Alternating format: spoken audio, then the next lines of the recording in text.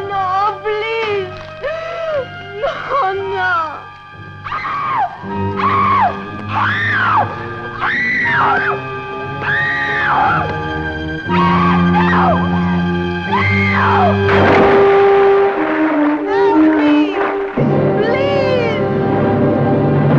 Strega.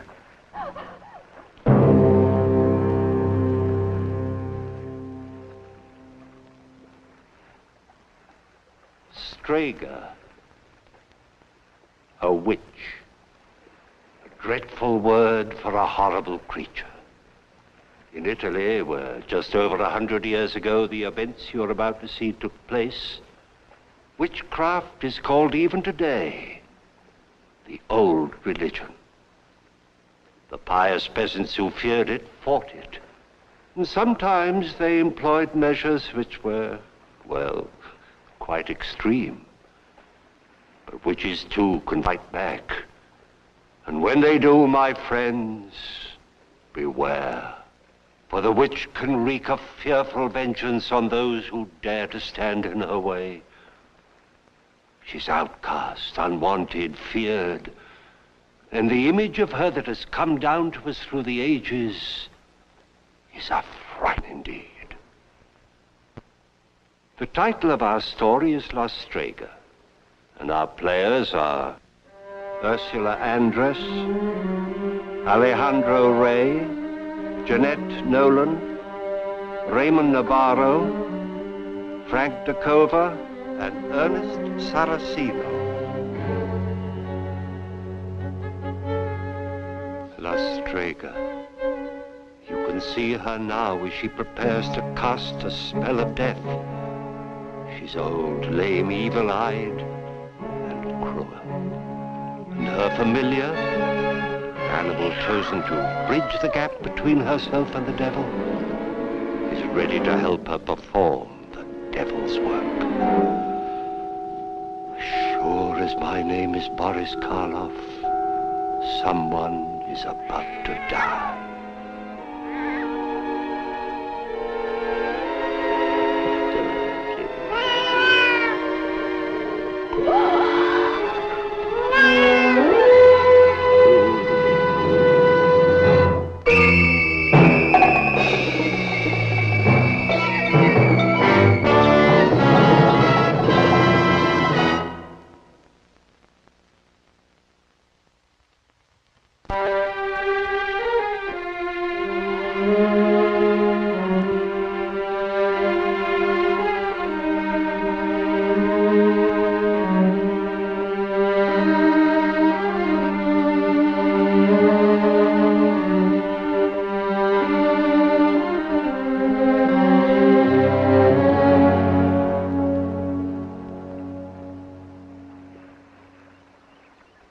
Buongiorno, signora. Buongiorno, signor. Ah, what a beautiful day. I hate to do my washing in an afternoon like this. I know. I have to do it for 5.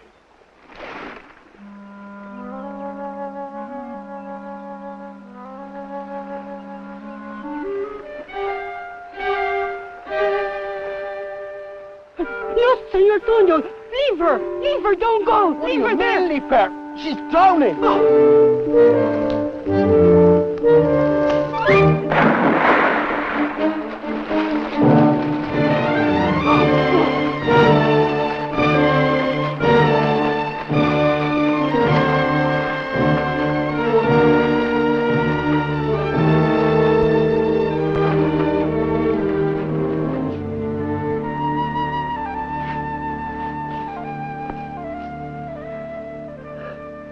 How do you feel?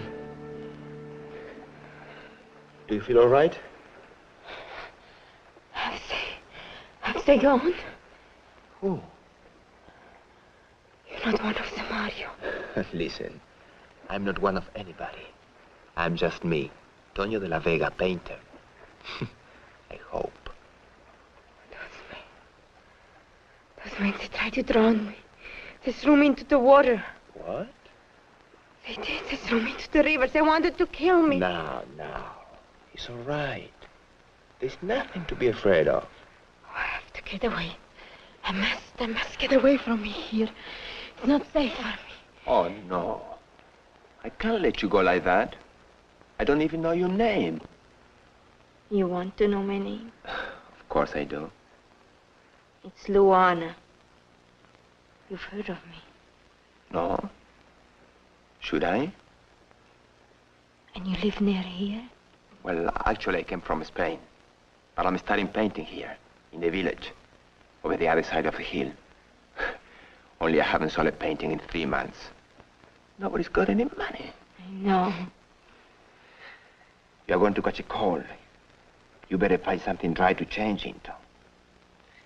I don't have any other clothes. Well, I know, not here. But where do you live? I don't live anywhere. You see, I ran away from home. But your parents must be worried about you. They're dead.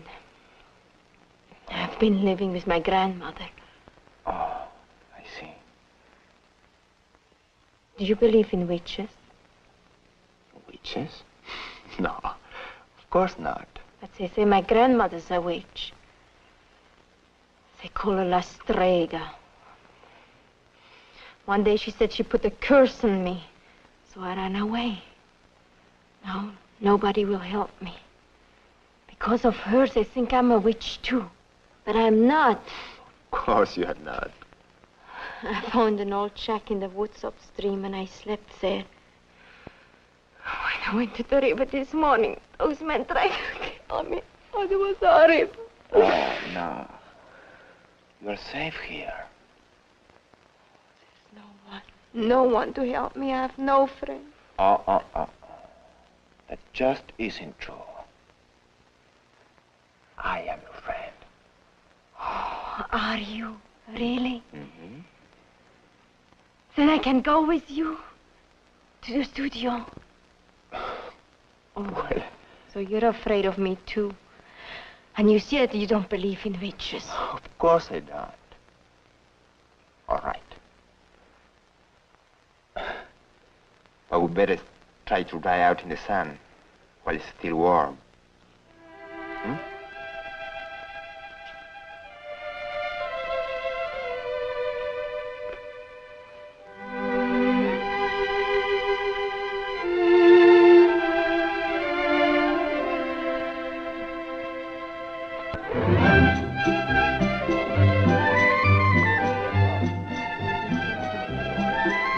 Good evening, Tonio. Good evening, Nini. Listen, it's not much of a place, and it's not very clean. Oh, don't worry. I'll take care of it for you. Right.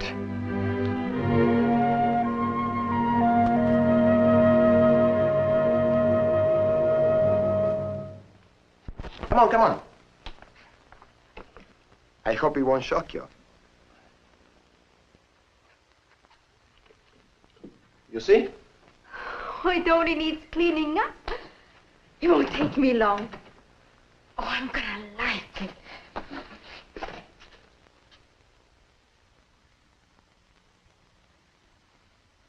Did you do this? Which one is it? I did them all. You're very good. Who is she? A girl who posed for me, and it's very bad. You better change into this before you catch cold. Yes, Tonio. Go on. It will keep you warm. Then we have to decide what to do with you. Let's see. I got an idea. Maestro Giuliano can help us. Who's he? Oh, he's my best friend. He's teaching me to paint. Is it art painting? Sometimes.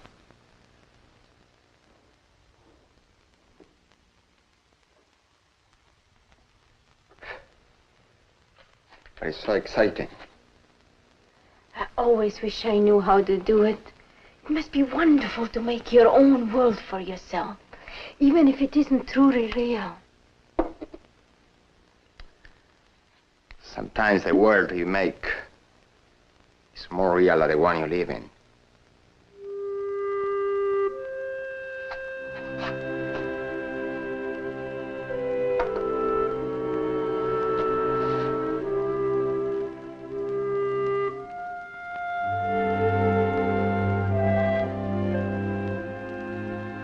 Antonio, it's a little big for me, isn't it? It's so soft. Drink this. Thank you. Why don't you sit by the fire? Yes, Tony. All right. Go on. Sit down. I'll stock it up a bit.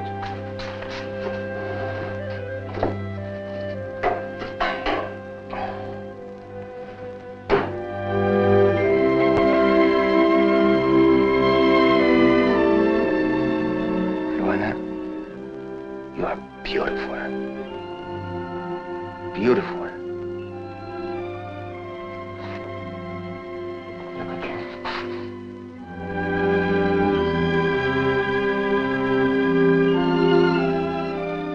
Beautiful. Let me look at you. Don't move. Stay quite still now. What's the matter? I'm going to sketch you.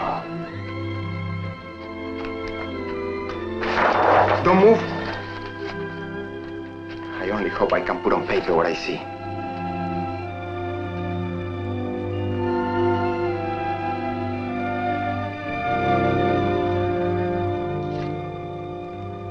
Now, that story about those men who tried to kill you wasn't really true, was it? But of course it was. Didn't you believe me? Witches. What really happened? Did you fall in? You've got to believe me. Those men really tried to kill me. They think I'm a witch.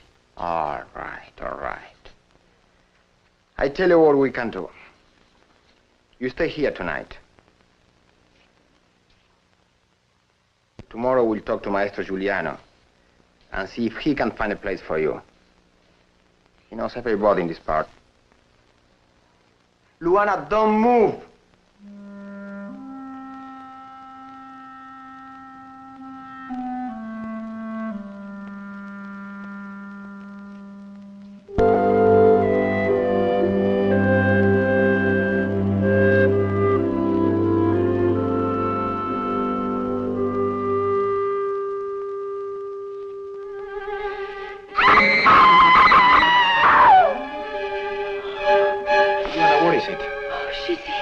I can feel her.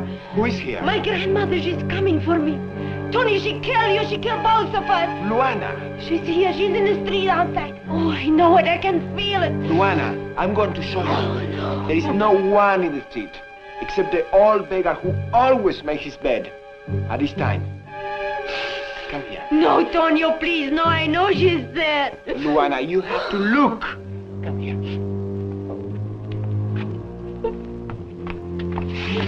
You see? There is nobody there. You see? Just the old beggar.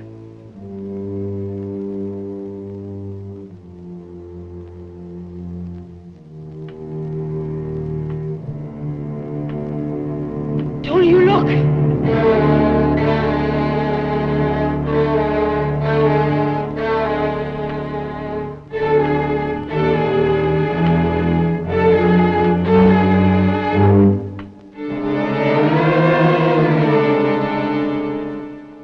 Grandmother? Oh, yes. I've got to get away. Please, Tony, help me, please. Well, please. I'm here. She can't harm you. She can. You don't know her, what she can do to both of us. Please, Tony, help me, please. Luana, listen, she can't hurt you. Oh, she can and she will.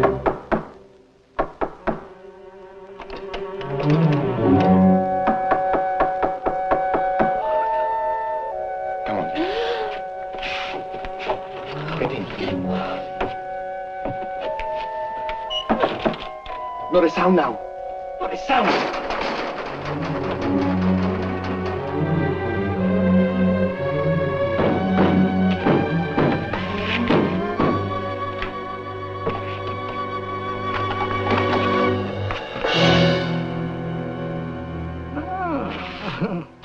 Buonasera, signor. I come for Luana. Luana? The girl you pulled from the river. Well, She's not here. I don't know where she is. I need Luana.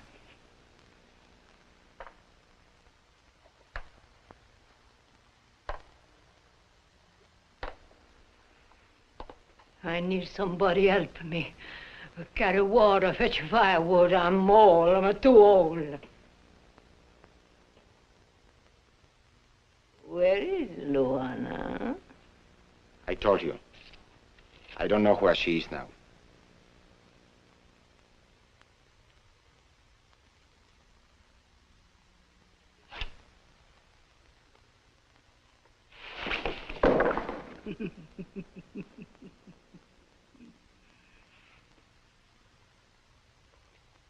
Where is Luana?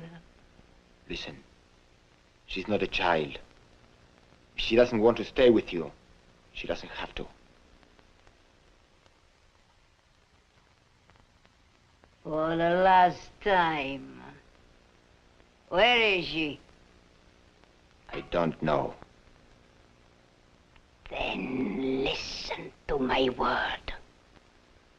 And remember them well. When the moon is down and the night is dark, the blood in your veins will boil and burn. Your hands will do the work of the devil. Those you love will be taken away. The curse will lie on you day and night. A madman kept in a darkened cell for the rest of your life. A madman kept in a darkened cell. Only a grave for the ones you love. In the grave. Only a grave for the ones you love. For the ones you love.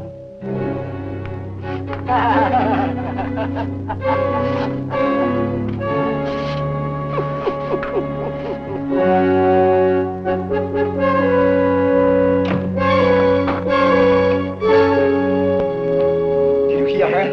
She put a curse on me. She put a curse. Get me out! Let me out! I can't breathe, I can't breathe! Hold on, Juana.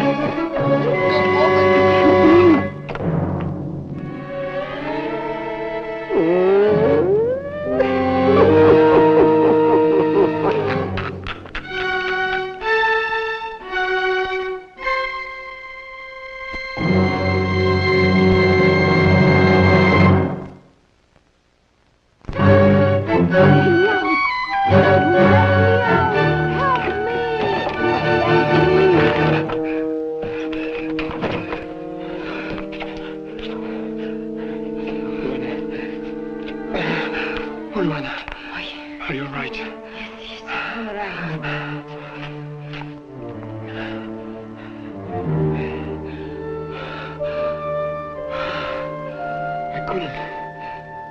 I couldn't let it open. I'm all right, Tony. I don't know. I don't know what came over me. I thought I was fighting a living thing. Oh, it was dreadful. It's all right, Tonio.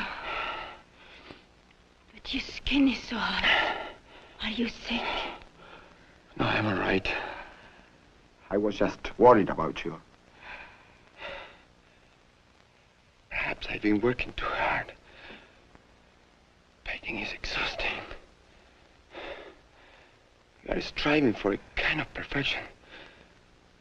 Trying harder and harder. And sometimes you keep trying.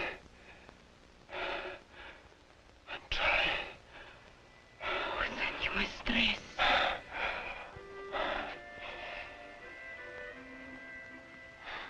There's someone to look after you now, Tonio. Someone to take care of you.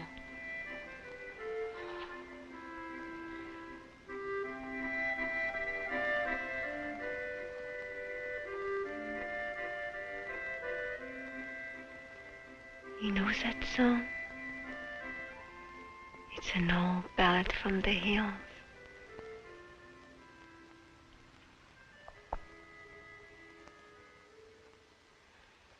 She cursed me. The old woman. She cursed me. Blood.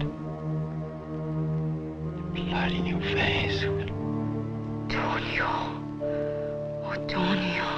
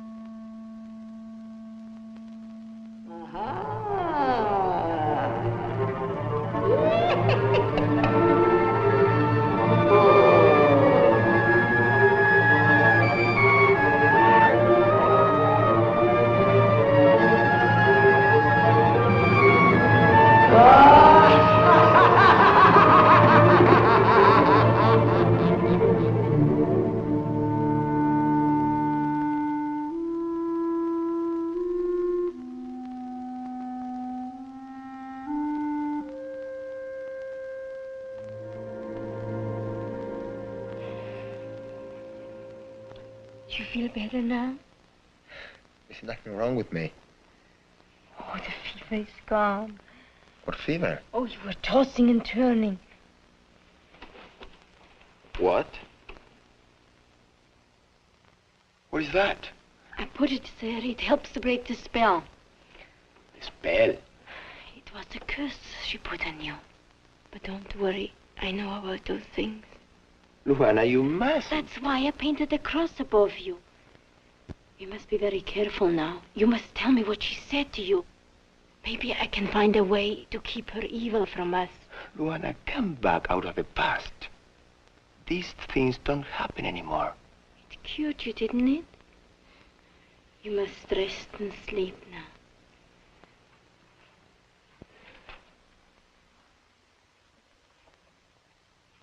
You know, I kept thinking I heard your grandmother saying the blood in your veins will... Well, what? Oh, no, nothing. Just a strange idea I had. You know, this is going to be very good. Beauty. Sometimes you don't see it right away. It can be quietness in the eyes, gentleness in the spirit. Sometimes it can only be seen by the artist himself. And then, it is a kind of love.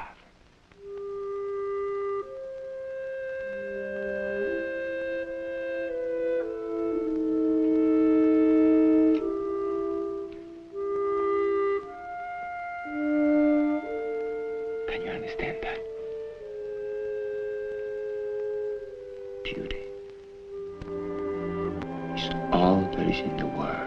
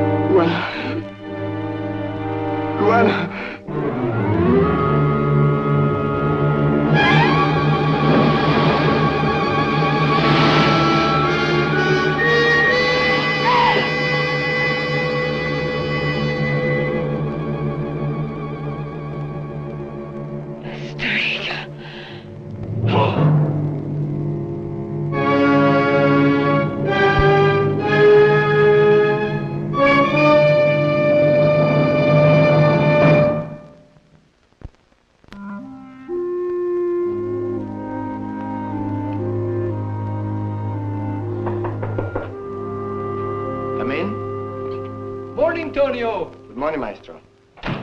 It's such a beautiful day, I thought we could... Excuse me. Luana, this is Luana, my teacher, Maestro Giuliano. How do you do? Maestro. She's lovely, Tonio. I hope you're painting her. Beautiful, really beautiful. But haven't I seen you before? You don't live in the village, do you? I used to live in the valley, but now I live here. Oh. Well, that is something we have to talk about, Maestro. I wonder if you can find a place for her to live.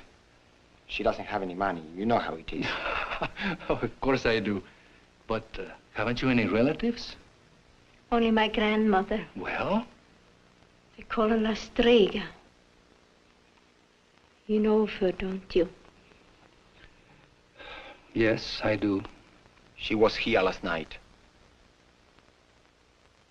She wanted to take Luana back with her. After she'd gone, I was doing a sketch of Luana. And suddenly, it became La Strega. I don't know how. And a very strange thing happened. What, Tonio? The door of the stove burst open, and a flame came out. My grandmother put a curse on him. You are only a stranger in these parts, but we were born here.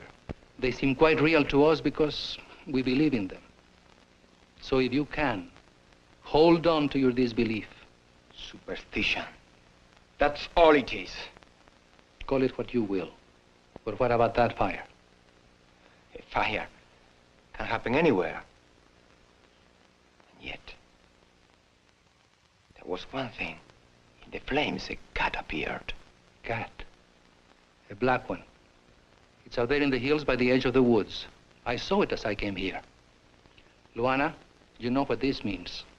It is what I think it is, isn't it? Oh, please don't ask me, Maestro. It's a Sabbath. Isn't that right, Luana? Tonio, when they hold a Sabbath, the cat is there to keep strangers away. It means that tonight in the woods they are going to hold their Sabbath. If they are holding a Sabbath, we'll go there and see for ourselves.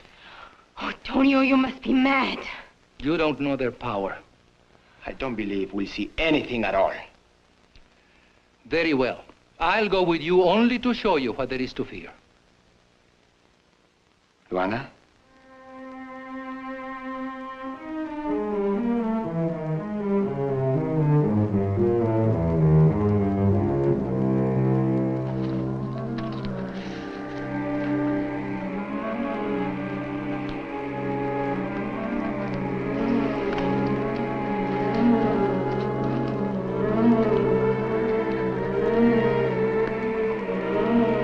I wish you would change your mind. Tonio, please. No. Maestro, how much further? A little distance yet.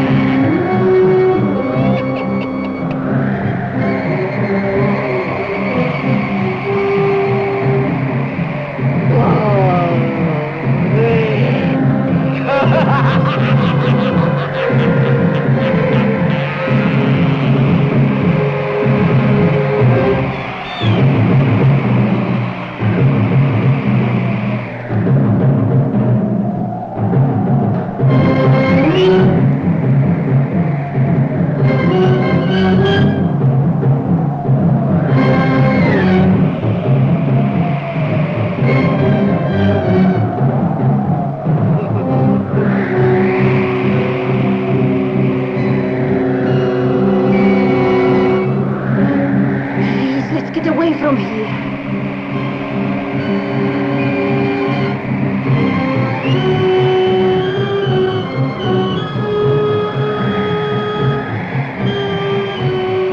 Romeo, come away from here before it's too late. Listen to her.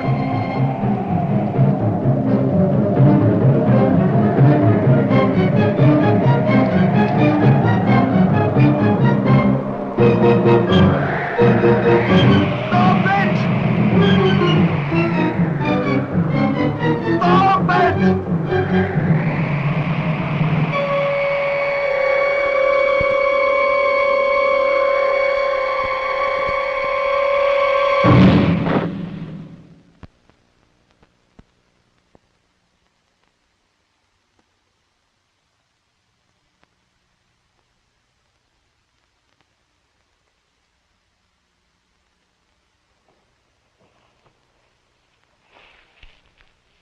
Where are you?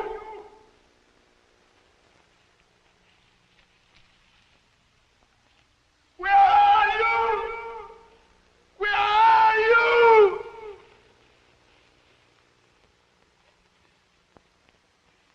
Where are you?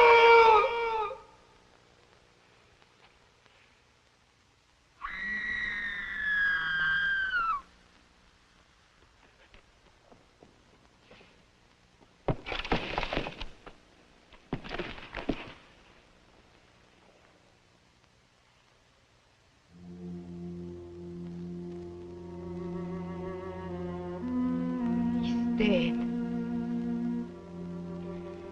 Dead. My best friend is dead. I'll go back to her. I'll go back to her. If not, the next time it will be you. You have to tell me where she lives.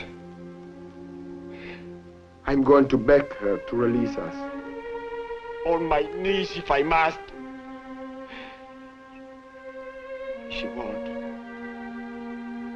There has to be another way. Come on. Maestro. We have to leave him here. I tell the police. But first, I want you to come with me to Father Lupari. Come.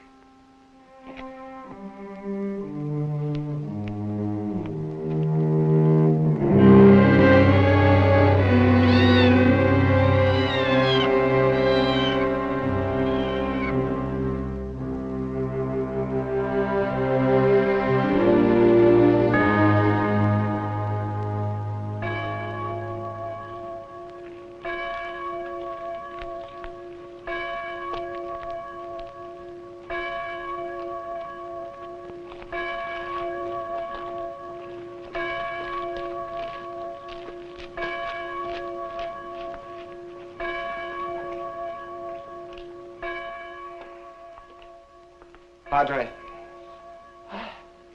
Good evening, Tonio. You're up late tonight, huh? That's a comforting sound. It's the Feast of Santa Maria tomorrow. Well, what brings you here? This is Luana, a friend of mine. I'm very happy to meet you, my child. Come, sit down, sit down. It's so nice to have visitors.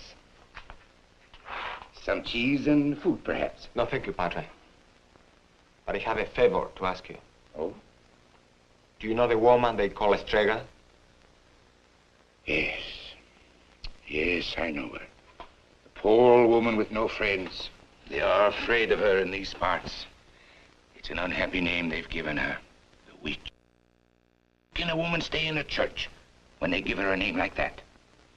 Luana is her granddaughter. Her granddaughter? But I didn't know she had one. You're welcome. Grandmother would be if she would only come to me. I could help her put a stop to these dreadful lies they tell about her. Padre, I would like Luana to stay here for the rest of the night. Anywhere, as long as she is safe. Safe? Safe from what? There are evil spirits abroad tonight, Padre. And they frighten me. Evil spirits? That's no way to talk, my child. The evil is in our minds, nowhere else. Well, you can stay here as long as you like. Both of you, if you wish. No. There is something I must do. But if Luana can stay here... Tonio. My son, are you sure there is nothing you want to tell me? Nothing, Padre. Perhaps in the morning. I will not press you. Only of your own free will. Thank you.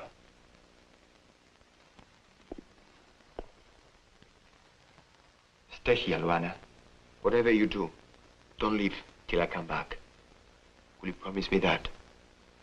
I promise. Only I wish you wouldn't go and see her. Just stay here till I come back. Be careful, Tonio, please. Don't worry. Good night, Padre. Good night, my son.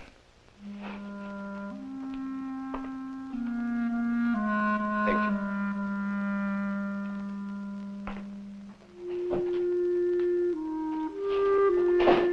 I'll go and fix the bed, eh?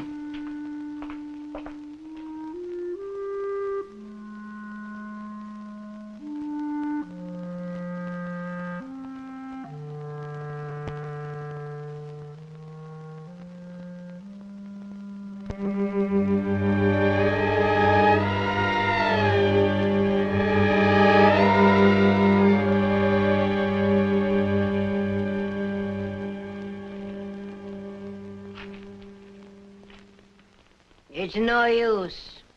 You came for nothing. I come to ask you. I know why you come.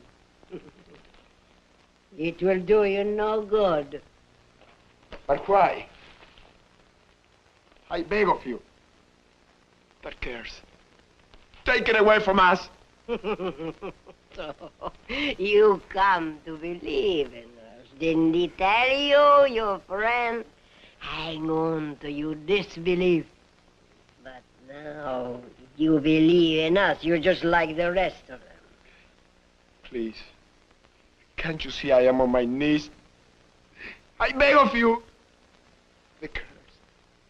Take it away from us. It's driving me out of my mind. I knew you would pray to us sooner or later. My granddaughter. She must come back. Oh, please. I want to marry her. Please, I beg of you. Marry. Never. She's mine. She must stay with me to do as I tell her. And you, a curse will lie on you day and night. Those you love will be taken away. A madman kept in a darkened cell for the rest of your life. A grave in the shade of a roosting bird where the feathers fly when the soil is turned. And all of that is the curse. No! I won't hear you! Keep quiet!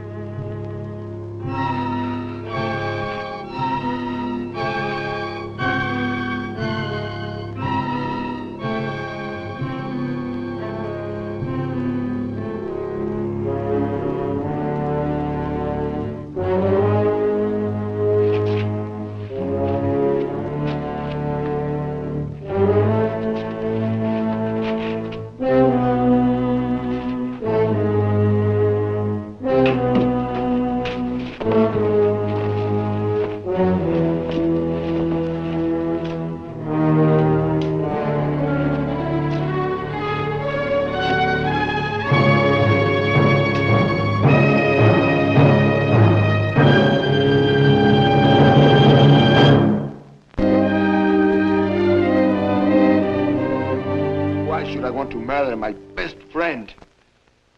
I'm telling you, I loved him. Well, when you ran down, as you say, towards these witches, you left this girl Luana alone with your friend. And when you came back, he was dead. Is that true? Yes. Well, we shall see. Where is she now? I left her last night at the church with Father Lopari. Well, she is in good company. Why? She was frightened, and I knew she'd be safe there. Safe from this mysterious murderer, perhaps? Safe from whatever evil was pursuing her. On a broomstick. I think we had better ask her some questions. Meanwhile, my superstitious friend, suppose you come along with us to the vestry, huh?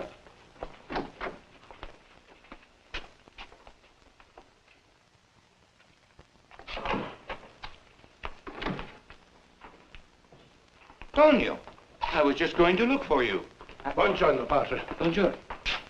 What is wrong, Lieutenant? Oh, nothing, Father, that you can help us with.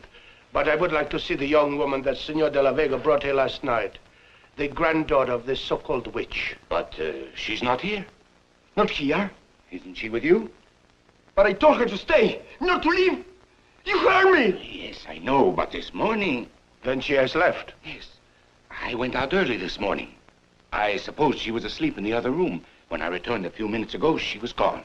So I was on my way to tell you, Tonio, when I realized how important it seemed to you. Well, I assumed that she had gone to your studio, perhaps. Well, Senor, do you have any idea where she might be? Yes. I think she said she might go back to her grandmother. She's come back to her. Tonio, she couldn't have, I know. On my return here, I ran into her grandmother. She was looking for Luana. Her grandmother? Yes, Tonio, I spoke with her. You can't have seen her. Yes. You can't. It's alive. No, Tonio. It's alive. Tonio, I have to look for her. Tonio, bring it up. Don't move. Tonio, Don't move. Tonio, listen to me. No. Keep away from me. Tonio, get away. Tonio, don't be a fool.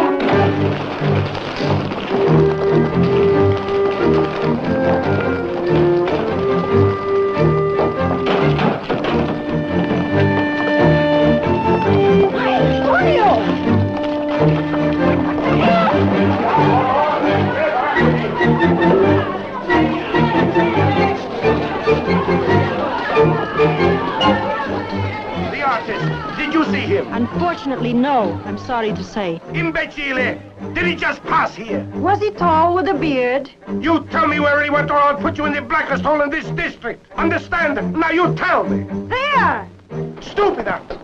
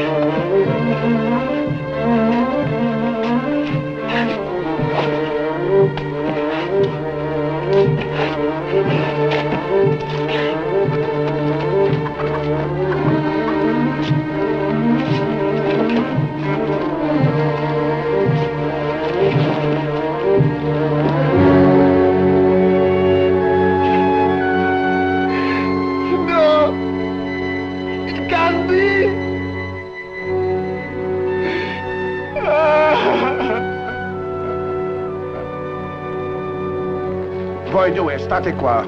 Tu vieni con me.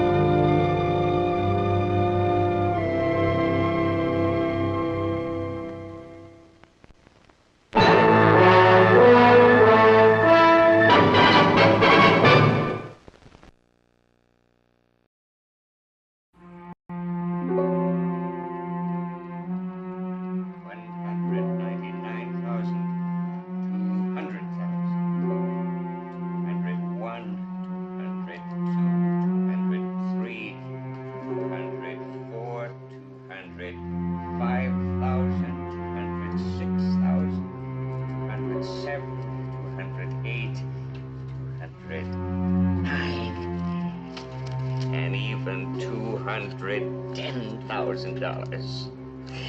And more come tomorrow. 4:30.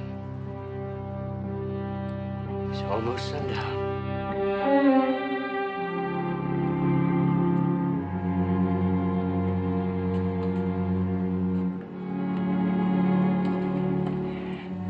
If he thinks the place is closed, he'll go away.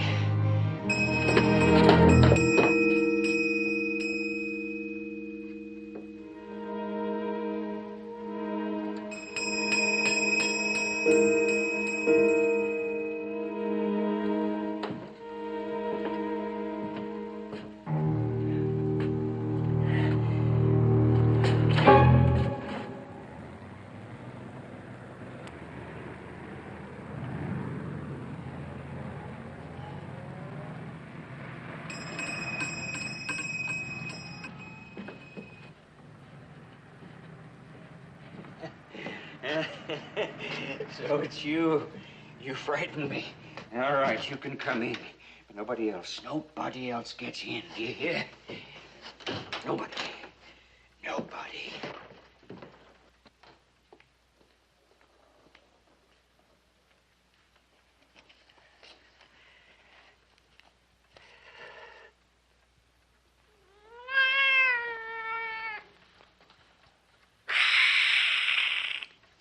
Kitty, what's the matter? Mr. Spengler.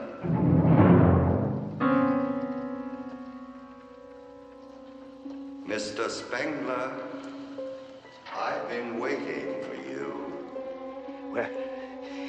Where did you come from? Oh, now really, Spengler. You know better than to ask me that.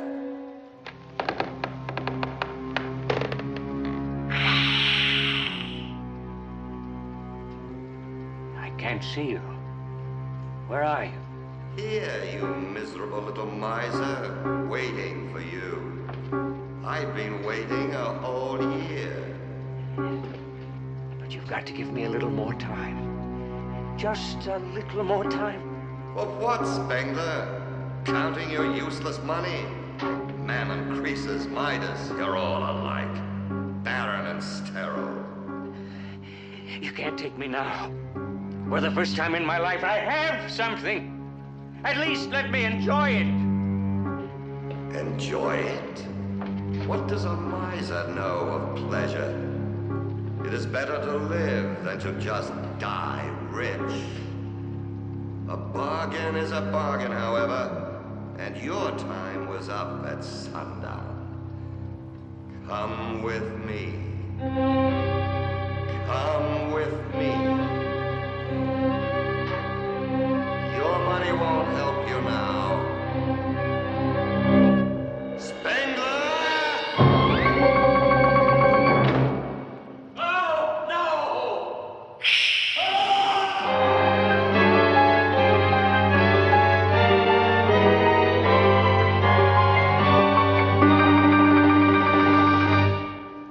The name of our story is The Devil's Ticket. It has to do with an artist, and they tell us that one picture is worth 1,000 words. You will see MacDonald Carey, Joan Tetzel, Patricia Medina, and John Emery. Now there's a rogues gallery if I ever saw one. And I can assure you they're up to no good, as you'll find out for yourself if you have the courage to stay with us.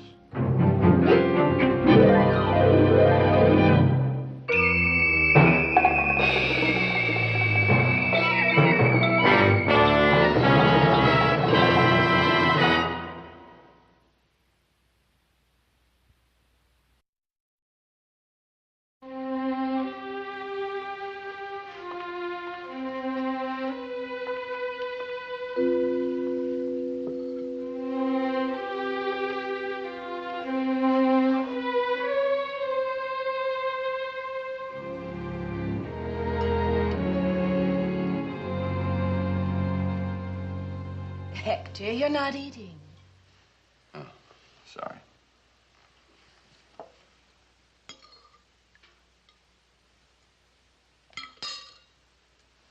It's good soup. Maybe I'm sick of soup. Something's wrong. Woman's intuition. The painting didn't go well today, did it? Oh, yes, my dear. The painting went very well today. I can hang it on the wall along with all the others. And then what? Look at them. It's been 2 years since I had a showing. 2 years! But the critics liked your work. Yes, the critics. They said I was a finished artist. How right they were. Where are you going? Why do I always go when I'm sick of soup? To Spengler, of course. You've pawned just about everything we own. What about the silverware? The stuff we got for wedding presents.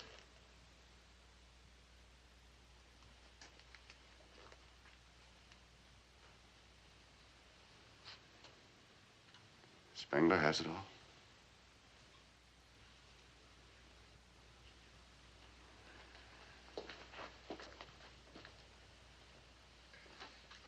No. I know. I swore I'd never pawn any of my paintings. Poor but proud, that's me. Loving a garret and all that sort of thing. Well, that's finished. But Hector, not the still life. Why not? It's only a masterpiece. If we have to. Don't let him cheat you now. Oh, Spengler, how can you say that? He knows an original Hector Vane is worth $1,000. So maybe he'll give me $10 for it.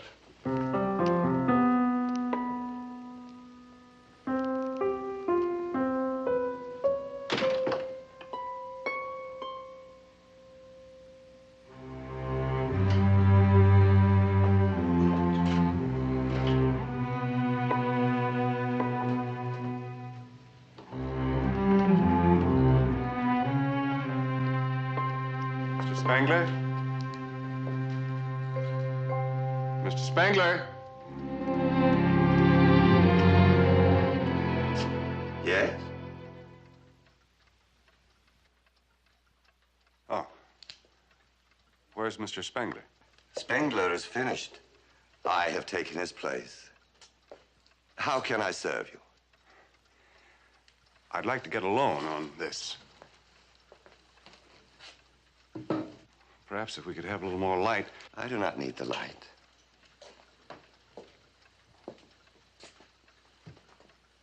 You painted this? Yes. Ah, I see you are a realist. I approve of that, young man. We must all face reality. That's why I'm here. Yes, indeed. As abstractionist painters now, they're trying to escape. And of course, there is no escape. I'm beginning to find that out. Oh, those bearded young fellows with their stupid scrawls. I don't understand their work at all. I sometimes think they must paint with their beards. But this is real painting. You like it? Yes. The shoes look like shoes. You have an unusual talent. What will you offer me for the picture on a loan? Nothing. Nothing. I do not deal in paintings. But it's all I have to pawn. Don't be so sure, Hector Vane. You know me? Your signature's on the painting. It tells me many things. Those old shoes. Poverty. You must be very poor. You should be rich, famous. That's what I want, yes. But right now, I'll settle for $10 in cash. Don't be a fool. You can have anything you want. Everything. Who are you? Your benefactor. The one who can give you all that you desire. What the devil do you mean? Now, let's not mention any names.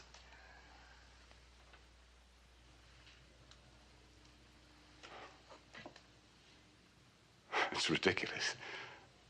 But the next thing I know, you'll be trying to get me to sell you my soul.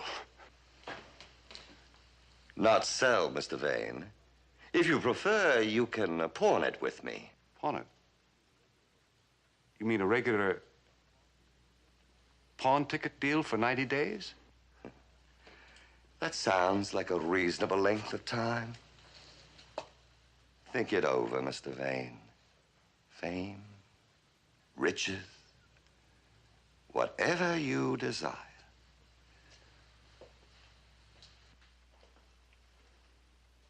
I don't believe it. You'll see. Suppose I agreed. Then what? How could I redeem my pledge? Very simply, by painting a picture for me. What's the matter with this picture? It's good. Ah, but that's a still life, Mr. Vane. Not really suitable for my collection at all. Now, we'll talk about that later, after I fulfill my part of the bargain. Now, will you be good enough to sign your name?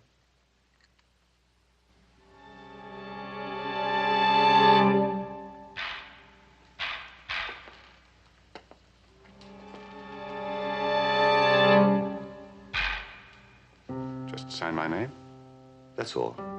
Just a legal precaution. Legal? Oh, don't scoff, Mr. Vane. In my time, I've had dealings with many lawyers. Sign here, please.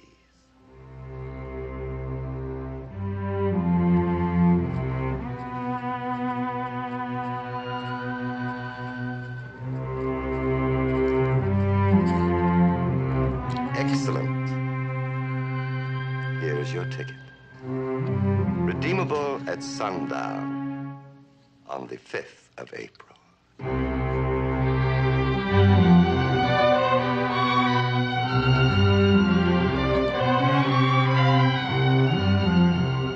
Is this all I have to show for it? Just an ordinary pawn ticket?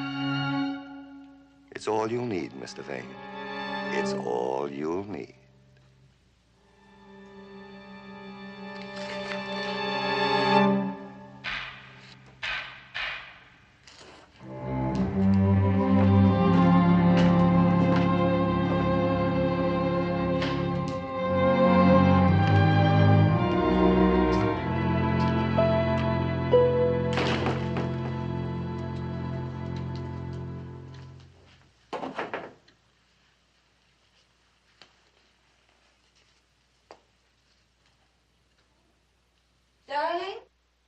Yes.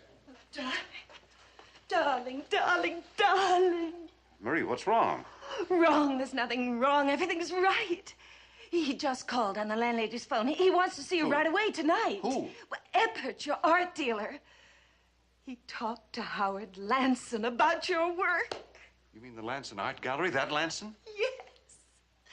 He's planning a one-man show for you next month. Eppert says he's ready to buy 6 of the big oils now, particularly the still life. And he knows that during the show he can sell at least a dozen more. Oh. Isn't it wonderful? Yes. Wonderful. Did you sell the still life? No. No, I didn't sell the still life.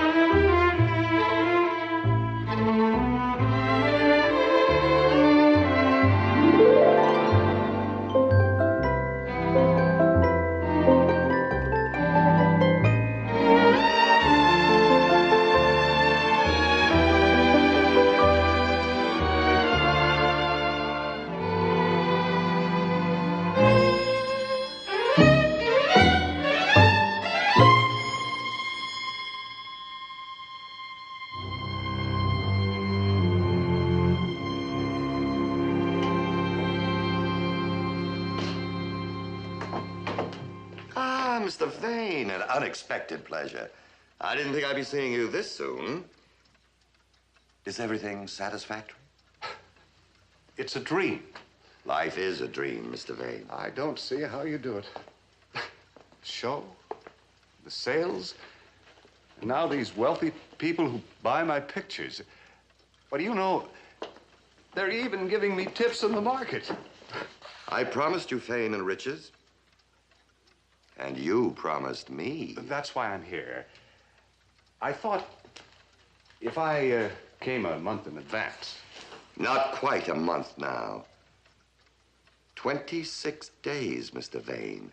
Just 26 more days. I know, but there's no need for you to wait. You have the picture for me? Where is it? Why, it's in my studio, of course. I painted it especially for you. It's a beautiful landscape. Landscape? Landscape? That's very clever of you, my dear sir. Very clever indeed. I didn't mean to be clever. I don't want a landscape, Mr. Vane. My agreement calls for me to make a choice. I want you to paint a portrait. One of those portraits that you alone can paint. A portrait that captures the soul. The soul? Why do you keep insisting on the soul? For a very good reason. Because I hold your soul in pawn. Unless you redeem it with another soul, I shall claim possession. Full possession. That means somebody else would be. You made the bargain, Mr. Vane. So it's your soul against another.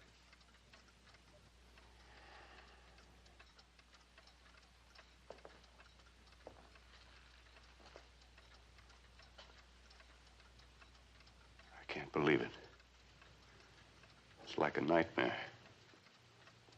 Life is a nightmare, Mr. Vane. There's no other way? Don't take it so hard, my friend. I'm not limiting you. Whose portrait you give me doesn't matter in the least. Just as long as you paint faithfully, so that your genius will mirror the soul of the sitter. That would be murder. Worse than murder. Yes. Is that so terrible? Perhaps there's someone you would like to get rid of. paint his portrait and satisfy us both. 26 days, Mr. Bain. You have just 26 days.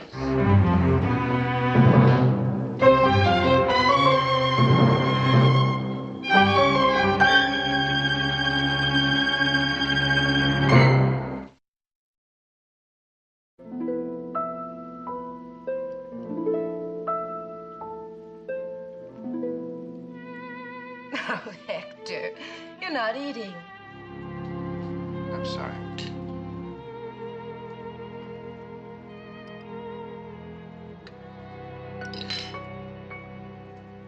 Something's wrong.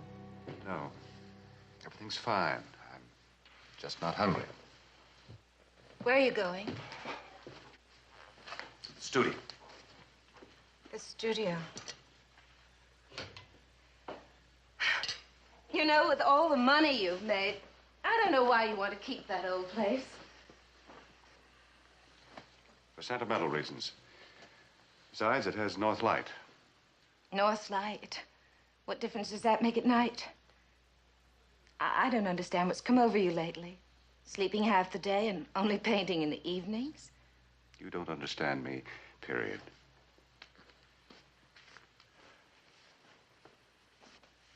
That overcoat. Why do you keep on wearing such a shabby old thing? For the same reason I keep the studio. Sentiment. Darling.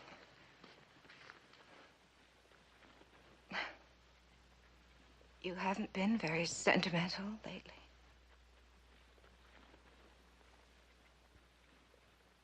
Maybe I've changed. Good night.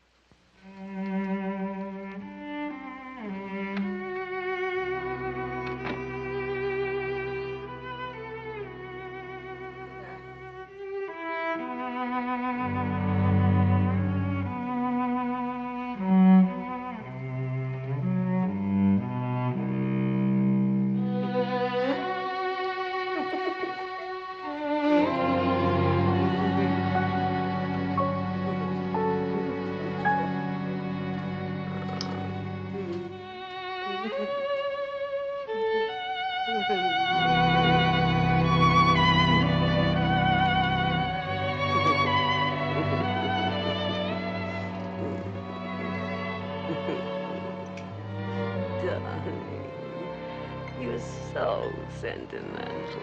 How can I help it? You treat all your models this way. I never had a model like you before. Back to your easel lover.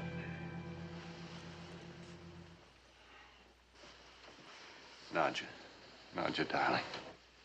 You're supposed to be a painter, not a sculptor. You keep treating me like a joke. What else am I to do? Hiding away with me here in this crummy little garret, then running off to that big penthouse of yours must give you a million laughs.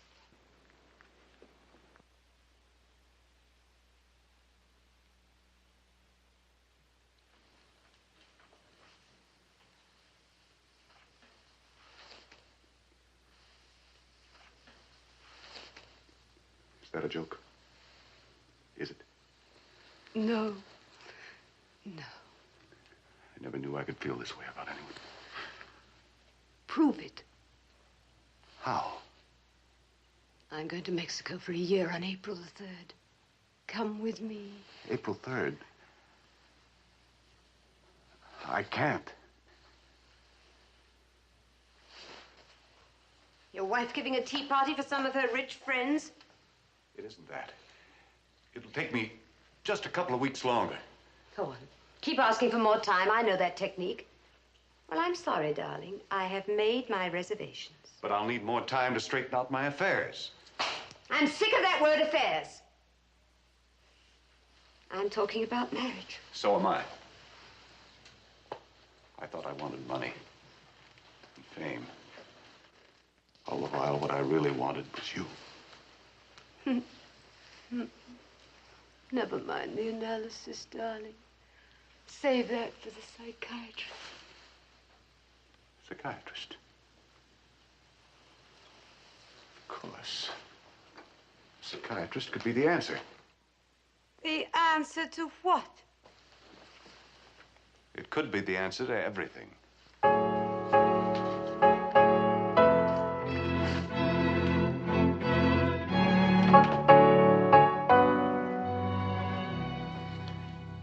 What more can I say? Sounds a little wild, doesn't it? I've heard wilder. Yes, from your patients. You don't consider yourself my patient? No. What I've told you happens to be the truth. The truth, as you see it. As I've lived it. What is truth? Pontius Pilate asked that question long ago. The closest we've come to an answer is that there are two kinds of truth. Objective and subjective. Yours is subjective. What you see in your own mind. I told you this pawnbroker actually exists. Everything really happened. Of course. It's all a matter of how you interpret them. Well, what's your interpretation, Doctor? Coincidence. You met this man. He played upon your suggestibility. There's nothing supernatural about it. He's the devil. He told you this? Not in so many words. Does he have horns? No. Hoofs? A tail? No, of course not. I see, but you think he's Satan.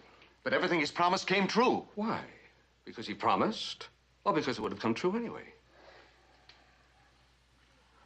You've been a painter for many years. You told me yourself that sooner or later success was bound to come. That pawnbroker had nothing to do with what happened. But he has my soul. Did he go to that art gallery and force them to have a showing? Did he influence the critics? How could he make people purchase your paintings? Think a moment. You'll see that he had no part in it at all. You don't understand. He has my soul. Only if you want to believe he does. Only if you believe in him. You don't? In the old days, they called it demonic possession. Today, we know that evil spirits and devils don't enter human minds or human bodies. We recognize schizophrenia, the paranoid syndrome. In other words, I'm not crazy, but the pawnbroker is. From your description, he would appear to be mentally disturbed. But what shall I do? My advice to you is to do nothing. Absolutely nothing. Just stay away from him. But you don't understand. If you could only see him, you'd know. You'd feel better if I saw him? Would you just go to the pawn shop and see for yourself? Perhaps on one condition. What? That you consent to regular treatment. But I thought you said there was nothing wrong with me. I told you there was nothing supernatural involved in your problem, but there is a problem. Your immediate situation with your wife, with this girl. Don't you believe you need treatment? Yes, I need help. Miss Dexter will set up a schedule of appointments. But you promised you'll go see the pawnbroker. Well, ordinarily, I'd have no ethical right to interfere. But as your physician, yes, I'll see him. Thank you, Doctor. Thank you.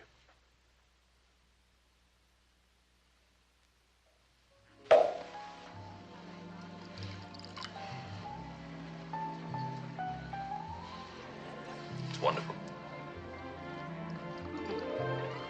You seem terribly gay tonight. It's a celebration. Oh. And what are we celebrating? My running away to Mexico? We're celebrating our running away to Mexico. Since when? I've made some new arrangements. I'm pretty sure I can get away. Just pretty sure. I'll know tomorrow. What happens tomorrow? I meet a man. He has something to tell me. And then we go away together. Mexico. Margaritas in Monterey. Tequilas in Tasco. Salute to the brave bulls. Siesta in Sonora. And pick passion flowers in Xochimilco. It sounds wonderful, darling.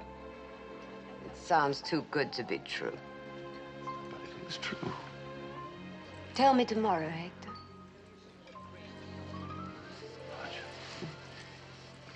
Why don't we leave now and go up to the studio? Tomorrow.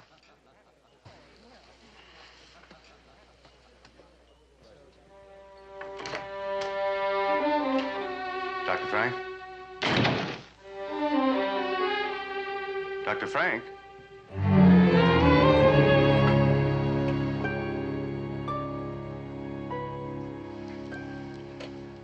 Good day, Mr. Vane.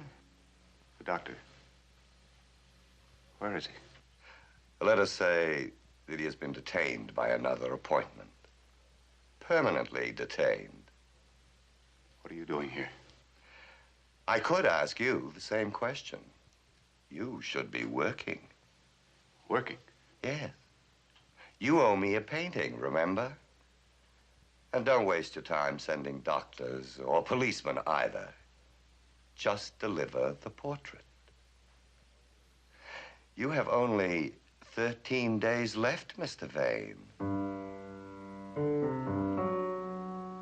13 days.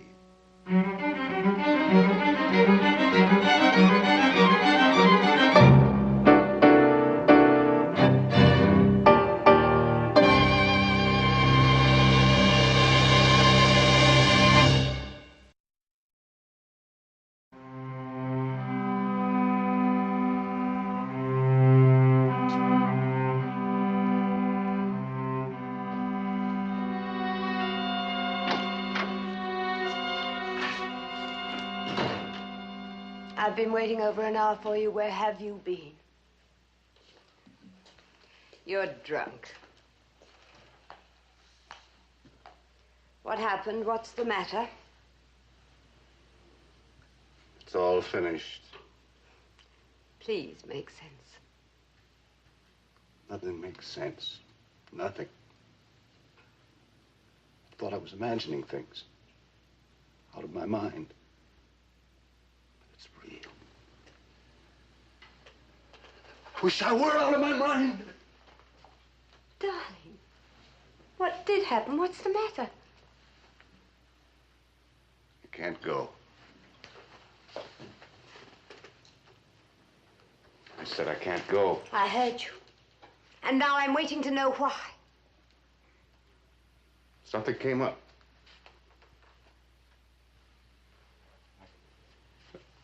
Gotta paint a picture.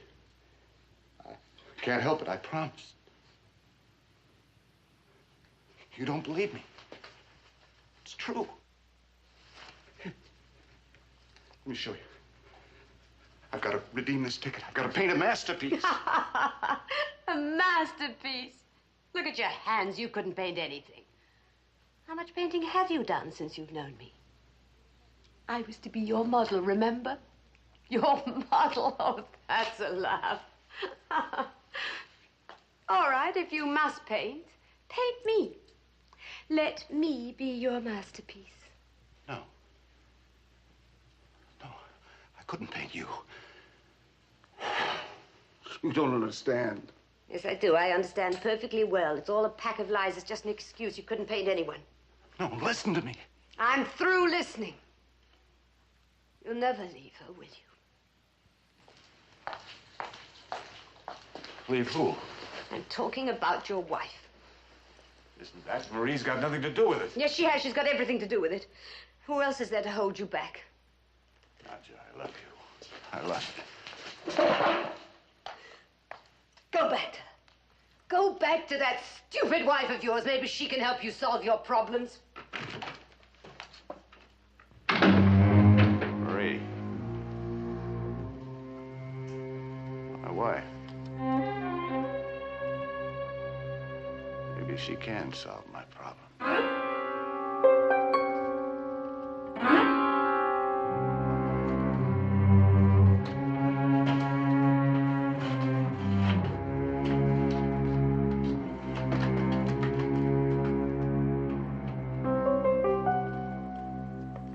Here, let me help you.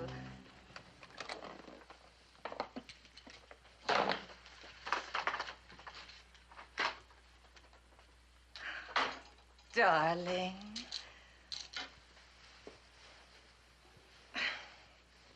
Oh, this old coat. Hector, why on earth don't you buy yourself a new one? Haven't got time. From now on, we're going to be too busy. That's why I stayed down at the studio the past few days. I want to plan everything very carefully. I know you told me when you called. I've missed you. Well, cheer up. You won't have to miss me any longer. From now on, I'll be painting right here at home. Is that the surprise you were talking about on the phone? Only a part of it. I'm going to do a portrait. But you haven't wanted to do portraits for years. I know, but this is going to be my masterpiece. You'll see. Have you chosen a model? Yes. You. You're going to paint my portrait? Believe me, for the picture I have in mind, I wouldn't paint anyone but you.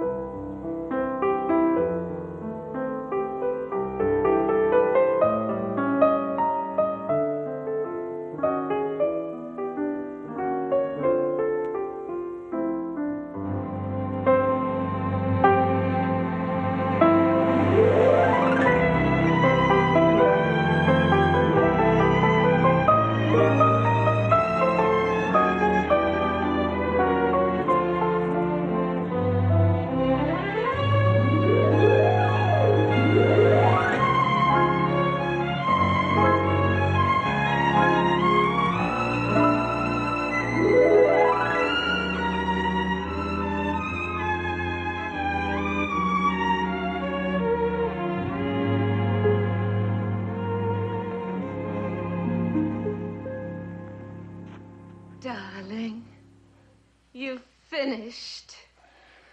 I think I got what I wanted. No, I've never spent a happier 10 days in all my life. 10 days. Today's April 3rd. That's right, it is. April 3rd. When are you going to tell me? Tell you what? Who you painted the picture for and why you had to finish it in such a hurry? You'll find out very soon. Promise? I promise.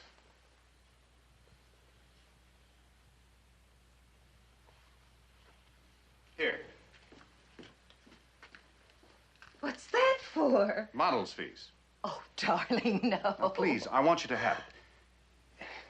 You've been cooped up here day after day under such a strain. I want you to run downtown and buy something pretty, anything you'd like. Oh, but Hector, Now, I you don't heard what I need- said. Run along. Please? Oh, darling, you're so good to me.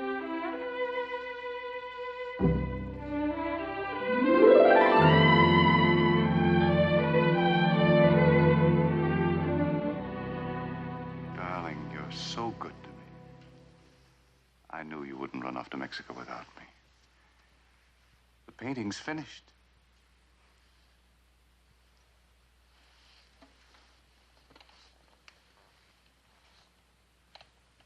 Where's your wife?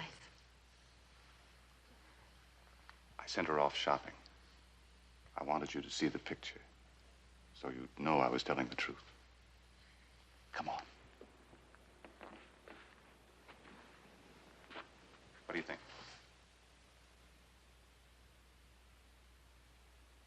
It's the best thing I've done, isn't it? Look at the coloring. The life. So that's it. What's wrong? You painted her. Of course, I had to. What do you mean you had to? You'd never paint me, would you? You painted her because you love her. You've always loved her. That's not true. This is the truth. This portrait. I can see what went into it. All the love, all the feeling. You don't understand. That's my masterpiece. Masterpiece!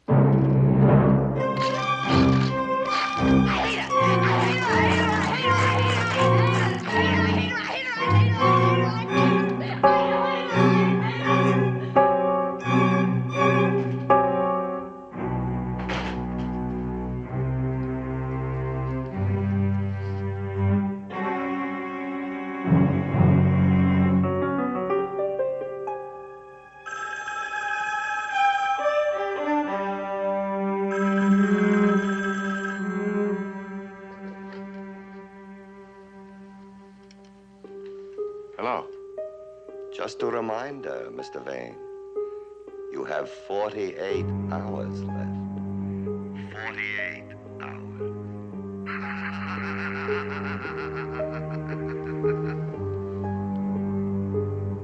What can I do? What can I do?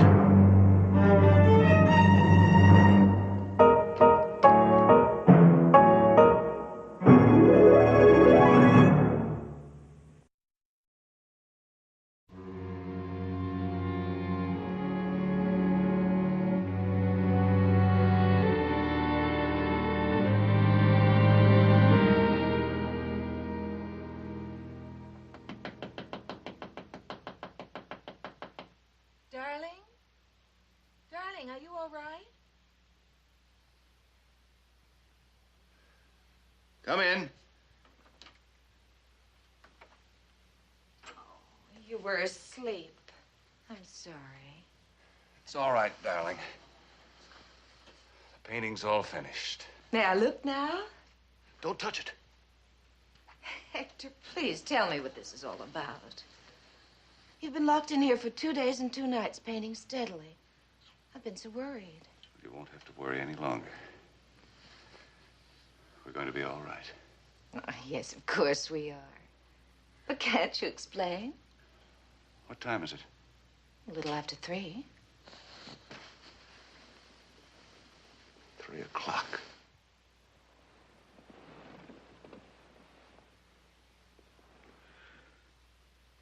April 5th.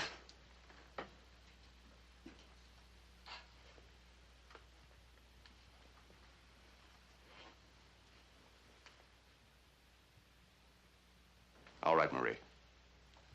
You're entitled to know everything. I'll tell you the whole story this evening. This evening? After sundown.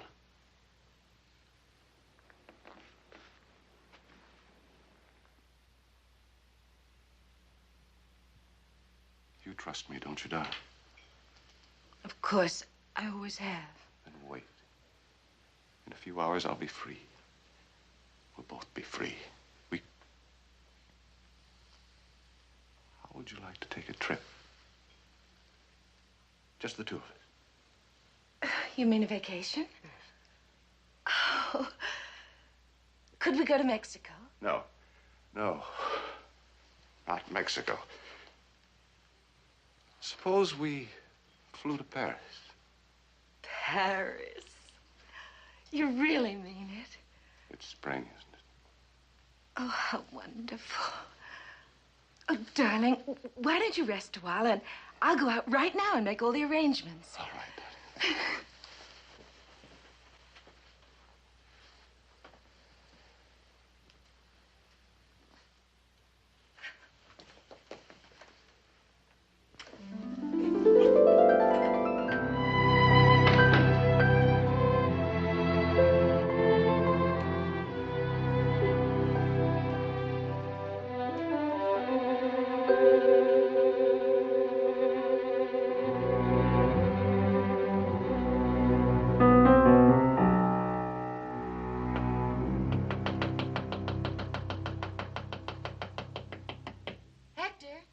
Darling, wake up.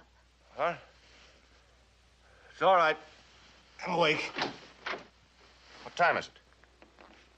5:45. 5:45. Yes, I just got back. I've made all the arrangements, and I bought some wonderful things. What's the matter? I have to go out. I've got an appointment. What appointment? I must deliver this new painting. It's very urgent. I can't afford to be late. Darling, you have a visitor. He was waiting at the door when I came in just now. Strange man. He says he has business with you. Strange man. Where is he? I invited him in to wait. Something the matter? No. It's all right. Tell him to come in. In here? Yes. Good evening, Mr. Vane. It is evening, you know. I'm sorry I was detained. I accept your apology. You know why I'm here.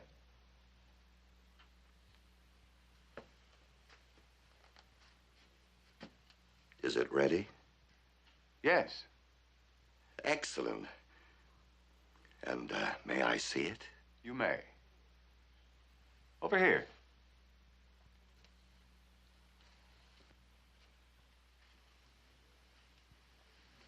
See for yourself.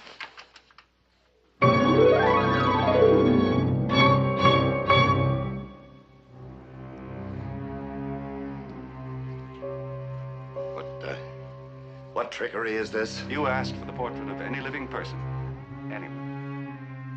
You said, give me my portrait. Well, there it is. Your portrait. You can't cheat me. I'm not cheating you. Don't deny that I painted your soul. Look, it's leering out of the canvas at you. Take your hideous soul and get out of here. I have given the devil his due. I never believed it possible that a mortal should trick me thus. Then you admit it. Yes, I do. You thought you had me, didn't you? You thought I'd sell my soul and that of my wife, didn't you? All you did was bring the two of us together again. What are you waiting for? It's your portrait. Take it and get out. Oh, just one thing. I must ask you to return my pawn ticket. Of course. Marie, get my overcoat, will you please? It's in the closet. I know.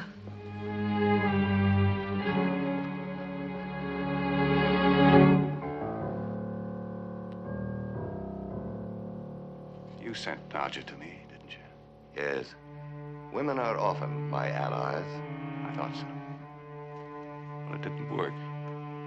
See, I discovered something. I love Marie just as much as she loves me. Woman's love is damnation. No, this time it's salvation. Here you are. I didn't want to spend all our money on me. I wanted you to have something new for our trip, too, so I finally got rid of that old overcoat. Marie, where is it? Well, it was so shabby. What did you do with that old coat? I burned it. You burned it?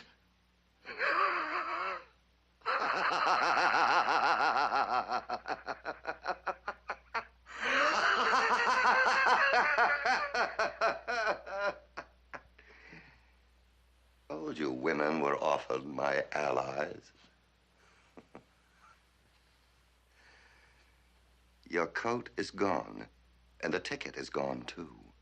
And only the ticket redeems you from me. You've done your part. You burned it. And now it's his turn to burn. Open the door!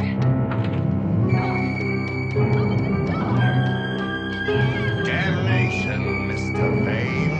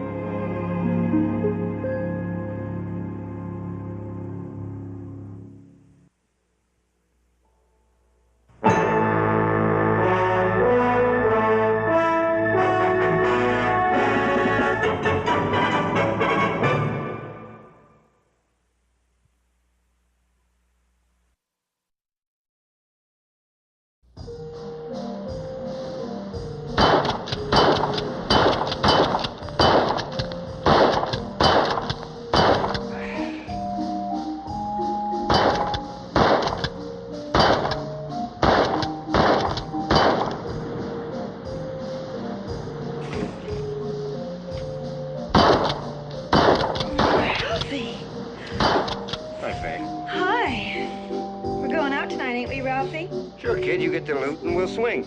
You know it. Oh, look at that.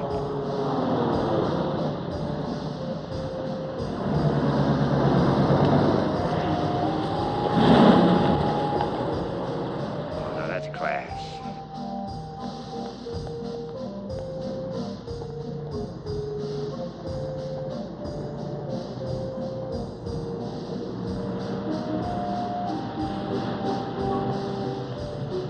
It's real expensive, all hand-built. Now that really costs. The girl or the car? Money.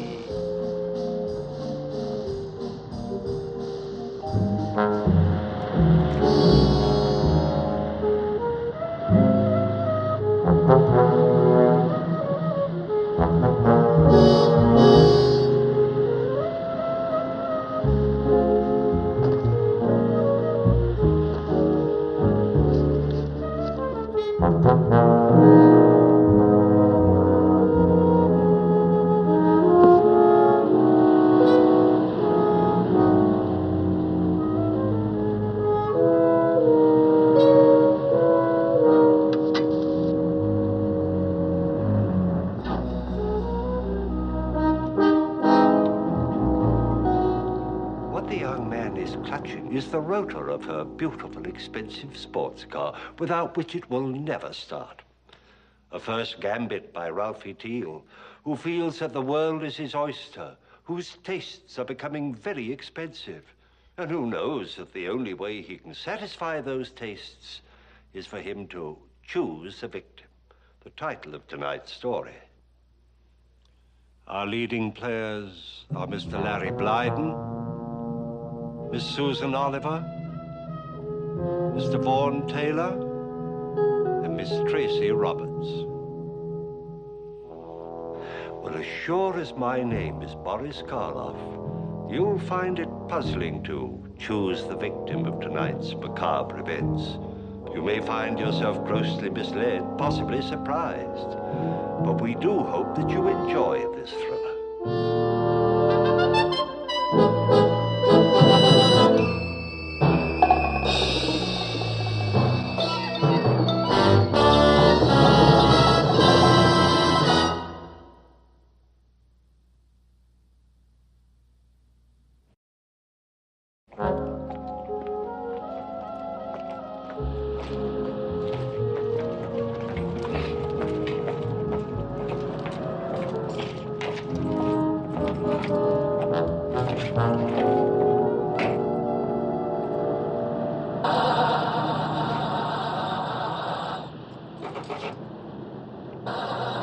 Gonna ruin your battery if you keep at it like that. Probably flooded already. Flooded? Pull the hood gimmick. Take a look. Sure. Car, flooded. Just have to drain, that's all. Then you start. Take about 15 minutes. 15 minutes? Yeah, you can't fight machines. You gotta swing with them. Might as well get a cup of coffee meanwhile. I suppose. Nice little place right up there. As long as you're gonna have a cup of coffee, I'll join you. Then we'll come back and get you started. Okay.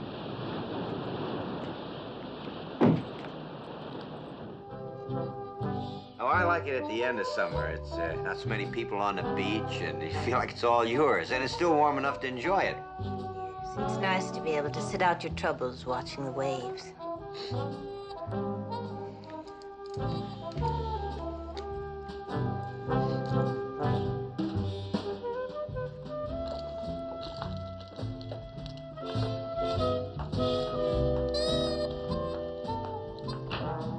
Come here often, Edith? That's right, isn't it, Edith? Yes, I don't seem to have much to do these days, so I just jump in the car and drive or come here to the beach. Do you suppose those carbs are all right now? Yeah, sure. Thank you for stopping to help. I'm glad I did. It's where I get to know you. We can talk about the beach like this. Ralph, huh? Yeah, Ralphie Teal. I'm around here most of the time.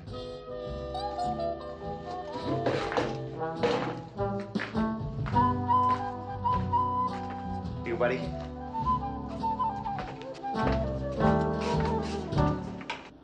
I'll just check it for you.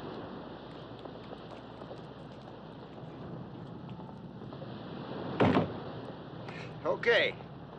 Give her a try. Thank you.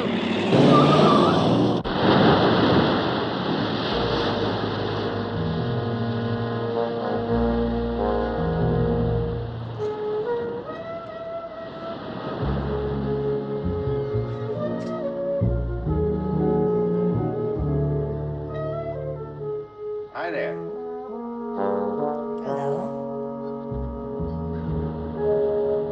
Told you I'd see you around on this beach sometime. Yes, you did.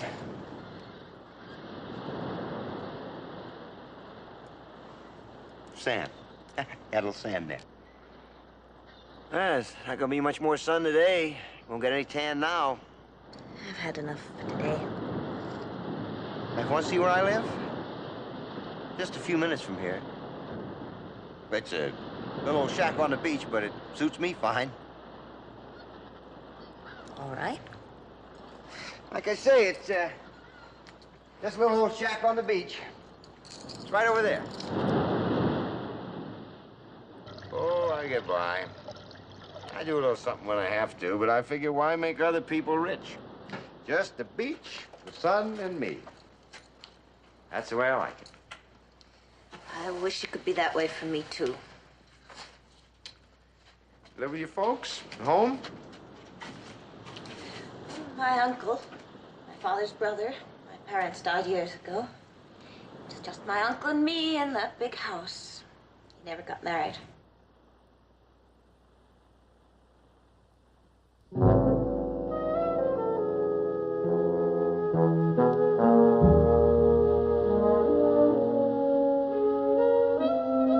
don't get along with him, huh? Well, I don't get along too well with people either. So I guess that makes us kind of a pair, huh? What business is your uncle in? Oh, all kinds. Investments, some of this and some of that. They were all in it together, my parents and Uncle Phil. Now he runs the whole thing. So has tried to lead my life for me, too. Criticize me, be proper, be this, be that. But when it comes to himself, I'm sorry. I don't mean to just go on about this. It's all right. Everybody's got troubles. You seem to understand so much.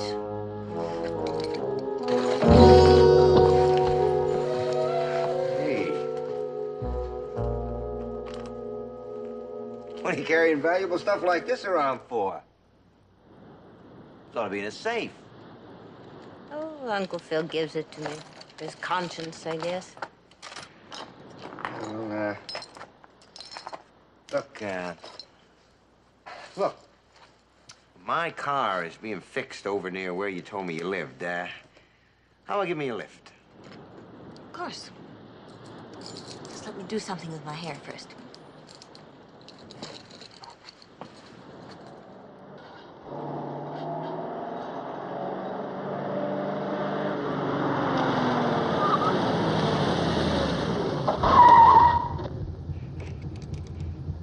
Boy, it sure handles like a dream.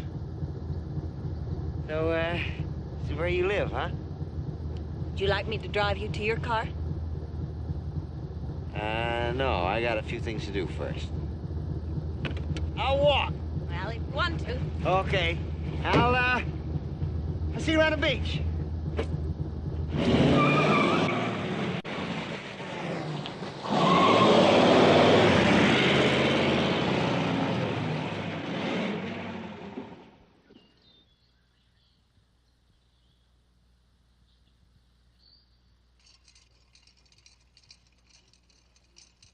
You at the beach again? Yes?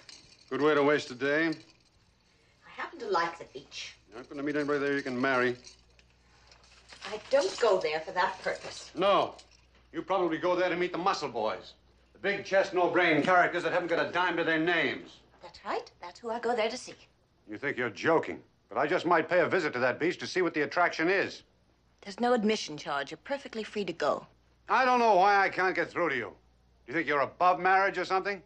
I've introduced you to at least 4 good prospects.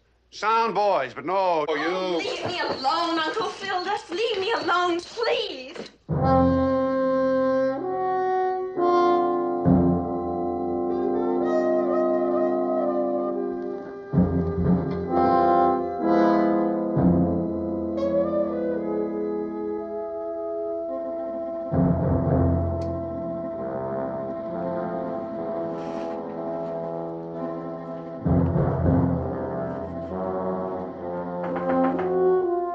Who is it? Ralphie, it's Faye.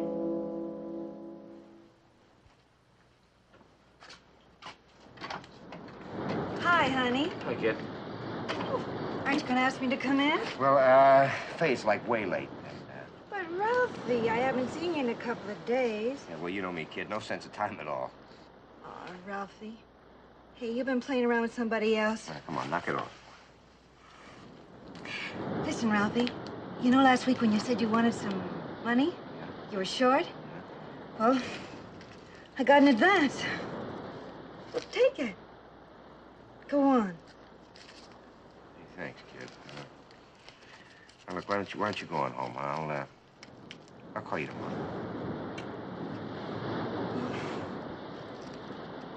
Okay, Ralphie.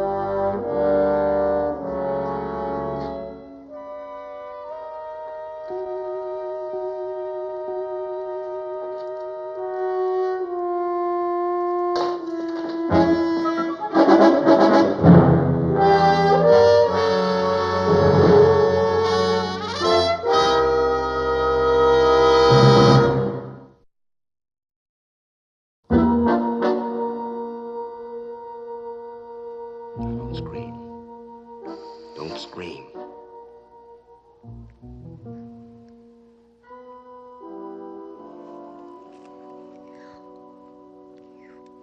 Came here to rob me. You got to know me so you could do this. That's right. I saw your money and your bracelet and your lighter, and I worked it so I could find out where you lived and get in here. Ralph. All right, now don't give me that pity bit. I don't need that. I just figured you wouldn't miss what I took so long as I didn't grab that silver spoon you were born with. So that's it. I was just gonna play Robin Hood. Take from you and give to me. Ralph. And I thought... Okay, now look. I didn't take anything, and you didn't scream. I go away, we call it quits.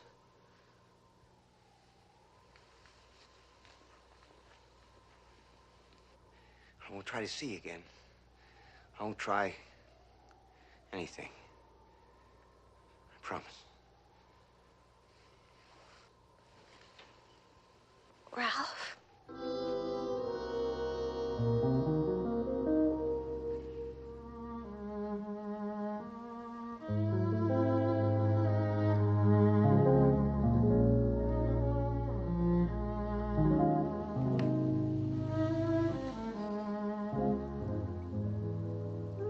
understand. Honestly, I do. How you feel about my having things you just don't. Don't look at me. You're too beautiful. You look at me that way, you make me feel like a rat the way you trusted me.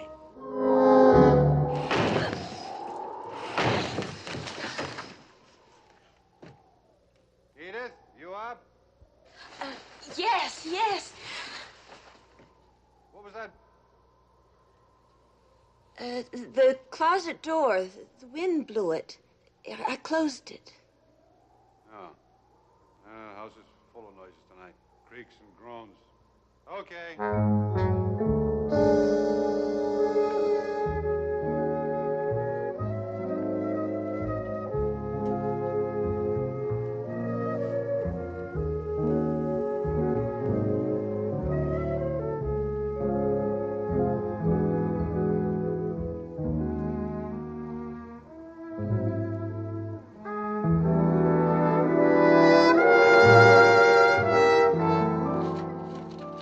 I never can find anything around here. Where is that wallet? Oh, here it is. Good morning. Morning. Oh, Tom Clegg just called. His son's in town. I told him you'd be delighted to have dinner with him. You would tell him that when you know I've never been able to stand him and his stupid jokes. He's the son of an old friend. As long as you're living here, you'll show some courtesy to my friends. I'm not going to have dinner with him. Do you have another date? I have a date with myself. It's a threesome. Me, myself, and I. It's a witty remark. And we have lots of things to do. Lots of things.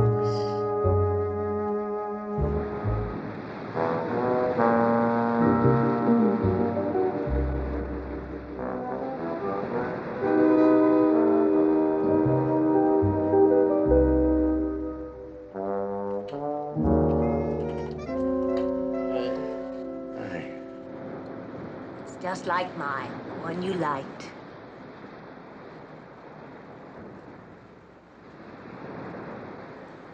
I thought I'd have your initials engraved on it, but that would have taken a day, and I didn't want to wait to give it to you.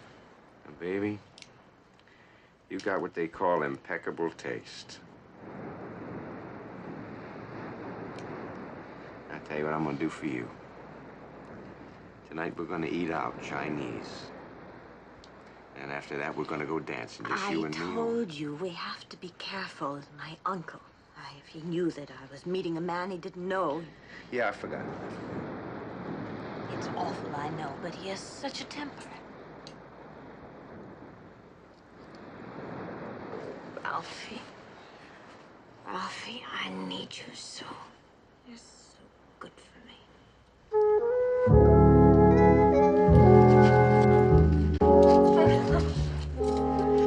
Oh, baby, I love you. Sure do love you.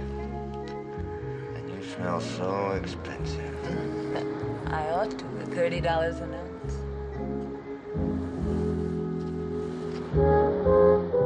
Hey, it fits fine. Hey, you guessed the size pretty good.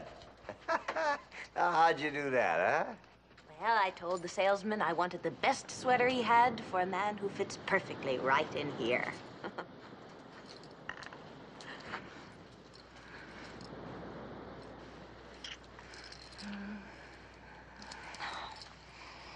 I'm afraid I better be getting back now. Tomorrow? Let's get some sun tomorrow, huh? I mean, meeting inside places, hiding all the time. I don't like that. You know, most dames like to be seen with me. Ralphie, I can't. My uncle would like nothing better than to have an excuse for a real big argument with me, so I'd get angry and get out of the house. But I won't do that, because it's mine and belonged to my parents. Ralph? I don't want to be seen in here. All right. Who's there? Honey, it's me. It's Faye. Just a minute. Yeah, get in here. Hide in the closet. I'll get rid of her. Just a minute. Hi, stranger. What do you want? Where have you been, honey? I just came looking for you. Well, don't. Don't come looking for me. Honey, you're hurting my arm. Is that so? Is that a fact? Well, I'm just trying to impress things on you, that's all. Oh, Ralphie, I just wanted to see you. Oh, honey, you used to be so nice, baby. It bugs me people come around my place trying to surprise me. You used to ask me to come down all the time. Well, things are different now. When I want you to come back, I'll give you an invitation. Now, don't do that again, huh? All right, now beat it.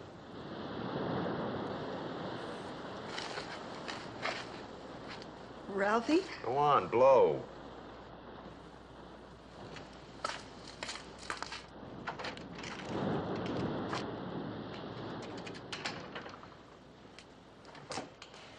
Okay, you can come out now. I was afraid she might see me. Yeah. Honey, don't be mad, please. It's just that... Can't we meet under the pier again tomorrow, please? Okay, sure, under the pier.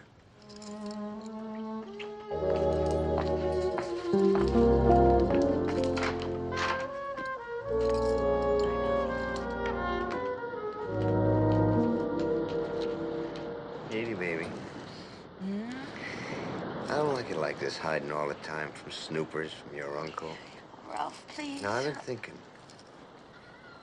thinking how we could be together all the time, any place.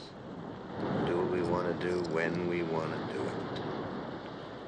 It takes a lot of loot for a thing like that. You gotta grab a boat to Europe, drive along the Riviera, get those Italian silk suits. We could do it, Edie. I mean, your uncle. You're the only one he's got. Only one he can leave it to. Gotta leave it to. Uncle Phil. Sure, he goes, you get it all. If he goes... Well, we make it so it looks like an accident. Nobody ever knows I ever knew you before. Nobody's ever seen us together. We meet after he's dead. You're joking. We can do it, baby. You and me, we can swing fine. Murder. Baby, that's just a word. You got any idea how many guys commit a murder walking around loose? A lot of guys. Besides, you hate his guts. I know you do. This way, with him gone, we're out in the clear. All alone, together. Not murder, not killing. Now, listen, baby, you want anything, you gotta go after it. No, Ralph. Not murder. You're not listening to me. You're not listening to me. I said we work it so it looks like an accident. It's the only way, baby. It's the only way for you and me. Now, we do this or I'm gonna cut out. No, Ralphie. All right, then you swinging with me?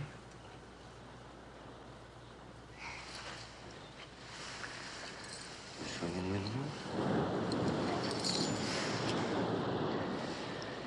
That's a good girl. We got a lot of plans to make, so I'll go first so nobody spots us together.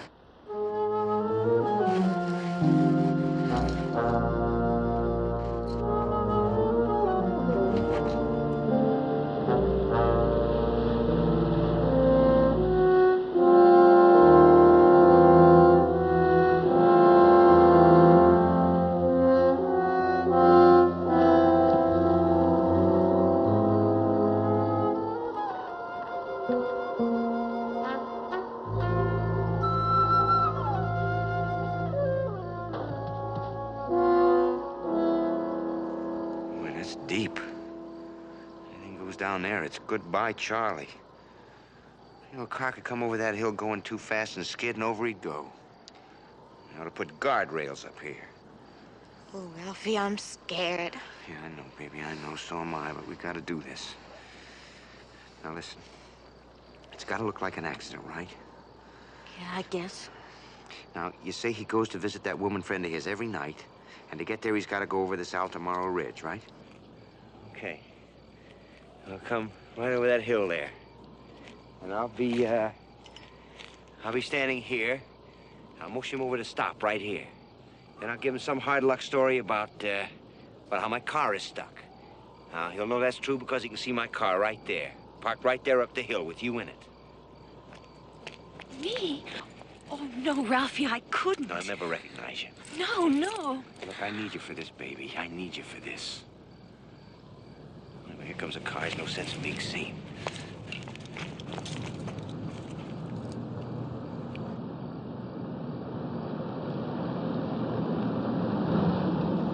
All right.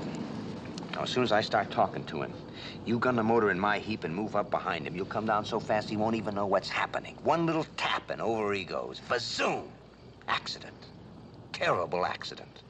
You get all dressed up in black. What if somebody comes along? And they come along and we wait. How will you know it's him? Well, you say he's in every night by 1. That means he's got to come over here between 11:30 and 12:30.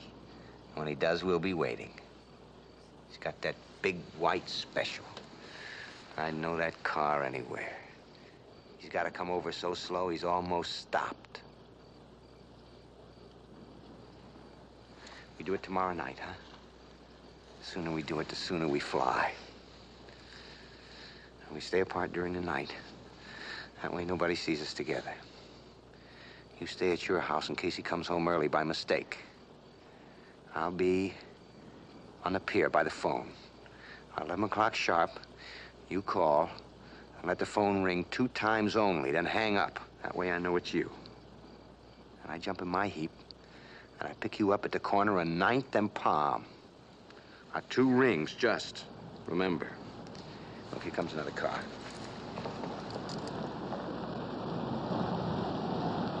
See how slow it's gotta go?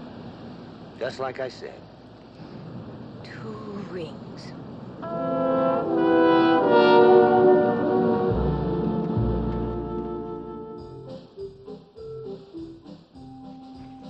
Hey, got a match?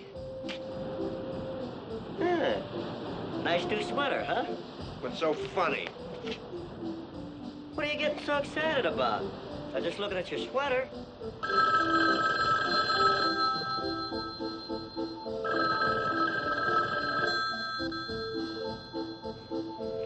What's the matter? Nothing, I just expecting a call, that's all. Ralphie and his crummy dames.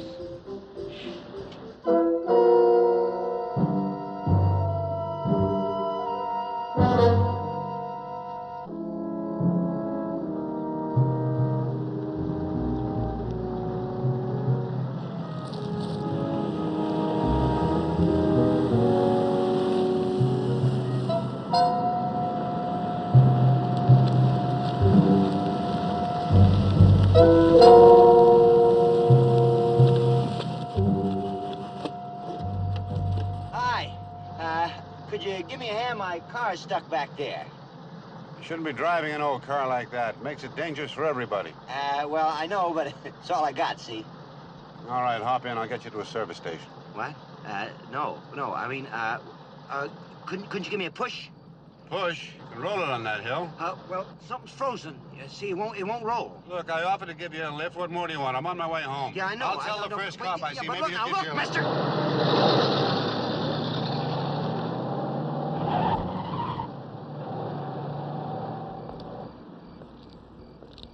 You just sat there. You just sat there. You just sat there. Maybe you're but you can never do that again. Maybe you're the one that ought to go over. Maybe you're the one that ought to go rolling down.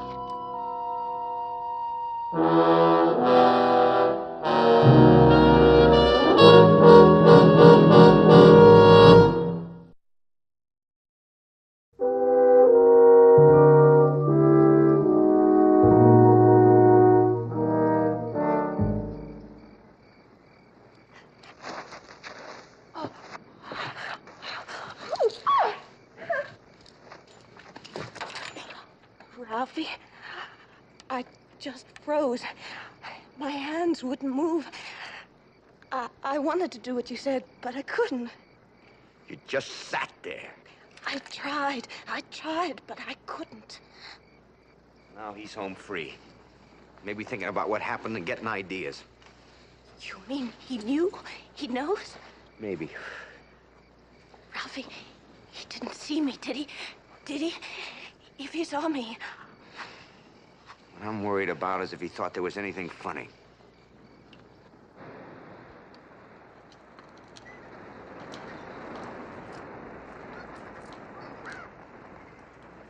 Ralphie,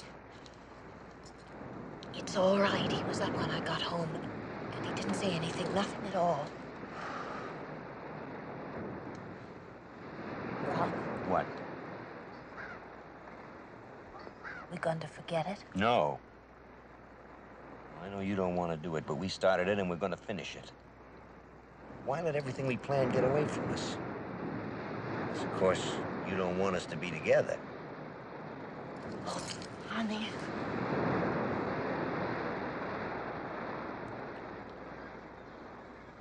That's my baby. Now listen. I'm going to do it tonight. The same way? No, I don't want you freezing up. I'm going to do it alone. But he's seen you already. I know, I just have to take that chance. If he doesn't know what's going on, he probably won't be too suspicious. What do you want me to do? Nothing. Just stay home. I'm gonna get him when he goes over the hill this time. I'll go up there about 8:30 and wait for him. And when he comes, I'm not gonna ask any questions. Then what are you gonna do? I don't know. You just have to play it by ear. Ralphie. Be careful.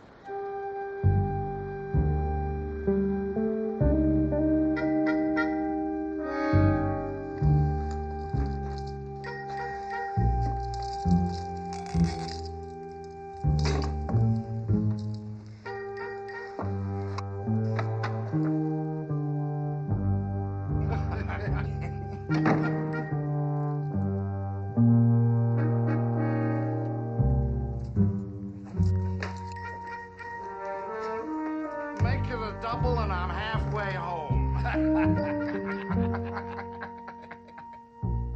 Go ahead, Larry.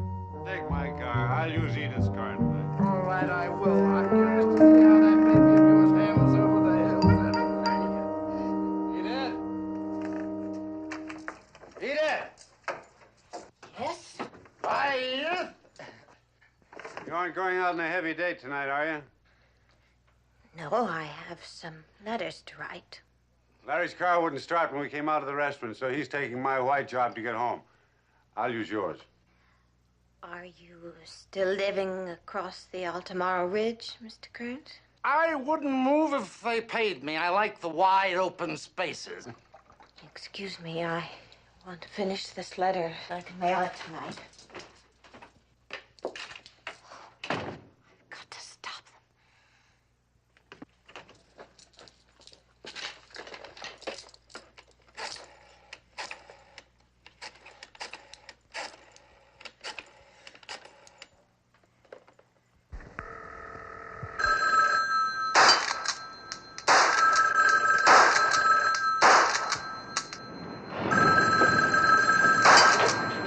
Hello?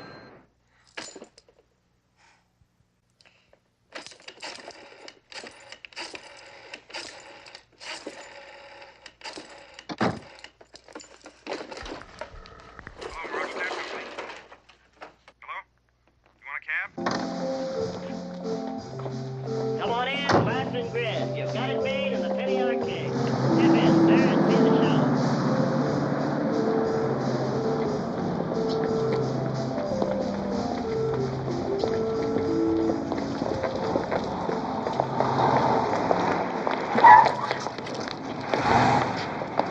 Ralph, no! What are you doing here? I had to find you to stop you. Get inside, quick. Listen. If anybody heard you call my name, I had to stop you because someone else will be in my uncle's car tonight, not him. A friend of his borrowed his car, and he goes up over the Altamaro Ridge, too. You might have killed someone else by mistake. Oh, boy. I was worried because it was getting late. I got hung up. What do we do now? Nothing. We wait until tomorrow. This time we do it with no slip-ups. Now, look. I'll be by the phone. And you give me 2 rings when he leaves the house, and it's okay. You've got to be sure this time, Ralphie. Either yes or no. I can't take much more of this. Be sure, just do what I tell you. Now, when he leaves the house, you let it ring 2 times, then hang up. 2 rings. Where's that lighter and wallet? Never can find anything in this house. Never.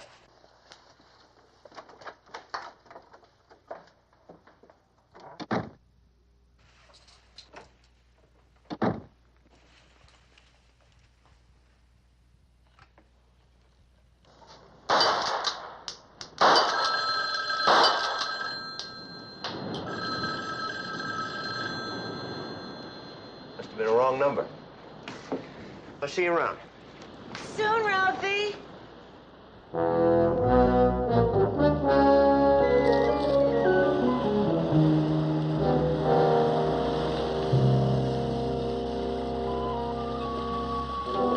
this a game? You're the same kid that was stuck last week. That's right, mister. I am.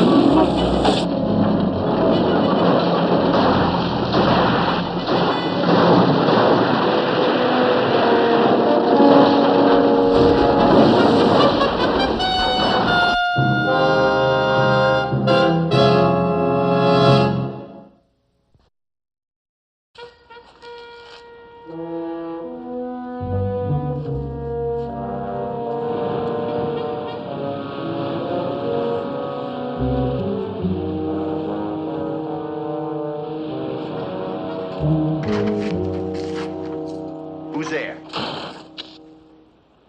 What are you doing here? Are you crazy? Just had to find out what happened. I couldn't stay at home anymore. Well, baby, we never had it so good. Done? Do I take no for an answer? Bazoom, he went over. Terrible, terrible accident. Anybody can see that. That's a very tricky hill up there. Like I said before, they ought to put up guardrails, right? No, we better not take any chances. You go on home. Anything you say. Now, you stay there till they notify you about the accident, the terrible accident. And you got on a big act, see? He was your Uncle Phil. You loved him. You just loved your Uncle Phil. He was the only relative you had, got it? And you watch yourself pretty close for about a week, at least a week. Play real cool. And I'll get in touch with you and we'll make some plans. Maybe even get married. Who knows? Kiss me.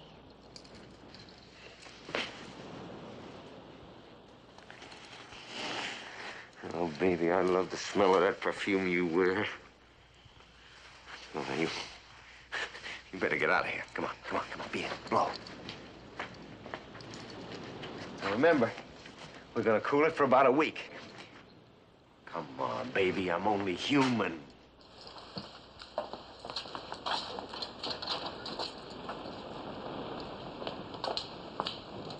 Don't let anybody see you. I'm gonna miss you this week, baby.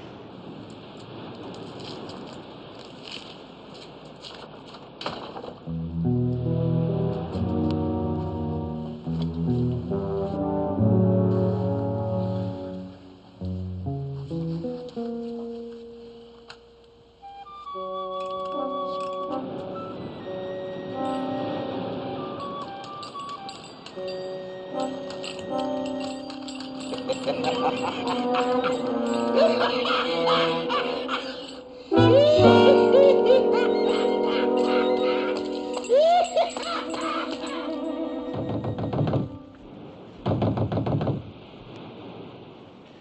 is it?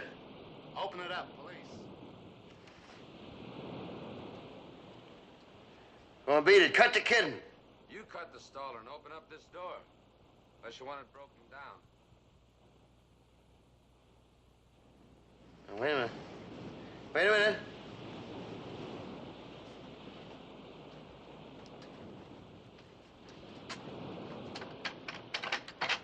You Teal? Ralph Teal? That's right.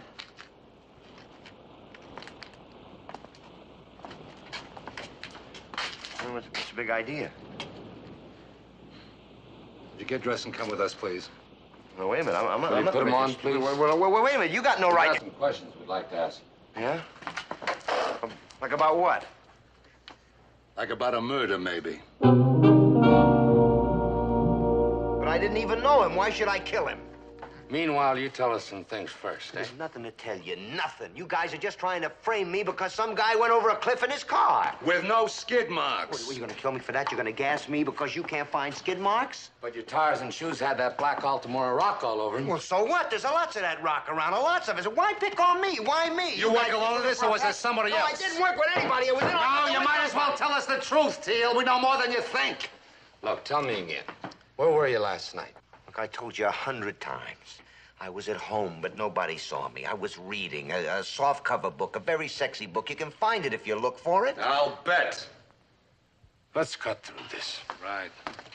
Look, Teal, you're a congenital liar, boy. And we both know. So let's establish that right off, eh? For instance, we found out you knew very well who Philip Landers was.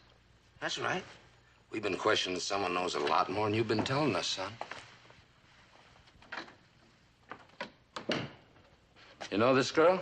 No, I don't know her. Why should I know her? She look like somebody I know? You're lying, Teal. You know who she is, all right. No, I don't know who she is. Miss Landers?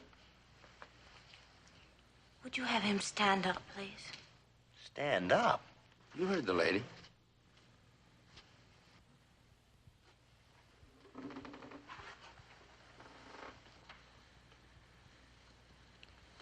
Would you have him turn around, please?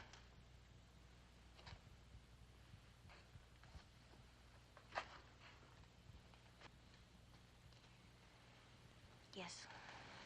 That is the man who stopped me on the beach about 5 days ago. As I told you, he tried to bother me. Told me what a big shot he was on the pier. I ran away from him. When I got home, I looked out of the window and saw that he'd followed me. He fits the description you gave us, all right? Yes, he's the one. And he's the same one who stopped my uncle and me on the Altamora Ridge the night before last. What? He told us he was out of gasoline, but I was afraid of him, especially when he started admiring our car and saying how rich we must be. It gave me the shivers. She's lying. She's trying to make it look like... If you don't shut up. We planned it together, both of us. Ah, she agreed. She agreed. We saw each other all the time. We saw a lot of each other. You can check on it. Yeah? Wait a minute. I made sure we were never seen together. Or did she make sure? Look, she fell for me. She fell for me, and we decided to do it. She gave me a lighter with my initials on it. You can check at the store. No, she didn't put initials on it. I put the initials on myself. Miss Landers, this your uncle's wallet? I mean the one he had on him last night. Yes. Well, Teal, what kind of a story are you going to make up about this? We found it in your jacket this morning. I never took it. I never took it. It was her. She planted it on me last night. That's it. That's why she came to my place. That's it. You set it all up from the very beginning, didn't you? So that I'd do it for you. Me alone. You worked it so we'd never be seen together. It was you. You working me all the time, and I thought that I was working you. You just used me. You used me with her. Can't you see it was her? Can't you see it? She came to my place. She put this whole thing. Can't you see she's the one that did it? Can't you see it? Can't you see it was her? Can't you see it? I'm terribly sorry about this, Miss Landers. You can go now. We'll call you if we need you again.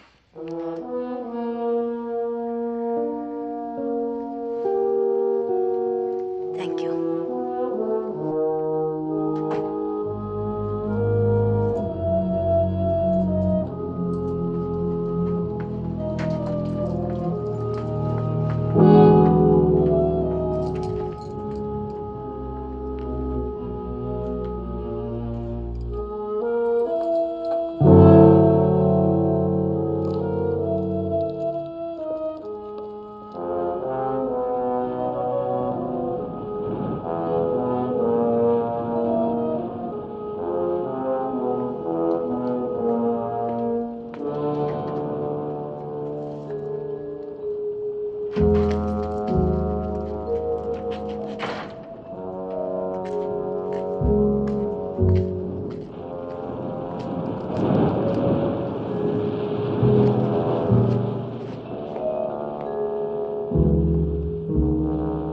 Hey, say, I got a new flash about your boyfriend.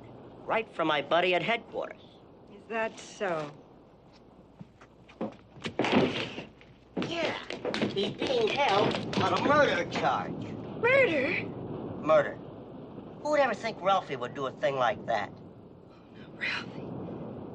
Now, Ralphie, he wouldn't.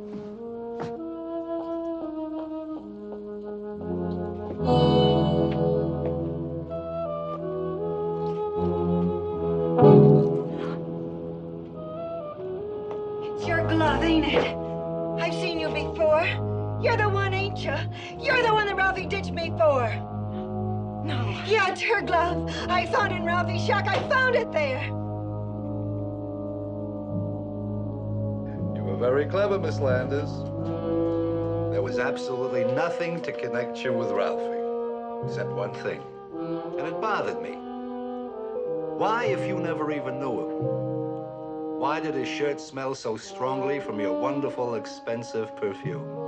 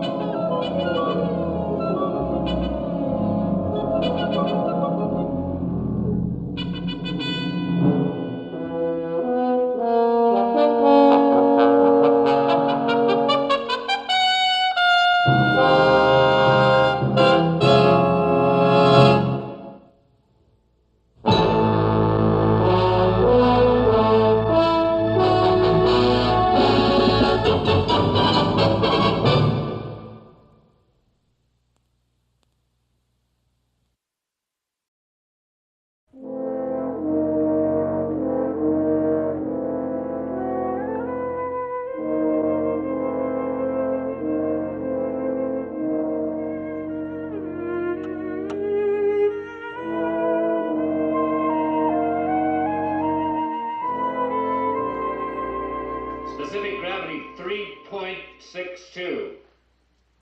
That looks good. If it remains stable, we may have something. Specific gravity 3.62. All right, get ready to start test series number 1. Hydrogen generator pressure? It's normal. All right.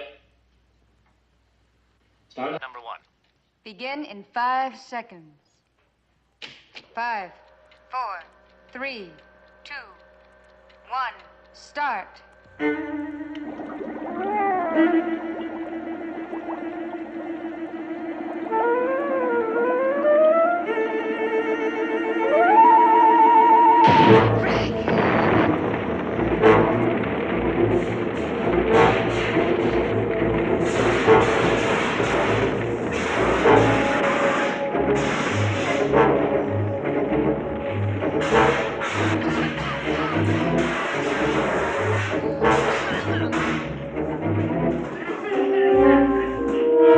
Frank, what's wrong with your mask? It doesn't seem to work. I'll start the exhaust fans. No, not yet. Not till I get the fire out. The oxygen will spread it, and everything might explode.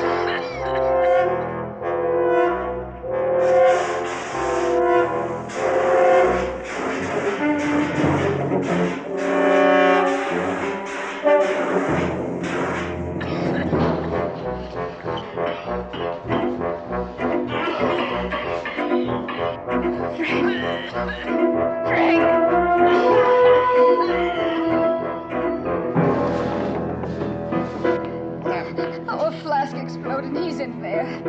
The exhaust. Oh, no. Wait till all the gas is exhausted.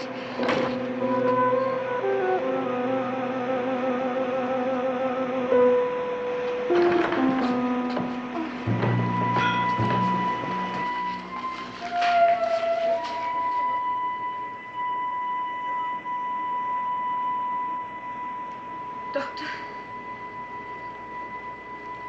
No pulse.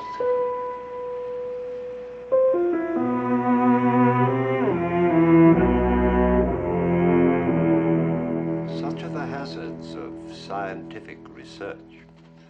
And strange as it may seem, this is not the end, but only the beginning of the ordeal of Dr. Cordell. Our leading players are Mr. Robert Vaughan, Miss Kathleen Crowley, Mr. Robert Ellenstein, and Mr. Russ Conway. Speaking of chemistry, this thriller is a mixture of 1 part scientific possibility, 1 part imaginative melodrama, and 2 parts pure terror.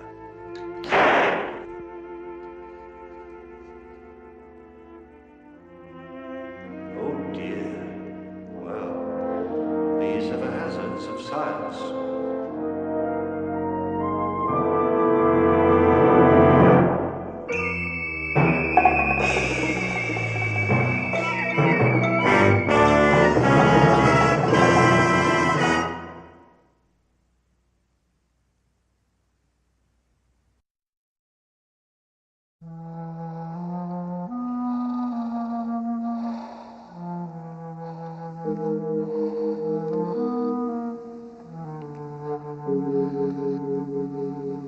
Just lie quietly now.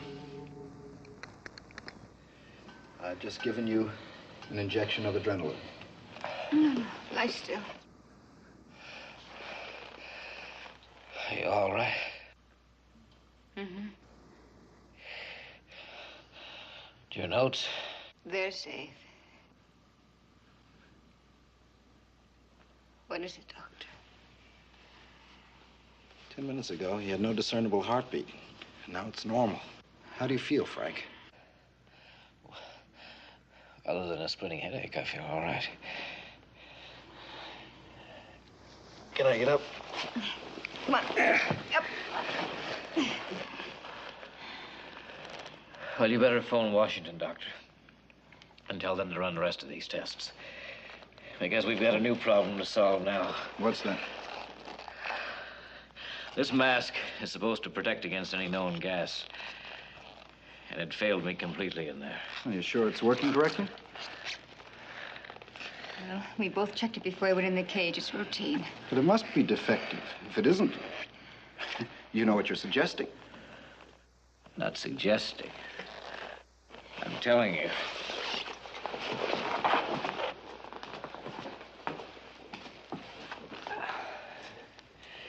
Some new kind of gas was generated by this fire.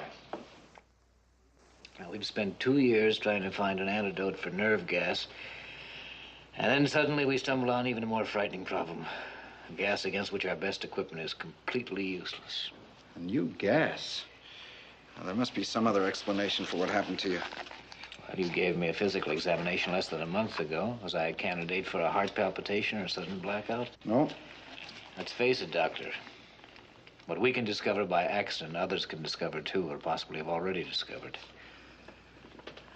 I can see tentatively that you've run onto something unique. I'll report it to Washington and send this gas mask along to be checked. Do you have any idea what combination of chemicals occurred during the fire? Well, yes, but it would take weeks, months even, to check out all the possibilities. Oh, Frank. I guess I bounced a little harder than I thought I did. Well, you're going home now. And no work until I say so. Now, no arguments. You're going home. Lois, you'll drive him. There may be more after effects. I'm more likely to have after effects from her driving. Mind your manners, Doctor. You're a little too fragile to be bounced again. Come on. She never got over being champ of her judo team. You two go along. I'll see that everything's secured here.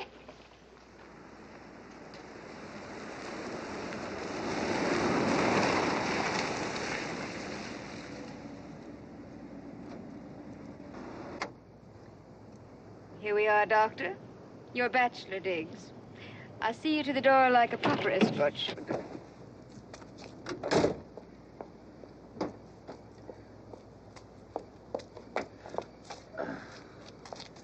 I say, what did you put in those drinks? Adrenaline and oxygen. A real gas set.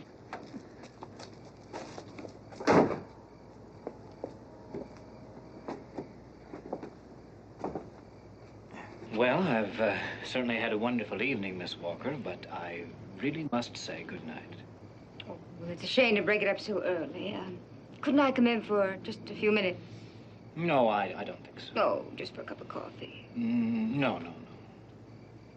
Or something. Well, I hardly know you, Miss Walker.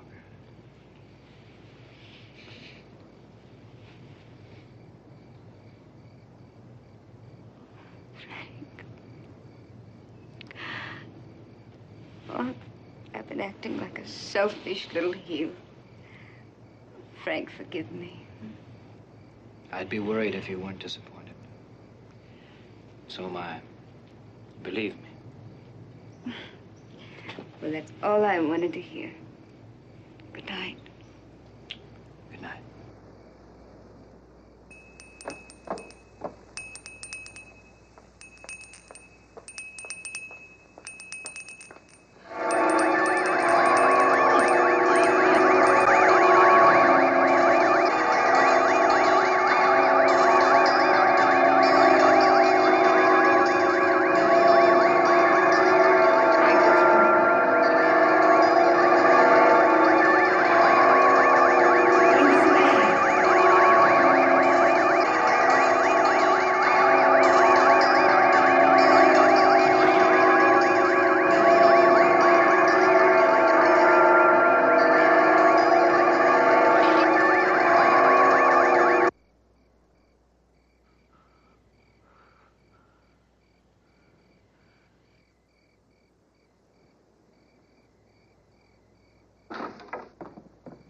Darling?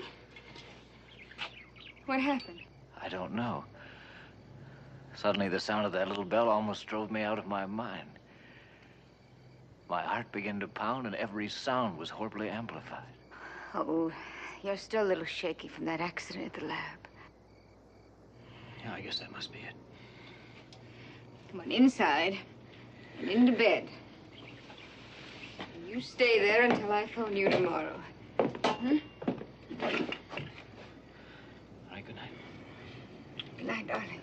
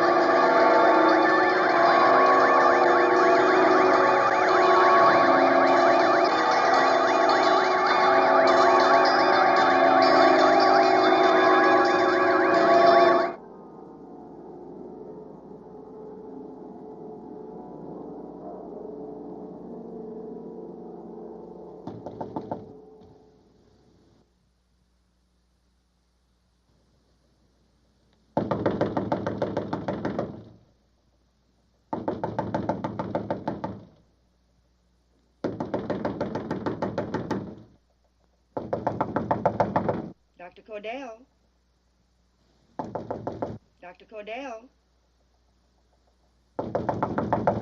Dr. Cordell, are you in there? Doctor! Yes, Mrs. Heath. Didn't you hear your phone? It's been ringing for the past 20 minutes. Miss Walker's been trying to reach you. All right, thank you. I'll call her right back.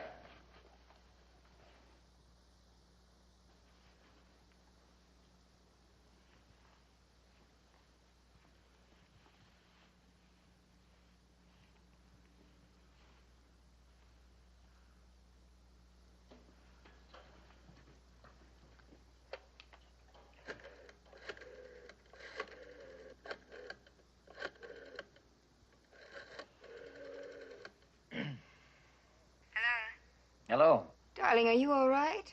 Yes. Well, why didn't you answer the phone? I had to call Mrs. Heath. Well, I'm sorry. I guess I was dead to the world. How are you feeling? Fine. In fact, great. That's wonderful.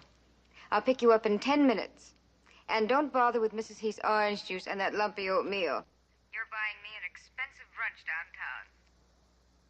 downtown. A brunch? Well, it's nearly noon, sluggard.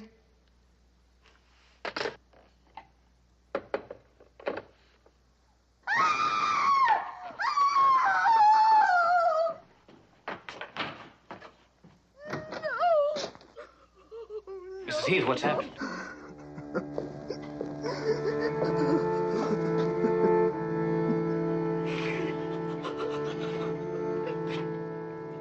Good Lord. You do a thing like that to a helpless little bird. Those fiends, those vicious fiends. They killed little Billy just to get even. To get even? Because I reported them to the juvenile authorities. Roaming the streets after curfew. The neighbor kids? All right, you go on inside, Mrs. Heath. I'll take care of Billy. No, I'll do it. I'll put him where the cats won't find him. He was always so afraid of cats.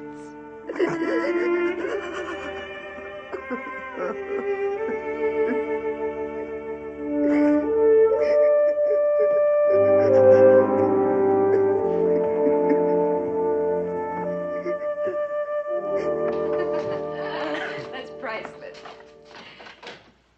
You mean that you actually were brewing moonshine right beneath your chemistry professor's nose? Right under his red nose. I always felt the old boy was wise to us. He was probably sampling the stuff after class. It's a wonder you weren't kicked out in your freshman year.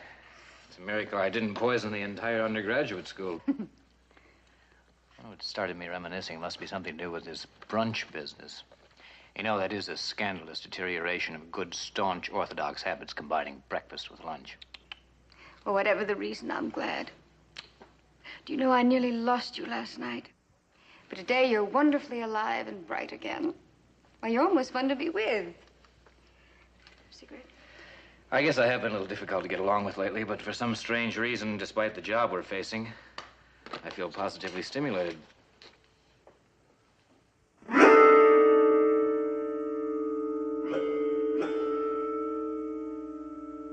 Match, darling.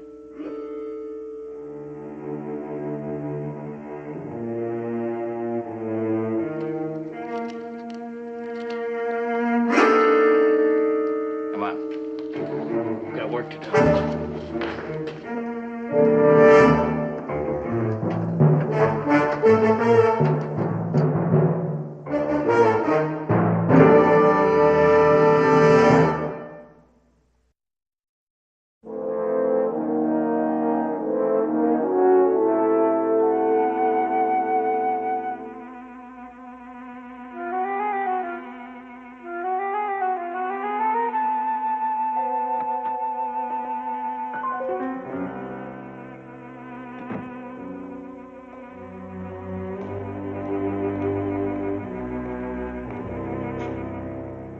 Another night session?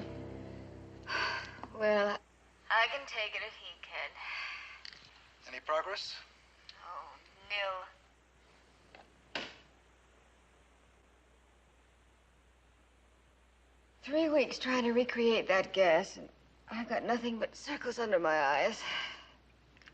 How's he feeling? Well, I think he's overworking. It's like a compulsion. It's almost frightening. Maybe I better take another look at him. Ask him to come around to my office first thing in the morning. Good. Good night. Good night, Doctor.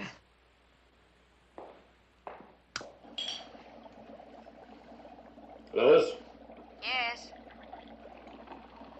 in the future, please don't shut off the intercom. I'm sorry. I was afraid Dr. Bronner's chit-chat would bother you. It bothers me a great deal more for me to know you're talking about me behind my back. It wasn't anything sinister. He just stopped in to see how you were feeling. I'm in perfect health. You're not an MD, Doctor, so stop diagnosing yourself. Incidentally, Dr. Bronner wants to check you over in the morning.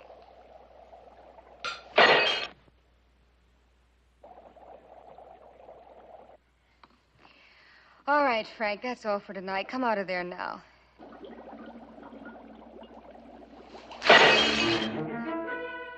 Frank.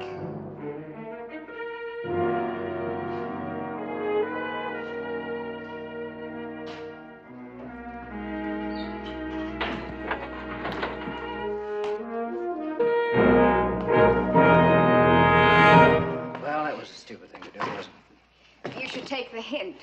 That was a typical fatigue symptom. I'm sorry if I frightened you. No, forget it. Seems that all I'm doing these days is apologizing. Well, at least you're not ignoring me.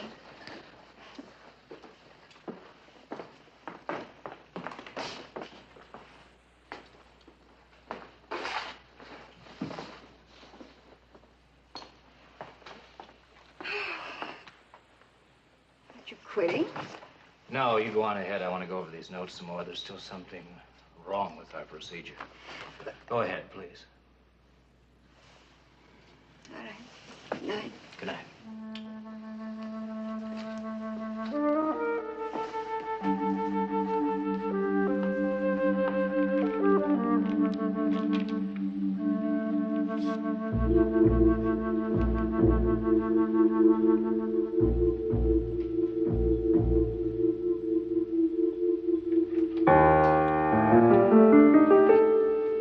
Excuse me, I'm lost, I think. What are you doing in here? I'm new on the campus. I thought the library was in this building. I'm so sorry, Mr. All right, just a minute. How did you get in here? What? How did you get through that door? I just walked through it. I said I was sorry. It was open? Yes.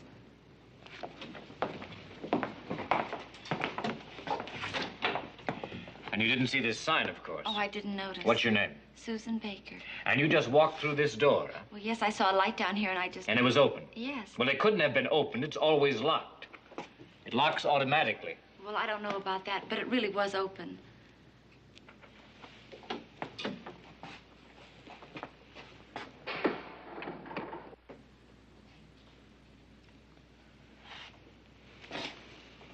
I'm sorry, Miss Baker. It needs adjusting. I'll point you to the library. Thank you.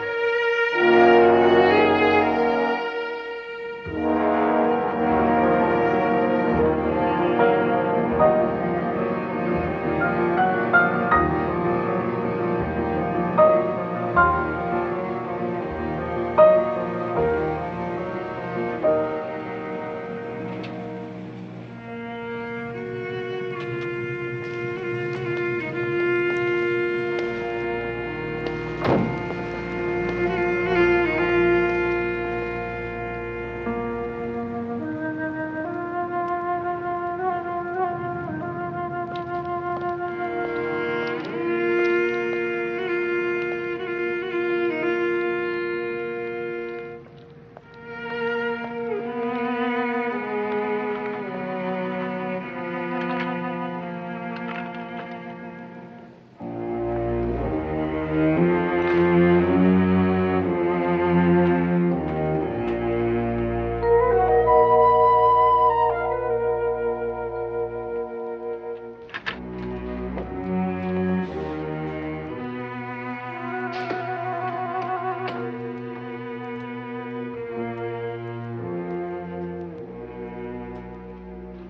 positive of it, Lieutenant. She's the same girl I saw when I was leaving last night.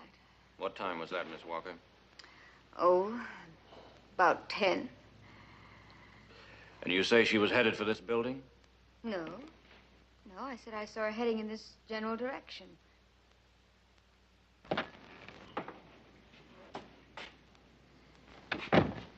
Oh, Frank. Dr. Cordell? Frank, this is Lieutenant Butarik of the Homicide Squad. How do you do? We were about to go looking for you. What for? Well, Mrs. He said you left about an hour ago. Oh, well, I was driving around. I wanted to think. Would you mind telling me what time you quit work last night? Well, I don't know. I would imagine it was about an hour after Dr. Walker left. Did you hear about the murder? A co-ed named Susan Baker? Yes, I did on the radio. As near as we've been able to tell, the last person to see Miss Baker alive was your associate. She was headed for this building. Did you see her, Dr. Cordell? Oh, no, I don't think so. She might have wandered into your lab. No, that's impossible. This corridor door has a double lock. We three have the only keys. That's right, Lieutenant. You haven't answered my question, Dr. Cordell. No, I didn't see her. Where did you find her? Just across the way in the shrubbery. Poor thing. What he did to her. You saw her? I asked Miss Walker to identify the girl. I see. I guess that's all for now. Thank you. Goodbye, Lieutenant. What a horrible thing to have happen. Well, Doctor, I believe you wanted to examine me this morning. Don't tell me you're actually submitting without a fight. Well, you two seem determined that there's something wrong with my health. I think if you have any after effects from that gas, we ought to know it. All right, come on now, let's get it over with. Well,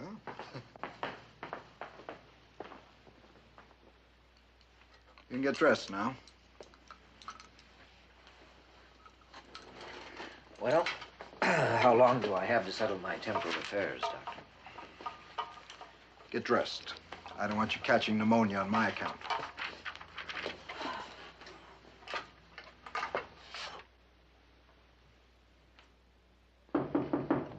Come in. Excuse me, Doctor. Oh, come in, Lieutenant. Before I leave, I'd like to get your opinion on something that's bothering me. Yeah, what's that, Lieutenant? You remember those deep scratches on her earlobes? Mm-hmm. Well, you were right. She was wearing earrings. And the killer did tear them off. My men just found one about 30 yards from the scene. Apparently, the killer dropped it. What kind of a psycho would ignore her wristwatch and the money in her purse and just take a worthless little thing like this? Well, that's very difficult to say, Lieutenant. Possibly a trophy of the kill. Yes, but why not her scarf or something more personal? Why earrings? Who knows? Perhaps it has a hidden psychological meaning for the killer. A symbol which released some deeply suppressed homicidal urge. What do you mean? Well, suppose that in his infancy, he had been terrorized by an older child, a sibling. Terrorized with a toy bell. Such a repressed nightmare could lie dormant for years and then suddenly explode in seemingly senseless violence. It's all a matter of chemistry, brain chemistry. Well, how so, Doctor? Well, human behavior is a direct result of the chemical balance of the cerebral cortex, that portion of the brain which controls our higher mental functions, particularly moral judgments, the ability to choose between right and wrong. You mean a sudden change in brain chemistry could turn a normal man into a killer? Yes, exactly. Well, suppose your theory was correct. Do you mean you could restore the moral balance of a man by restoring the chemical balance of his brain? Possibly. If one only knew what elements were involved. And otherwise? Otherwise, you must go on killing.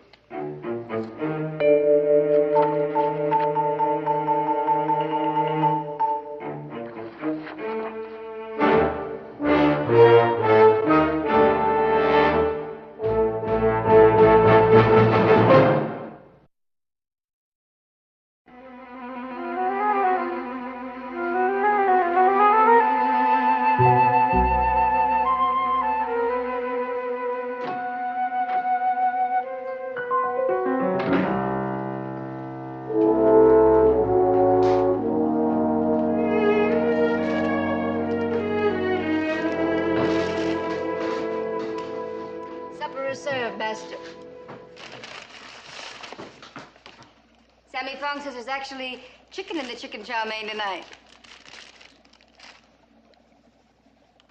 Would you like me to send in the menu? Oh, Frank, come on, let's not let it get cold again tonight, please. Can't you see I'm trying to concentrate? So am I on my neglected feed box.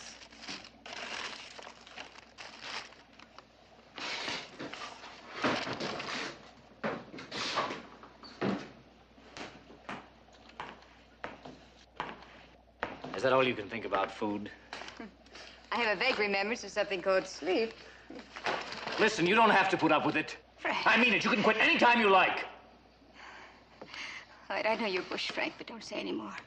Just don't say any more. I haven't stuck my head out of that cage for 2 weeks. And I'm no closer to the answer than I ever was. Now, do you think you're helping me by these constant interruptions? This is supposed to be a laboratory. We're here to work. We have a job to do. You're darn right. A man-sized job, and there's no room for adolescents who can't stand failure. All right, that's enough, Lois. Oh, no. No, I've held this in much too long. Do you know, at first, I was even proud to share in your work. Why, I even felt a little corny twinge of patriotism when I went without food or worked into the wee hours. But this past week, Frank, I come to realize that you're not killing yourself for the same reason that I am. And what's that supposed to mean? It's become a personal thing with you. Why, ever since that accident, you've been on a one-man rampage. You act as if the whole world would disintegrate if you couldn't find the antidote to that gas tonight. Lois, you don't know. I know that science and ego make lousy chemistry.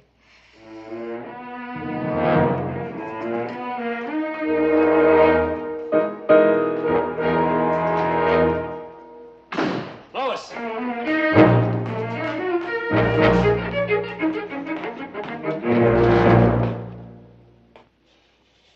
Well, what did you do, Doctor?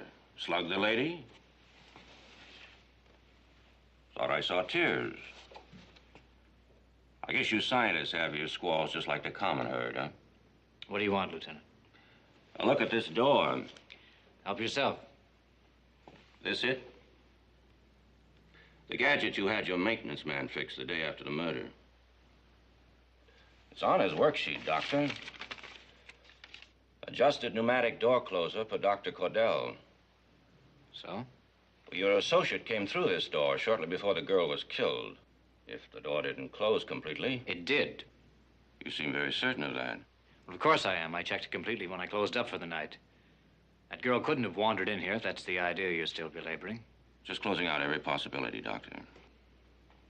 Are you getting anywhere? We figure the killer's holed up somewhere. But he'll go on the prowl again. That type has to. Type? You didn't see what he did to the girl, did you? No. I wish I hadn't. I'll be seeing you, Doctor.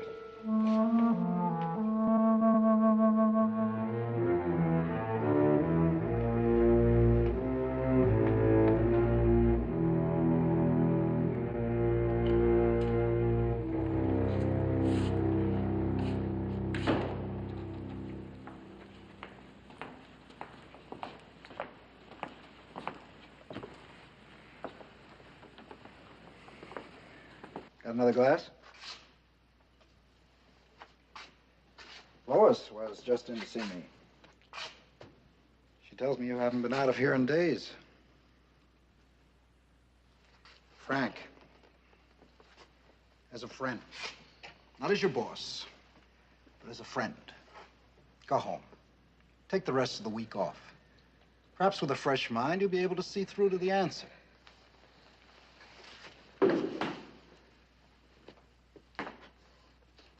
All right. Look. Suppose you never rediscover this mysterious gas and its antidote. Don't you imagine that the other side has dozens of weapons that we don't know about? And vice versa?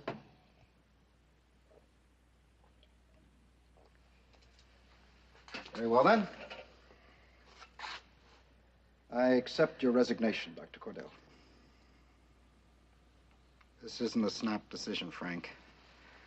But the day that you became personally involved in this problem, you ceased to be a scientist, and this is work for a scientist. You better stop by my office tomorrow. We'll have to think up some face-saving excuse for your resignation. Wait. What do you want me to do? I want you to get out of this hole and rediscover how good it is just to be alive in the world. You've got two choices. Either resign or go fishing. I hate fishing. Well, you could go on a honeymoon.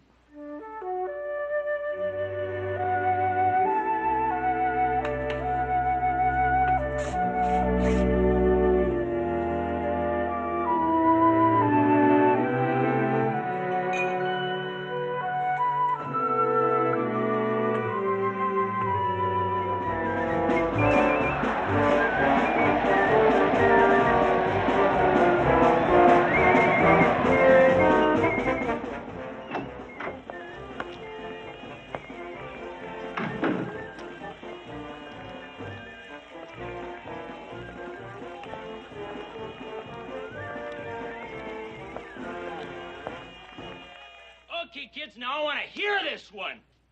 Ready? Hit it! B-E-A-T S-T-A-T-E.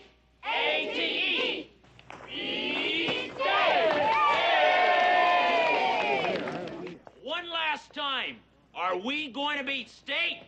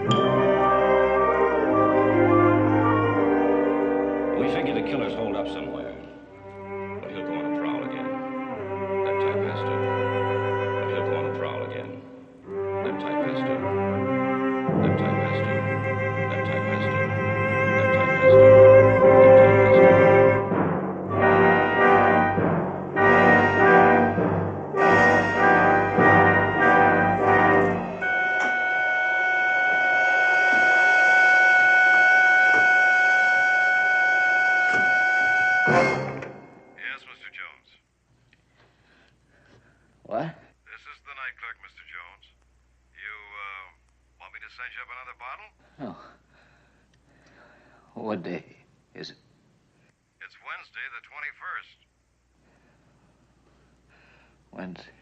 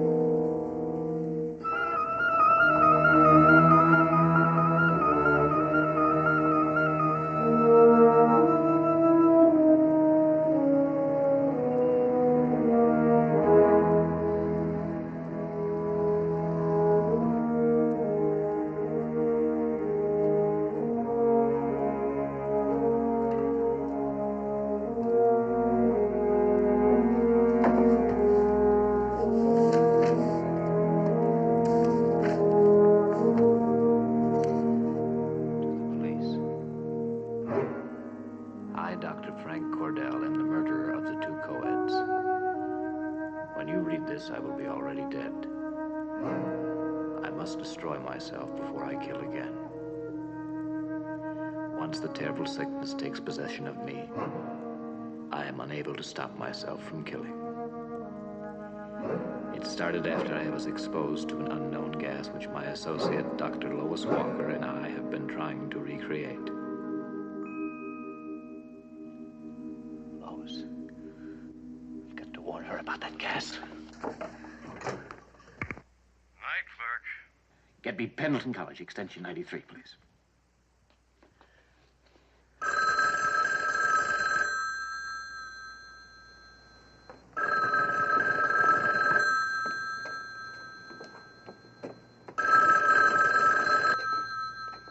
Hello. Lois. Frank. Well, where are you? And are you home? And why didn't you call me before you left? Never mind that. Just get out of that lab now, do you hear me? Don't go on with those experiments. Darling, listen to me. I found it. I've isolated the element from... Lois, don't go on with it. Why? You don't know what you're fooling with.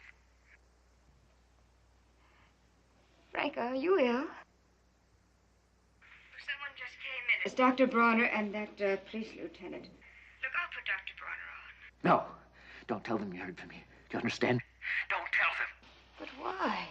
Lois, I've got to talk to you first. You're in great personal danger. That gas, it's more hideous than we dreamed. There are effects. I can't explain on the phone, but I've got to talk to you.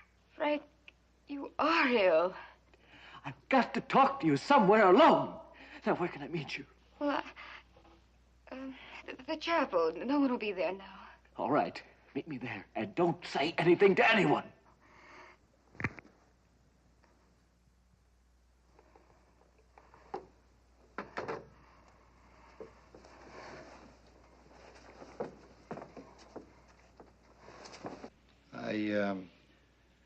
I'd rather she didn't know what you suspect. After all, it's only circumstantial. It's quite a coincidence, Doctor. The very day you brought up the idea that a simple little bell could trigger the killer, Cordell holed up in this lab. He ate here, he slept here. But you can't suspect a man for being dedicated to his work. She's leaving. Lieutenant, Good evening, Miss Walker. can I help you with anything, Doctor? No, I was just showing the lieutenant your lab setup. Oh, I see. Well, in that case... Lois. Yes? If you should happen to hear from Dr. Cordell, let me know right away, would you please? Yes, of course I will, Doctor. Good night. Night. Good night.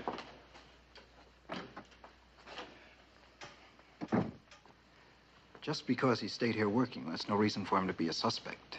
Was he afraid of what he might do if he went out, Doctor? No, that's impossible. If he was afraid to go out, why would he allow me to send him on a vacation? I don't know anything about that. But if you need proof, I found it hidden in his room.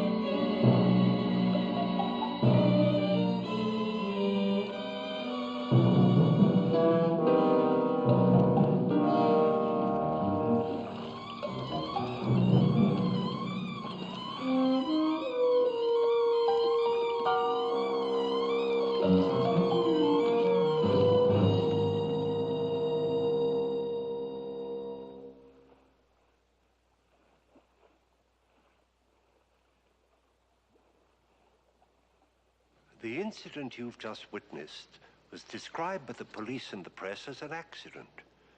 Which, of course, it wasn't, just as sure as my name is Boris Karloff.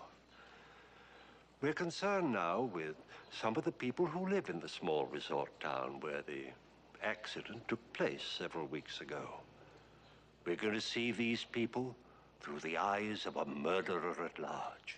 Unidentified, unsuspected, unpredictable, as the urge to kill again becomes irresistible.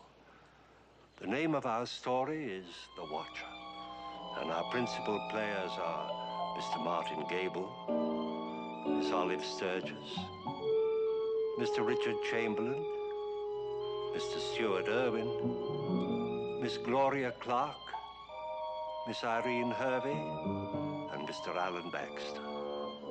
Take my word for it, this is a thriller.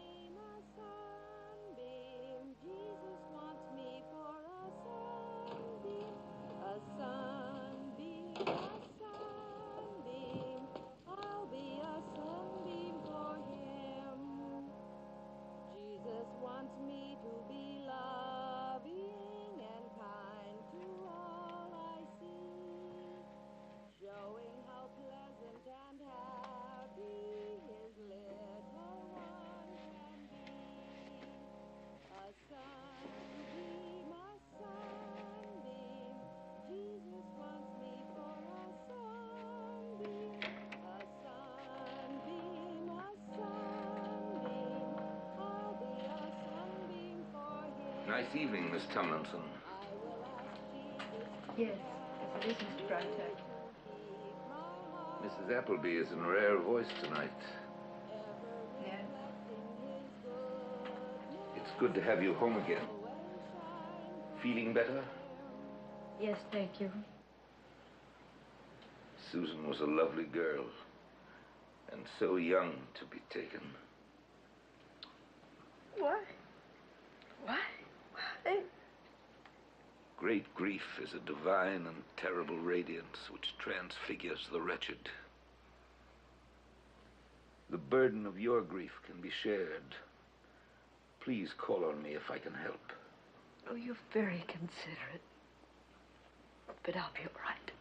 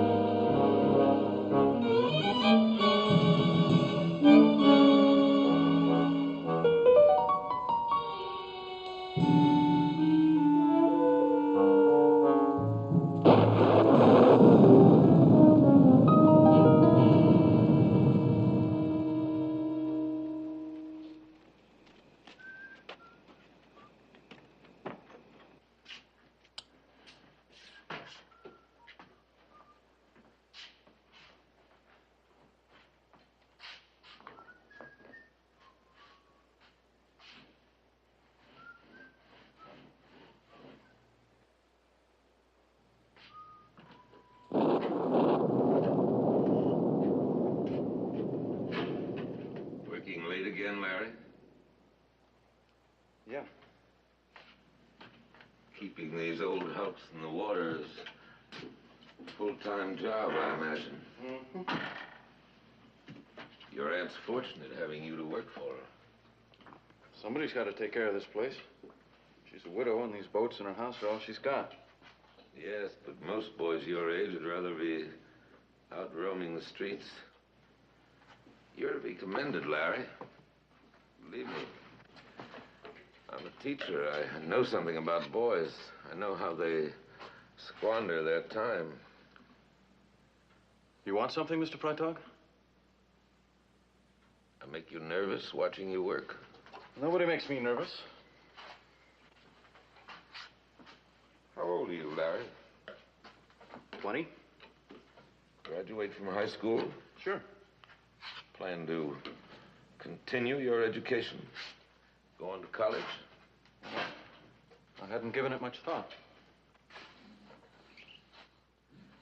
You were seeing quite a lot of Miss Tomlinson's young sister before she was drowned. Well, Susie used to hang around here a lot, if that's what you mean, but I wasn't dating her. Well, she was a nice kid, but she was always underfoot. She all the time pestering me. I know. I'd rather not talk about it, Mr. Freitag. Do you mind? I suppose a good-looking young man like you doesn't have any trouble finding feminine companionship. I hadn't thought much about it. Must be a problem for you. I mean, avoiding unwelcome attentions. I can take care of myself. I'm sorry, Larry. I didn't mean to pry. I'd really like to help you. Thanks, but I'm doing all right. An older man can sometimes help keep a boy straight. Life is full of dark paths. It's so easy at your age to lose the way. Many temptations come our way. But if we refuse to learn from our mistakes, if we make them a way of life... You sound just like my Aunt Eunice. I'm trying to be your friend, Larry. Look, Mr. Freitag, I'm doing all right. If I ever need your advice, well, I know where I can find you.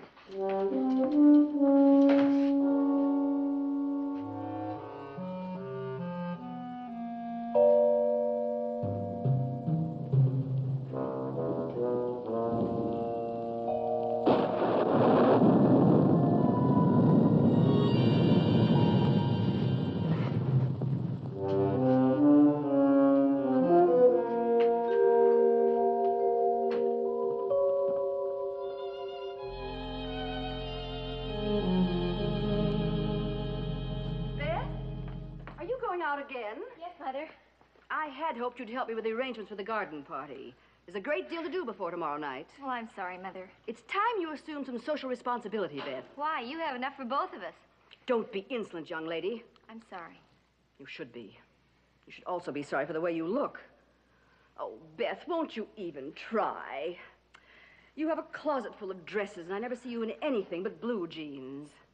You're almost 21. It's time you started behaving like a lady. Oh, Mother, let's not have another scene. Where are you going? To Shirley's. All right, run along. But we'll have a long talk tomorrow. It's a date.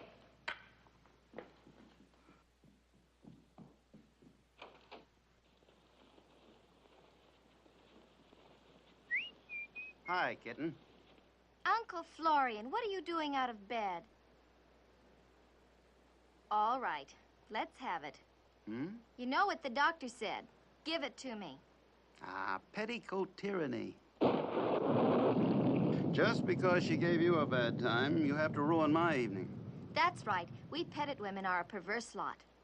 Amen to that. Ha you'd perish without us. Got a date tonight? Gonna rain, you know. Let it. Larry? Mm-hmm. What's our cover story? I'm at Shirley's. Any chance Shirley might phone you? Nope.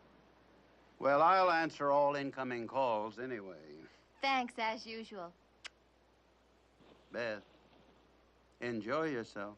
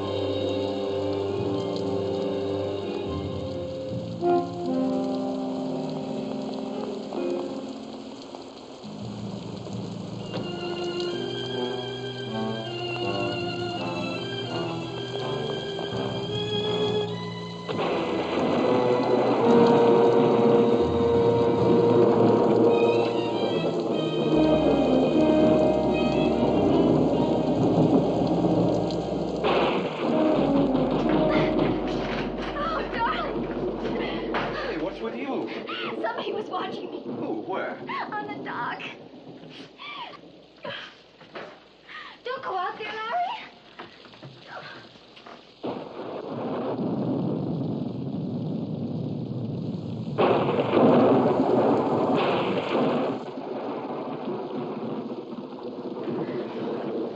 You and your wild imagination. Larry, I saw somebody. There's nobody out there. You probably saw those nets waving at you. Well, looks like we have soggy donuts with our job, huh? Gee, you are a ninny. Guilty conscience, I guess. Oh, Larry, if my mother had any inkling, it'd kill her. Hey, we haven't said hello yet. Larry, it's doing something to me. Sneaking off to meet you here and telling lies. How about it, huh? Huh?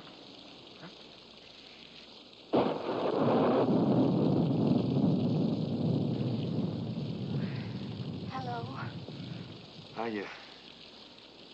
Hey, you're soaked. You're gonna be the death of me yet. Well, make with the coffee department while I find some dry clothes.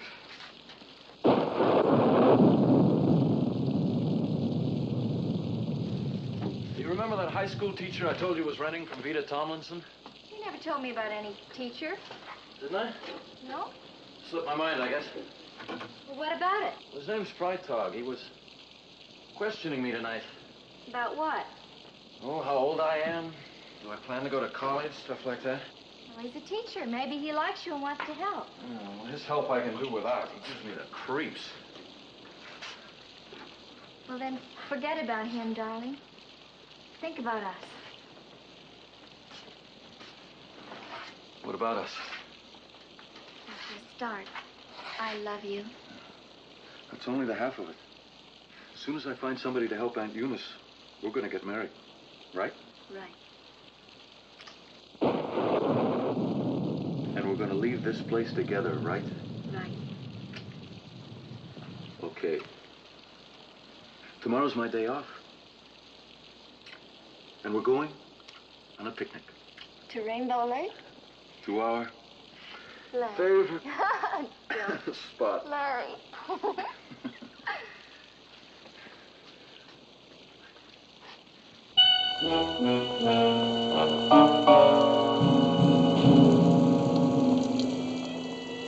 Oh, corrupt and faithless seed, how long shall I endure thy iniquity?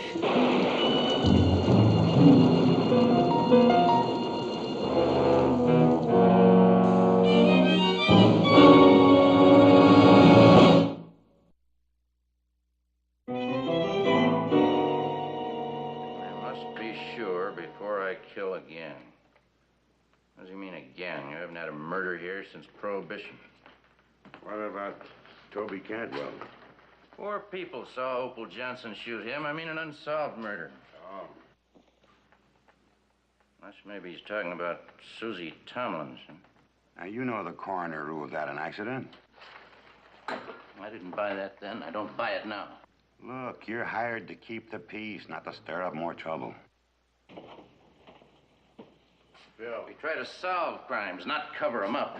This is a summer resort. The tourist trade here keeps the natives alive all winter. And no elected official is going to hand down a verdict that's going to scare off the tourists, especially if not a single shred of evidence. What about this? Some crank. Maybe. Maybe he's a murderer. Only a psycho could write a letter like this. Someone who reads his own corruption into everything he sees.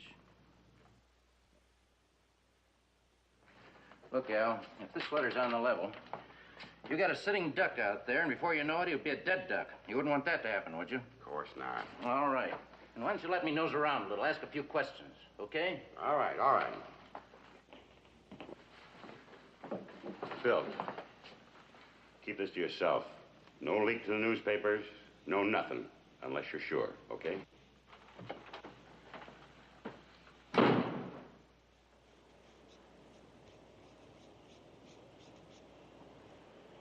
Telephone, Edith. Oh, all right. Florian, see if Beth's awake yet. Beth.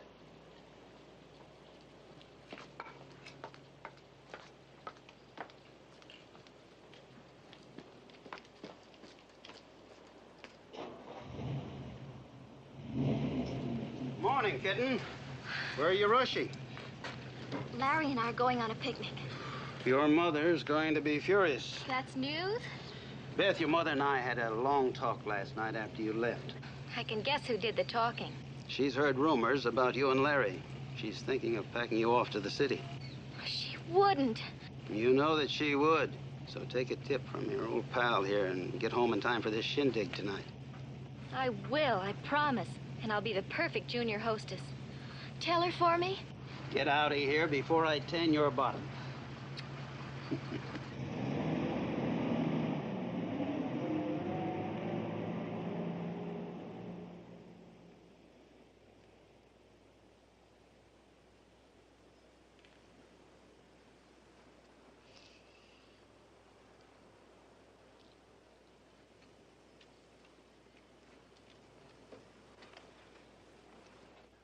heard you had a breakdown after it happened.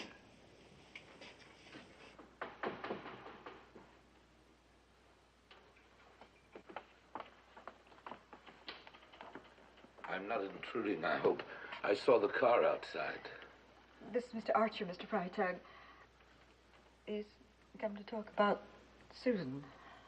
Oh, nothing wrong, I hope. Not a thing, Mr. Freitag. Well, I won't intrude. You know where to find me if I can be of any assistance. Thank you, but I'm already in your debt. Not at all. Not at all. Good day, sir.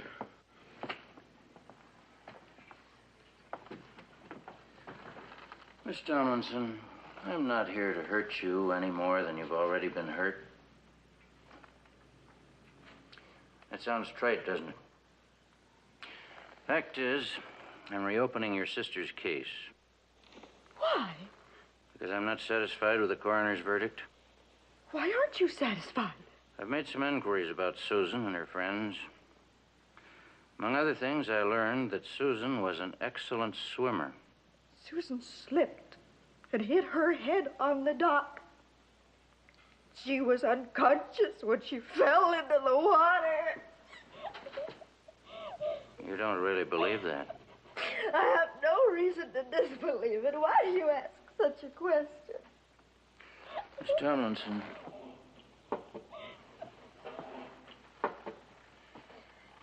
Did Susan have any close friends that you were concerned about? Susan had lots of nice friends. I mean boyfriends. Just what are you suggesting? I understand you kept a pretty tight rein on her. Maybe too tight? Young girl needs close supervision. And you gave her close supervision. Very close. And so, she reacted quite naturally. She rebelled. She had dates behind your back. It's not true. She spent quite a lot of time down at the boathouse with Larry Carter, for one. I don't wish to discuss it.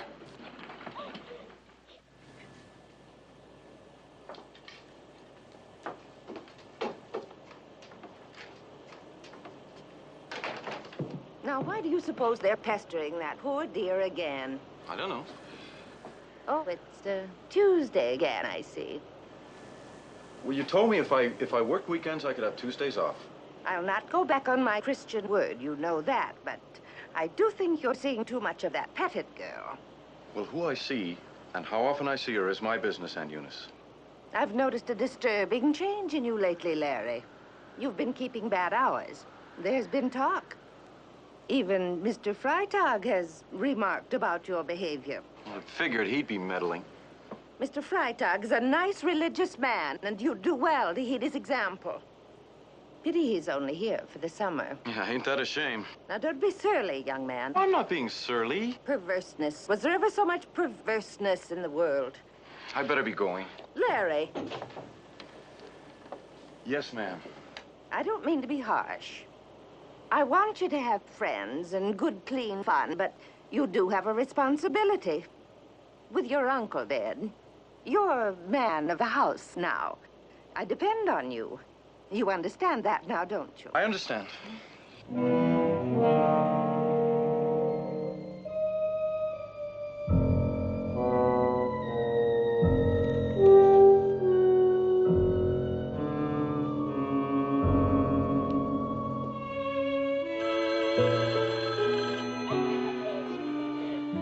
Hello? Yes? Well, you better get with it. Another letter just came in. Special delivery. Go ahead. It was mailed last night or either early this morning. It's unsigned. It reads, I am now certain I must kill again.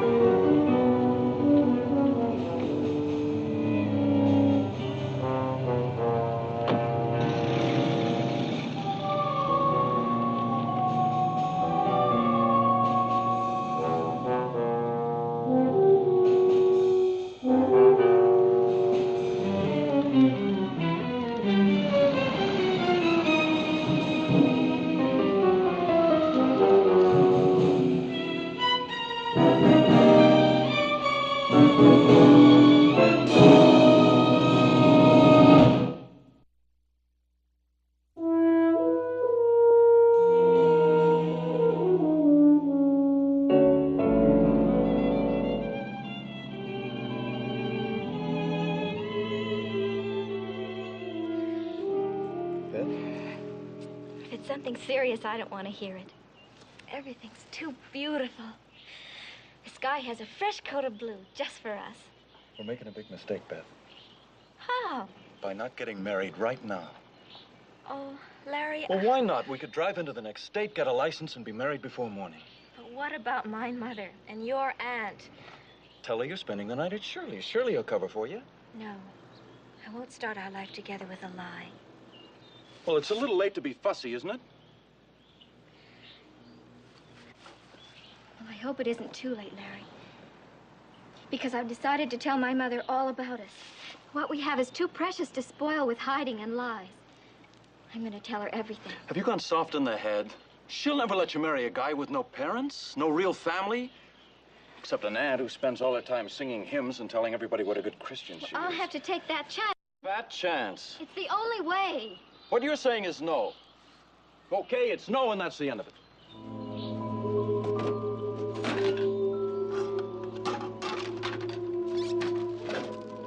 I'll drive you back to town. Larry? Beth, what are we gonna do? Oh, you goof. You wonderful, zany goof. I love you. I love you. Isn't that enough for now? Oh, it'll work out, honey.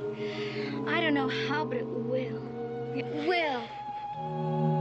It's funny, but I don't care much right now. Just as long as I don't lose you. Just you try and lose me.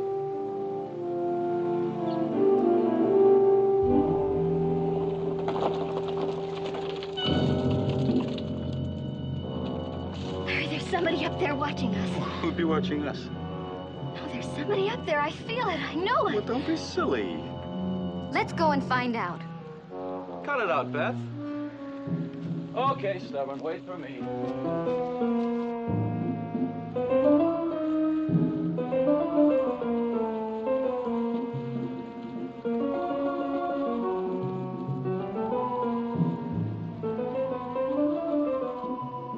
Nothing.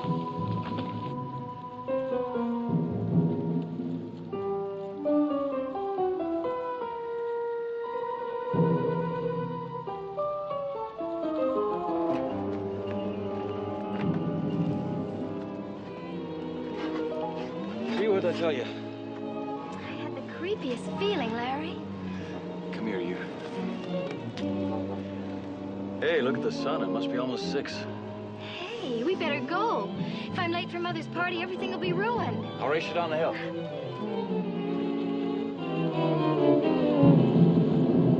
Ow! Are you all right? Larry, my ankle. Oh, how are we going to get back to the car?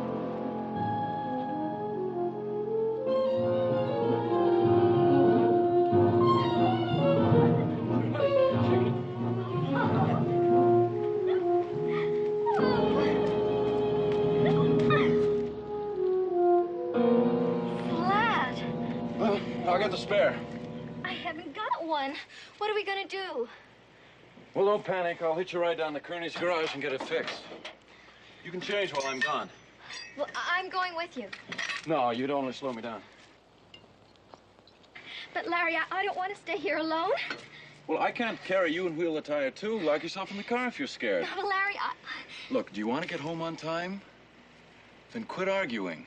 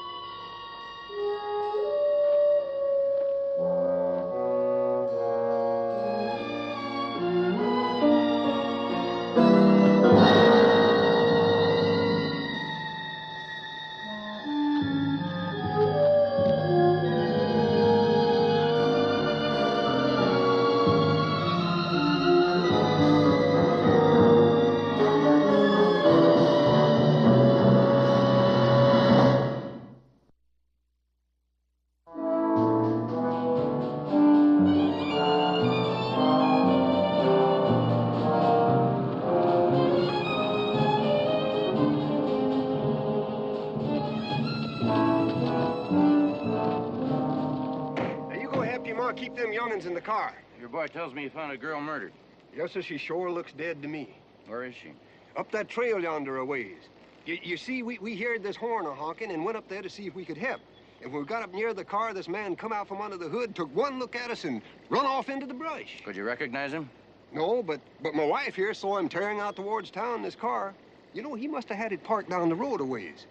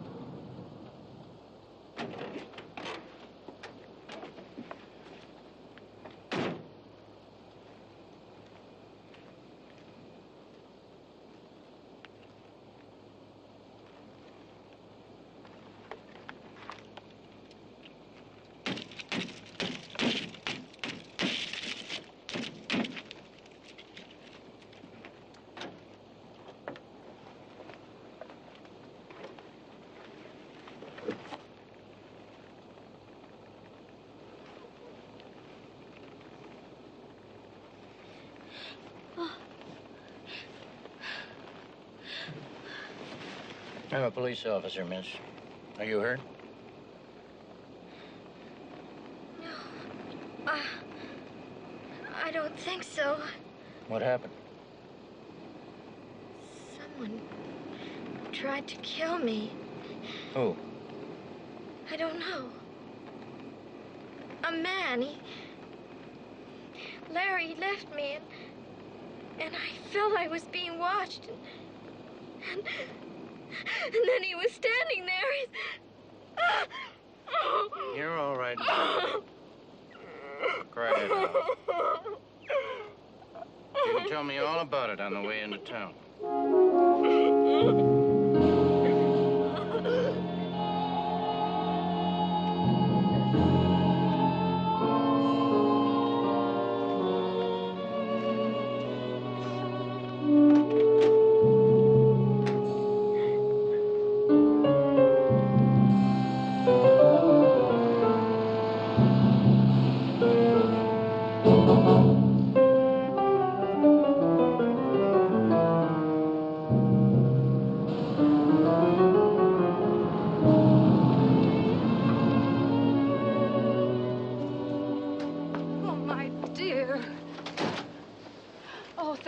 You're all right.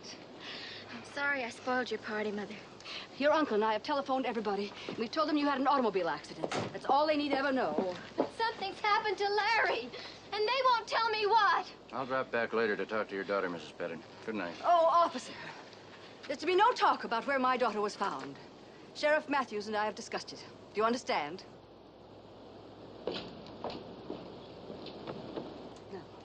Let's go and have a talk about what we're going to tell people. No, I'm going to Larry. Miss! Uncle Florian, can I borrow your car? You're staying here, and you're going to do exactly as I tell you. I'm sorry, Mother. Yes, your mother may be right. If the newspapers get a hold of this, you know how they'll slant the story. Daughter of prominent socialite attacked by fiend. Can I borrow your car? Beth, you've got to listen to me. I'm going if I have to crawl. Oh, so it's finally come to the surface, has it? I know now what I've seen in you all summer, Beth.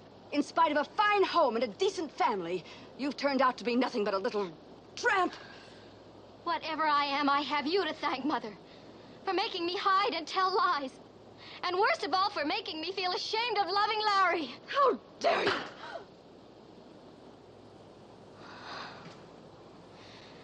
And thanks for that, too. Beth, wait. I'll drive you.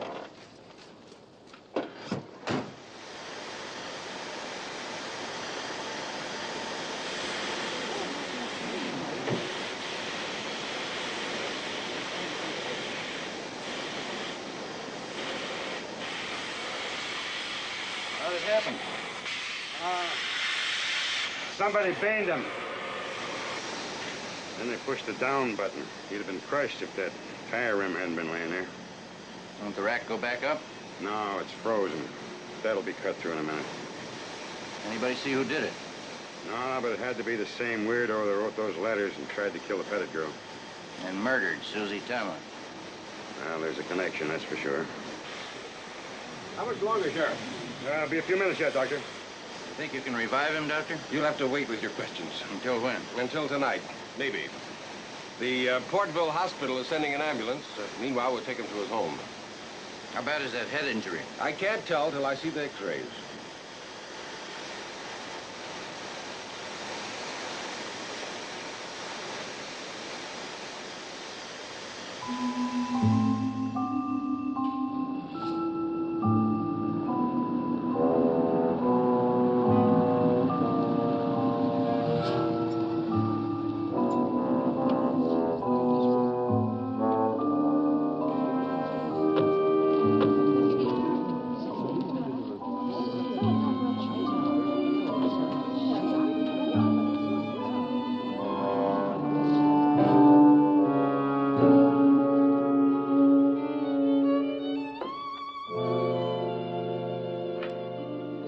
They told me at the garage they brought him here. Where is he? So you're the young miss that started all this trouble. Out of charity, I take in a homeless boy, and suddenly my house is filled with policemen and tramps. Now, just a minute. It's all right, Uncle Florian. I'm getting used to that name now. Well, listen to her. She actually flaunts the fact. Where's Larry? Upstairs in his room. But you're not going up there. Don't try to stop me, Mrs. Appleby. Unless you want a scene your neighbors will never forget. Oh, Beth, I'd better get back to your mother and try to square things for both of us. Phone me when you're ready to come home.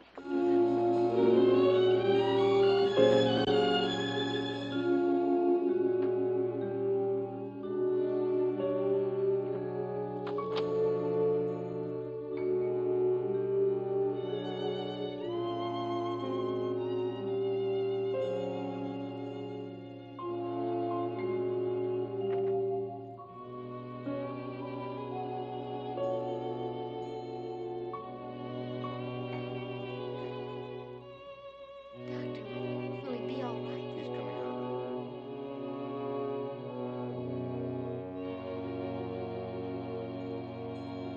He doesn't seem to see me. No, that's a perfectly normal reaction. I've given him a shot to keep him quiet. He'll be very woozy for a while. I got another call to make. I'll be back before the ambulance arrives.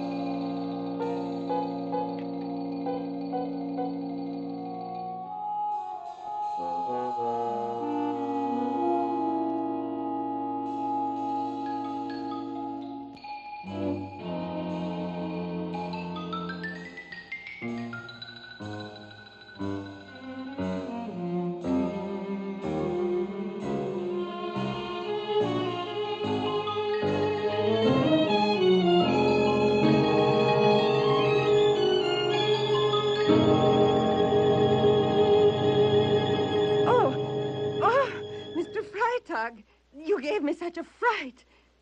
I'm so sorry, Mrs. Appleby. Why didn't you come in the front way? There's a policeman outside. I was afraid he wouldn't let anybody in the house. And I was concerned for you. Oh, how kind you are. Only the other day I was telling Miss Tomlinson how you've been taking an interest in Larry. I saw them bringing Larry home. What happened, Mrs. Appleby? You haven't heard? No, I just returned from Portville. Oh, it's all over town, Mr. Freitag. The shame of it. How I'm ever going to live down the shame. Some fiend attacked Larry at the gas station. And the girl he was out in the woods with, alone. She's upstairs with him now, the brazen little baggage. Even threatened to create a scene if I tried to stop her. After all I've done for that boy, this is the way he repays me.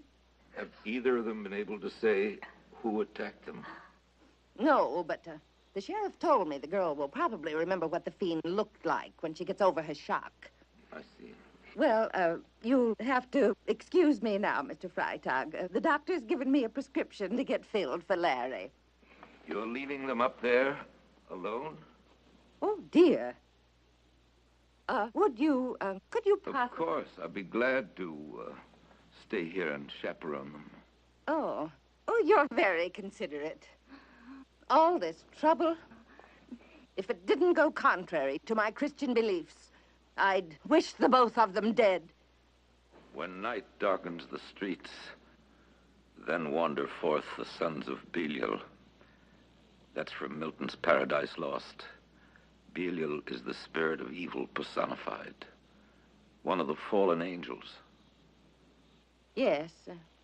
Well, I won't be long.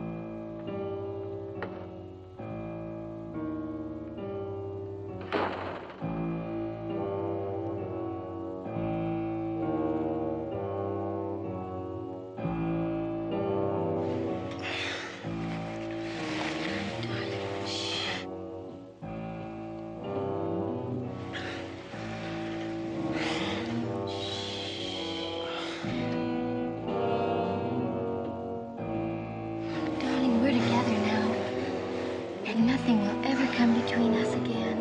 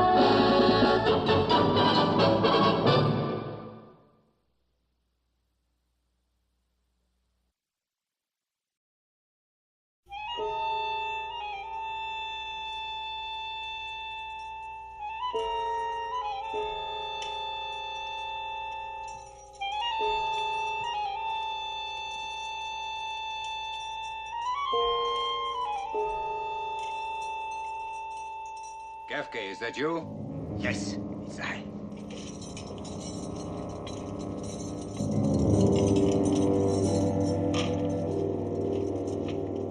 Light your lamp. Light? No. Which way? First the money. It's not much for what we do together. For what I do, old man, you will merely keep watch.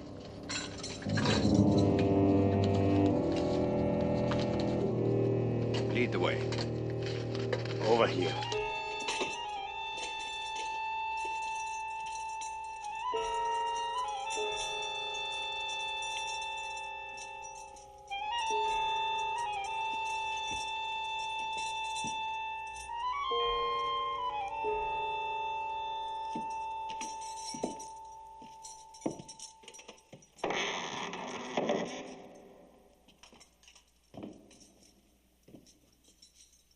This one, a beautiful coffin.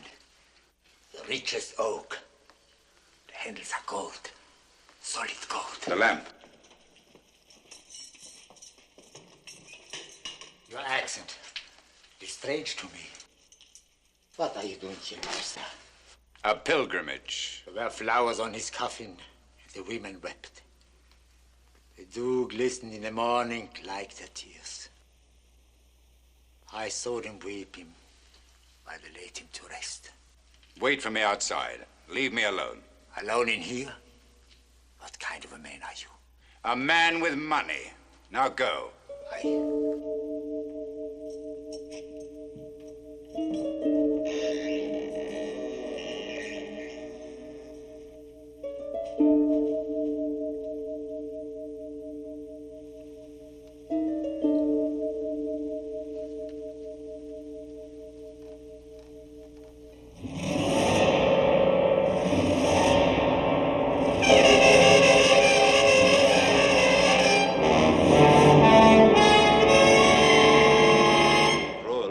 A human heart, jealousy, a human face, and terror has the human form divine.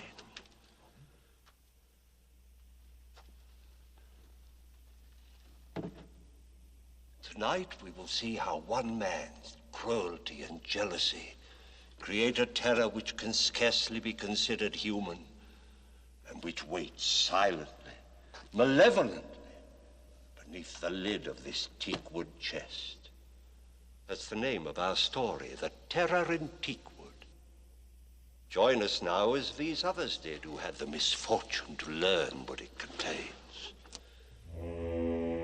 Mr. Guy Rolfe, Miss Hazel Court, Mr. Charles Aidman, and Mr. Reggie Nalder. Oh, no. I can't permit you to leave. You've already learned a great deal too much. I can only suggest that you get a grip on yourself.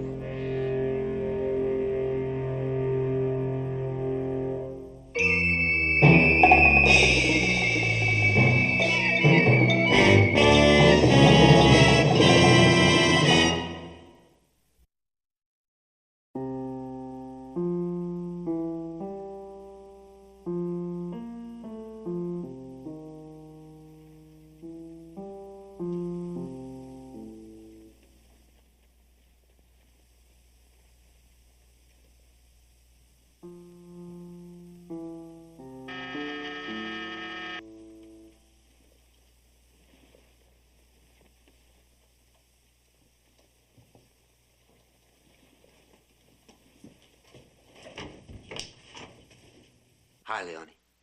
Thought you'd never get here. Hello, Jerry. Come on in. Come on in. It's nice to see you again. After all this long time.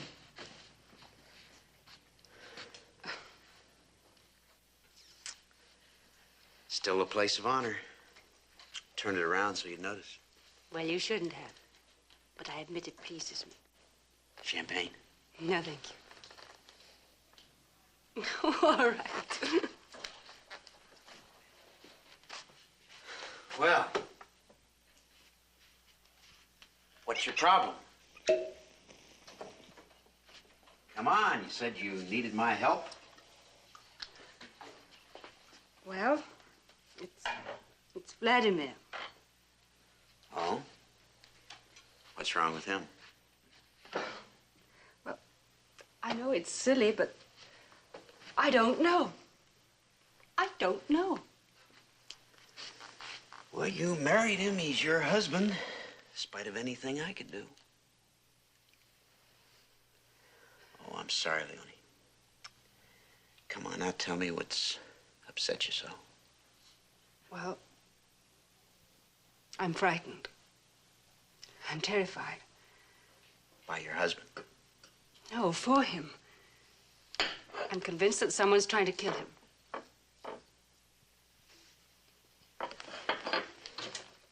You ought to be talking to the police. I tried to, but he wouldn't let me.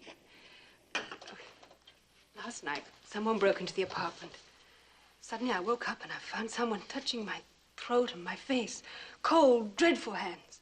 I screamed and I reached for the light. There was Vladimir sitting on the other bed. His face was ashen. There was blood all over his body and his pajamas were torn. Oh, it was horrible, Jerry. Absolutely horrible. You didn't call the police? I tried to, but he wouldn't let me. He said I was never to speak of it again. You mean somebody attacked you and your husband says to forget it? This isn't the first time I've found him all bloody and exhausted, as if he'd been fighting. Something's come between us, Jerry. Something so horrible that, well, he can't talk to me about it. All right. What do you want me to do? Thank you, Jerry. I knew you'd help. We've taken an apartment while we're here in New York. And I want you to come and live with us. Oh, I have it all arranged. Vladimir's manager is ill, and he needs someone to look after his affairs while we're here in New York. Tomorrow night is the first concert of the American tour. Mm-hmm. Before we left Vienna, Vladimir wrote to Glockstein, asking him to find someone to represent him here. I called Glocky from Paris, asking him to recommend you. I see. You've been scheming. Just a little. Do you think your husband would accept me, an old rival, working for him? Oh, he doesn't know anything about you. Please, Jerry. I'll talk to Glocky. But if he agrees with me, you're going to go to the police. But if he thinks I can help, I'll do what you want. Thank you.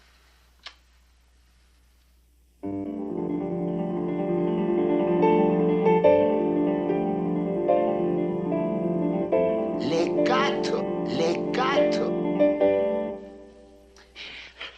Are you deaf? Can't you hear it? I'm sorry, Professor. Oh, contrition is no substitute for talent.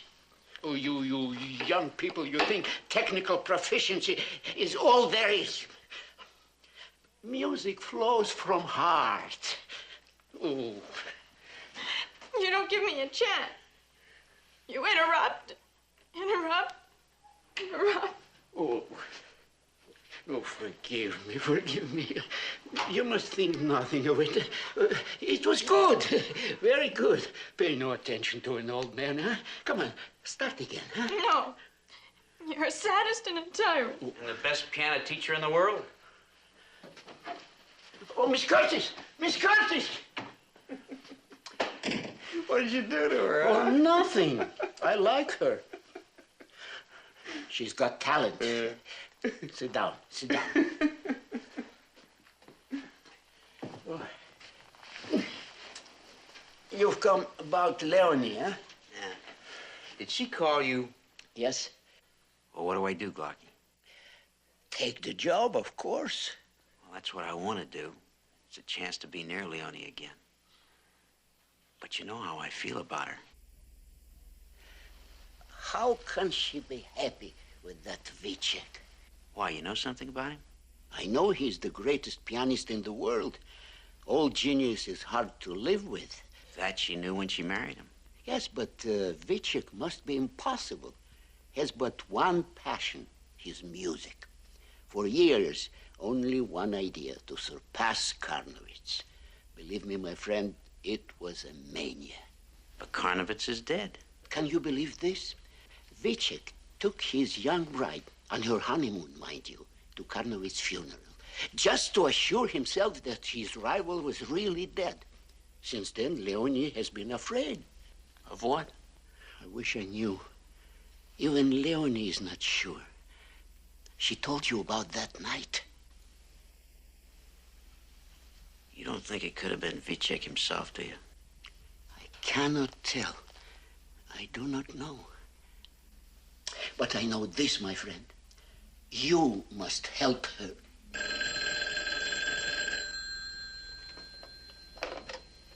Hello? It's for you. Hello? Oh, Jerry! Jerry, come over quickly, please, for heaven's sake, come quickly! Yes.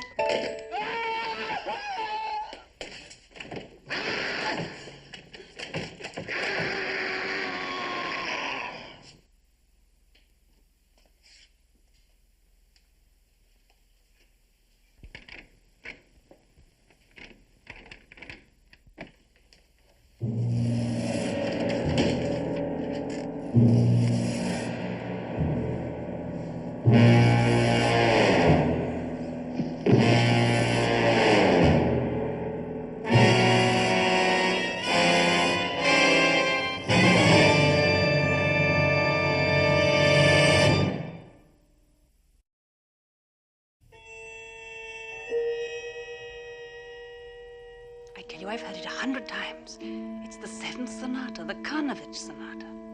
Well, whatever it is, we've got to get a doctor. He won't have a doctor. Look at him. We can't tell how badly he's hurt. All right, he doesn't want the police, but a doctor. No. No, take him. Leonie!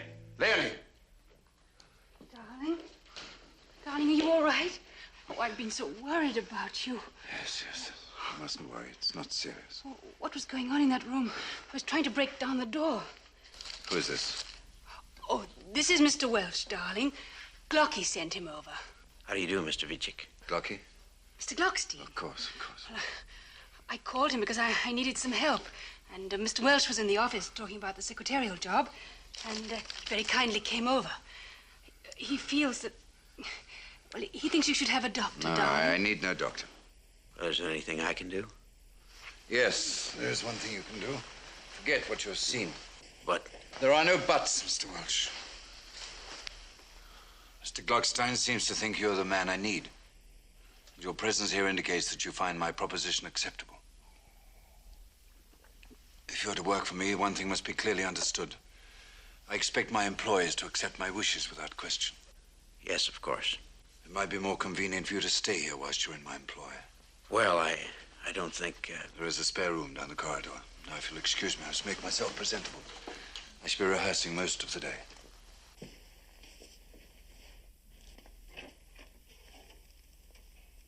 Thank you.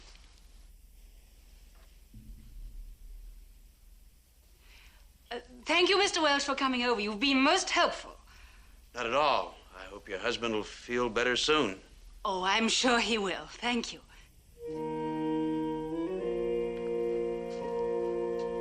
Since you are to work for me, Mr. Welch, in a position of trust, I would like you to look after this for me until I return. It's an interesting box. Looks a little like a casket. It's valuable. Important would be a better word. Keep it always in sight, you understand? Always in sight.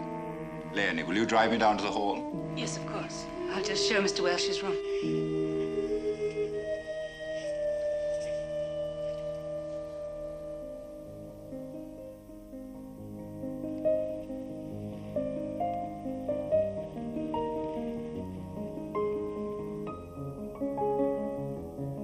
He's wonderful, you'll have to admit that.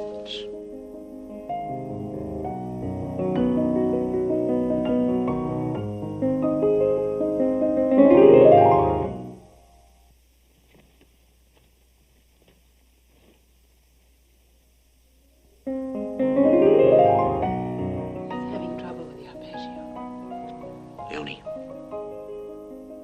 there's something you haven't told me, isn't there? No. Look, it's only a suspicion, and it makes no sense. No sense at all to me. Oh, I don't know. I don't know. Well, what's going on here right now doesn't make any sense at all.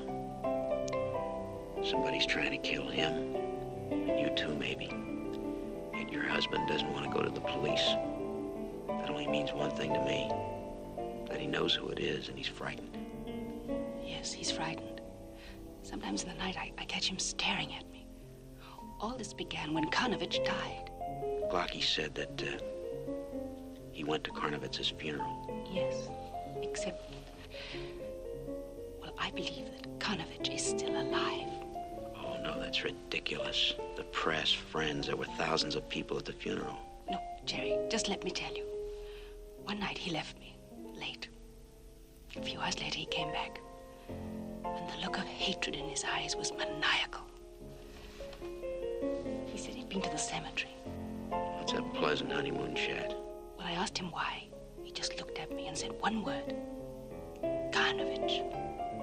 Now, Jerry, that was when all this terror began. And I believe he went to the cemetery and he found that the body was missing. I believe that Karlovich is still alive, that he's here in New York. Does that make any sense to you at all? No, it doesn't. Jerry, I know I'm right. The music in the room was the 7th sonata, the Karlovich sonata. And it was being played with a mastery like I've never heard before. Karlovich is the only person in the world that can do that. No one else is physically capable of it. When the music stopped, Vladimir screamed like a frightened child. Now, Vladimir is not a man to scream easily, but in the grip of a fear. No, wait. If he was to think, mind you, if he was to think that Karlovich was still alive, can you imagine what that would do to him? Oh, a genius like that is very close to him. That's a very delicate thing. Supposing Karlovich was in our apartment that night, has been there many times before. Supposing that Karlovich is trying to kill Vladimir. Just answer me one question, Leonie, and then I'll believe you. Why? Oh, I don't know.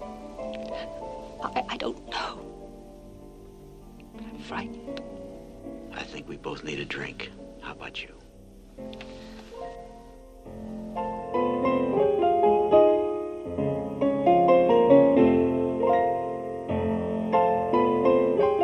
Come on. He won't miss us. All right.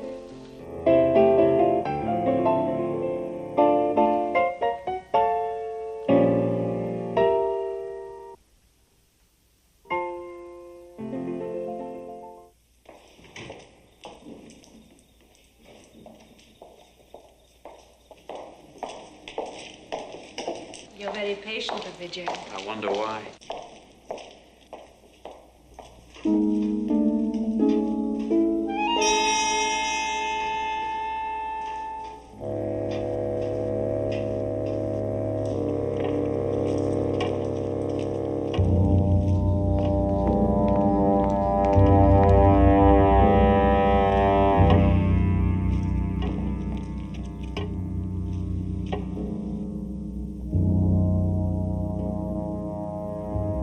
Did you hear that? Yes.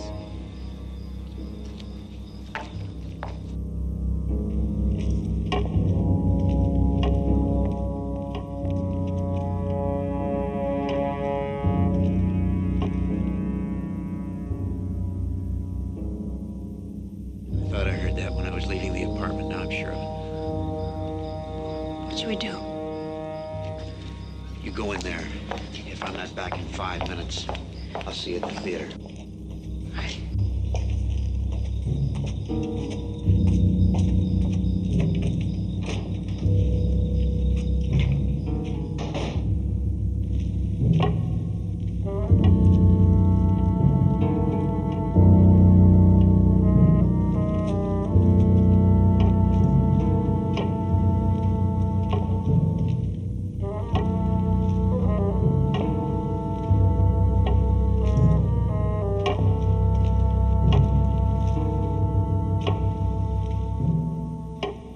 you.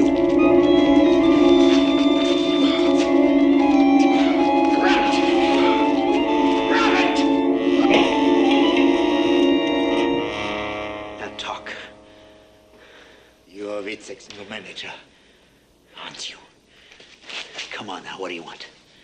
Money. Money. It will put an end to my troubles. Plenty of it. I'm listening. I My name is Kafka. And once I was caretaker in a graveyard. You know, the man puts away those empty yellow carcasses that used to be full of life and love and hate and all the wonderful things that life could be. A nice occupation, isn't it? Get to the point, Gafke. Always in a hurry, like the time that's running out for all of us. There's not much left for me. And I know just how a little money would make it easier for me to face the grave and the silence and the cold in a coffin with handles of gold, pure gold.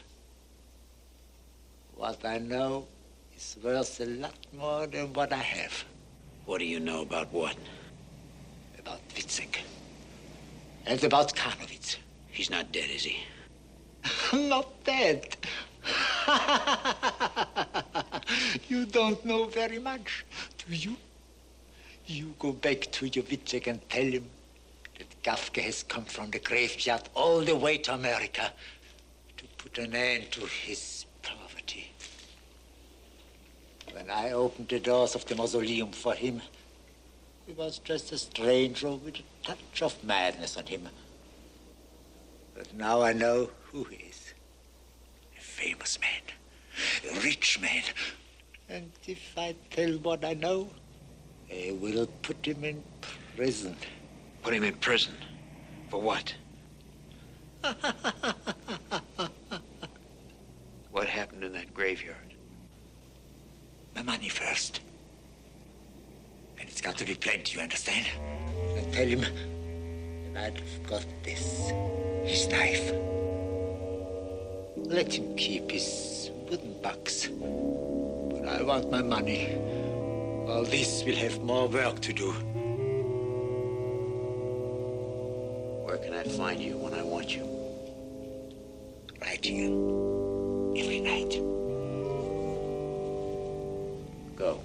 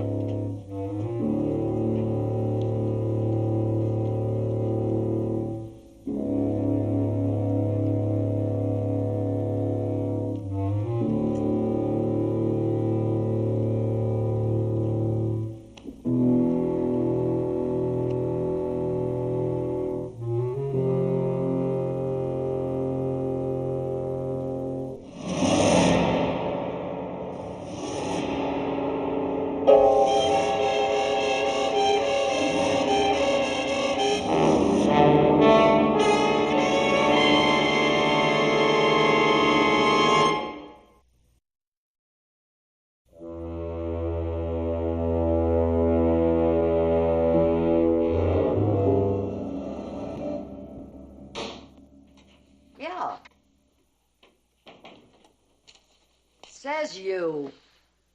What? Hey, wait a minute. Okay, boy. Take the city desk.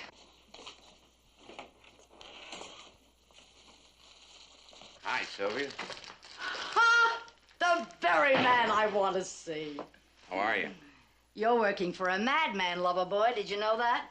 I know, but I didn't think you knew. You don't know how mad.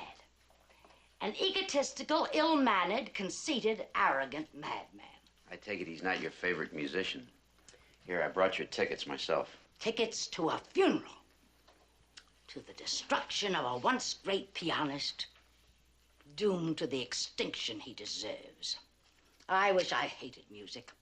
And I could really take pleasure in watching V-Sex folly. I wish I knew what you were talking about. You mean you don't know about the change in the program? Well, I know he's not going to play the Paisiello. And you don't know what he's substituting? Do you? I do.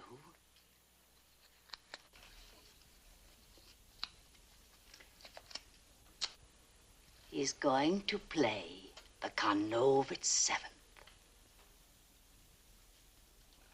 His choice of words, not mine. I'd say he's going to attempt it, and he'll make himself a laughingstock. He'll be booed off the stage. He must be out of his mind. Like I said, a madman. Karlovitz and Vicek, the great rivals. Brother, I could tell you a story or two about them if you weren't so young and innocent. They hated each other's chitterlings. Chitterlings? Did you find that in the style book? There's nothing fit to print that describes those two. You know why Karlovitz wrote that seventh of his? Because he was fed up with Vicek yapping at his heels. He wrote himself a sonata no one could play, who couldn't match the phenomenal spread of his hands. I've heard that. Vicek never forgave him for it. And when Karlovitz died, I tell you, Vicek positively gloated, publicly.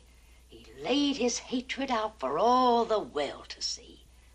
A hatred bordering on insanity. A pathological hatred, centered on a pair of hands. But what hands! They were long and white and delicate. The most beautiful hands in the world. Did you ever see them? Yes, Sylvia. I have seen them. Jerry! Oh, Jerry! Jerry, what? Mr. Weber, I want another piano. In a hurry. No, it's all right. There is no time. No, the black letter L, grand. The one I've always liked second best. Yes, but you must hurry. There is no much time. Good. I'll wait for it. As soon as you can, I have to tune it. Fine. Oh, Jerry, thank heaven you've come. Now look at this. A disaster. Look at it. We'll lock the vault so that no one will touch the piano. Who would do such a thing? Does he know about this? We thought it best not to mention it. Don't you agree? Did you see a weird man with a limp around here? Yes, I did. He said he wanted to see Mr. Vicek. And? I told him to come back after the concert. You think he's the one that did this? Maybe. Did you order another piano? Yes, it will be here soon. We'll have to call the police, and then Weber and Gramp, they'll want to know about it, and there's a business about insurance. Now, we're not going to say anything about this before the concert, agreed? I'll tell Vicek myself after the concert. Good. Blocky.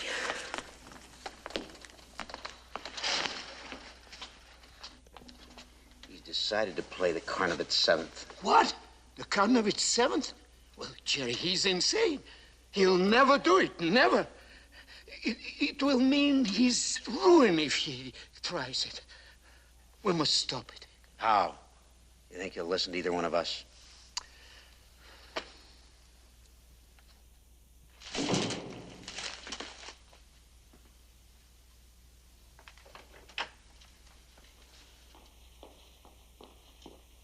I came over as soon as he went to rest. Jerry, I think he saw us together last night. Tell him about us? No, of course not. You don't know how violent he can be. I do, Leonie. Believe me, I do. You just can't stay with him any longer. He's my husband, Jerry. Do you know what was in that box he gave me to keep for him? No, but after he'd given it to you, a sort of peace came over him, as if a menace had been removed. What he's done, Leonie. What he's done is really horrible. Do you remember telling me that he went to Karlovitz's crypt? Yes. Well, it wasn't enough for him to know that Karlovitz was really dead. Your husband went to the crypt, opened the casket, and made a cast of his hands.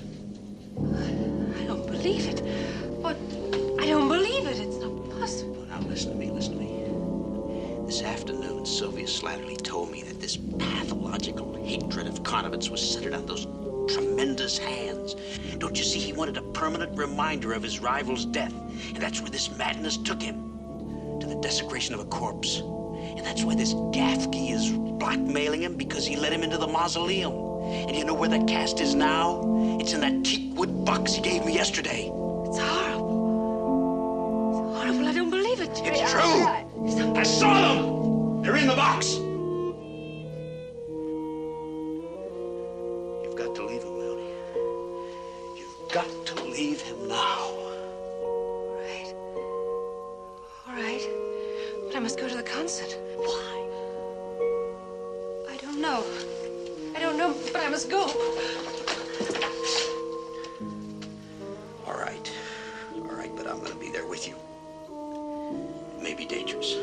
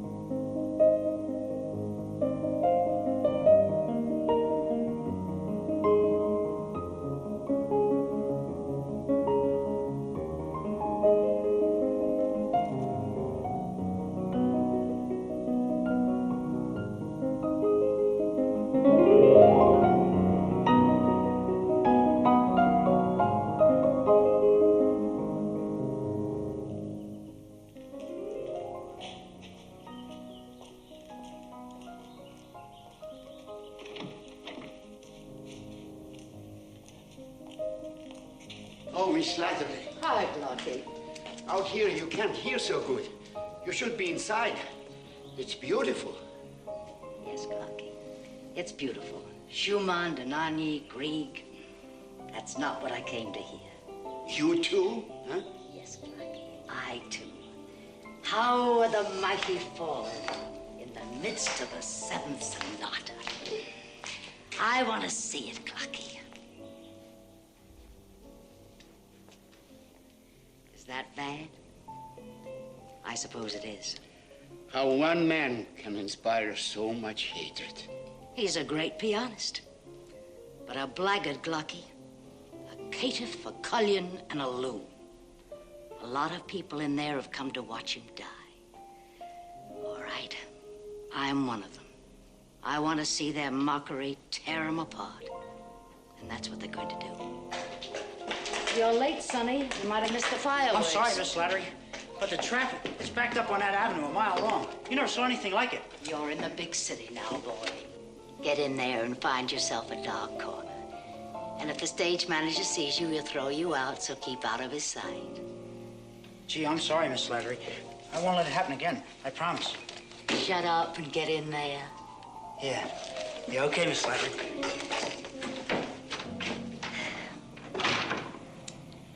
Too good to go unrecorded, Lucky. So, I'm a Jezebel. I'm a good reporter, too.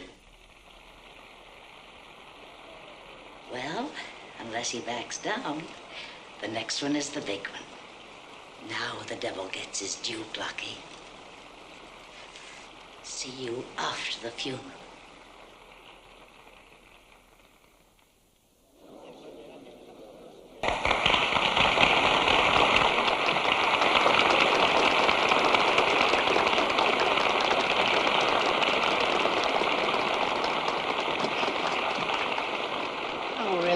Buster.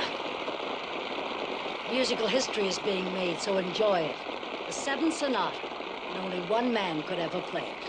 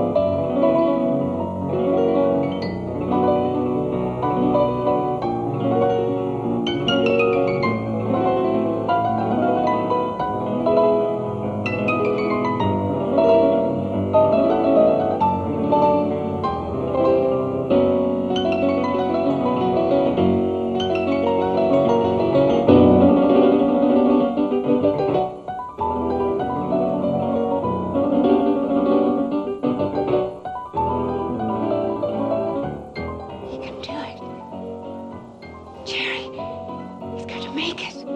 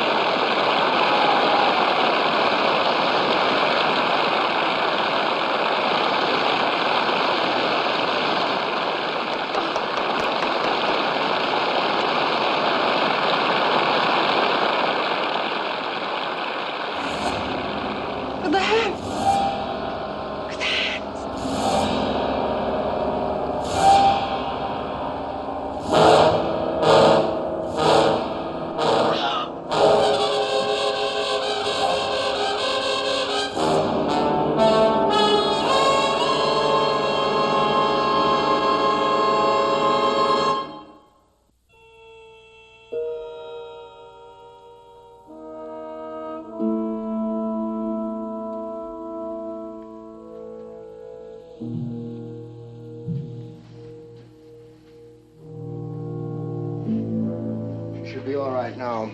She should sleep until morning. If she does stir, give me a call. What the devil's going on? I looked for you, Mr. Welch. I had to take a taxi. Leonie, what's wrong? She collapsed. I had to bring her home. This is Dr. Hilton. There's nothing to worry about. But I don't understand. What's happened? I gave her a sedative. She'll be fine in the morning. Just let her rest. Did you hear the sonata, Mr. Welch? She heard it.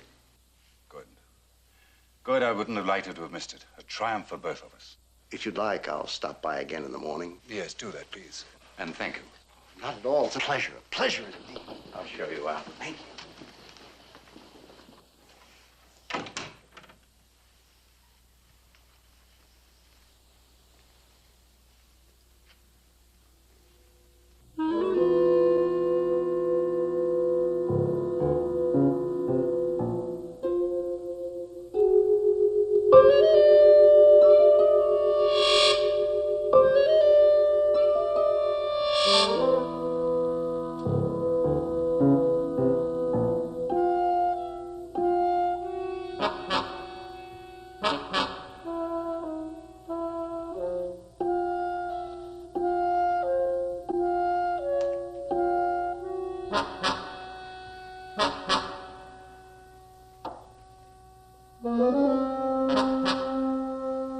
Stand back.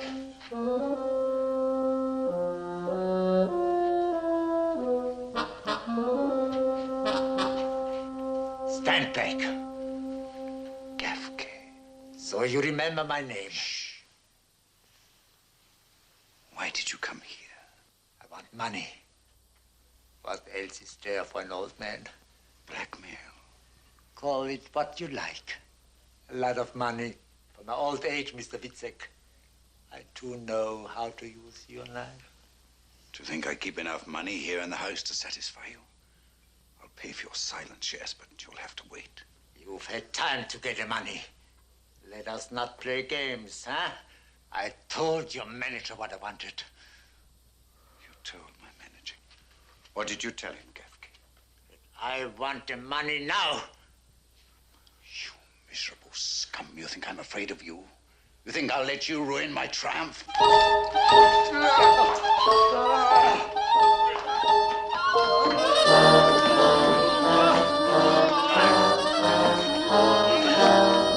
Because of me, you came out of the grave.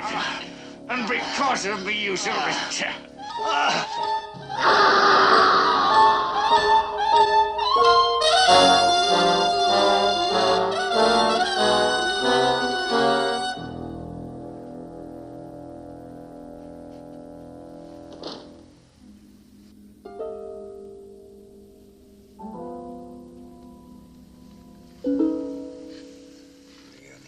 Leonie, my darling, it's all for you.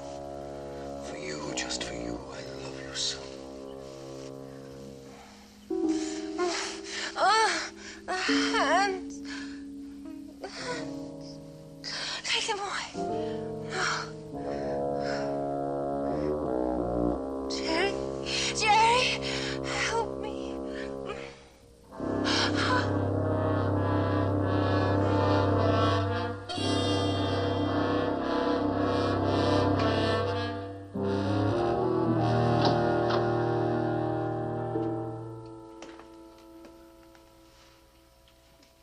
Not sleeping, Mr. Welsh? A successful night for all of us, wouldn't you say? You mean the concert? For me, the pianist. For you, the lover. What's that supposed to mean? It was kind of you to leave your door open, Mr. Welsh. What did you expect to hear? Screams, perhaps, as I beat my unfaithful wife? Should I be less careful about her safety than you are? I told you once that what is mine, I keep. Perhaps I shall also add that what I cannot keep, I destroy. Where is she? In her room. Our room, Mr. Welsh. Where else should she be? Make yourself easy, Mr. Welsh. Open the box. Go on, it is not locked.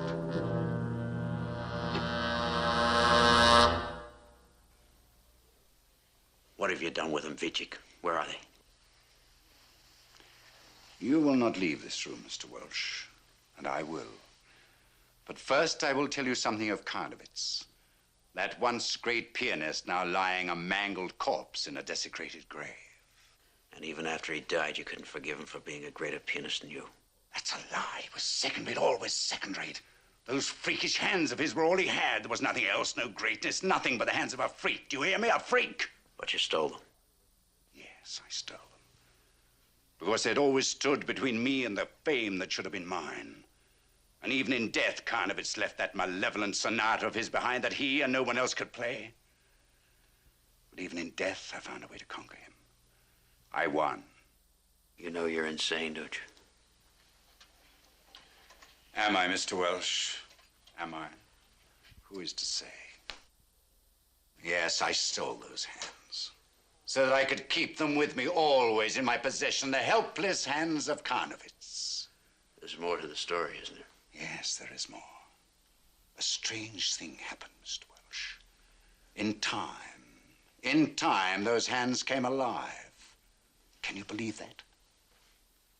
Supple and soft and flexible and alive. I found I could even put them on like gloves. Does that horrify you?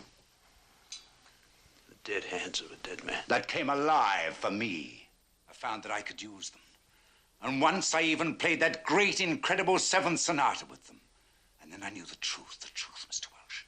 It was never Karlovitz who played. It was those wonderful, incredible hands that once were his, and now they're mine. And they still fought you? Yes, they fought me. The spirit came back into them even as the life had done, and they fought me. They tried to tear me to pieces while I was sleeping, to wreak their vengeance on me, to kill me. They became alive with a savage, monstrous will of their own. And then you came, Mr. Welsh, full of sly, insidious evil to take my Leonie from me. An unfaithful wife, Mr. Welsh. What punishment would you say she deserves? Stay where you are. You will wait with me, and you will listen with me, and then you will watch with me. I know what those hands are capable of in the night. I placed them on her bed, close beside her on the pillow, while she slept. She stirred once and she called your name, but she sleeps again like an innocent child. Like an innocent child.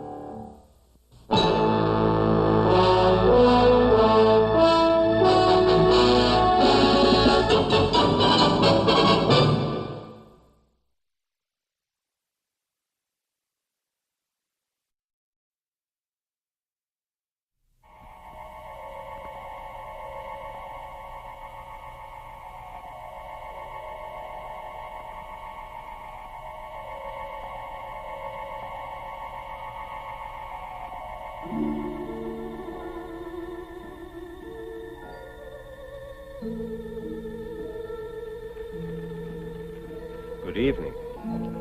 Tonight, I'm going to tell you another strange and unusual story of the unexplainable which lies behind the veil. Under powerful emotional stress, the mind and body are capable of strange, almost unbelievable feats.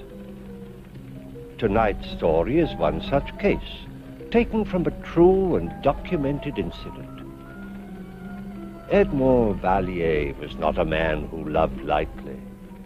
When he gave his heart, it was with a deep and abiding passion meant to last for all time.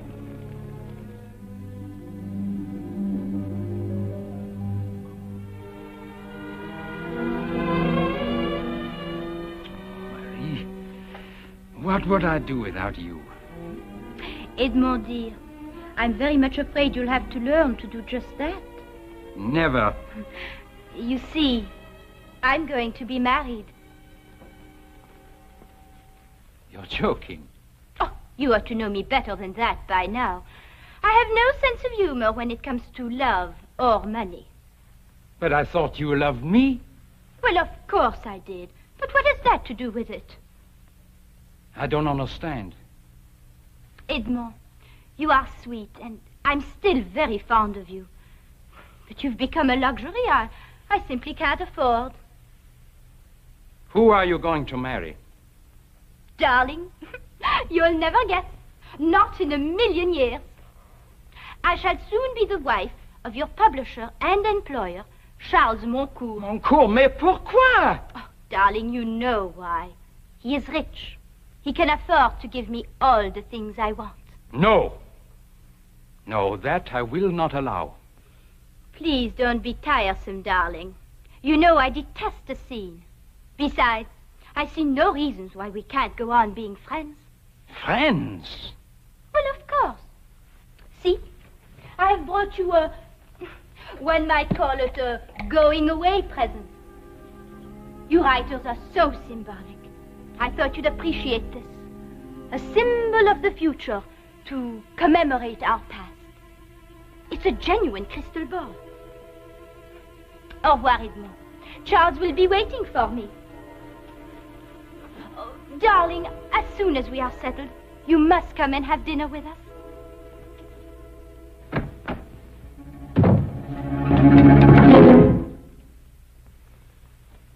One should not destroy a thing of beauty because one despises the giver. No, my friend, we shall find a place for you.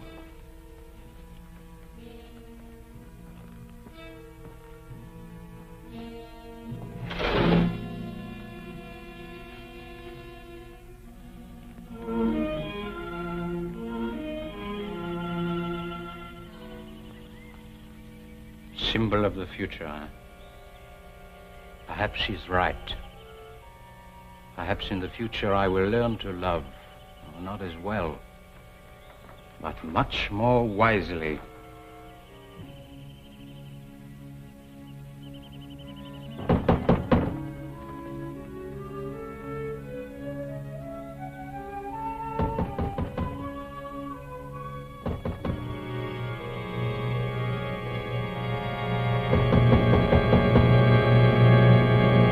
Edmond!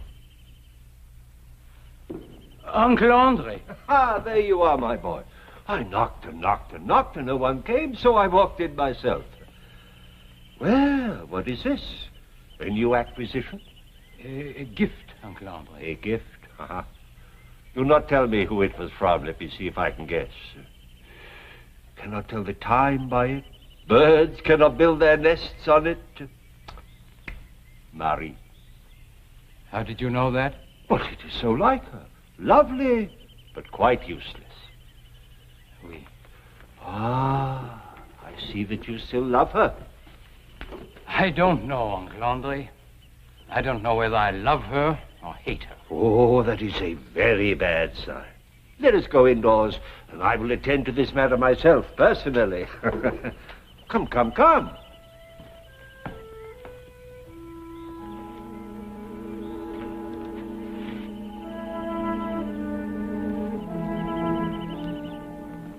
Hello. Let me have Marie's letters. How do you know I have any? Oh, mon cher. As a Valier and my nephew, you could not possibly fall in love with a woman who did not write long, passionate love letters.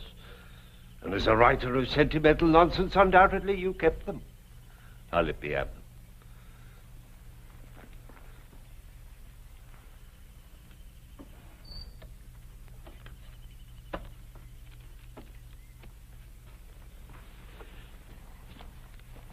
What are you going to do with them, Uncle?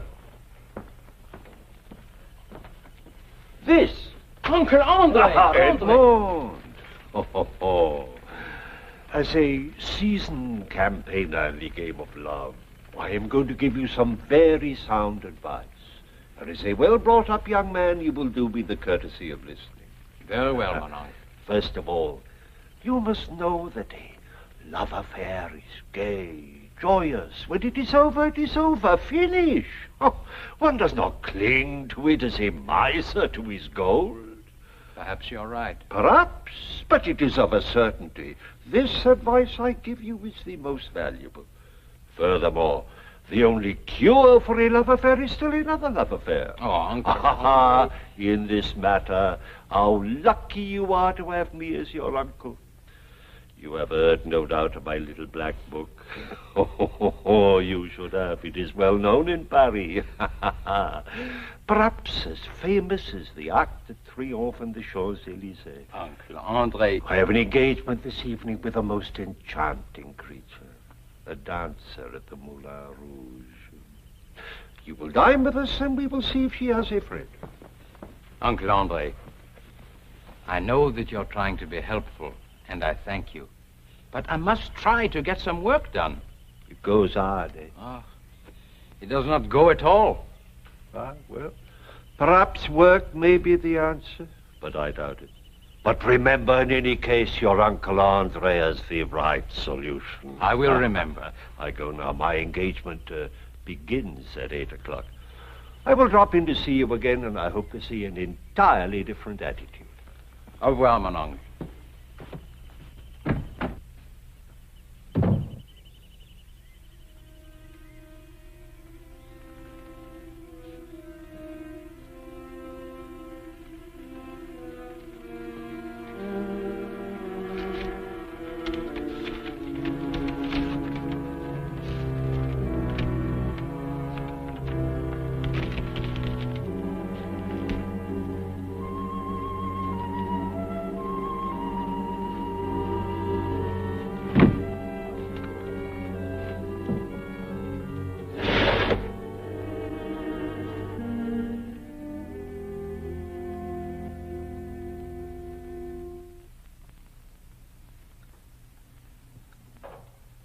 My dear Edmond, my presses cannot remain idle while I wait for my writers to write, you know.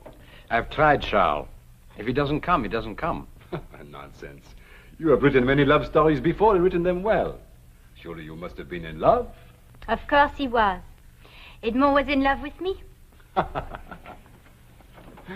You see, Edmond, what man has not envied me? I am sure you must have been in love with Marie, but she not with you. That is the great difference. Every man would like to believe that he has won for himself the one woman that every other man would be proud to call his wife. See, there is a subject for another great love story. It is so simple. I'll try, Charles. Good. Tomorrow morning I leave for London and then Amsterdam. There shall be English and Dutch editions of your last 2 books. And while I am gone, you will visit Marie. But, Don't you wish to visit me, Edmond? Oh, I do. But there's my new book. You have always been entertaining for our Marie. She is fond of you, and I don't want her to be lonesome. It will be such fun having you over for tea, Edmond. You will visit Marie. That also is part of our agreement. Edmond is a very sensible and agreeable young man. He will do exactly as he is told. Splendid. 2 weeks, and I shall return with contracts. And money, Edmund. Money. Madame?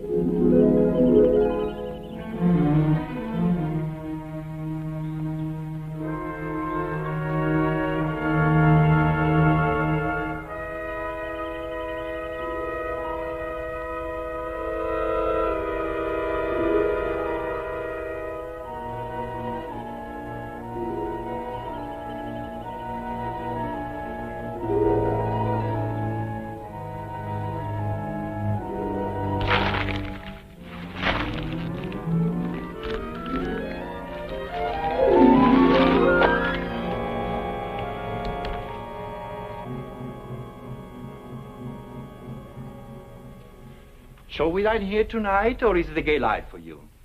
The gay life, always. But tomorrow, Philippe. Why not tonight? You tire of me if I make my visits too long. Besides, You know I have to be at home. I'll never tire of you, Marie. What's wrong? I have a strange feeling, as if someone were staring at me. I'm staring at you. You're very beautiful, Marie. I'm serious, Philippe. So am I. There is nothing to fear, my darling, except the swiftness of time until he returns. May that day never come.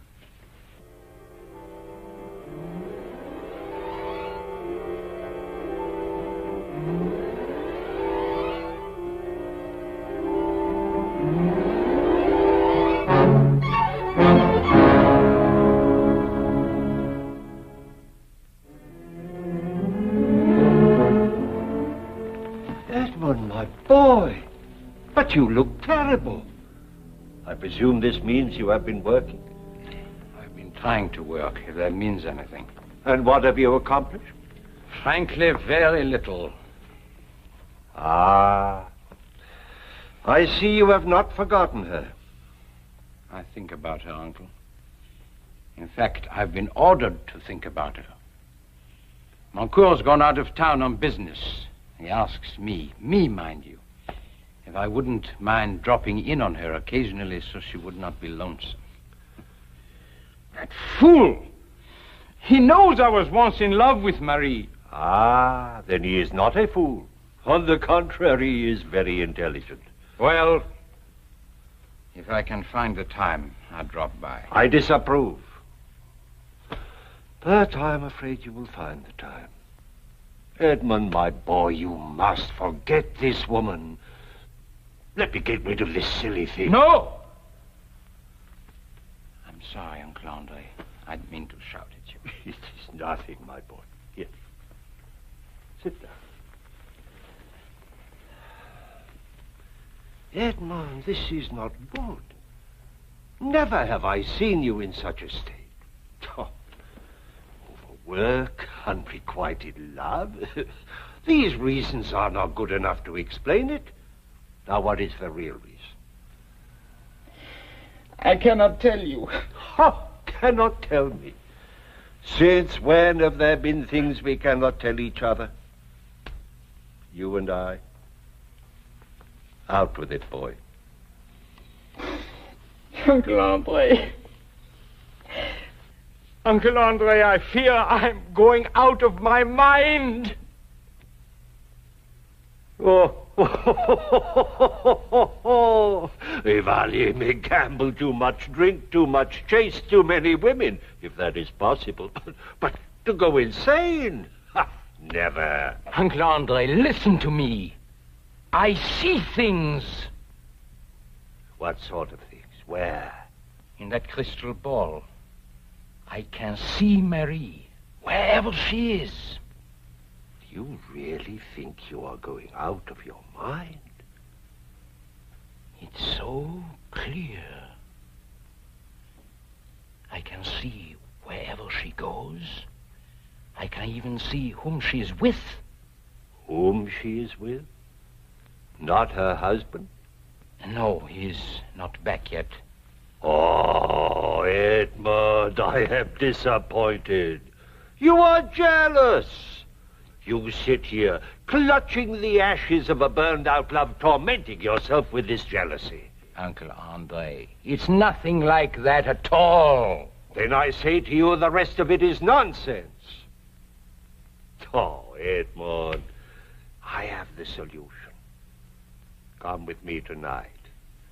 Let the perfume of Paris sweep away these cobwebs from your brain. I thank you, Uncle Andre, but I cannot. Ah! Now I lose my patience. And why is it you cannot? There are so many things to do. Then do one thing for me, I ask you. You say you know where Marie is, then go there and see if she is there, or go to her house and see if she is not there. If you are going out of your mind, at least let us find out in time to do something about it.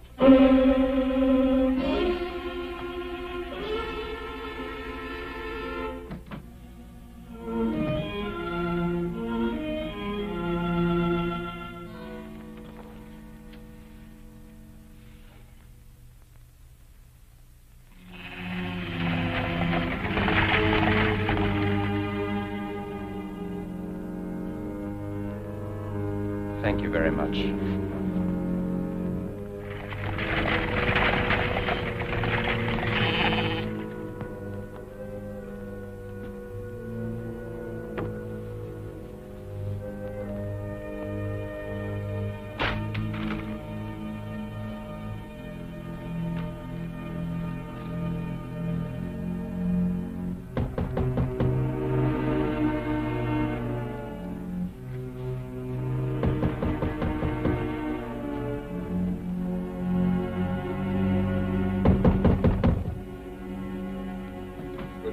Good morning. Charles. Edmund. Well, this time I can see you have truly been working. Yes, but you've come back early. Almost a week. And with wonderful news, Edmund. Contracts in London and Amsterdam were signed. And I have promised them at least 2 more new books by you. Thank you, Charles. You don't sound very enthusiastic. Oh, I'm very grateful. But I stopped here to tell you the good news even before I went home. I've been working very hard. No time for frivolity, huh? No. But you did have time to visit Marie. I tried to, but I've been very busy. Busy? But too busy for a friend? You can see for yourself, Charles. I've hardly had time to leave this study. Oh, but I asked you to. I'm sure Marie did not miss my visits. Now, what do you mean by that? Nothing. It's just that I've been working very hard. Now, you approve of that, don't you? Yes, but one visit you might have made. All right, I did. Then why do you say you did not? She was not home. Not home? Where would she go? In heaven's name, Moncourt, how do I know what your wife does when she's not home? I told you. I stopped by and she was out. Oh, for a ride, perhaps. Perhaps? Edmond, is there something wrong? No. It's just that I've been working very hard. But you said that before. There is something on your mind. What is it? Nothing, Charles. Can we discuss London or Amsterdam? Is there something I ought to know? I am an old friend, Edmond. I deserve an answer. You know all there is, Charles. No. There is something about Marie that you won't tell me. She hasn't left you, if that's what you mean. She's been home every day. First you say you did not visit her. Then you say you did. Now you say you know she is home every day. How do you know? Leave me alone, Charles. Stop asking me questions I cannot answer. It becomes clearer. There was time for frivolity. And what you cannot bring yourself to say is that Marie has found another man. And that man is you. No. It's not me. I give you fair warning, Vallier. I shall ask Marie. And if what I suspect is true, I will kill you.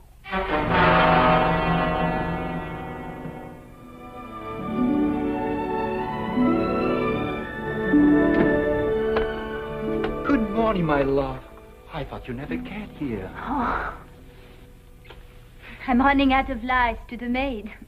Surely no one suspects. And that feeling of yours, does it still haunt you? Philippe, I don't know. I just don't know. After today, I don't think I should see you again. But, darling, we have an entire week. Even this morning, on my way from the station, as if eyes were following me. Yes, of course. You are very beautiful, Marie. Why should not all the eyes of Paris be staring at you? Darling.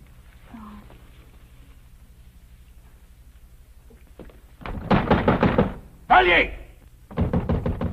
Vallier! Vallier! Where is she? I warned you, Vallier. Where is she? Charles, she's not here. You lie. First you besmirch my name, then you make a fool out of me. Where is she?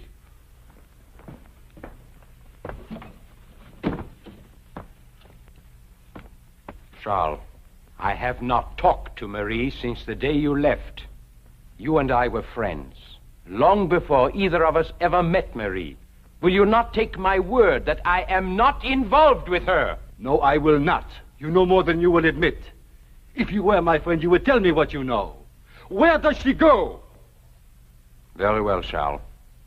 I would spare you if I could, but every day Marie goes to Paris and meets a man.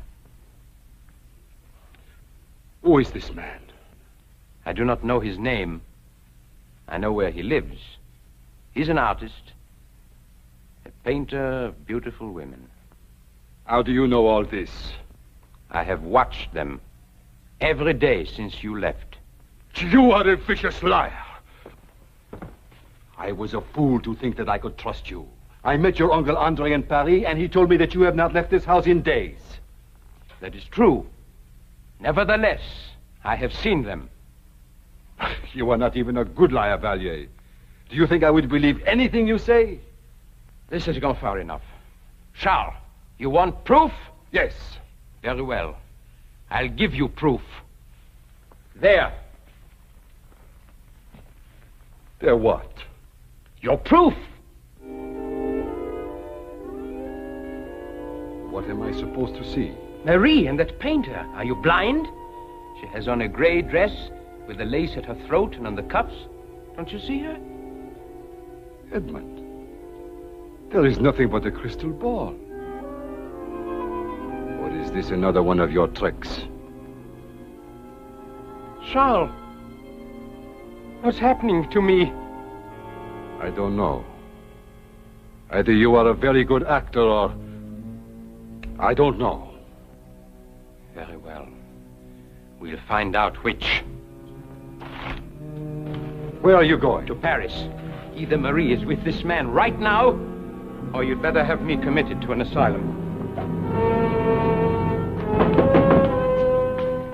Oh, forgive us, mademoiselle. We've come to the wrong place. Edmond, let me take you home. You are not well. I should have realized.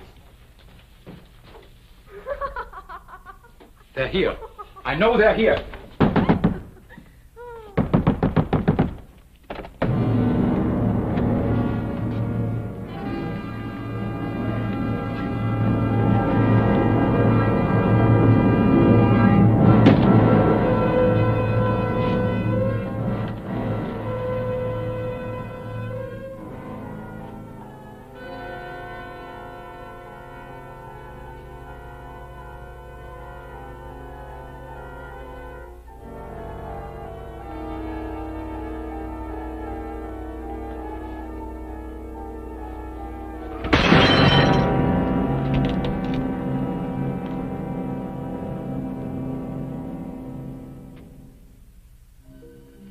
One final chapter remained after the door closed behind Charles Moncourt.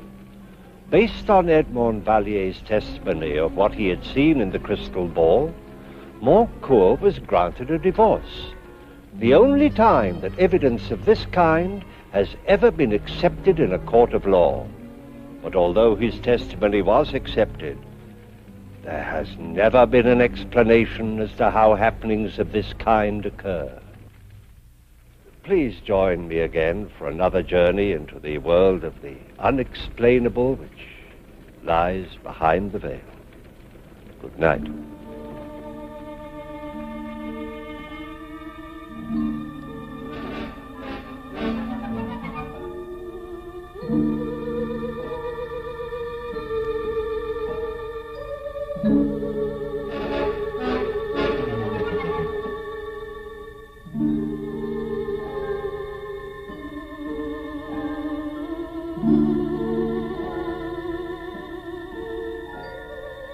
Thank you.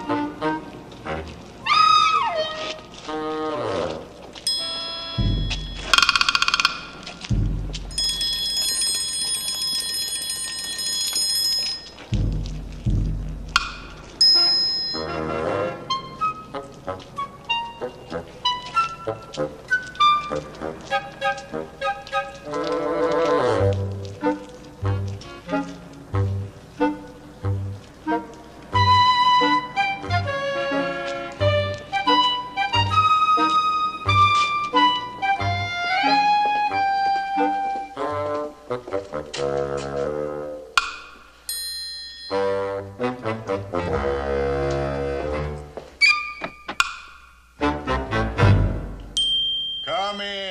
in, Tundifer. I have bad news for you. There isn't a judge in all San Francisco who'd put your uncle away. Now, I never said anything about putting him away. Well, declared incompetent, it's the same thing. You can't hang a man for going around restoring old mansions. It's only a hobby. A hobby? $100,000 on this single house. You call that a hobby? Listen here, Braystone. 5 years ago, I could look forward to inheriting $1 million. Now it's down to $400,000. If he lives another 5 years... Skid Row for you, Tundifer? They made him stop drinking, and look what happened. Old houses. Say, how about the fact that he pays all of his bills in cash? $50,000 to one contractor. Isn't that crazy? Now listen, there are only two things to do with your uncle. Either kill him or cure him. And I've decided to cure him. I've sent him to a psychologist. Let him start drinking again, he'd be dead in a month. Psychologist? 3 weeks ago. That's why I asked you to come in. I'm getting the report this morning. That might be it now. Who? Oh, Dr. Marvin. Put him right on. That's him now. Dr. Marvin? Yeah. You have? Total cure, eh? No more old houses, eh? Now, you guarantee that. Well, you'll send us the details along with your bill. Oh, now, of course, you'll be paid. Total cure. Just jostled up his brains a little bit, and out came a new man. Remarkable fellow, this Marvin. Total cure. That's what the man said. Well, there you are. Your troubles are over. You won't have to murder the old boy after all. I resent that, Braystone. I never had any intention of murdering my uncle.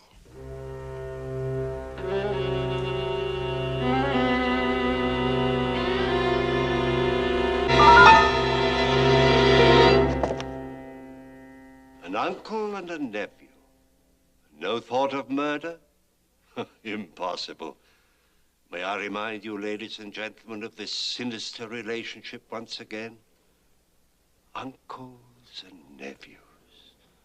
What a trail of blood and evil they have drawn across all the time of which we have any record. Think of the histories you've read, the books, the tales, the legends. Hamlet and his uncle Claudius. Richard III, the crookback, putting his two little nephews to death in the Tower of London. Evil uncles, good nephews, evil nephews, and good uncles. What deadly poison lurks here. And how strange that even to this day, this relationship has not drawn the attention that it deserves. Our story tonight will tread this trail, but with turns and twists, and such sudden byways that even my head reels. And for a moment, but only for a moment, I cannot even be sure if my name is Boris Karloff. And the murder weapon? Well, I can assure you that it cannot be found in this cheerful assortment of conventional, but nonetheless effective playthings. The title of our story is Cousin Tundifer, and our players are Edward Andrews,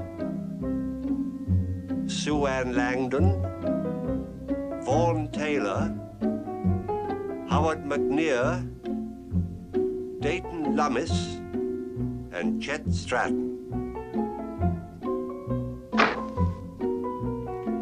So join me now, while the uncle and the nephew in our story vie in a contest of murder such as you have never even imagined. Oh, please don't be nervous. This little toy isn't really loaded.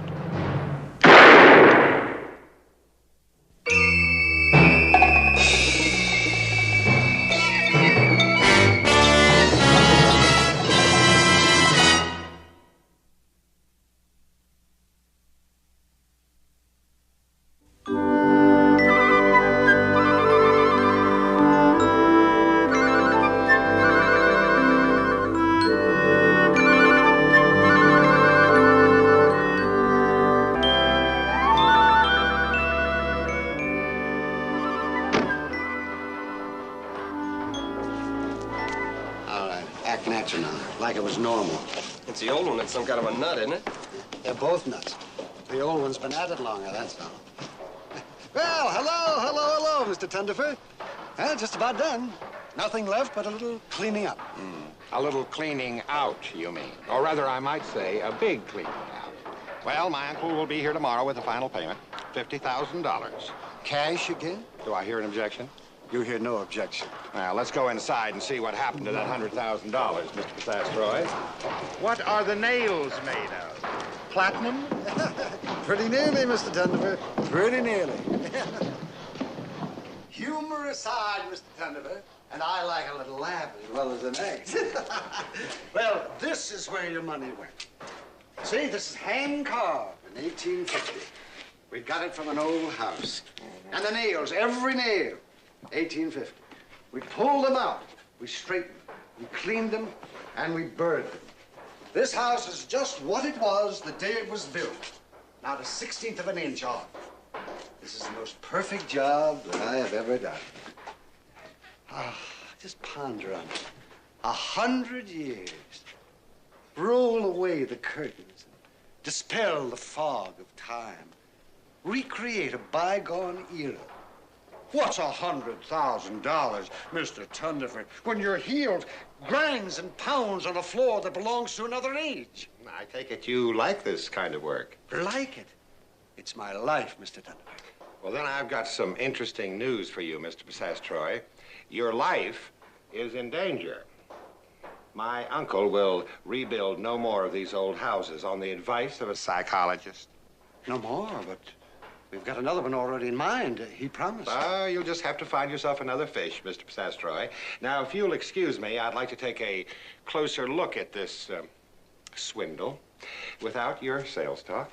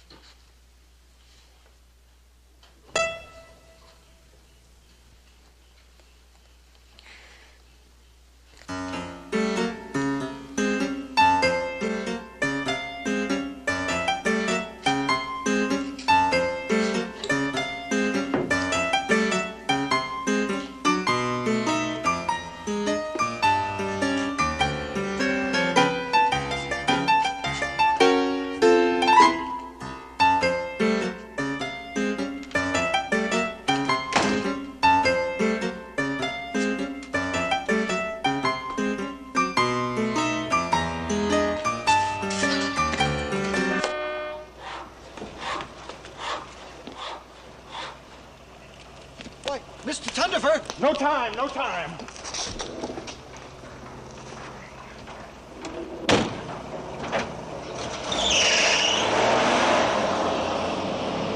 This is going to be trouble.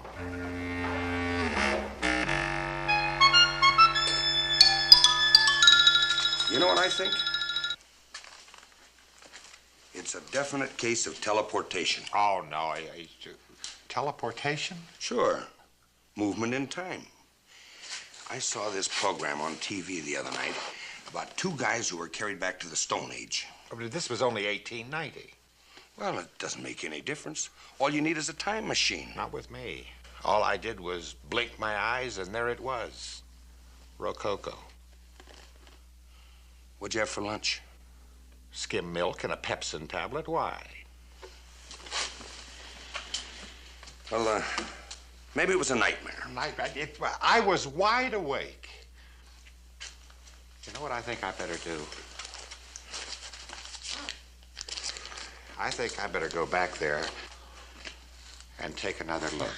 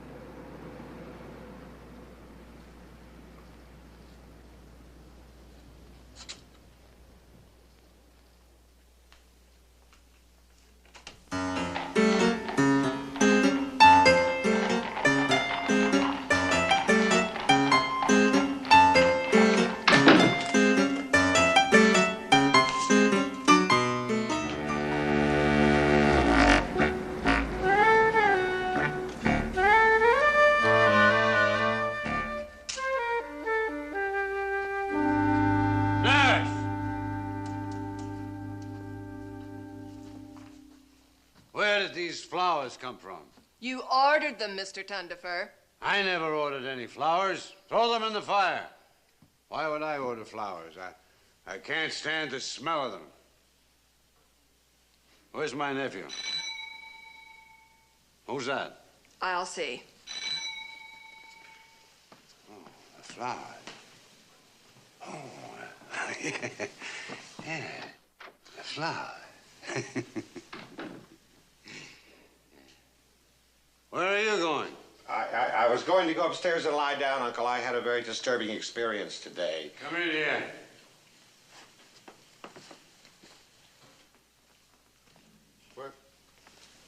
What are all these flowers for? I ordered them. That's what they're for. Sit down.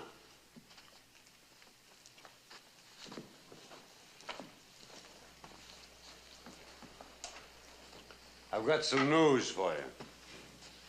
Yes, I know. I heard. I spoke to Braystone this morning. Braystone, the lawyer? You know the man? I've been dealing with him for 23 years, Uncle. He says that you're not going to redo any more old houses. How did he know? Then it's true, isn't it? I had a long talk today with a fella downtown.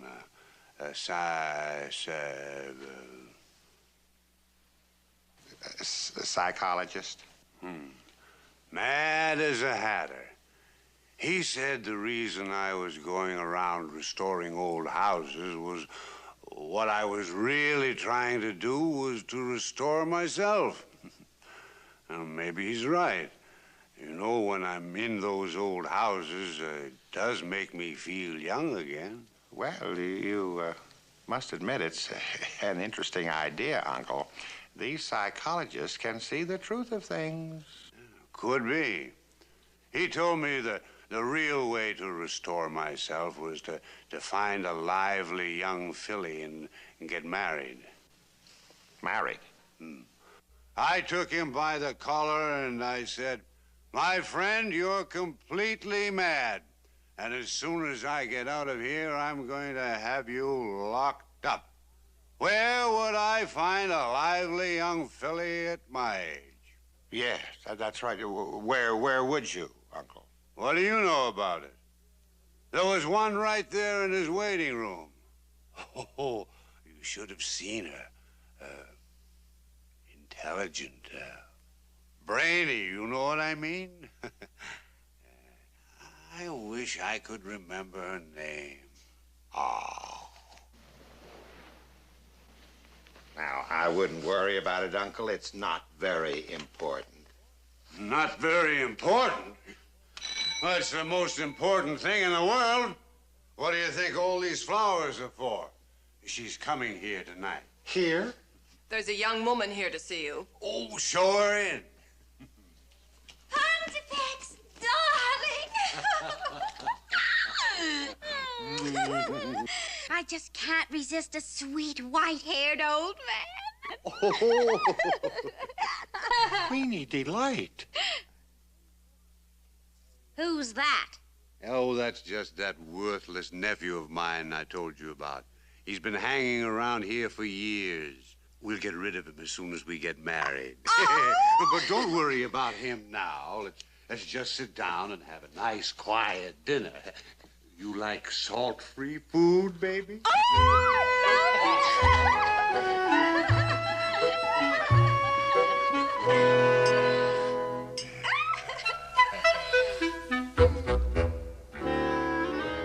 Are those works of art, dear?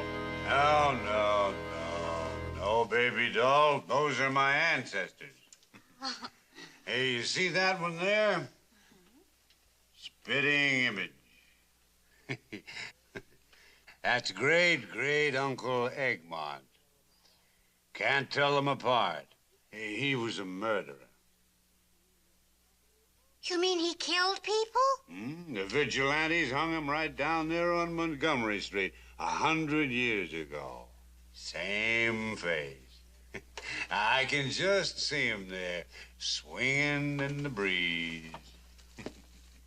It's time for your heat treatments, Mr. Tundifer. Heat treatments? No more heat treatments, Nursey. From now on, I'm treating myself. Be young again. I'm going backwards in time. You hear that, Miles? I'm going backwards in time. Yes, Uncle, I suppose you are. Perhaps even further back than you suspect. How would 1890 do?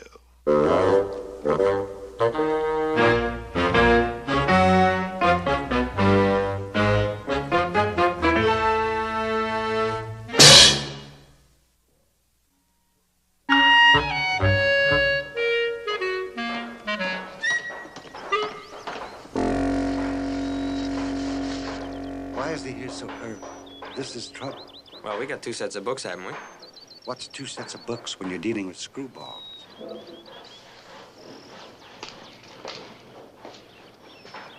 Oh, good morning, Mr. Tundifer. Up bright and early. Yes, indeed. I made a special point of coming down here to apologize to you. Apologize to me? What for, Mr. Tundifer? Oh, come now, Mr. Passastroy. Let's call a spade a spade. I dropped a word or two yesterday that I now regret very much. The truth is, I was thinking about something else, and I'm afraid I allowed you to be the target. Well, I didn't notice a thing. You were the... No, Mr. Pithastroy. You see, the truth is that I was having a rather bad day. A little dyspepsia, you know. Matter of fact, I didn't even get a chance to look at the house. Oh, well, there she is. All yours. Yeah.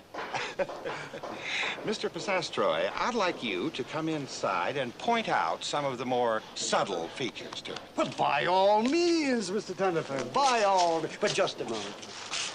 Listen, he wants me to go inside there and show him around. But better be careful. This guy's as phony as a $3 bill. So leave me in there for 2 minutes. You get that? Just 2 minutes and yell for me. Get me out of there before he finds something. Well, now, after you, Mr. Thunderford. Oh, no. After you, Mr. Pithastroy. Thank you.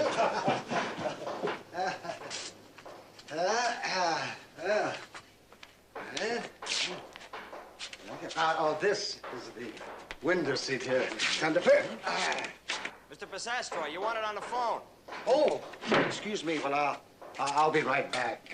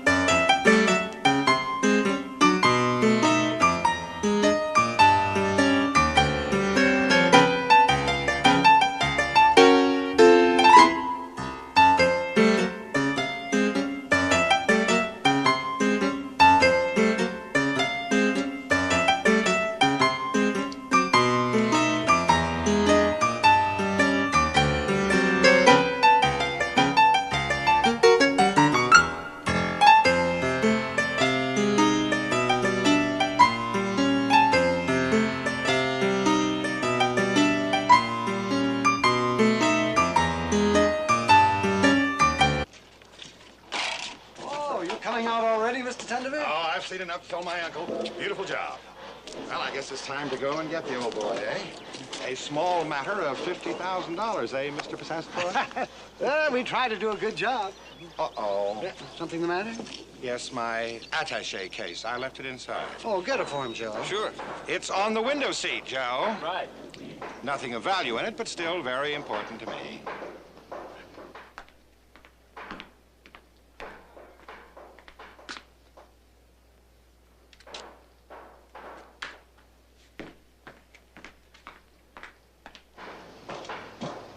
It isn't there. On the window seat. Oh, well, here, I'll get it. Mr. Pithastroy. Oh, it's quite all right, Mr. Thunderford. It's a pleasure.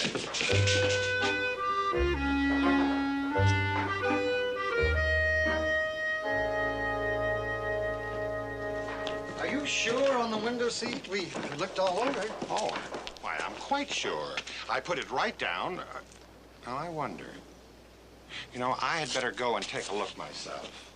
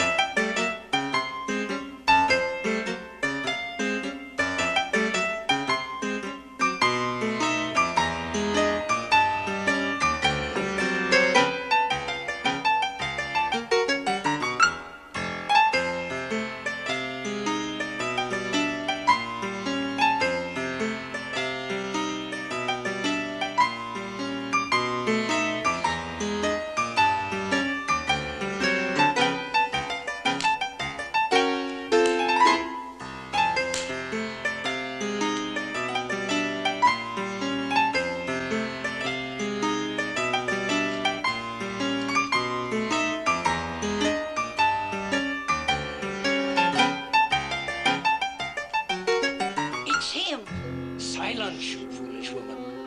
I tell you, your cousin Thunderfur has been dead for 40 years. I was right there myself when they hung him on Montgomery Street.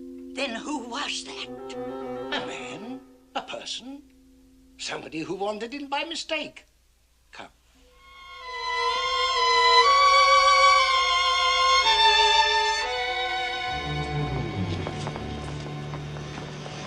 Now, let's see. Naked in Dodge City. How I made $2 million by marrying an heiress.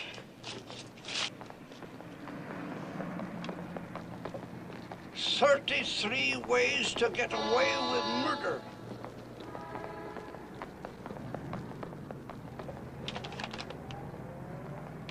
New hair in 90 days. You like reading? Oh, yes. I love literature.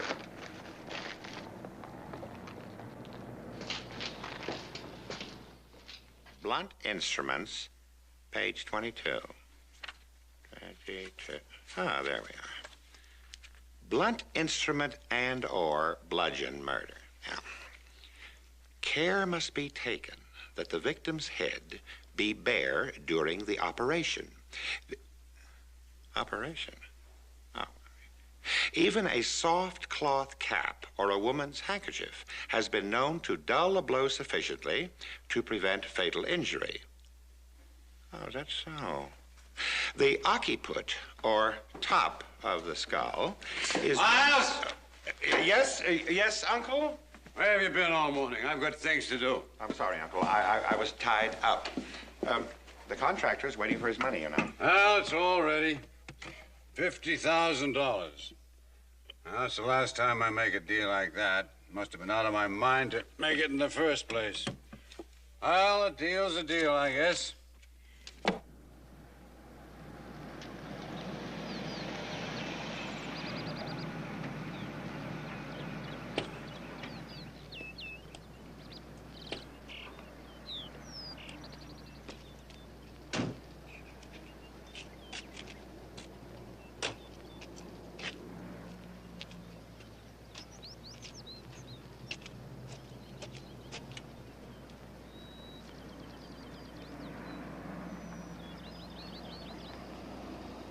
So you've come for your money, huh? Well, you don't get a nickel until I've looked the place over. Well, of course, Mr. Thunderbird, of course. Not a nickel until I've seen it.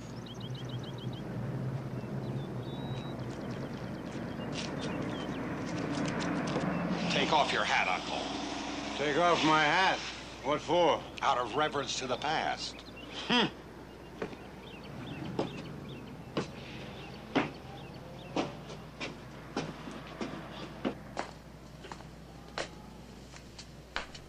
Here.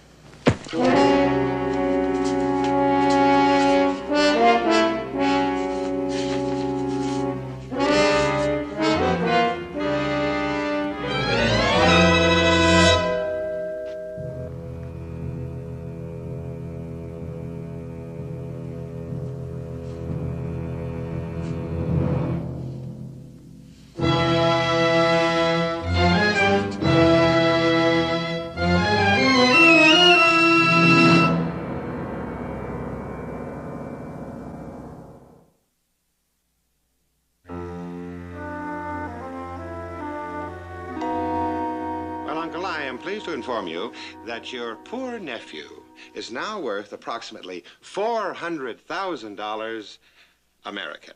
Now, that's not to be confused with the worthless variety once used on the Chinese mainland. Ah.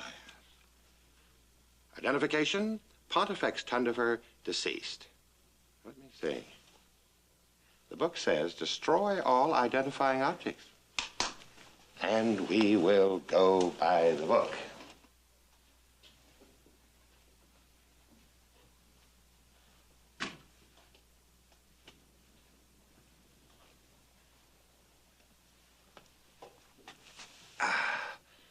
There. Oh. Slight oversight. How could I have forgotten 50,000 simoleons? How could I have forgotten that?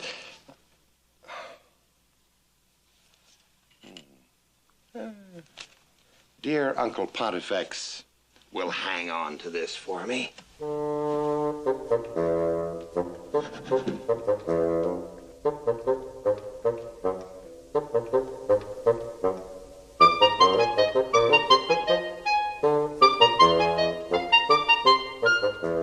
I'll wait right out here for you, Uncle. It's our turn next. It's our turn next. Woman, I tell you, your cousin Tundifer has been dead for 40 years. Well, you said he wanted to see the attic. Sure is taking a lot of time. What's a little time, Mr. Passastroy, for a sum of money like that? Eh?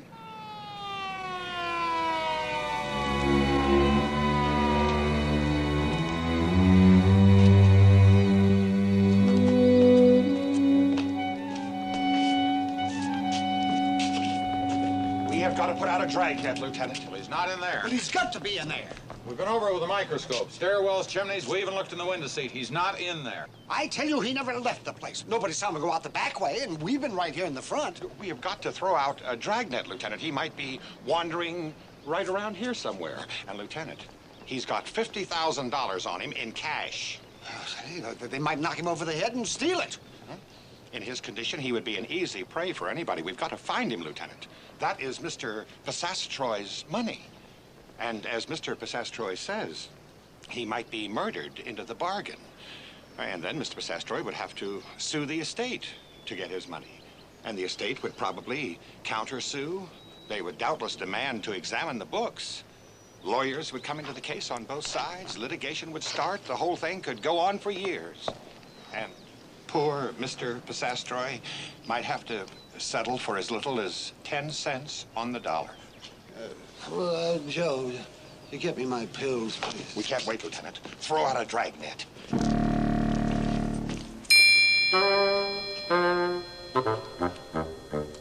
There I was, the new will sitting right here waiting for his signature, when I got the word that poor Pontifex had cashed in his proxies. It certainly fooled me, Miles. I didn't think you could pull it off. Pull what off, Braystone? Why, the perfect crime, Tundifer. We'll never see poor old Uncle Pontifex again. Well, I must admit it is a comforting thought, but that's not the purpose of this visit. I'm sure it isn't. Well, pro forma, that's me. All business. And let's see. If he stays disappeared, and I'm doubling my bet, you can't claim the estate until he's been declared legally dead. That's 5 years. However, in the meantime, and until then, you may enjoy the usufruct of the estate. Usufruct? That's the interest on it. Pretty tidy sum, if you ask me. Just about 40 times more money than you've ever seen before. Anything else? Yes, I would like all the papers pertaining to the estate. Papers? What for? Because I'm going to turn this account over to another attorney. Another what? Another attorney. One who spends more time reading wills and less time reading minds.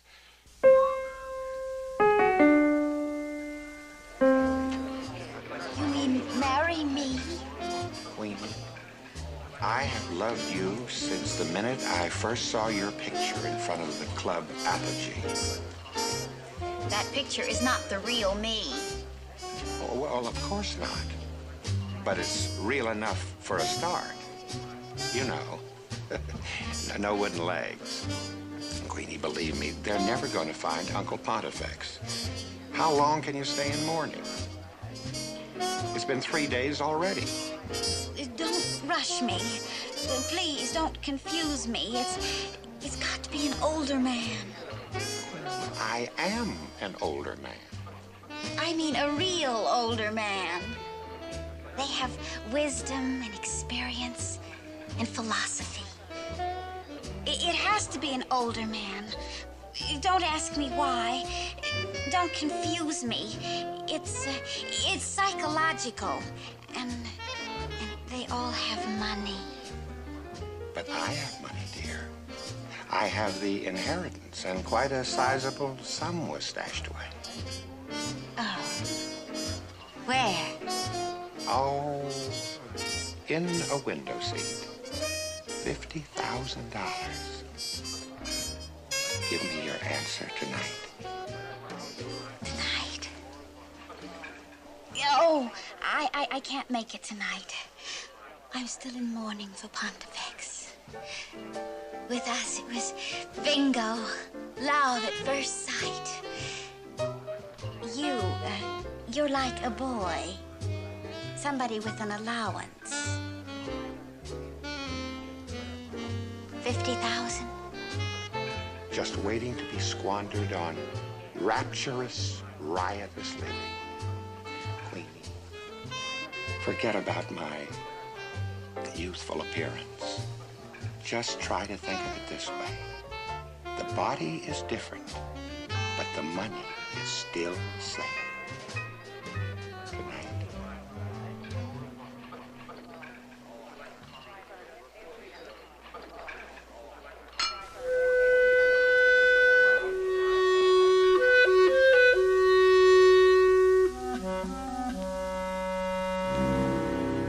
Right in our hands, $1 million gone. Maybe we could find another one. Where? Millionaires with one foot in the grave don't grow on trees. Why, I listened to his pulse right here in this room. He couldn't have lasted a month the way you live, baby. Oh, well. When you have no luck, what can you do? Nothing. Oh, hey, how about this nephew? He's young. Why do I ask? With my luck, I might have known. He'd last for years. Oh, Marvy, baby, I'm gonna miss you. You're the only man I ever knew that I could be in a room with for hours and just talk. Well, this is the end, baby? Well, what am I gonna do? Oh, well, why complain? If you have no luck, you have no luck. Nothing's ever gone right for me. From the very beginning, in my childhood. No luck. You mean like a life pattern? Well, how far back do you remember? From the first day. Right away, my father hated me. And then my mother liked my sister better than me. And right next door, there was this big black dog barking, barking, barking. Just one traumatic experience after another. I tell you, you could go crazy. How could anybody be lucky with a start like that? There must have been something good. Nothing, believe me, absolutely nothing right from the very first moment. I tell you, the worst luck I ever had was being born.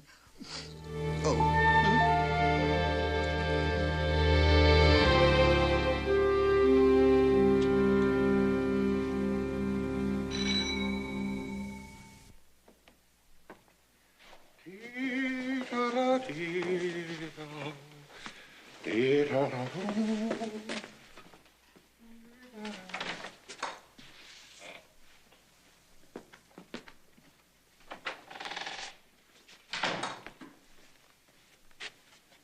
I want you to know that I'm still in mourning for Pontifex. Oh, Queenie, we're all in mourning.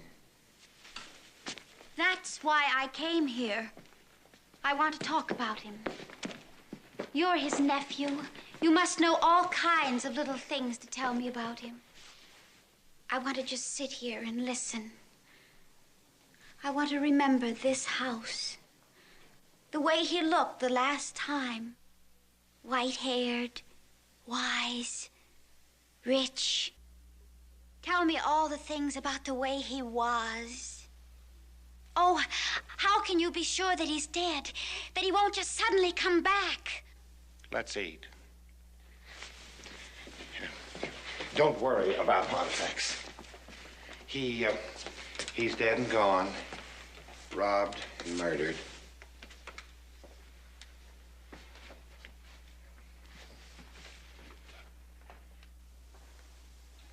But how can you be so sure?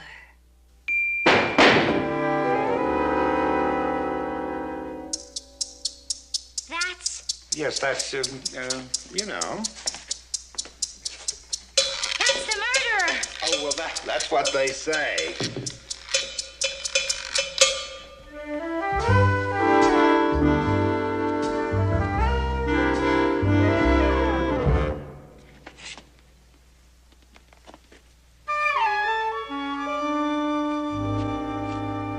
He was hung.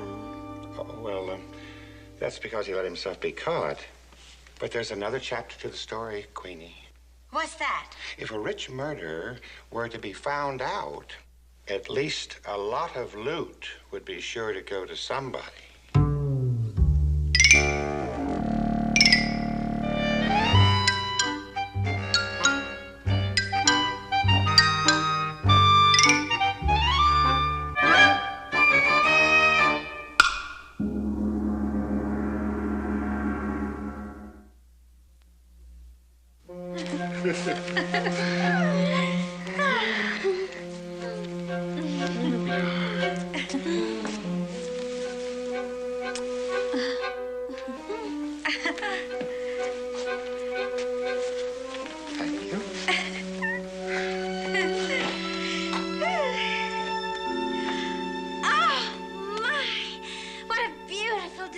Sunlight and roses. We're going to need a new car.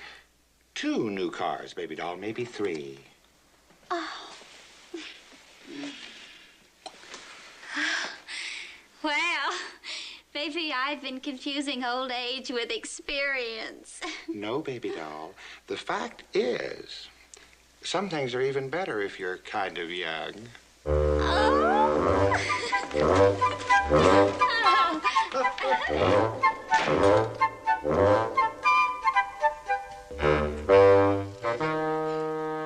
That one.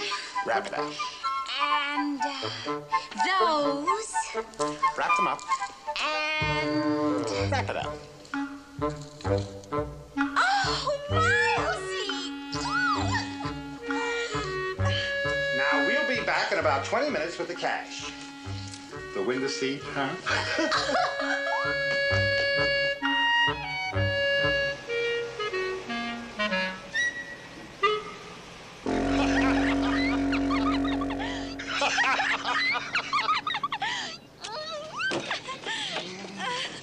Oh, Milesy!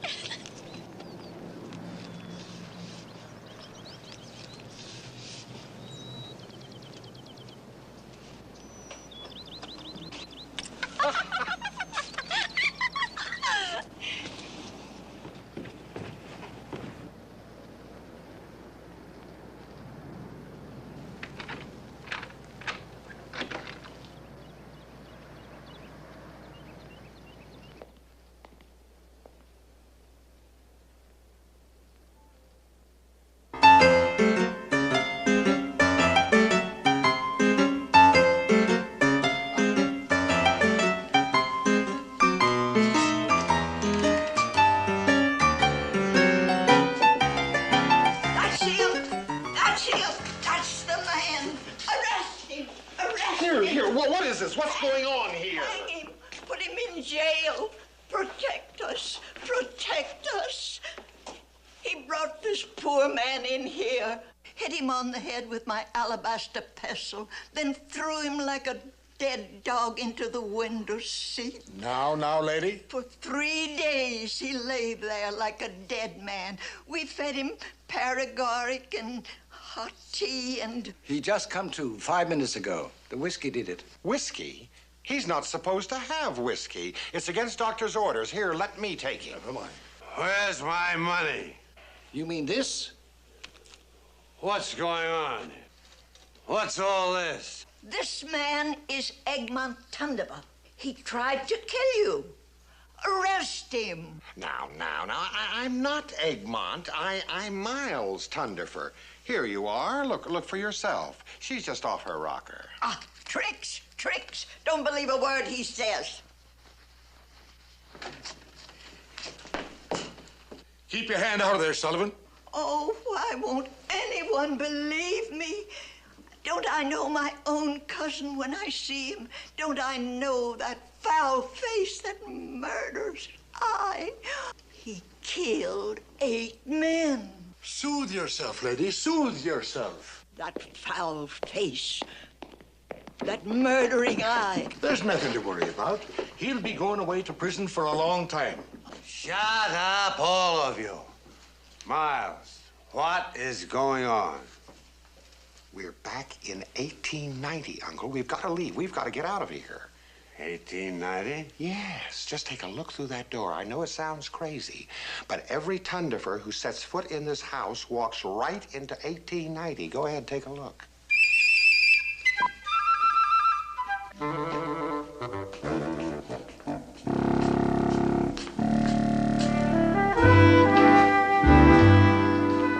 Baby doll! Pontifex! Oh, no, you don't. Uncle, no, let's go. Take him out the back door, Sullivan. No, Sullivan, now that we... No! Oh, thank you, Sergeant, from the bottom of my heart. I'd never have lived it down if my neighbors had seen Cousin Tundifer going off to prison through my own front door. Always ready to oblige, man.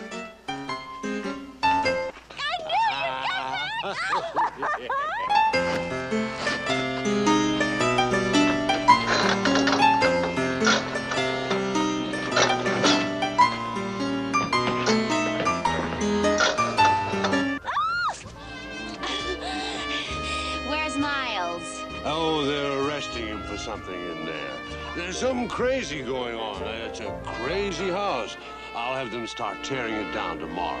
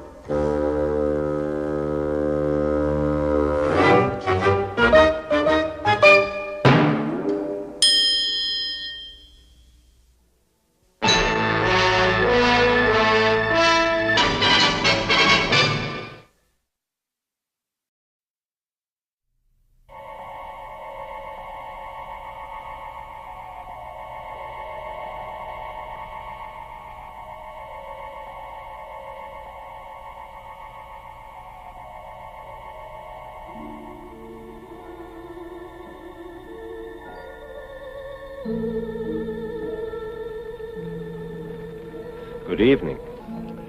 Tonight, I'm going to tell you another strange and unusual story of the unexplainable which lies behind the veil. Tonight's story is again based on one of those true but utterly unexplainable happenings which occur time and again from country to country and from age to age.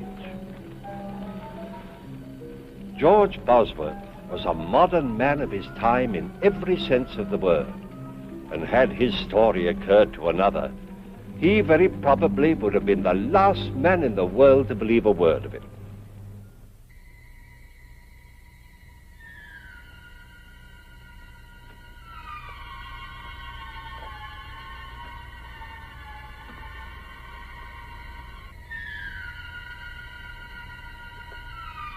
Hart Bosworth had had a busy day, and now, as the last customer left his shop, he prepared to close for the night.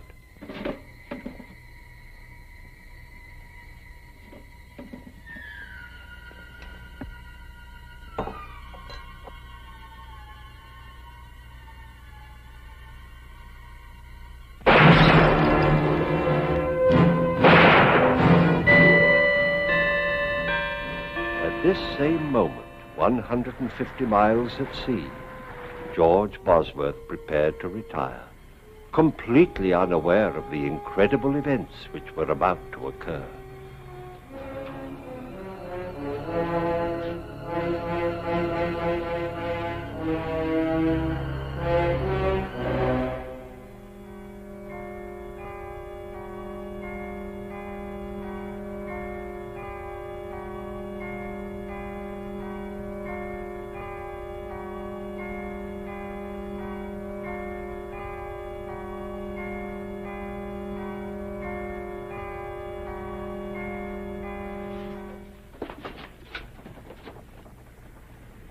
Captain! Captain! What is it, Mr. Bosworth? Captain, I've got to get back to England immediately. I'm afraid that's quite impossible, sir. Oh, please. I'm afraid something's happened. Are you ill, Mr. Bosworth? No. Well, yes, maybe. I don't know. I can't explain, Captain, but I must return at once. Mr. Bosworth, we're 150 miles from Dover, and I have a schedule to maintain. If I were to turn round and go back without good and sufficient reason, I would in all probability lose my position. But this is an emergency. There are rules and regulations covering all emergencies at sea. Perhaps if you could tell me why... Well, I think my brother is... I can't tell you, Captain. It's terribly important. I'm sorry, Mr. Bosworth, but I can let you off at Ostend. There you can make connections with another ship and be back in England by tomorrow morning. What time will we dock? We should be there within the hour. I pray God, Captain, we're not too late. Bullet wound through the arc, fired at close range. Man's been shot. He's dead right enough. From the looks of things, nothing has been taken except money. Cash drawers empty. Which leads me to deduce that the motive for the crime was robbery. Got that, Orton? Yes, sir. I checked the Bosworth house. George isn't there. The place is shut up tight. That's odd. Him and Art usually close the shop together. Are you sure you heard the shots at 9:45? Right you are, Chester. 9:45 exactly. Just a minute, Bertha. A little less familiarity, if you please.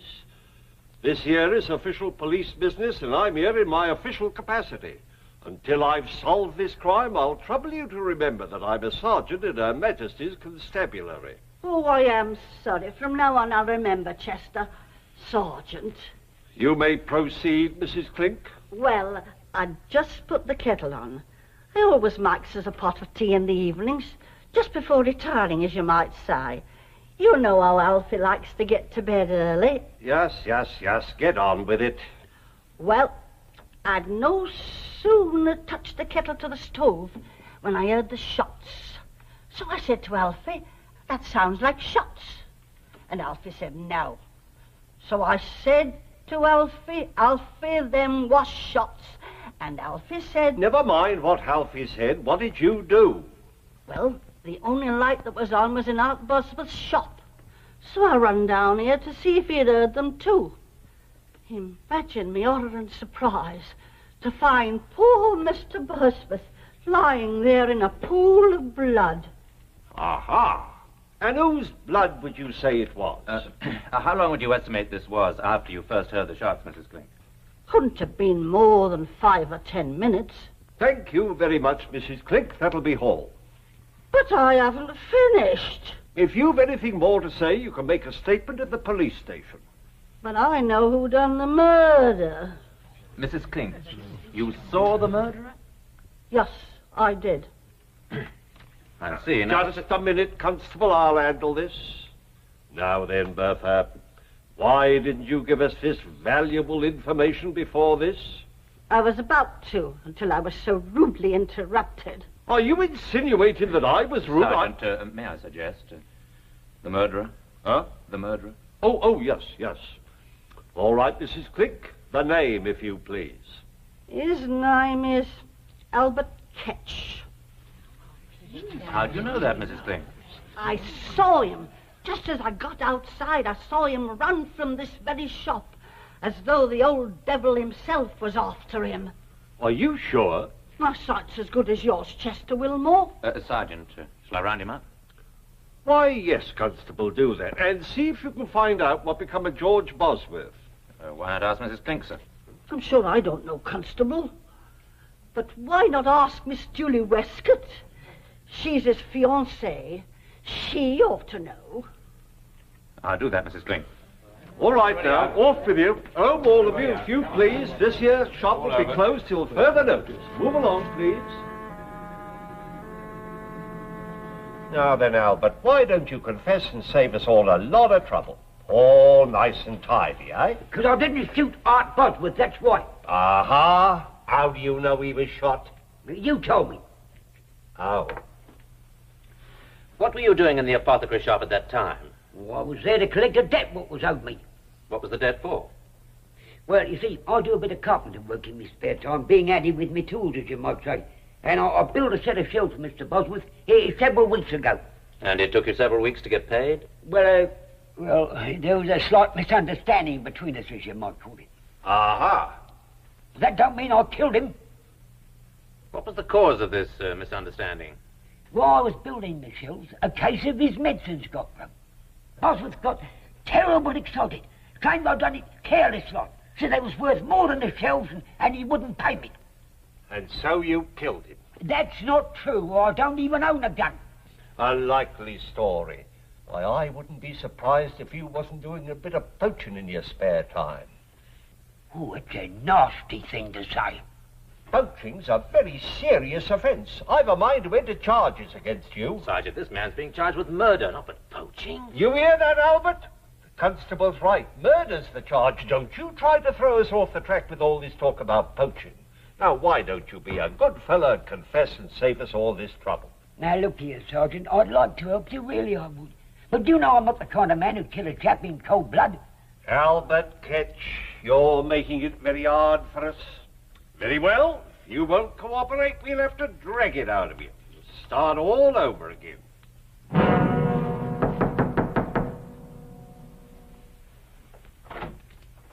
George, darling. What's happened? Come inside. Something's happened to Hart, hasn't it? Sit down. No, tell me. Yes, George. Hart's dead. Too late. I'm too late. George, you were on your way to France. How did you get back so quickly? I had a feeling something was wrong. Who shot him? Who told you he was shot? Do they know who did it? The police have arrested Albert Ketch. Albert Ketch? But he didn't do it. Darling, I know this has been a terrible shock, but you weren't here. How do you know he didn't do it? Julie, please, take me on trust for now. Albert Ketch had nothing to do with Hart's death. Darling, you're upset.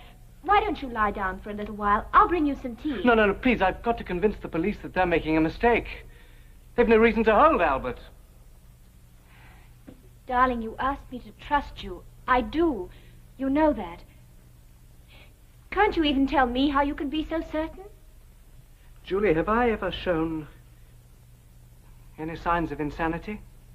Of course not. Well, I haven't told you yet how I came back so quickly or why. I never even got to France. Because on the boat I had a vision. Of what? The whole thing. The whole thing? Yes. I saw the murder being committed.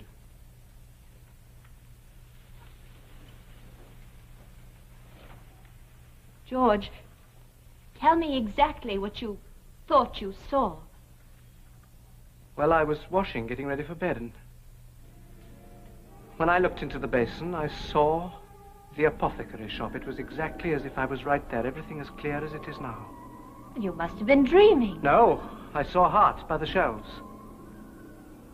And then I saw the murderer come in and shoot him.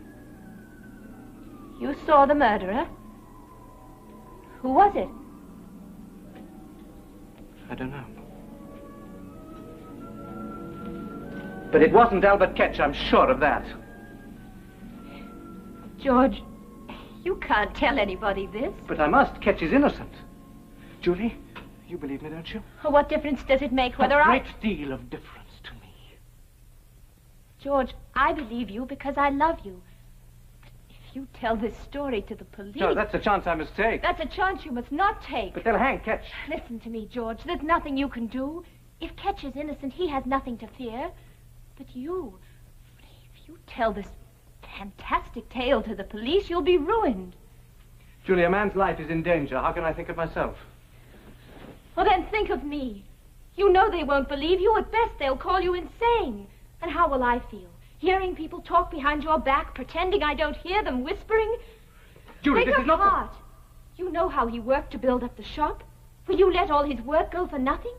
Well, that's what'll happen. Do you think people will do business with a man who sees things? I'm sorry, Julie. Whatever anybody thinks, I've got to try.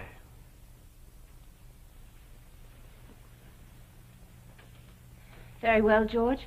If you feel you must, I'll go with you. No, there's no need for you to become involved.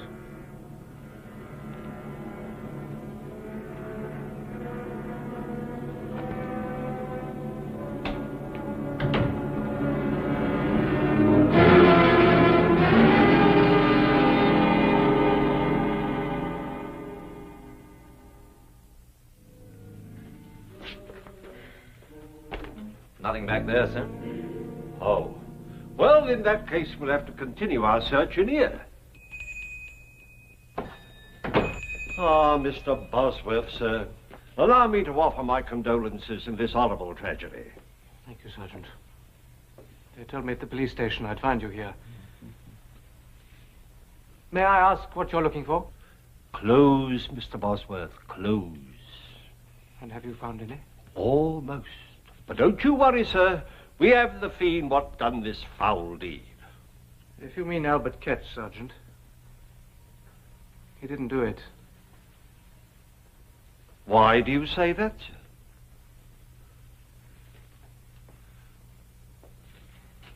Well, I ask you again. What makes you so sure that Albert Ketch is innocent? I can't tell you, Sergeant. You'll just have to take my word for it, but Albert Ketch had nothing to do with it. That's rather a large order, Mr. Bosworth. Asking us to accept your word without anything to back it up. Mr. Bosworth, sir. I assume you can prove your whereabouts at the time of the crime? Well, yes, I can. I was on a boat on my way to France. Mr. Bosworth, who else besides yourself stands to inherit your brother's estate after his death? Why, no one. I'm the only... Just what are you driving at? Now, I'm sure the constable means no offense, sir, but let me fill you in on the facts. We have a high witness what places Albert Ketch at the scene of the crime. He had motive, he had opportunity. Sergeant, have a look here.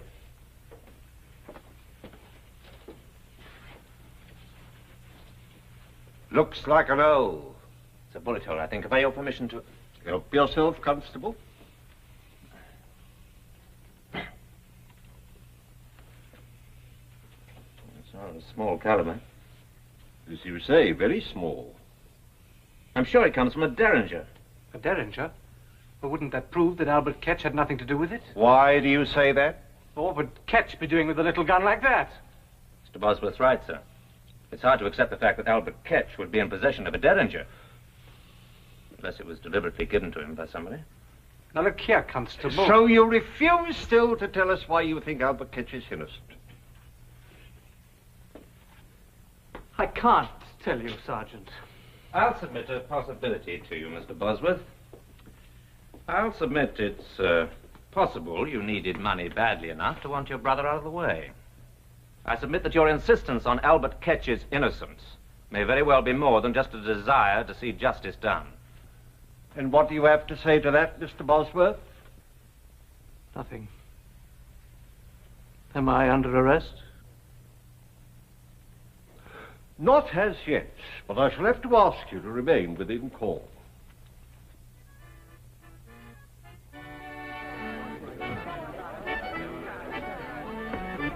Evening, Mr. Bosworth.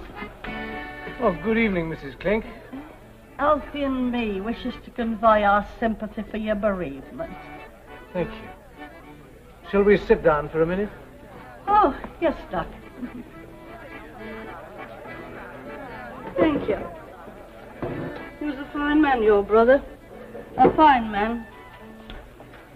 Always willing to extend credit until tie-dye, and never too proud to step in and have a lift with us.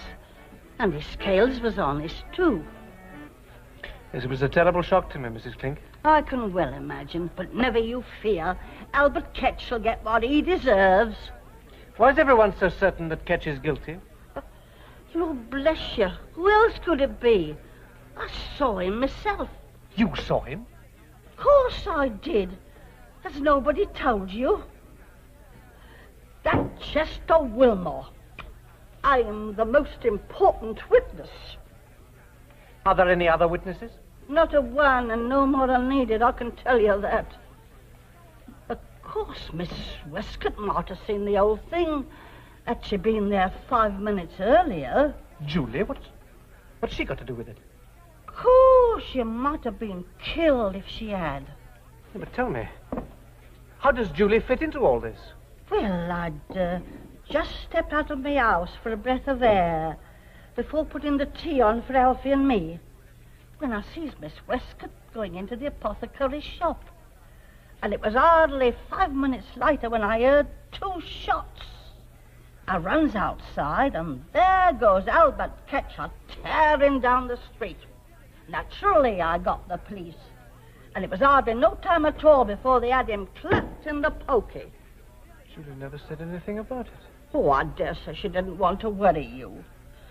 So it's the first time I've ever known her to worry about anyone. What do you mean by that? I'm not the one to talk about a body when they're not present to defend theirself.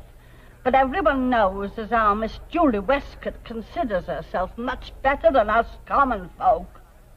What are you saying, Mrs. Clink? It's truth. Ask any of the girls. They'll tell you. Her and her fine talk about position and money and station in life. But she wasn't fooling your brother none. No, sir. She wasn't pulling the wool over his eyes. Oh, you poor boy, I've upset you with me wagging tongue. Alfie always says I talk too much. But don't pay any attention to me. You better get home and get some rest. And I'll be saying good night.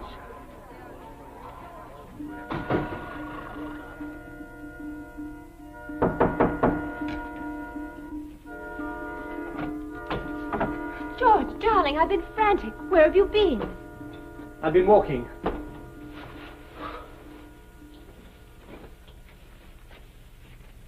The police think I'm involved in Hart's death. George, are they mad? How can they think you had anything to do with it? They have the murderer. No, they haven't. Ketch is no more guilty than I am. Will you stop saying that? The police think he's guilty. Isn't that enough? No. Why are you so intent on seeing him hang? I'm not. I just don't like seeing you so upset, that's all. Julie, was there ever any trouble between you and Hart? Of course not. You know how fond of him I was. Except, well, he thought I was too ambitious, didn't he? Well, Hart was an old-fashioned man. He thought a woman's place was in the home. George, you know I only want what's best for you, don't you? Yes, of course. A woman needs security, a home, children, a husband she can be proud of. I know, you've been very patient. Well, not really, George. There were times during the last 5 years when I wanted to scream. When I wanted to say to Hart, why won't you pay George enough money so we can be married? He's earned it. He deserves it. But that's all over now. We can be married right away, can't we, George? Well, once a decent interval has gone by. Darling, we'll be so happy. Mrs. George Bosworth. I can't wait to see my friends' faces when I tell them. They didn't think it would happen, you know, really. They didn't think I knew they were snickering behind my back, as if I couldn't tell what they were thinking. That Julie Westcott, she isn't getting any younger. If George doesn't ask her soon, she may not get any more chances. Aren't you exaggerating just a little? Well, perhaps, just a little. Now, promise me you'll think only happy thoughts while I make us some tea.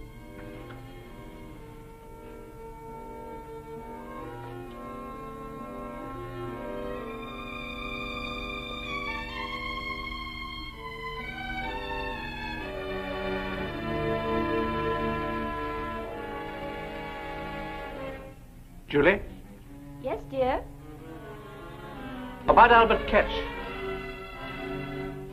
I've been thinking perhaps you're right. There really is nothing more I can do.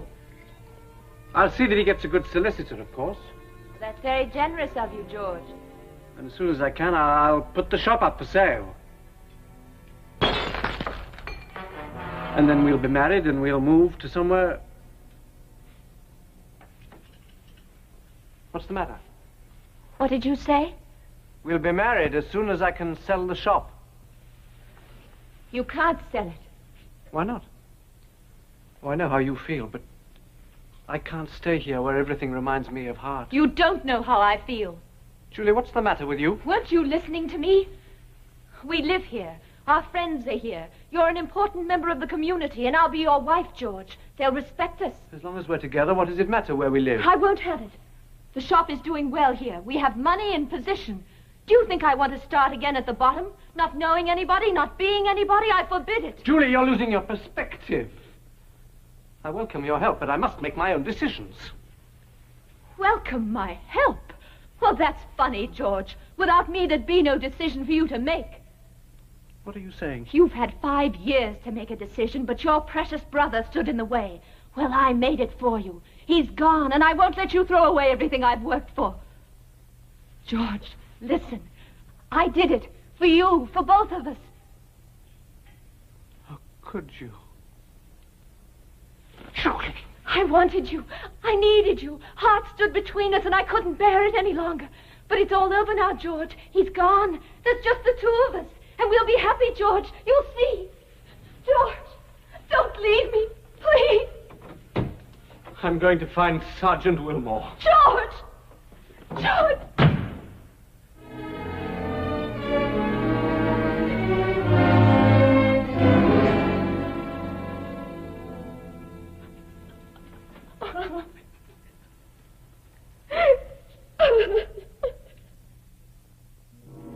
And so George, shocked and stunned as few men have had the misfortune to be, did his duty as he saw it.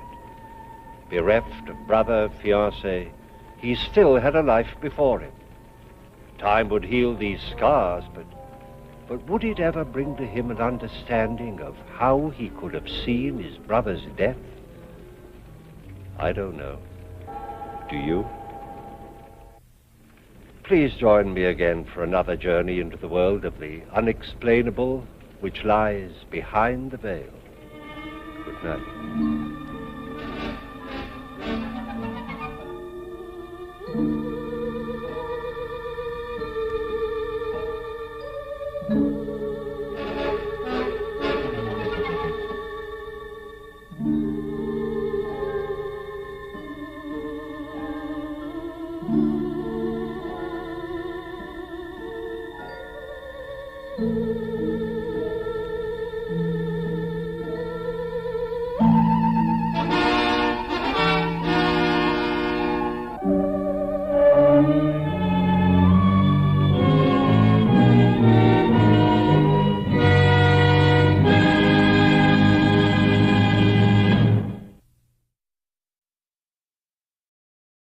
Hurry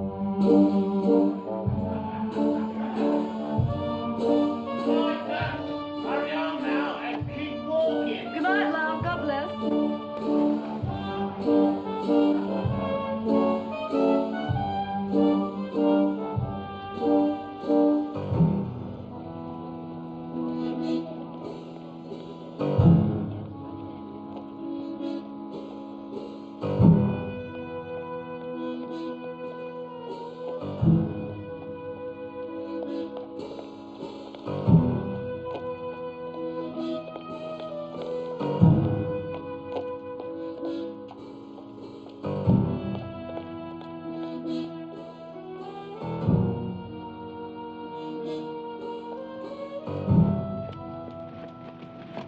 Yeah.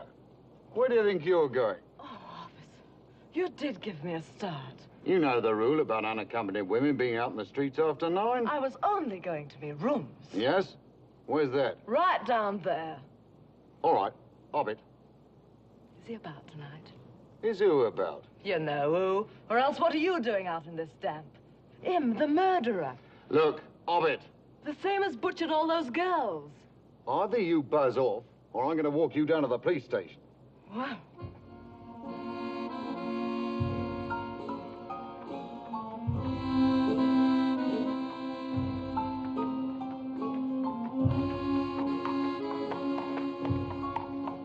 All's well around here, George.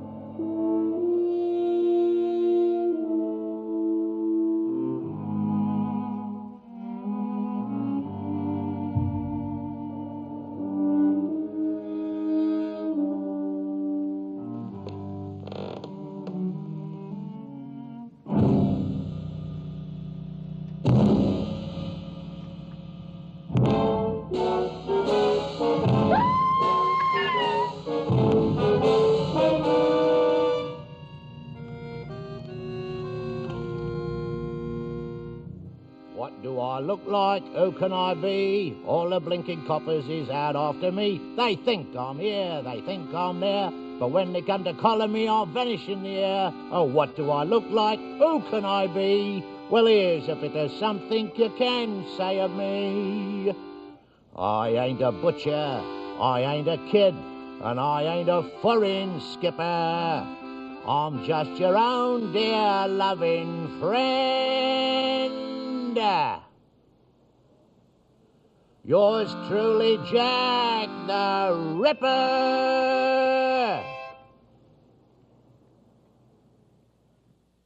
A surgeon's scalpel. An instrument of mercy in the hands of a skilled physician.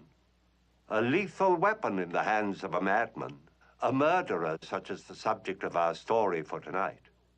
Now, no one knows who this man was. No one ever saw his face. His identity has always been one of the world's great mysteries.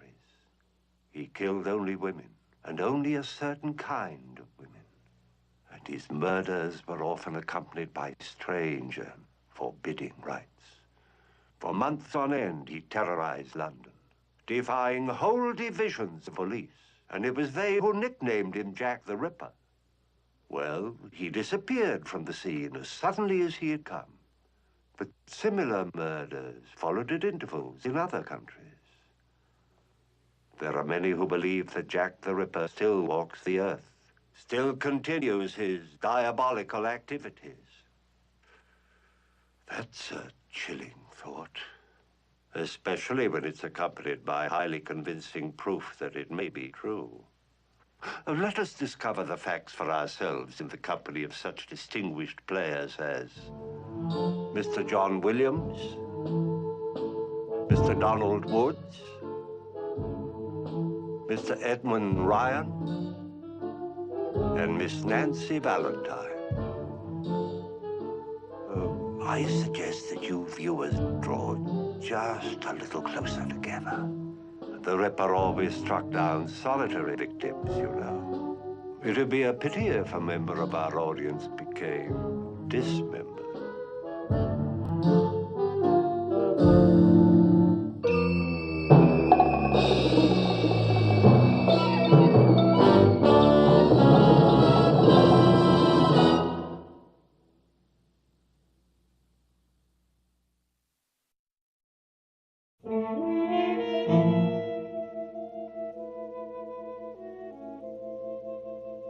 If you remember, gentlemen, I sent you a telegram after the July killing. Watch for another murder in exactly 24 days. We've been getting all kinds of phony tips, crank letters, phone calls, all sorts of things. But that third murder did occur, didn't it? Exactly when I said. In the same district, in the same way. And I've flown in from Washington to tell you that there will be another murder 3 nights from now. What is he, a crystal gazer?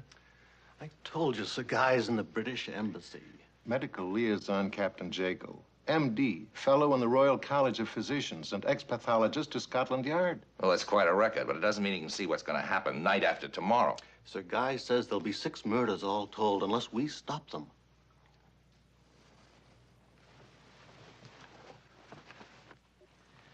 What we have here is a psycho, a schizo. Isn't that right, Johnny? It's possible, Pete. Dr. Carmody is consulting psychiatrist with the police department. Now, why don't you talk this over with him?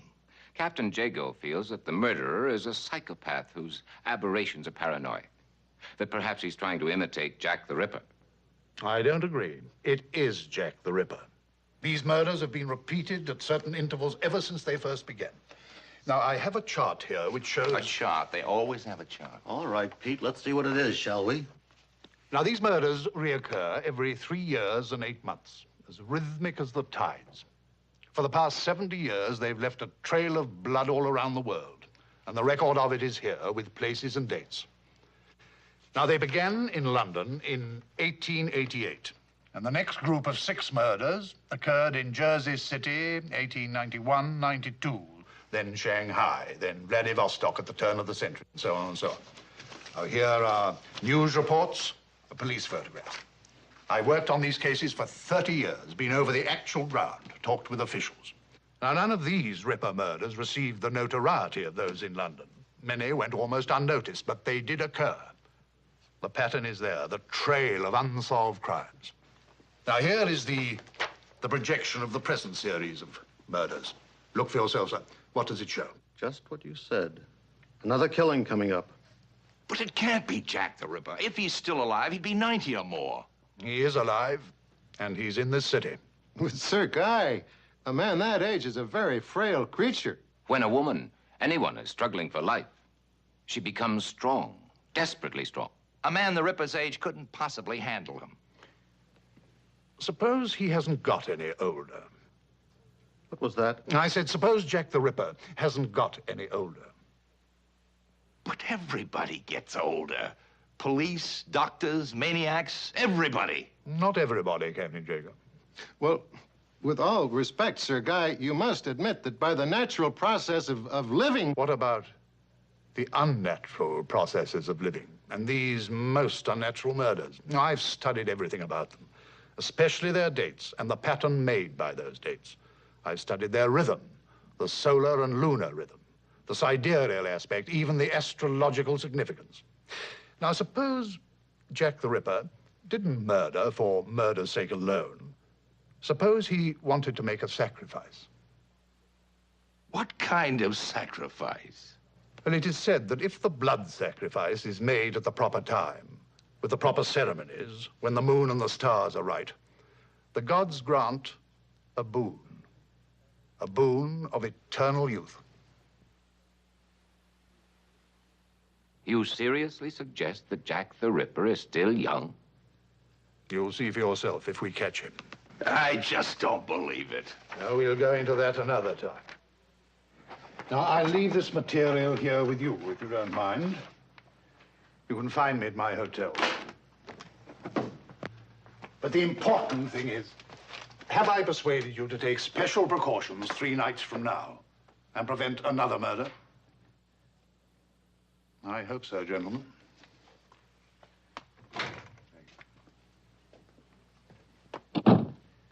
Lunar rhythms, blood sacrifices, boons of youth. This cookie is really crumbling. You know, if you really made an effort, I think you could get the other foot in your mouth. What do you mean by that? I think he means you might be more tactful, Pete. Tactful? I have got 3 unsolved killings on the blotter. I'm supposed to be charming to every flaco who comes in here with a cloudy crystal ball. That flaco, as you call him, happens to be one of the world's foremost doctors. Oh. And the mayor says we gotta humor him. Aha, now it comes the mayor. And all along, I thought that you were under Sir Starchy's spell. It is possible, Pete, that you've been talking when you should have been listening. All mouth and no ears at all. No, I mean it. We have 3 murders here and not a single clue. And in comes a man, not just any crackpot, mind you, with a theory. Unnatural process is eternal. Are you kidding? Not at all. He predicted the latest killing, gave you the date and the district. He did that. And now he says he can tell you when the next murder will take place. Bourgeois. Have you got any better theories, Captain Jago? Well, since you don't, obviously, you will extend Sir Guy every courtesy and cooperation.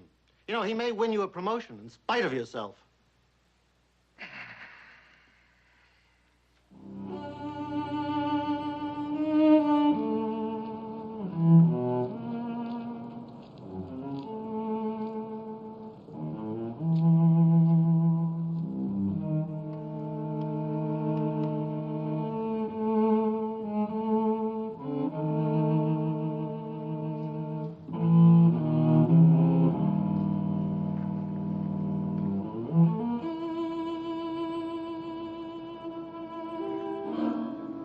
Shouldn't Jago be back by now?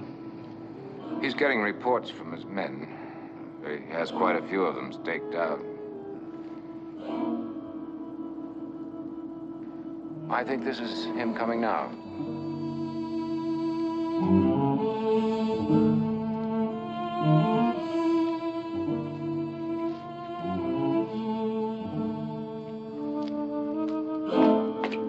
Give her the phone.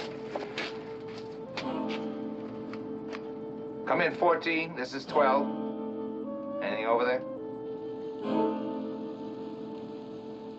Yeah. Well, keep your eyes open.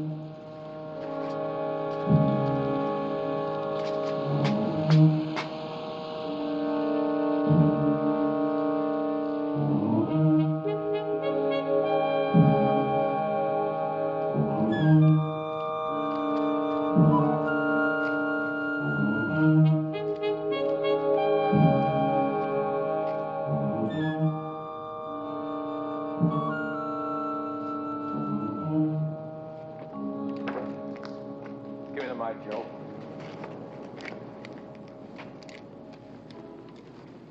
Yeah, Charlie? Jago. Back already? Yeah, I'm back. Everything okay there? Yeah, we got the whole area blanketed. Walkie-talkies at every stake on. You've got an awful lot of ground to cover. Yeah? Well, we're checking every alley and dead end 5 times an hour. Can you close in fast enough? Hmm? Well, if we get an alarm, we can surround any spot within 30 seconds. Let's hope he shows. Well, if he does, we're ready. I'll talk to you later. Do that.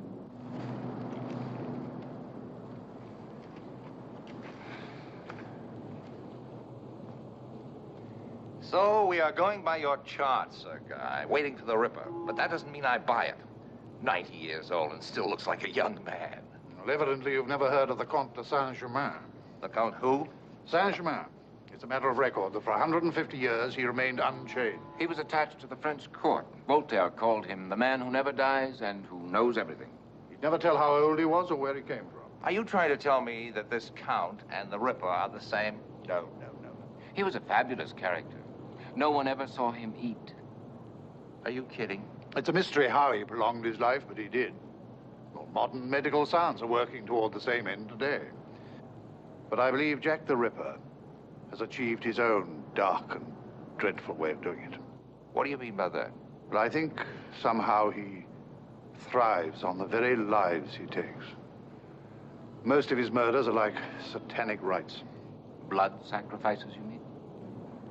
And it goes deeper than that. Well, if he's in the city, a kook like this wouldn't be hard to spot. So Guy thinks he may be associating with the avant-garde, painters and musicians. Well, John, is he? What do you mean? Well, he means most of them end up in my studio. Your studio? A vestige of my misspent youth. You may not believe this, Sir Guy, but before I went into medicine, I studied sculpture. And I still have some of my bohemian blood. Ah, see, crafty. Hocus pocus. There's a lot of hogwash. Superstition. Like the way people used to believe that a murdered man's eyes would open if the person who killed him passed by. His wounds start bleeding again. Believe me, those things don't happen. I know. I've tried them. I'll tell you something else. I don't believe anybody's going to get knocked off tonight. The Ripper will come. He has to. Oh, we'll see. I'm just going to check around again.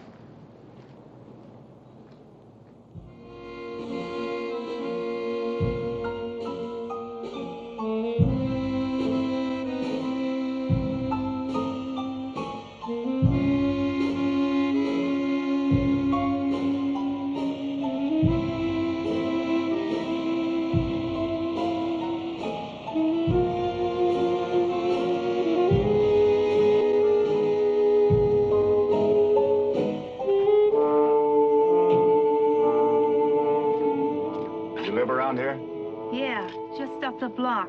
We have orders to see all you girls safely off the streets. Why? We don't want you getting hurt, that's all. You really think this guy's around here? Who knows? Come on, let's go.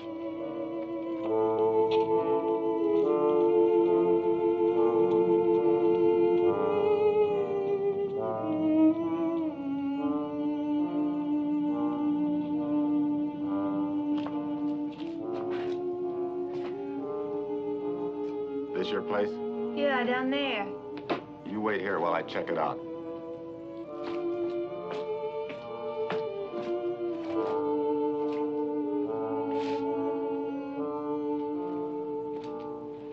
All right, come on.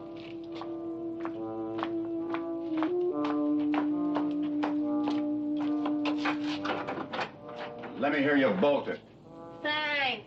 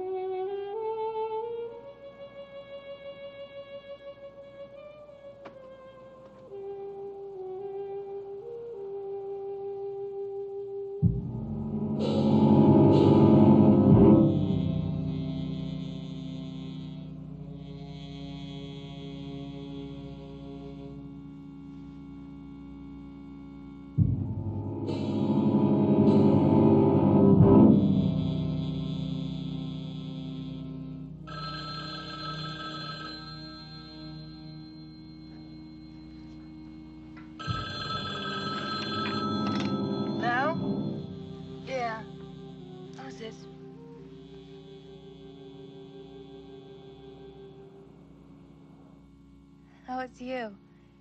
Yeah, sure I remember you. Yeah, I guess I could. Where's the party?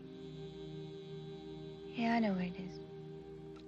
I guess 20 minutes, half an hour, I don't know. What's the number?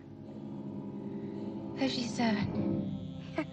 Yeah, I got it. 57 and just walk in. Okay. Okay, honey. See you in a little while.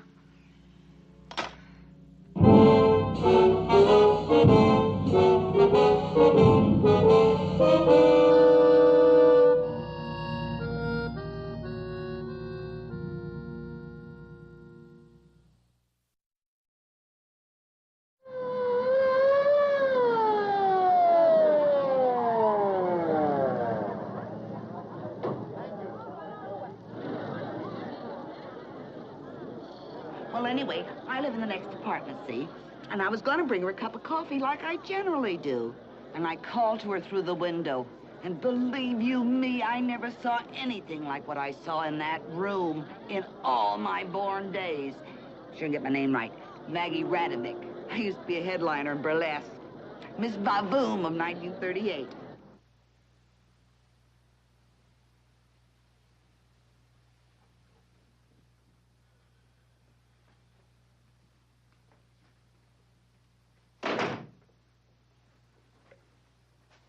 Dr. Fisher, in the 3 previous cases here, did he follow a pattern? Were the mutilations the same? Not in the first killing. All the others were exactly like this. It's part of his ritual. He's always done it. Right back to 1888. All right, let the photographer have it a couple of minutes. We found the body an hour ago. Anything to work on? Not a clue, nothing. He was here. He's gone. Nobody heard him. Nobody saw him. The guy was right again, wasn't he? And I'll give you another date, Captain Jago. The night of the 22nd. I can't worry about that. I've got enough here. When I think I had this whole section staked out, covered, and the papers, they'll go big for this one.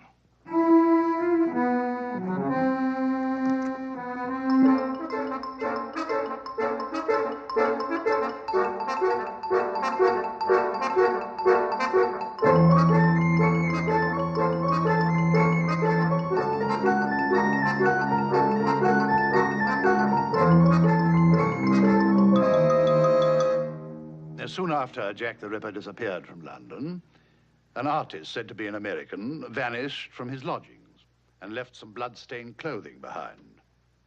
Later on in Dusseldorf, after similar murders, the police learned of a man who spent all his time studying in art galleries. In Cleveland, a man who had vanished was said to be an art dealer. And in Bordeaux, France, they discovered an artist who always destroyed his pictures, which was what the man in London had done. Now, none of these men were traced, but I believe it was the same person each time. So, Guy, tell them what makes you think the Ripper might be hiding among the artists here. Art is limitless. It would give him an interest in living. Also, he'd be less conspicuous among unconventional people. I still don't see how a man can be 90 years old and look young. Where is that chart you told us about? Well, the police have it at the moment. But you know, there's a strange rhythm to the Ripper's murders, just as there are cyclical rhythms which control other things. There are rhythms which control the sunspots. Every 17 years, a particular type of locust swarms and flies. Every 14th year, the price of nutmeg peaks, then drops again. But in the Ripper's murders, it's always 126 days between his first and second murder, but only half that, 63 days, between the second and the last, the 6th. Isn't it weird? I've heard of these rhythms. What causes them? Ah, that's one of the mysteries of the universe. Well, what do you want us to do? Sir Guy just wanted to tell us why he's here. Maybe we can help him. And when do you expect the Ripper to rip again? Sir Guy says Saturday night. Oh, but that's Les Baston's party night. That's right. You'll find almost all the local painters there. It's kind of a trade show, artists only. But we'll get you in. Heidi's doing a picture for it now. That's right. And if anybody's interested, I'm ready for you to look at it right now. There you are. What do you think?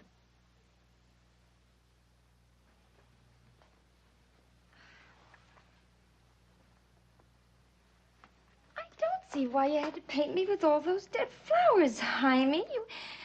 You just spoiled a good picture. If that's the way he sees you, Arlene, you can't argue with it. Oh, he's dropped little spats of oil on it. It's still wet. It looks like dew. But it's not. When I was painting it, I wanted to paint fresh, beautiful flowers, Arlene. But that's the way it came out. And that's not dew, Rowena. Those are teardrops. This guy has been talking about cycles and rhythms and murder and things we can't account for. Well, like I said, I'm with him. All the time I was putting Arlene's face on that canvas, that song was going through my head. I'm your own dear loving friend. I had a feeling with it. What feeling, Jaime? Come on, tell us. If you want to know, a feeling I'm standing looking down at wreaths and dead flowers. And my heart is weeping inside. And don't anybody ask who's below those flowers and wreaths.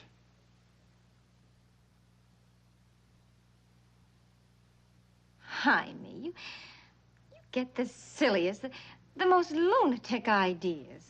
He's such a sensitive boy. Just look at his work. He's been reading about that girl. You know, they're burying her tomorrow. Isn't that right, Jaime? I don't know. But the feeling stays with me. You have a morbid imagination, Jaime, associating Arlene with that dead girl. Say, I have a wonderful idea. Why don't we all go down to the cemetery? I just love funerals.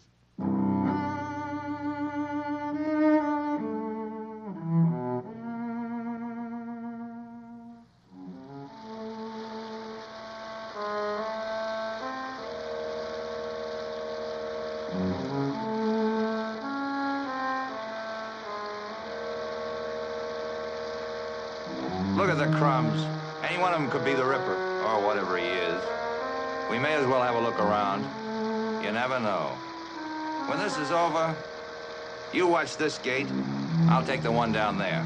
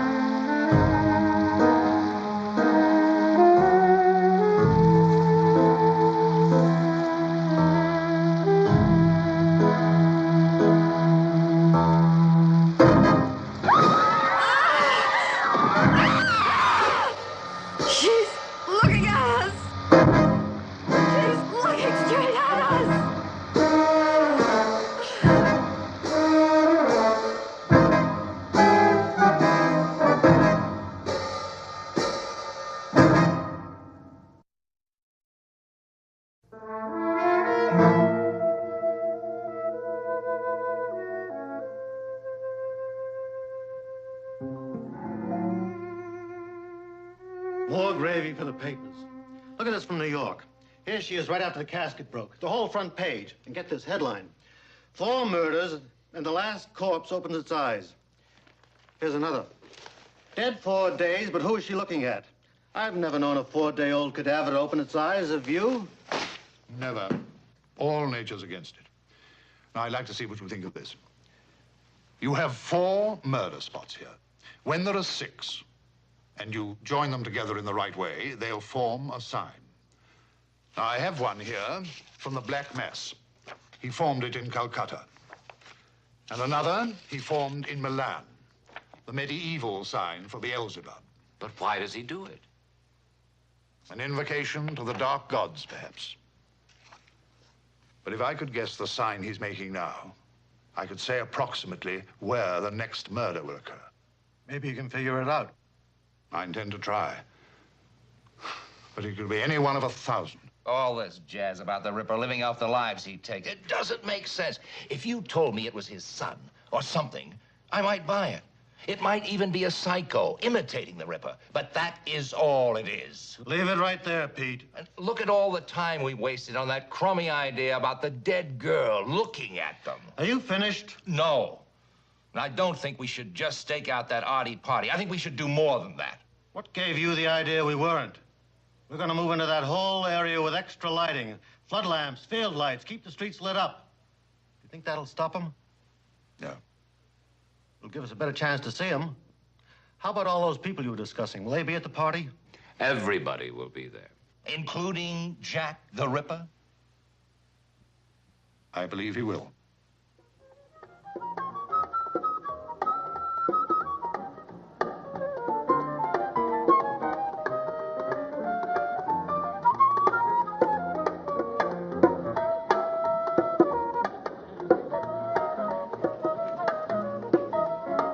Ah, Sir Guy, have some punch.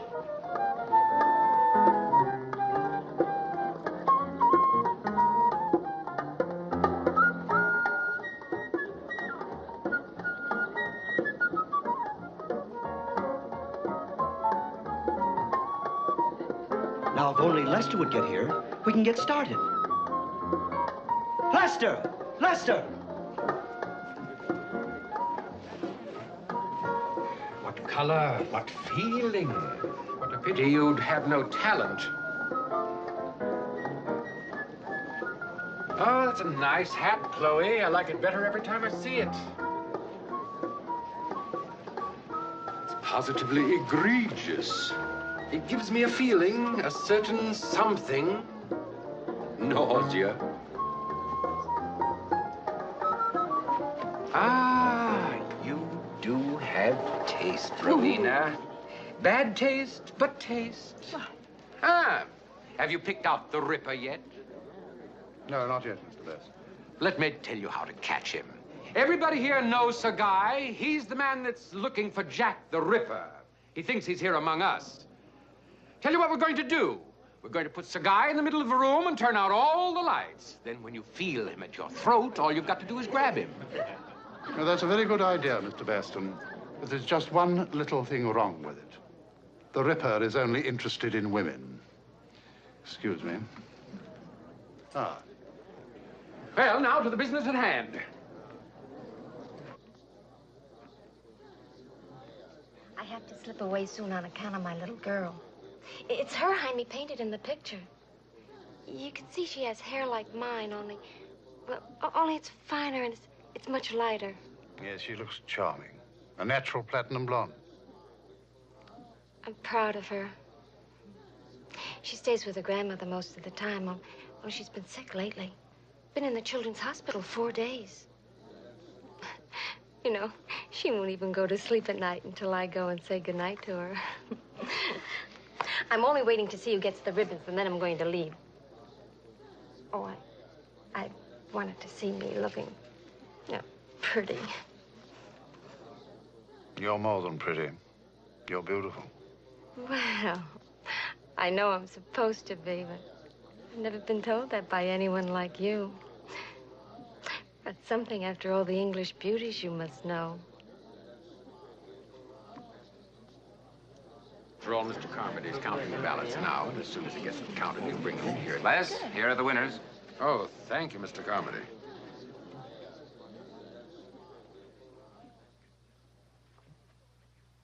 It's the gold ribbon. He's going to get that one first. The best picture in the room? Right here. Jaime's got it! Jaime's got it! His picture. Jaime won! I won! Yeah, I won! Who cares about dead flowers now? I won! Oh, I'm going to slip away now, but I'm going to come back and congratulate him. Bye.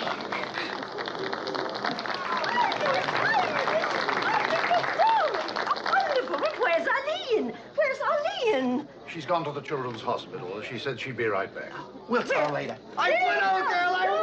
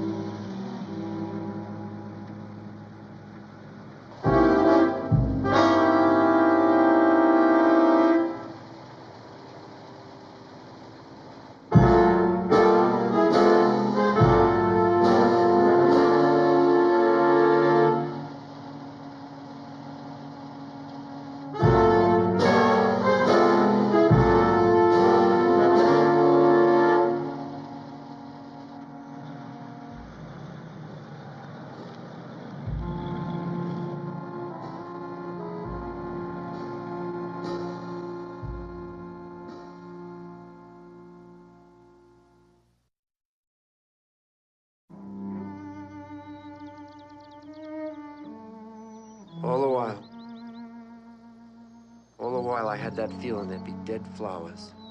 Me looking down on them. And here I am. Been coming here every day. What gets me, did I know something was gonna happen? Like it was fated? Or did I give somebody the idea? You see what I mean? Was it really just a crazy thought I had, but the Ripper heard me talking about it and made it come real? I always believed he was hiding among the sort of people you and John know. It had to be someone who knew she always went to the hospital that way. Yeah. It's funny. I picked these out and sent them for the kid. She hasn't been told yet. Her grandmother's got her now. I used to think about marrying Arlene. You know, we got along real fine. And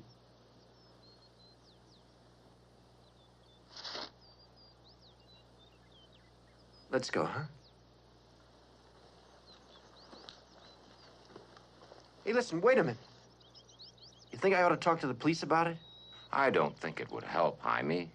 Everybody knew about the painting and about the child being in the hospital. Yeah, I suppose so. It's just an idea. I get the shivers when I think about that Ripper being around all the time and nobody knows him. He's 5 down and 1 to go now, isn't that right? Does your chart say when he'll do the next? 9 days after that happened. And a week has gone already. Yeah.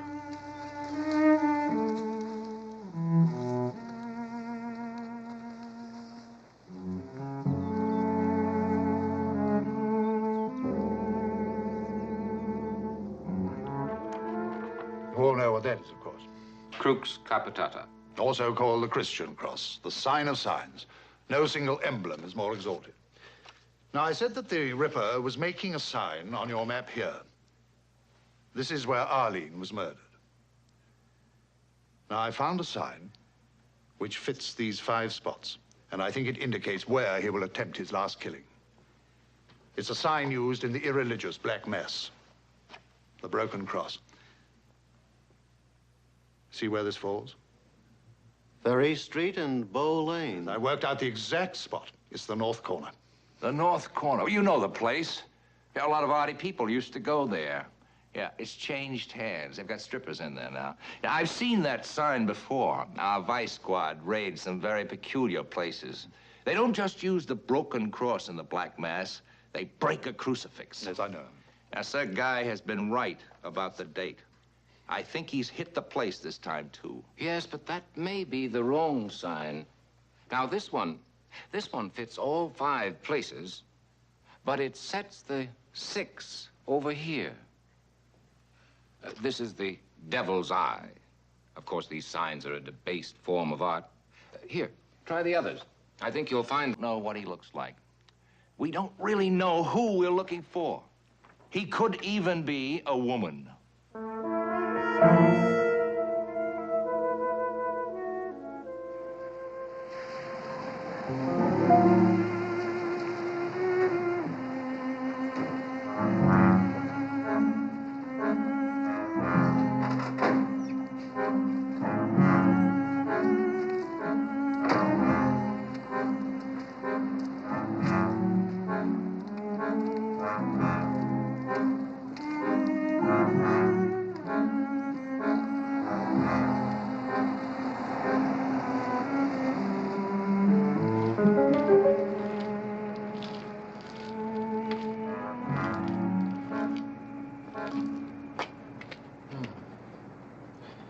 Tell me, what goes on in a place like this? It's not what goes on, it's what comes off. No, I mean, what does one do? First of all, you check that umbrella and that hat. Then you sit at a table and order a drink. Then you watch some attractive young ladies disrobe. What? You mean in the altogether? Yes, in the altogether. Well, let's not delay a moment, old man.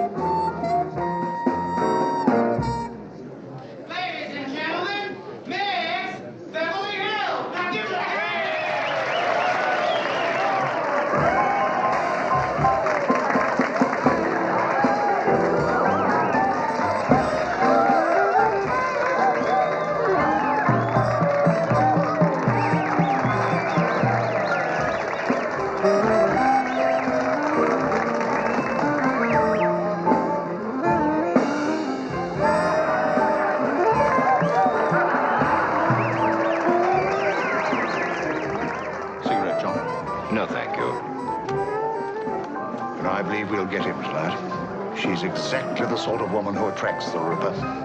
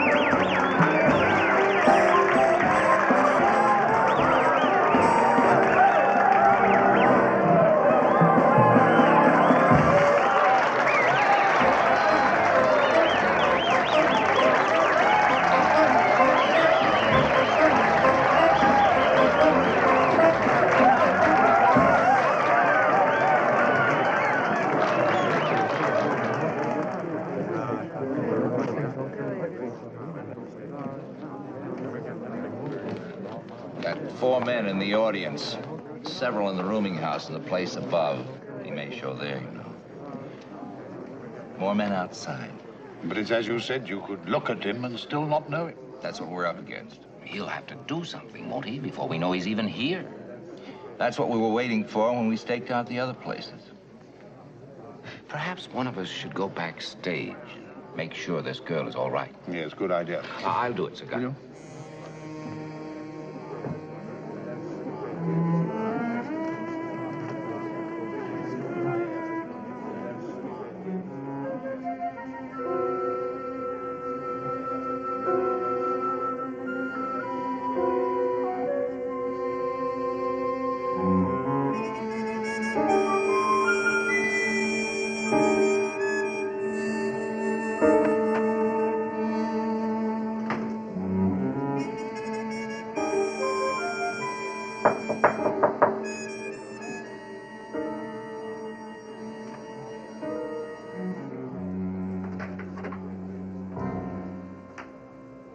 What do you want?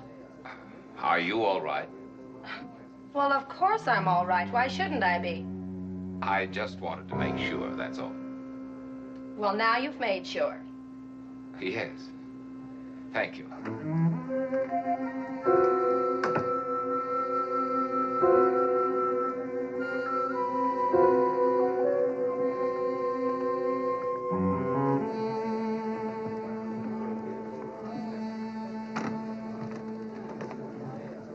She all right? Oh, yes. I saw one of Captain Jago's men back there. Sir Guy, what will you do if the Ripper does get away with it again? No, I shan't give up. I still don't understand why he goes on. What's his purpose? He goes on because he can't stop. If he stops, then he dies.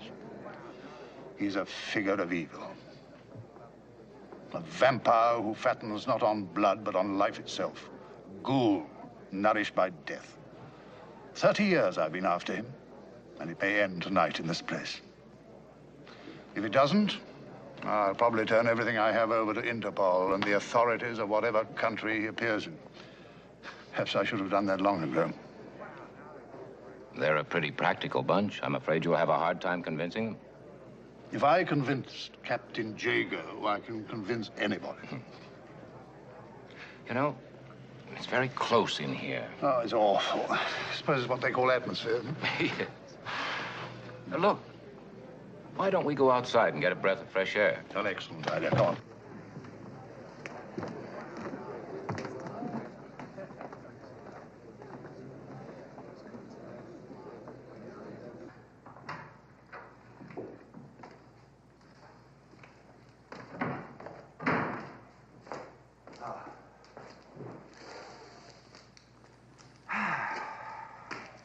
That's better. It certainly is.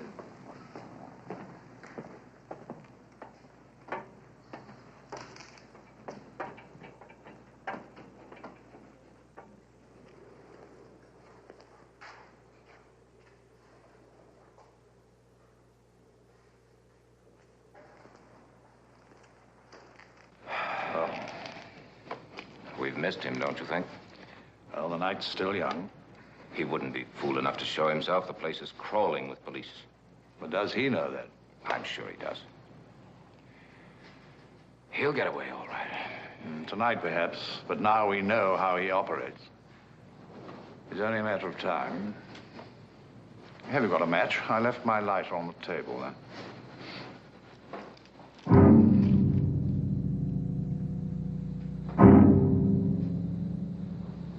That's a knife.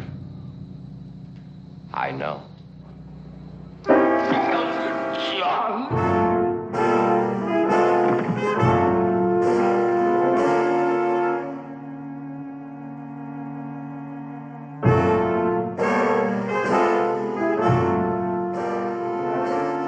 Not John. Jack.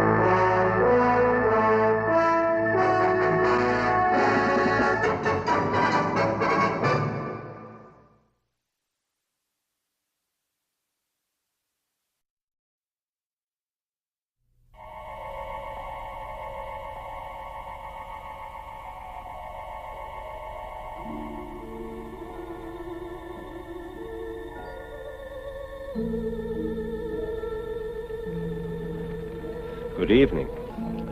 Tonight, I'm going to tell you another strange and unusual story of the unexplainable which lies behind the veil. Tonight's story was developed from a report contained in the files of the Gloucester Historical Society. Like many others which I have come across in the course of my research, it involves happenings of which we've long been aware, but for which there are no satisfactory explanations. Captain John Elwood of Gloucester, Massachusetts, had been a long time at sea, but his first thoughts were not of his wife and his home. If they had been, perhaps none of this would have happened.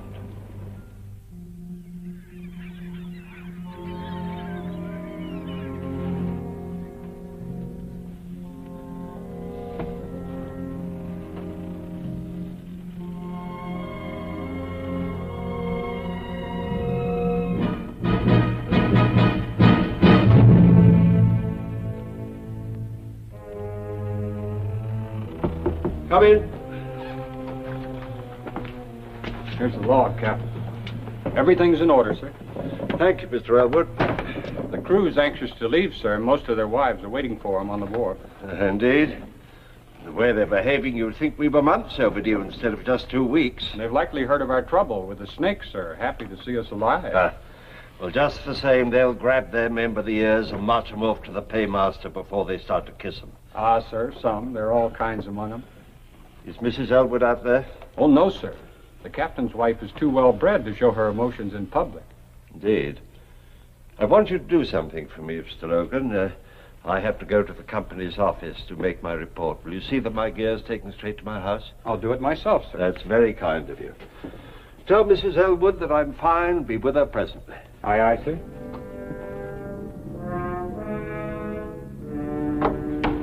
Just put it anywhere here, Mr. Logan.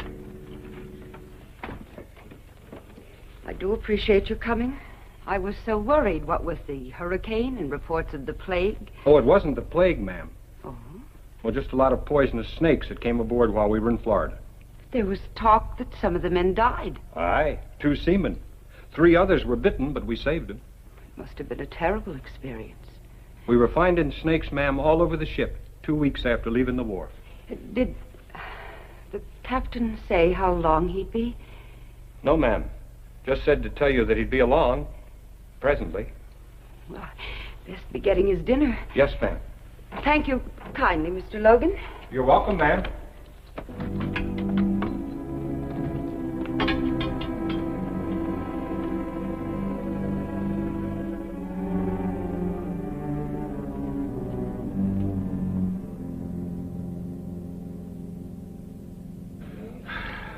Good to be back, Barney.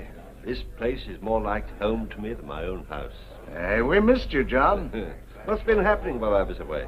Oh, now, let me see. The Clarawell foundered 2 weeks ago off the coast. Nobody lost. The packet from England was late again, as usual. I think that's about all. Things have been fairly quiet. See, how about those snakes, John? When are you going to tell us about them? As soon as I get something to wash the salt out of my throat. Oh, yes. Bessie! Coming! Coming!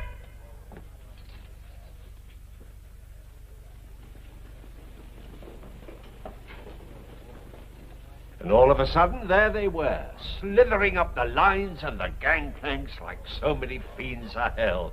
There's hundreds of them, somebody yelled. See that they pay their passage before they come aboard, I said. Hi there, my pretty. You're the one I've missed the most since I went away. You ought to be ashamed, taking such liberties, and you a married man. Well, if I weren't married, would you still object? Ask me no questions, and I'll tell you no lie.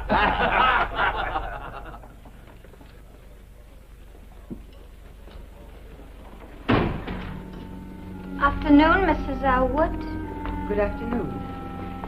I'd like a bottle of that Spanish wine that Captain Elwood favors. I think he'd enjoy it with his dinner. Be supper, more'n likely, ma'am. Club's having dinner in his honor. But I'll get it for you.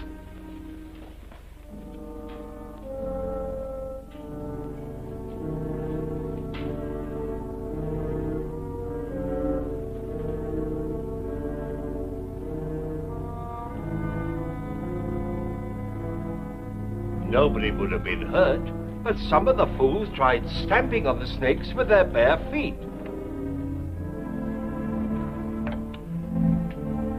Excuse me, gentlemen.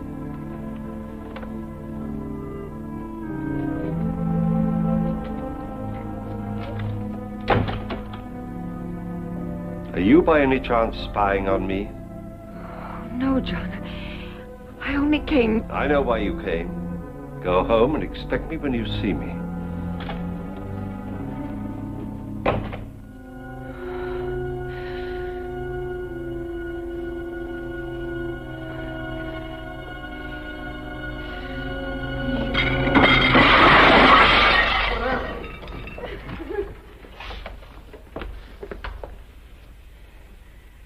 You may charge the spoilage to me, Captain Barney. My apologies, gentlemen. Shall we go home now, dear?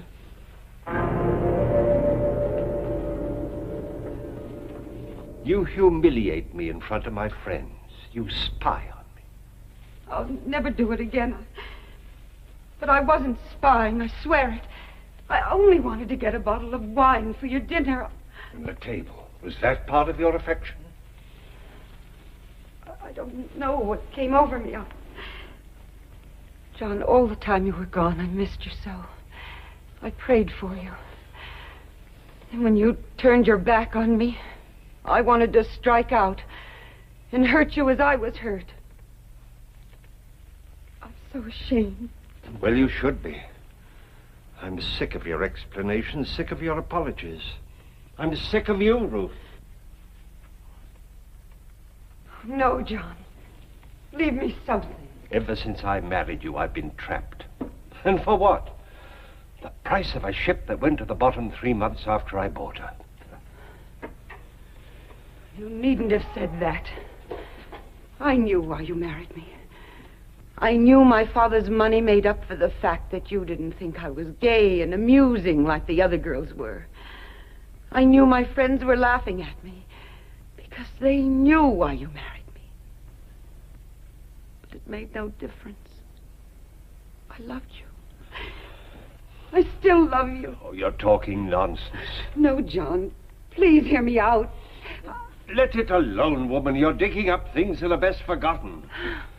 No, I couldn't bear it if it were only the money.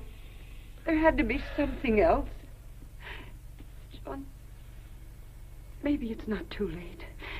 Maybe we could start all over. Oh, Ruth. John, I'm drying up into a bitter old woman. Help me. Please.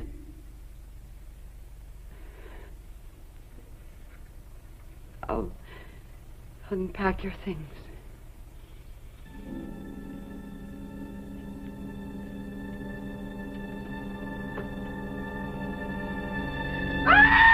What's the matter? A snake! It ain't get me! What?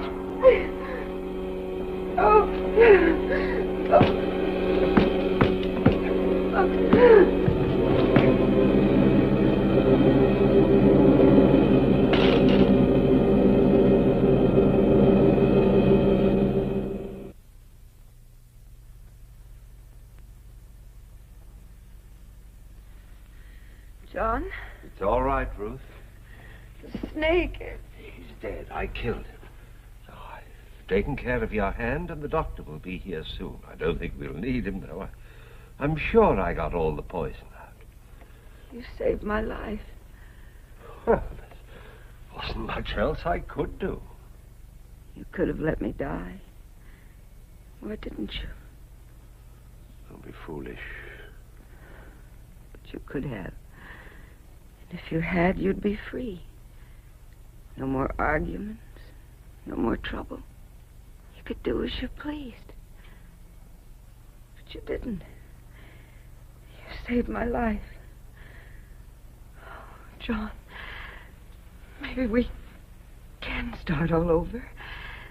Maybe. Try to get some rest, Ruth. I'll get you something warm to drink.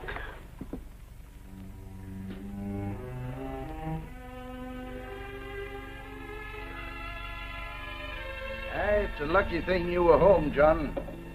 Snake bite's a terrible way to die. Well, she's much better now, and the doctor says for the little rest she'll be just as good as new.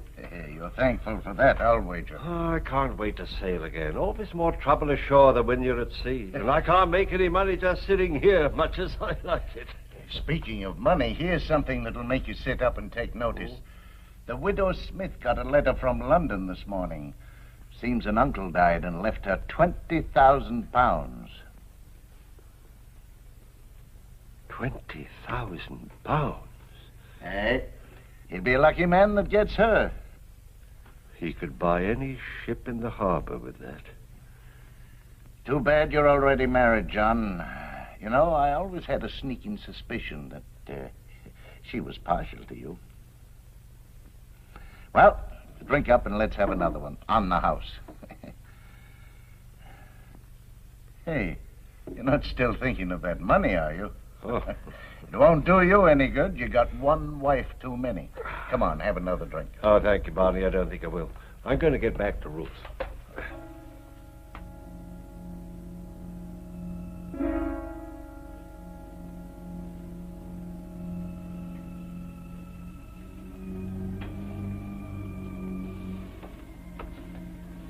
Ruth? Yes, dear? I've been thinking over what you said. Maybe what happened this afternoon is a sign for both of us. We will make a fresh start. Oh. By Harry, I'm going to take you with me on the next voyage. I'll fix it all up with the owners in the morning. Oh, John, I love you for the thought. Are you sure you want me to come along? Why, of course I do. Oh, I've been very selfish about the whole thing. Seeing new places, doing new things, and you've just been left alone here in this old house. No wonder you were unhappy. No, it's not that at all. I love our house. Well, you want to come with me, don't you? Yes, of course I do. But I warn you, I'm not very good on boats. Huh? I get sick. Oh, nonsense. Couple of days at sea and you'll be just like a regular old sailor. Besides, I want you to come. John, you won't be sorry. From now on, things will be different. Yes. From now on, things will be different.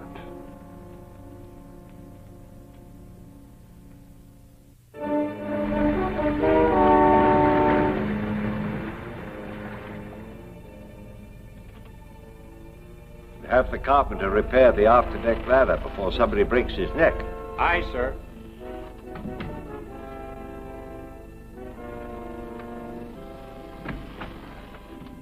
How are you feeling, Ruth? I'm much better, John. Good. I'm better. Good. The cook's made you some more of his specialty. Another calm day like this and you'll be completely well. I didn't mean to be such a burden to you, John. You've been very patient with me. Oh, nonsense. I should have brought you before. You've no idea what a comfort you've been. No idea how lonely a captain's life is. Oh, I should like to be with you as often as you'll let me. So you shall, my dear. Don't let your tea get cold. You know, I dozed for a while and I had the strangest dream. Oh, I hope it was a good one. Yes. I dreamt this was our old ship. And instead of cotton, there was money in the hold. Well, I couldn't improve on that myself. We were so happy in the days when we had money, John. I find I'm thinking of them more and more since we left home. But when I'm well, things will be different, John. You'll see. Yes, dear. Yours. You're not very well. You'd better come and lie down and get some rest. I didn't mean to get sick, John. All right. I didn't want to get sick.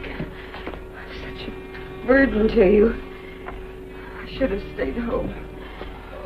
I should have stayed at home.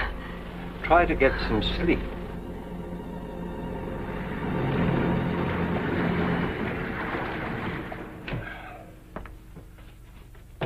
You asked me to see you after my watch, sir. Yes, I did, Mr. Logan. Frankly, I'm very worried about my wife's illness. You've always been handy around the sick, and, well, frankly, I thought maybe two heads be better than one. Yes, sir. I wondered if you'd take a look at Mrs. Elwood, too. I'd be glad to do anything for the missus, sir, if I can. Good.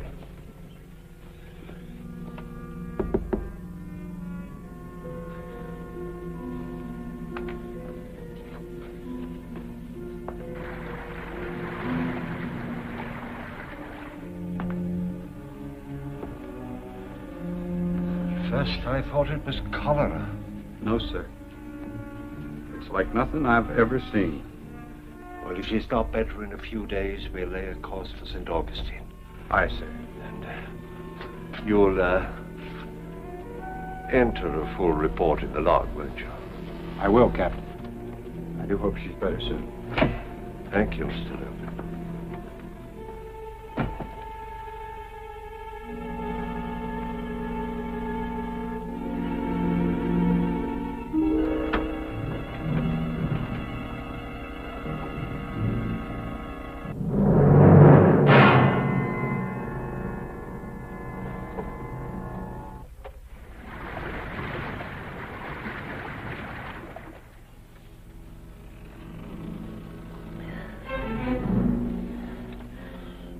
are we to St. Augustine, John? We hit some rough weather during the night. Slowed us up. Rough weather? I didn't even feel it. You were unconscious, I'm afraid. We must get there soon, John. We will, dear, we will. Now try to get some rest. I have to go up on the bridge.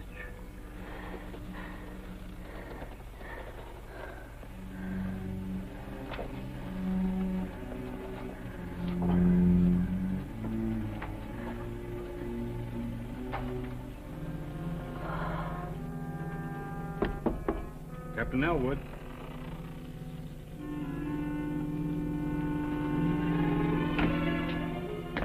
Sir, we're way off our course to St. Augustine. If we don't turn now, we'll I'm never well make- aware of our position, Mr. Logan. My order stands. We stay on course for Jamaica. But I looked at Mrs. Elwood yesterday, sir. She won't last that long. My wife and this ship are my responsibilities.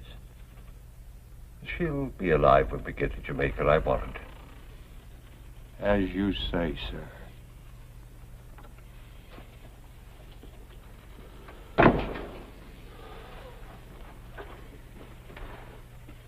Get back in there. Liar. You want me dead. Mr. Logan. Mr. Logan. You had enough poison to kill 2 people. You might as well know it now. I wanted you dead, and now you will be. You're an evil man, John Elwood. And you'll be repaid with evil. You...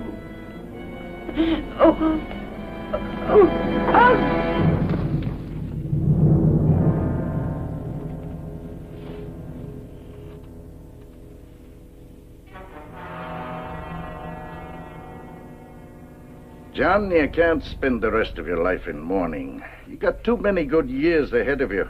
I miss her, Barney. Oh, of course you do. It's only natural, but you've got to start thinking of yourself. Ruth wouldn't want you to become a hermit. It's lonely without her. But at your age, that can't last forever.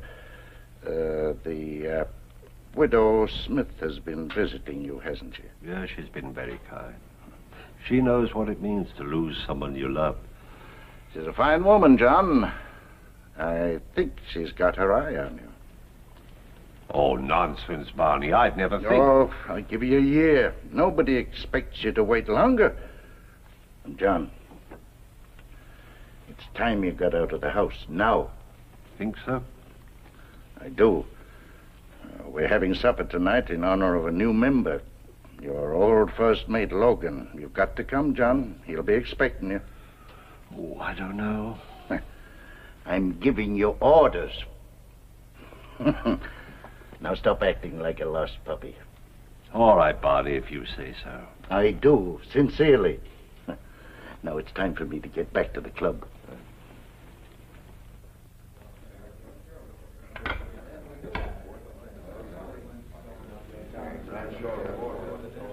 Why, Captain Logan, congratulations and welcome to the club. Thank you, Captain. I haven't seen you since the inquest. I feel I owe you an apology. You were right and I was wrong. I should have changed course for St. Augustine when you wanted me to. Makes no difference. Now. But it might have, and you were trying so hard to help her, you almost gave me the impression at times that you thought I wanted her to die. Gentlemen, gentlemen. The food is on the table, gentlemen. Clumsy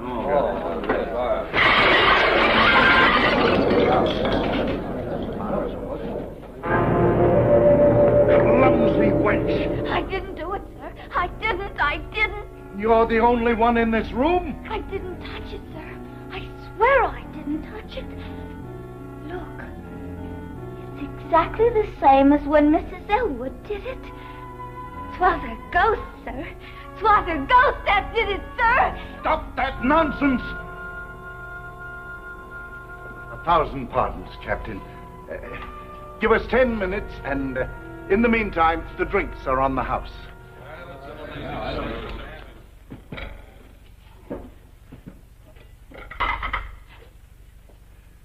Now, get out, both of you.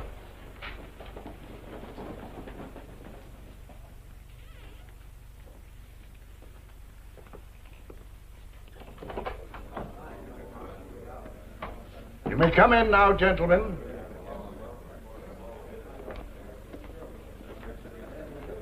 Twas the girl did it, gentlemen. Saints preserve us. 'Twas her ghost. Her ghost. No. You fools, are you frightened by a superstitious servant girl? Barney Logan, help me, I'll show you it's nothing.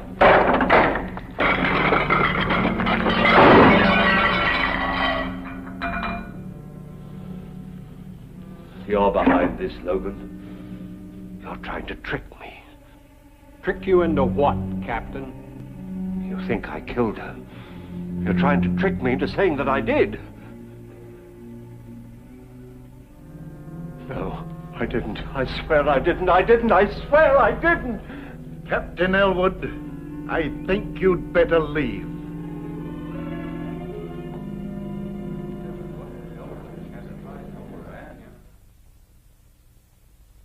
Aye, he finally got a ship, if you could call it that.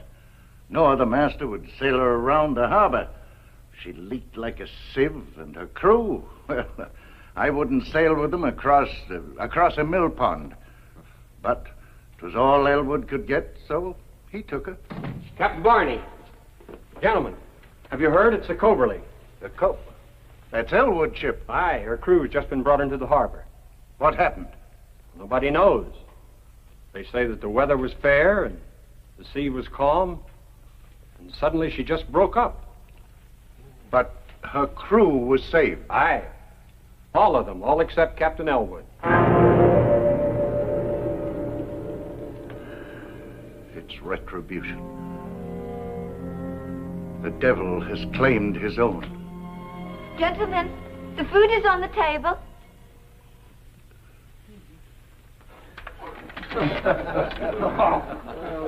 Again. There it goes. The law demands an eye for an eye. He who takes a life must be prepared to forfeit his own. But the law is man-made, and when there is no proof, the law is helpless. Captain Elwood never came to trial. Nevertheless, he was found guilty and executed. Who was his executioner? We may never know. But an unseen force that can overturn a heavy table is not to be reckoned with lightly. Please join me again for another journey into the world of the unexplainable which lies behind the veil. Good night.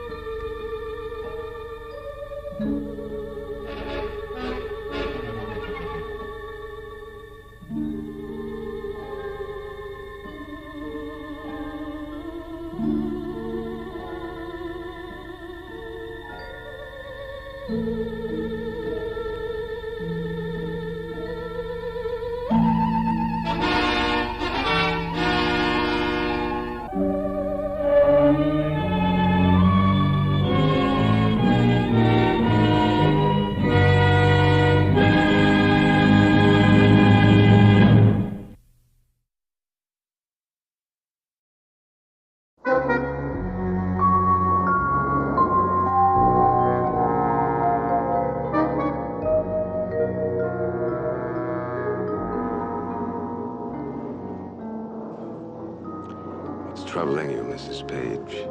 No. I feel a little queasy. It couldn't have anything to do with meeting my relatives, could it? Well, you do make them sound awfully formidable. They are formidable. So are you. That's why I think you'll get along just fine. And after all, it's only for a couple of days. Just a little stage fright, I guess. Come on. Get some sleep.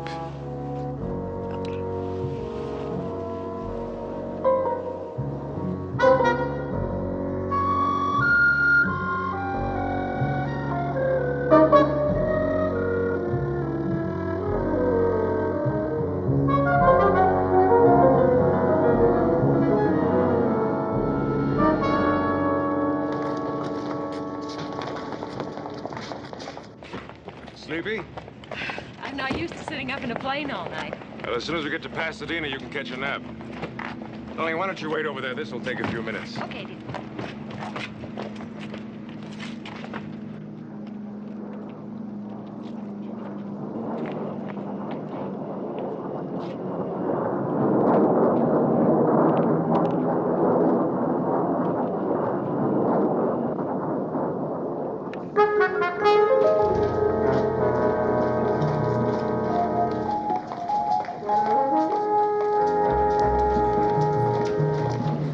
Tell me, that man took your case. What? He's going off with your case. That must be his. Hey, Don, you're right. Come on. Hey, mister! Hey, taxi!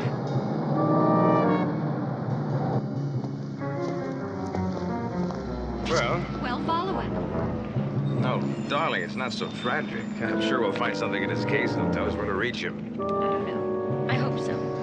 What do you mean? Well, it looked to me as if he took your case on purpose. On purpose? I didn't want to say anything. You always say I'm imagining things, but that man's been watching us on the plane ever since we left Chicago. Oh, now, come on, darling. Look, I'll find him. I haven't got time now. I've got to pick up a car at the rental agency.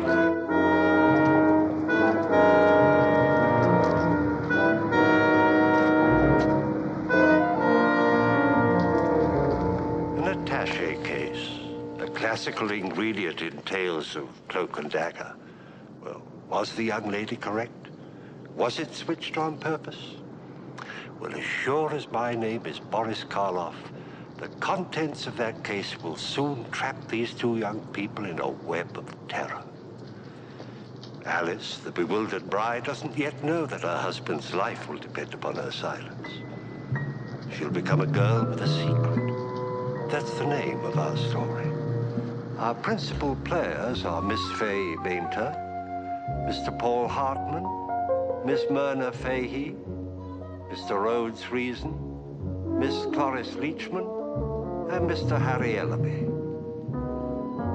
We assure you, my friends, this is a thriller.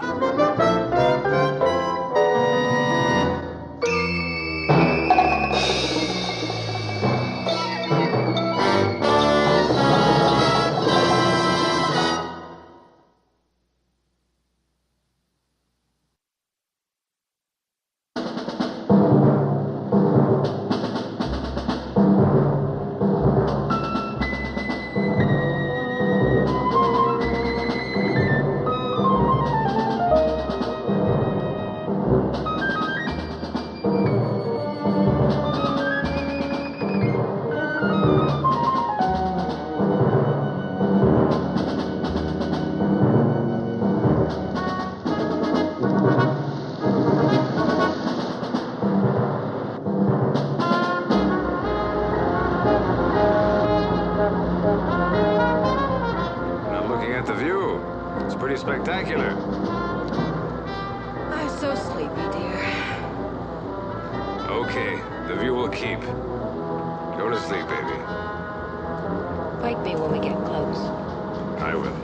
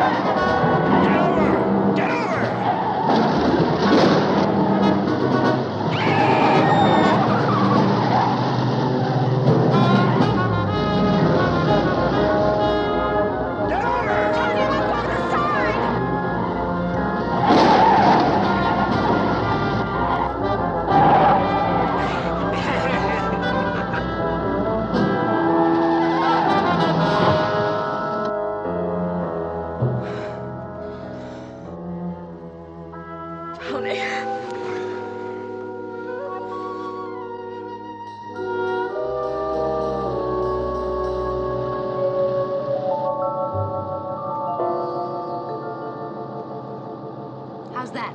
Perfect. You didn't even look. They'd love you without any lipstick. Tony, I'm still shaking. Horrible man. Alice, promise me you won't mention it to my family. There's no sense in upsetting them. I won't.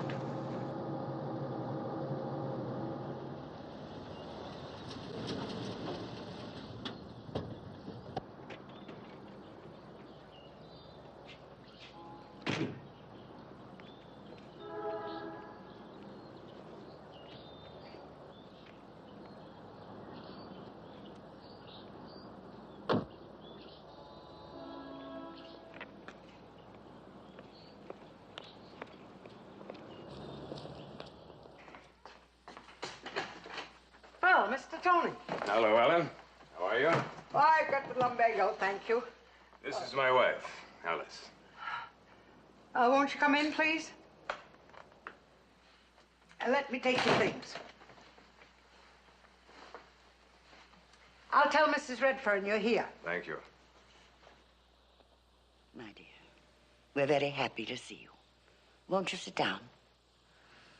I know you're both tired and want a rest, but first, let's have a little talk, shall we? Just the four of us. So, Anthony, you're in Chicago to stay, are you?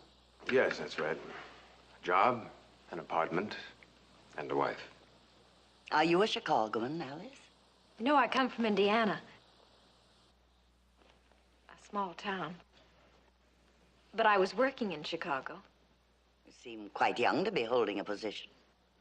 You'd hardly call typing a position. You live alone in Chicago? Well, I was going to college there. I was working to help pay for my education. Then I met Tony. So there went everything. Education, career. Your parents, they still live in Indiana? Yes, my dad owns a drugstore, Hanson's Drugstore in Boulder Creek. They're quite well, I trust. Oh, yes, very well. I'm very happy about my marrying Tony. Alice? Yes, ma'am. I'm very happy that you were the instrument of Tony's salvation. He's a reckless boy, but basically honorable. He should give you no serious worries. Thank you. Ellen, will you show Mr. and Mrs. Page their room, please? Yes, Miss Redfern. We'll be dining at 6:45.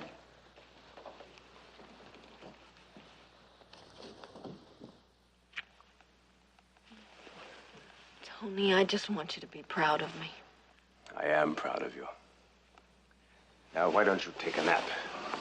By the time you wake up, I'll be back. Back? Where are you going? Well, it's my fault. We forgot to get something for Gran. I'll go with you. No, you get your sleep. There's Uncle Greg and Cousin Bee coming up, remember? And, darling, please wear those earrings I gave you tonight, for Gran's sake.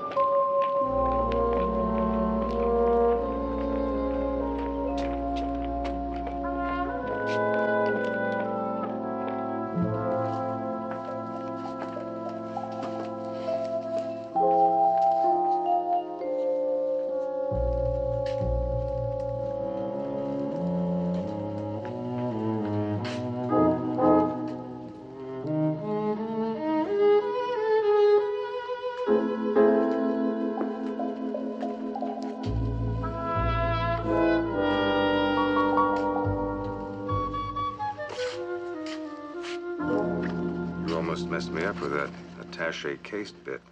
How's that? My wife caught you at it. If you hadn't skipped so fast, I'd have had to take it back. Did you get a chance to study the information? I don't think I can handle the assignment, Herb. Why not? Someone's on to me. There must have been a leak. There couldn't be.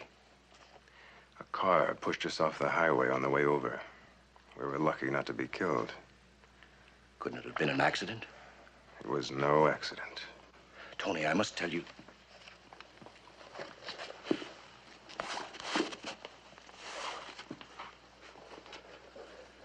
Tony, you're the only man for this particular job. Now, let me fill you in on the facts. Then you can make up your mind.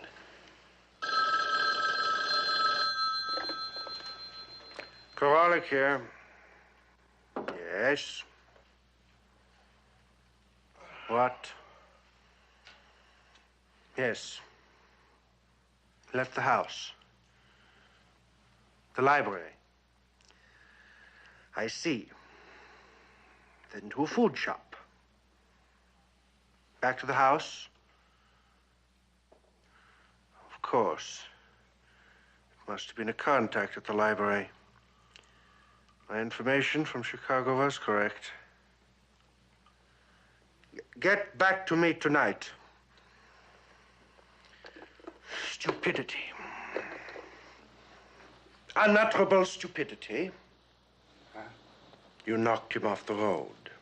Smashed his car. He couldn't possibly have survived. What's that?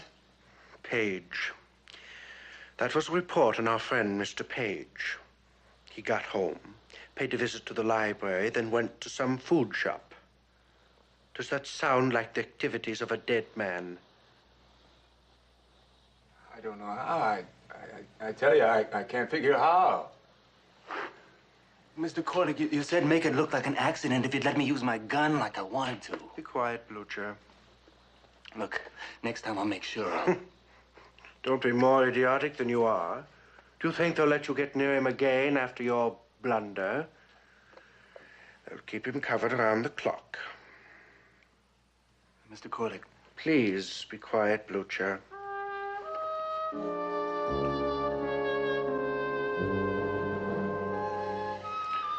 Have to work this out.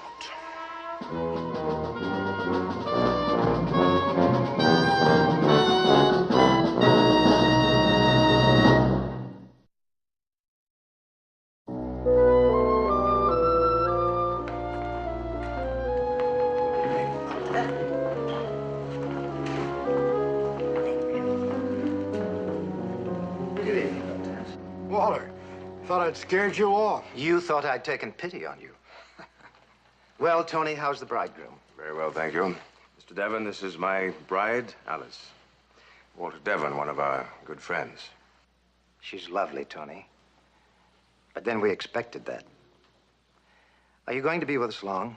A few days. It's our honeymoon, you know. You might call it a tour of inspection, except that we're the ones who are being inspected. Anthony, that's rude. Still the black sheep, eh, Tony? A bit on the gray side these days, I'm afraid. Shall we have at it? You two still battling? Chess isn't a battle, Tony. It's a conversation. Your uncle makes a move and I refute it. Then he refutes my refutation. It's really quite fascinating. I can imagine. It was your move. Coffee? Yes.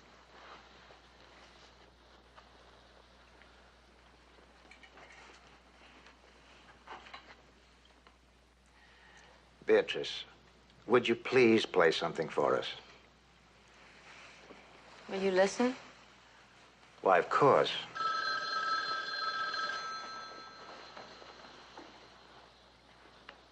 Telephone, Mr. Page.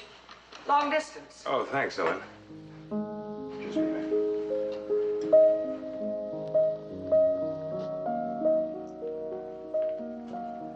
Oh, I'm sorry to hear that, sir.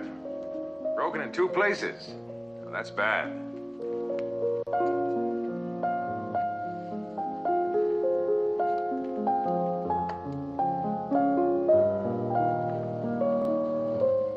Yes, sir.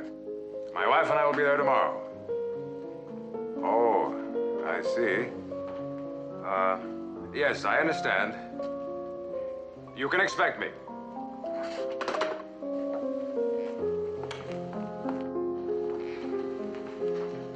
Well, that does it. Something wrong, darling? Just a messed up honeymoon, that's all. I have to leave in the morning.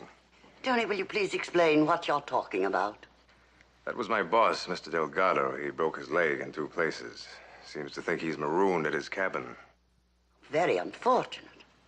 I'll have to fly directly to Minneapolis and then get a boat. I'll go with you. I'm sorry, darling, but Mr. Delgado said there isn't room at the cabin. Well, then, why not leave your Alice in our care? Thank you very much, but I think it'd be better if I went home and waited for Tony there. Now, look, darling, I don't want you alone in Chicago. I want to know that you're safe and sound. Well, then it's settled. You'll stay here with us. Unless, of course, she might be more comfortable somewhere else. No, it isn't that at all. Thank you. I'd be very happy to stay. Good girl.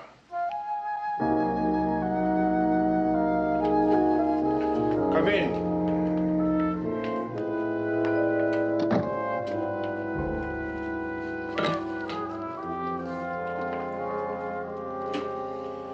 Well? He's flying to Minneapolis in the morning. Minneapolis? No, Devon. There is nothing in Minneapolis. But that's what he told his family. His employer had an accident near Minneapolis. He received a telephone call to fly there tomorrow. It makes no sense. Granted, he is flying somewhere tomorrow. What we have to find out is where. I can't very well ask him. Devon, I don't think you realize the importance of your finding out what Page is doing. If he succeeds, our whole operation will go down the drain. But you may be wrong. He may not be working for them. In my business, I can't afford to be wrong. I've paid you a great deal of money during the past 6 months to stay close to the family and find out just what Page is doing. I have received very little for my money. I have told you whatever there was to find out. Then you'd better find out a little more, Devon, and quickly. You'd better find out where he really is going tomorrow. I'll do what I can. You'll find out.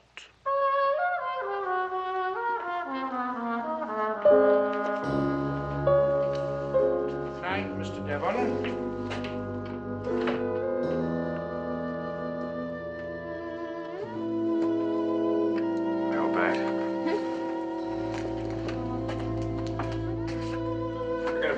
Darling? Mm-hmm. Of course. I don't say they're the most entertaining people in the world.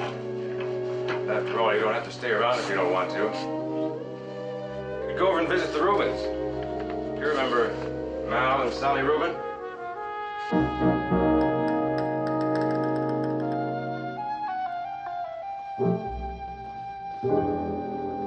You're not going to Minneapolis at all, are you? You're going to Mexico City. Alice, You were going to Mexico and you weren't even going to tell me. You lied to me, Tony. Alice, be quiet.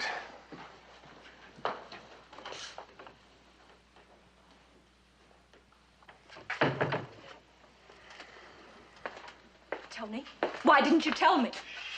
Keep your voice down. Now, let's forget it. I can't forget it, Tony. You've got to explain. There's nothing to explain now. I was going to Mexico. Why couldn't you tell me, Tony? Why did you lie? There were other lies, too, Tony. In Chicago. I didn't say anything. Tony, I'm your wife. Alice. You're in some terrible trouble, aren't you, Tony? That man in the car yesterday, he tried to kill you, didn't he? He tried to kill me, too, Tony. Don't you think I have a right to know why? All right, Alice. Since I can't go through with it now anyway, I will explain.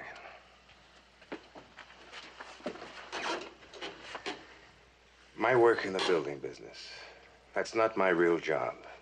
I mean, I work at it, but it's really a cover for more important work. Are you a government agent? I've been doing undercover work for the past 2 years. With our nuclear weapons, espionage goes on constantly. There's a group of people, some in New York, Chicago, Washington, and some right here, who deal in secret information. Deal in it? For money, big money. Whatever they can get their hands on, they sell to whatever enemy government will pay for it. I made contact with them in Chicago and pretended to be one of them. I fed them unimportant secrets. Information about supposedly new ideas and missiles. Just enough so they trusted me. Now, we were never able to pinpoint the man in charge of the operation. But now we think he's right here in Pasadena. Why would he be here? The university. There's a lot of nuclear planning going on here. This Mexican trip, I was picked because I'd already made contact with one of their couriers there. And we figured that through him, I'd have been able to find out who was the #1 man here. Then my job would have been finished. What do you mean, would have been? I can't do it now, darling, now that you know. You think it's very important? Very, but Then you've got to see it through. I can't. If you were to make one slip, if you were to let anyone know I went to Mexico instead of Minnesota, I'd be dead. And I mean dead. Tony, I can keep a secret. It's more than just a secret. It means you'd have to tell lies and keep lying to the family, to everyone, and not break even under the worst kind of pressure. My life would really be in your hands. Tony, don't you love me enough to trust me? Of course I do, darling. Even with my life. Hurry up. I miss your plane.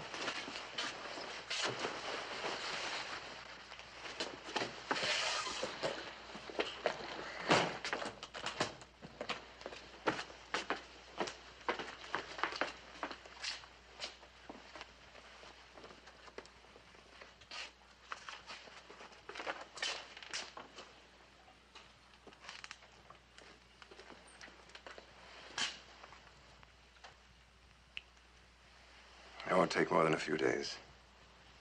Thank you, darling.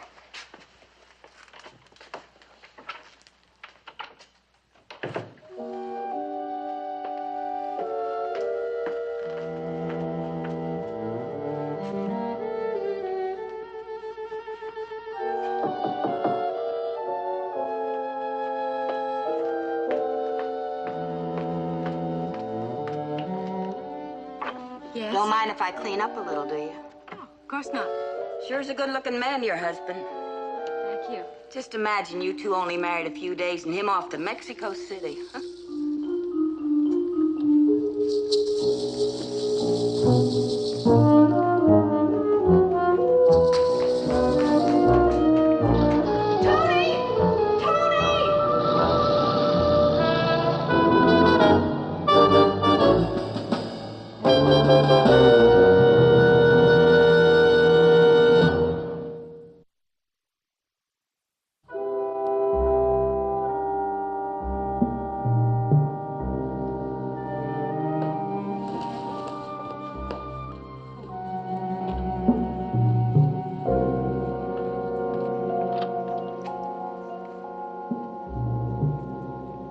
Mrs. Peel, how did you know my husband was going to Mexico?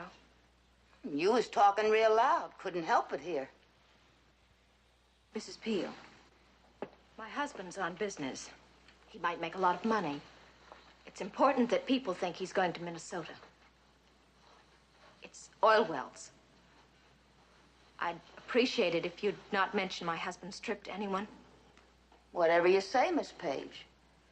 Say, you know you got a lot of pretty jewelry over here? You know, I like jewelry. Gives a person class. These earrings, they go just beautiful on me, don't you think? Those are... Just beautiful. Yes, you're right, they are. Take them. You mean it? But I want you to promise me that you won't say anything to anybody about what you've heard. Oh, I promise. Us users are tight-fisted and tight-lipped. You know that.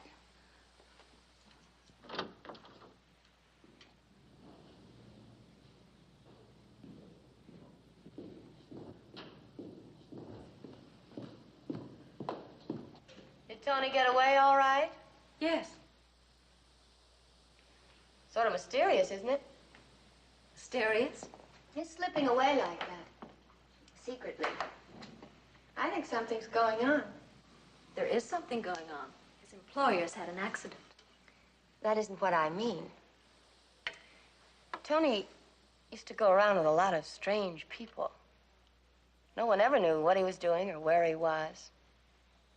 I'm sorry you had to get stuck here with all of us zombies. It was really unforgivable of Tony. I don't think you're a zombie. Yes, I am. We all are. How Tony managed to escape it, I don't know. Have you had your breakfast, Alice? No, I'll but... see to it.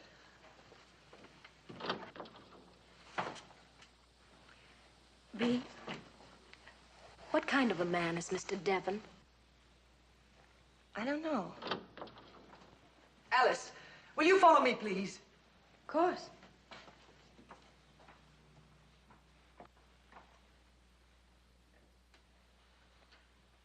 Those earrings belong to the family. They're priceless heirlooms. Mrs. Peel says you gave them to her. Take them away from her. Just a moment. They belong to me, you know. They're family heirlooms. Yes, but Tony gave them to me. You're out of your mind. And Hortense, please. There's nothing to get upset about. Please don't make a fuss. Fuss? Would you not mention this to anyone? I have a reason. Please believe me. What reason could you possibly have? And what does this cleaning woman mean to you? What favor has she done you? I'm sorry. I can't tell you. You've got to trust me. Indeed.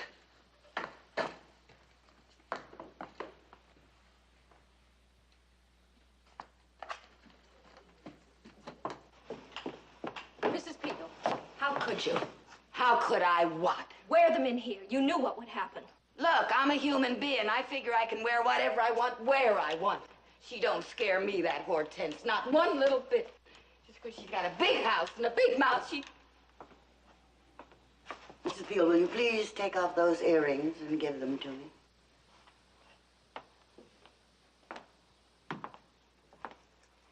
Thank you. They was a gift from Miss Alice. It was very bad taste of you to accept such jewelry from anyone in this house, especially from a very young person. I don't think you need bother to come back here tomorrow. If you'll tell me what's owing you in wages, I'll be glad to see that you receive it. Alice, I'd like to see you in the drawing room.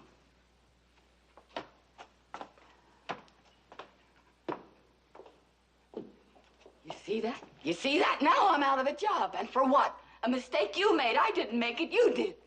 Well, you just wait till that Duchess finds out a few things about her precious grandson. Mrs. Peel, you made a promise to me. Yeah, and you see where it got me, huh? If you keep quiet, I'll give you $300. It's all I have. Well... All right, forget it. Go in and tell them what you know. I'm not going to bargain with you. Go on. Well, now, hold on, Miss Alice. Us Indiana people, we gotta stick together. $300 will just about tide us over till Carrie gets a job. Carrie, that's my son. He lives with me. I was going to quit this job anyway. It's too rich for my blood. What's your address? It's 3112 Kenwood Avenue, 6th floor, apartment 3. I'll have to cash some traveler's checks. I'll be over to see you just as soon as I can get away.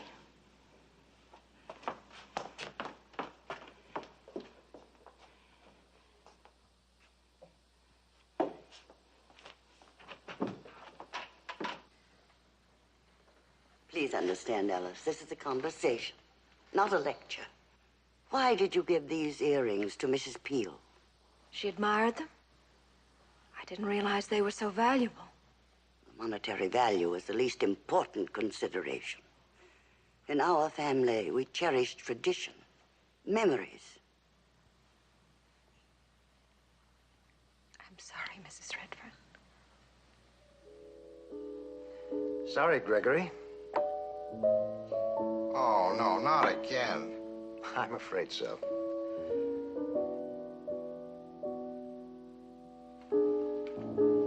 Well, Alice, have you heard anything from Tony? Just a wire saying he'd arrived safely. Any idea when he'll be back? Not yet. He's a nice boy. I'm glad to see he's settling down. Don't be too sure. How's that?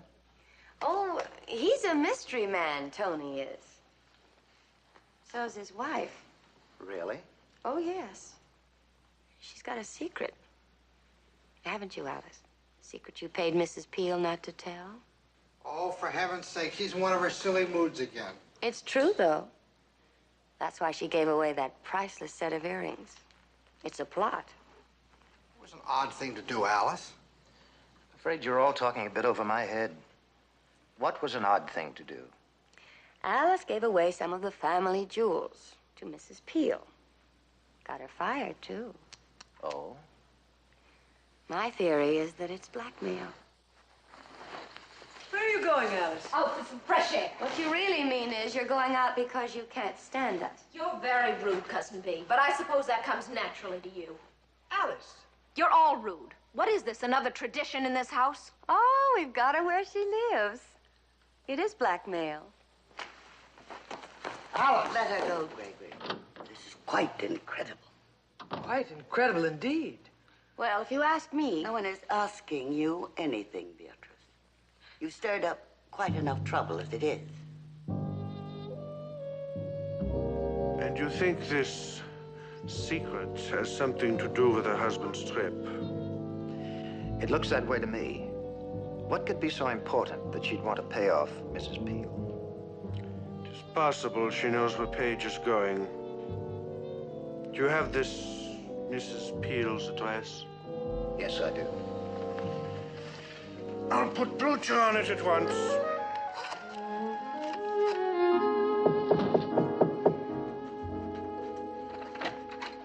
Gee, I was beginning to think you wasn't going to come.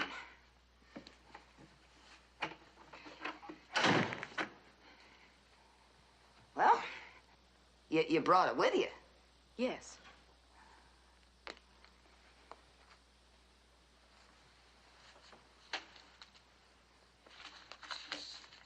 What you've just done is blackmail, Mrs. Peel. A crime you could go to jail for. And if you don't keep your side of this bargain, I will see that you go to jail for it. What are you talking about, blackmail? Sounds like blackmail, what you're saying. Good night, Mrs. Peel. Who is it? I'm a friend of the Redferns. I gotta talk to you. Just a minute.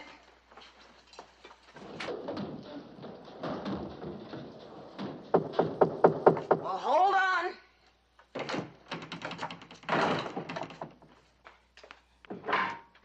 What do you want? Mrs. Peel, Yeah, what do you want? I came here because I'm a friend of young Mrs. Page's. The girl's in trouble. I want to help her. Well, I don't know nothing about that. You don't have to lie to me. She told me all about it. Yeah, well, if she told you all about it, why talk to me? Well, we need your help. Look, I don't know what you're talking about, mister. There ain't no trouble that I know of, and there ain't gonna be none either, so I'll just say thanks and goodbye. Look, I'm busy. Oh, you want to play games, huh? Well, we'll play my way. Now, why'd Mrs. Page give you them earrings? It's none of your business, and you leave me alone. You better tell me, else I'm gonna have to give you a going over. And I just like to do that. It had something to do with Mr. Page's going away. Didn't it? You're out of your mind. Now stop her.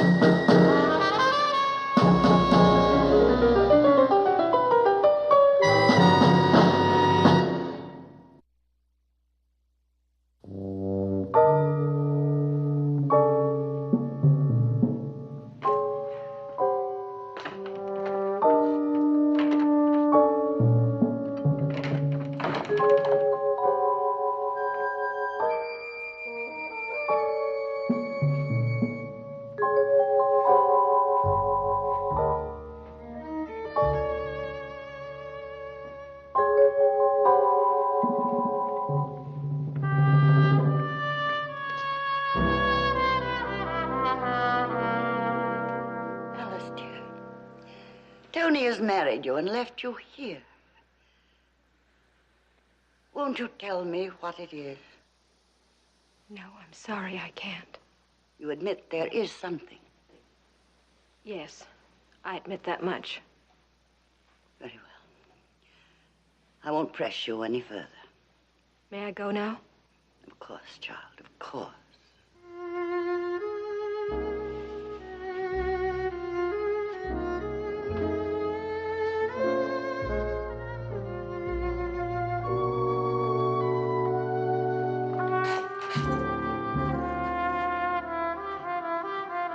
Alice, can I see you in the drawing room?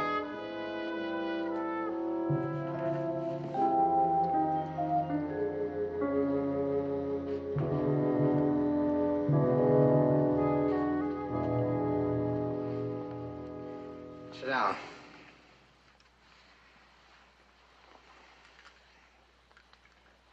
Alice, Mrs. Peel is dead. Oh, I'm very sorry to hear that. Her son, Carrie, telephoned me. Now, look, I want the truth. Tell me, what do you know about this?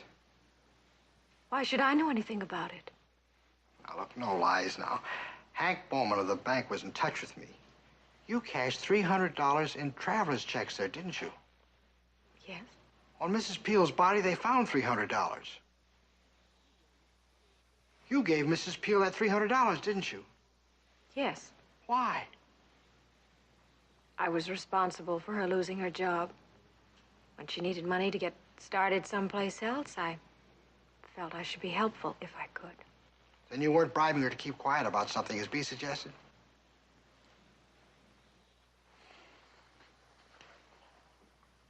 Were you there when Mrs. Peel died? No. But you were there sometime. Yes. Tell me exactly what happened. I took a cab to her place. I went upstairs, I gave her the money, and I left. That's all. Now, listen, Alice, that cab driver who drove you to Mrs. Peel's, if he should start putting all these things together, well, we could all be in serious trouble. He could describe you. He knows what time he drove you there. Can you tell me this? Who knows what time you left? Do you realize what I'm saying? This is a murder case. Alice, did you do it? Did you kill Mrs. Peel? Do you think that I did? Never mind what I think. Just answer the question. No, I didn't kill Mrs. Peel. Then you can't be any help to the police at all. I didn't see anybody there but Mrs. Peel.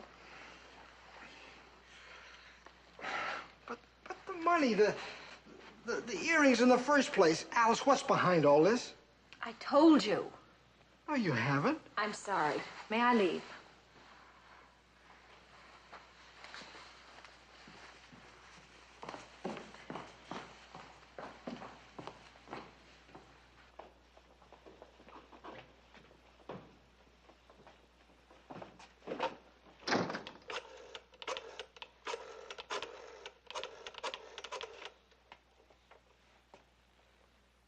Hello, Walter.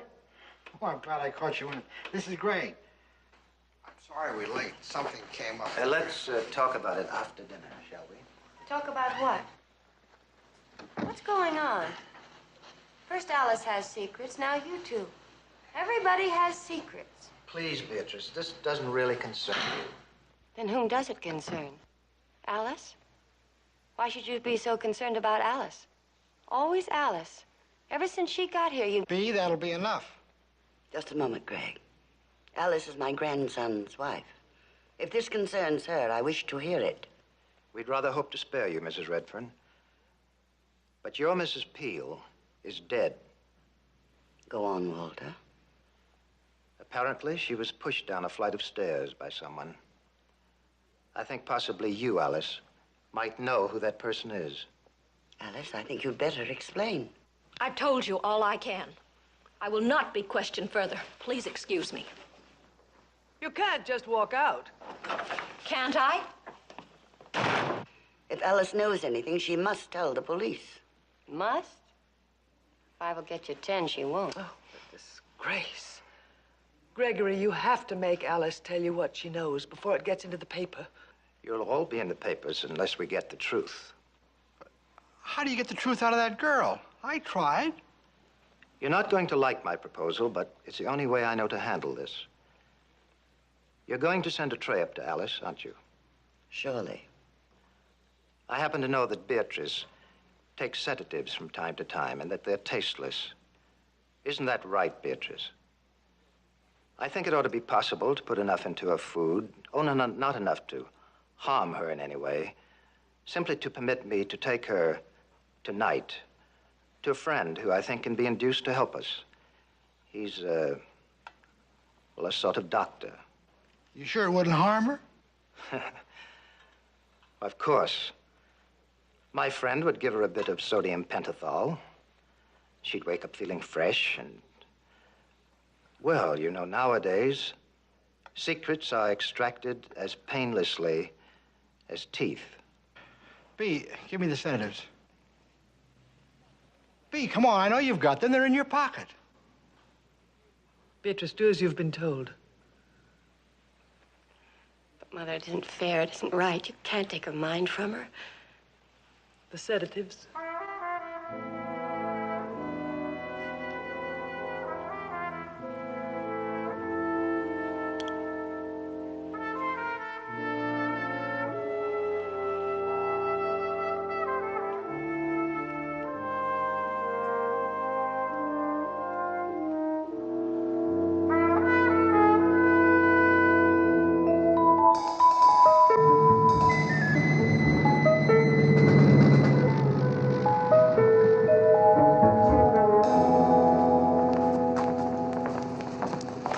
Tony? Good. Say, tell me about Alice. Is she all right? Well, that's just it, Tony. No one seems to know where she is. I tried to contact you, but... But what? Get it out. She disappeared from your grandmother's house last Thursday around 7:15. Seems she's mixed up in a homicide. What the devil are you talking about? Well, the old woman at the house, Mrs. Peel, the cleaning woman. Yes. She was killed. The police think that Alice might be a witness. So where is she? We just don't know. You better phone the old man. You phone him. Tell him I've got enough to nail our friend Devon and his boss. But first, I've got to find Alice. Give me the keys to your car.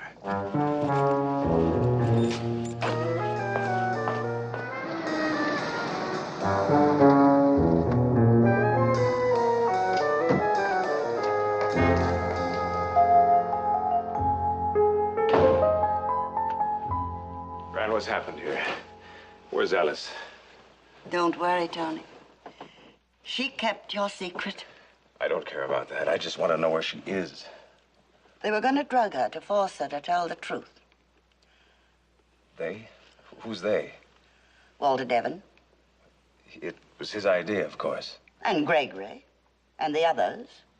I couldn't allow that to happen in my house. I went up to Alice's room to warn her. I gave her some money. Where is she? Where they can't find her. In a drugstore in Los Angeles. She worked in her father's drugstore in Indiana. Remember? Gran, you're wonderful. No, son. I'm just a spoiled, selfish, egocentric old woman. But I know what's right, and I know what's wrong. And what they were planning to do was wrong, Tony. Do you, know?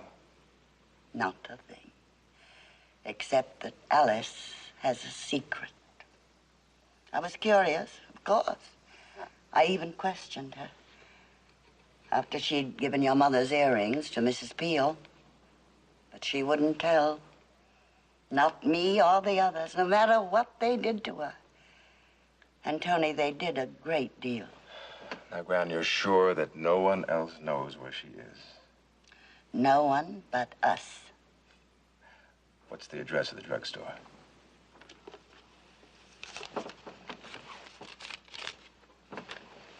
Tony, this is serious, isn't it? Yes.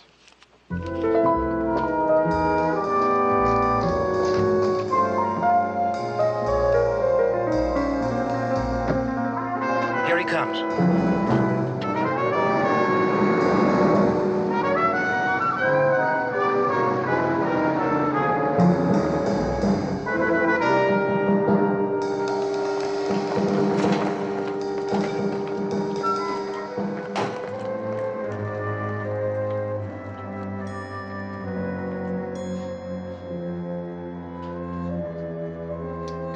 every 2 hours.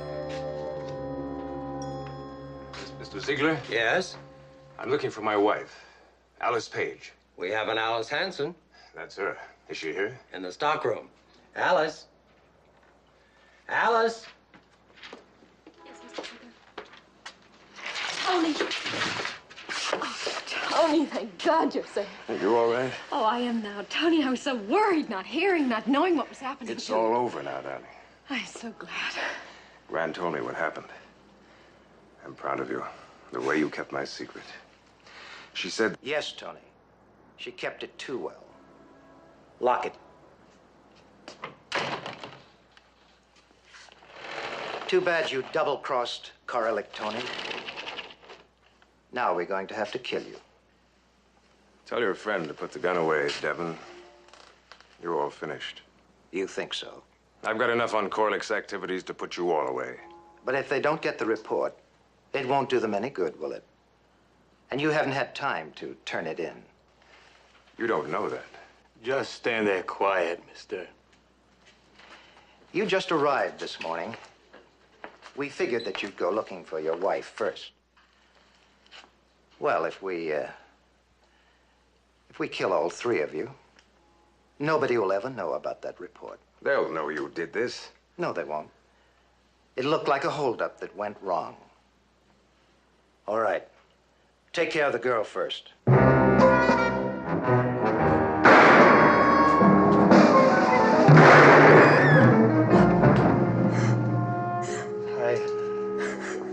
I've had this gun in the drawer for 20 years. Never used it before. Now take it easy, darling. It's all right. Tony. Mr. Ziegler, would you do one more favor for me? Oh, what's that? Fix my wife a tranquilizer while I call the police.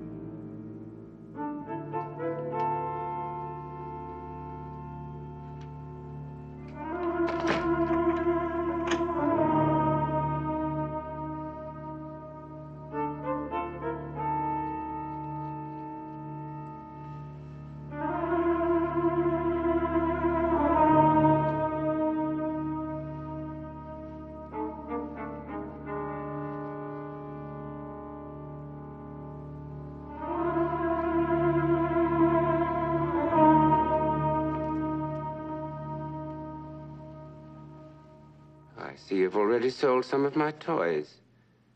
That was naughty of you. I thought you were beautiful when I drew that. The impossible acme of perfection. I must have been mad. Or did madness come on me afterward? We may never know. may never know. Through too much love of living, through hope and fear set free, we thank with brief thanksgiving whatever gods may be, that no life lives forever, that dead men rise up never, that even the weariest river winds somewhere to the sea. Oh, my famous Borgia ring, containing, so you testified, some rare poison. Nearly tasteless, impossible of detection.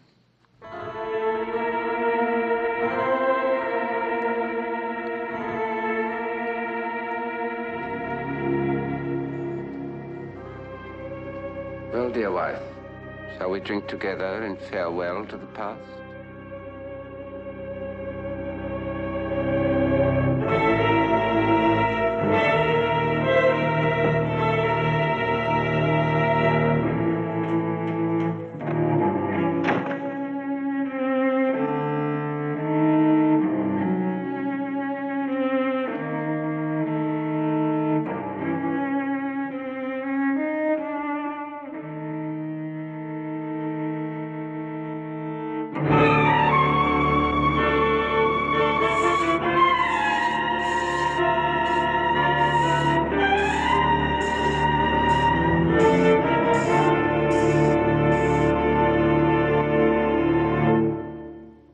Thomas Edward Griffith, the man who made this lovely picture and then destroyed it, really lived.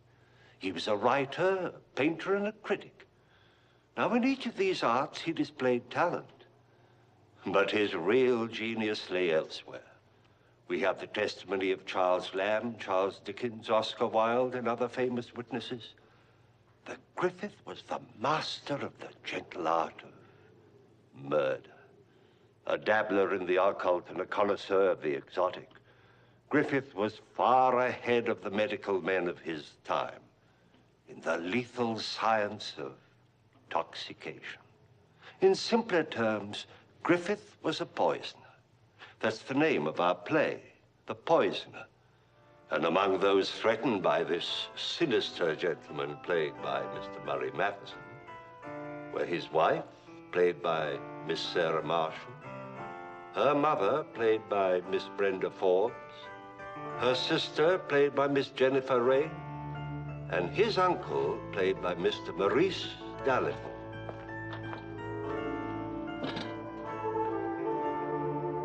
Oh, by the way, if in the course of our story someone brings you a cup of tea or a spot of brandy,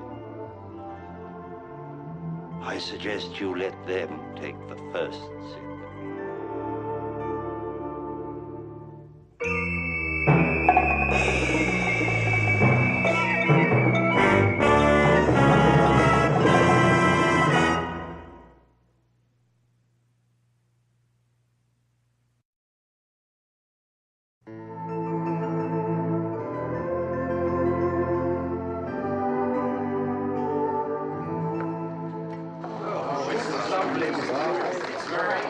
Ladies and gentlemen, may I present my bride? That is, as I see her with my heart. Thank you for disagreeing with those who say that Thomas Edward Griffith lacks only one attribute of genius, and that is talent. I agree with them. Perhaps I hadn't until now. I am a very conceited man. Or rather, I have been until today. Now I feel forced to confess that this portrait does not even begin to do justice to its subject, to that matchless pearl of loveliness without flaw, my wife. Our toast to the perfect pair. May their marriage be perfection. Well, dear wife, shall we drink together to the endless future? I can't get this chair through the door, it's so narrow. Well, looks as if everyone's here before us.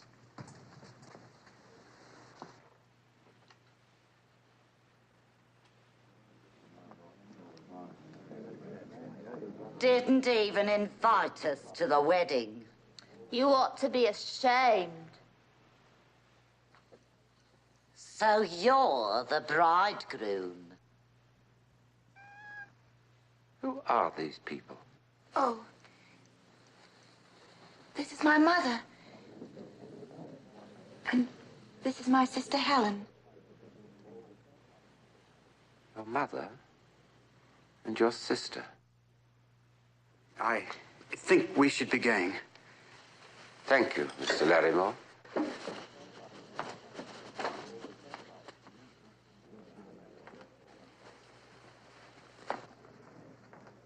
I feel sick at my stomach.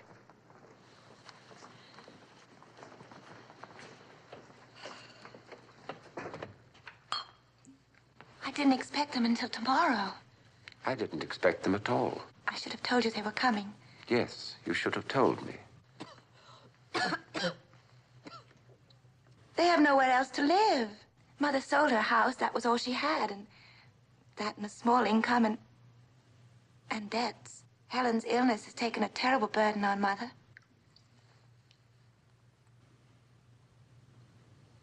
You're not even rich. I never said I was. You only pretended until you caught a husband. Get that animal out of here. It belongs to me. And so do they. Or rather, you belong to them. My perfect bride.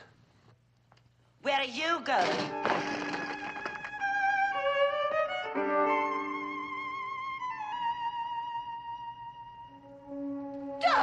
Don't you dare touch Mama!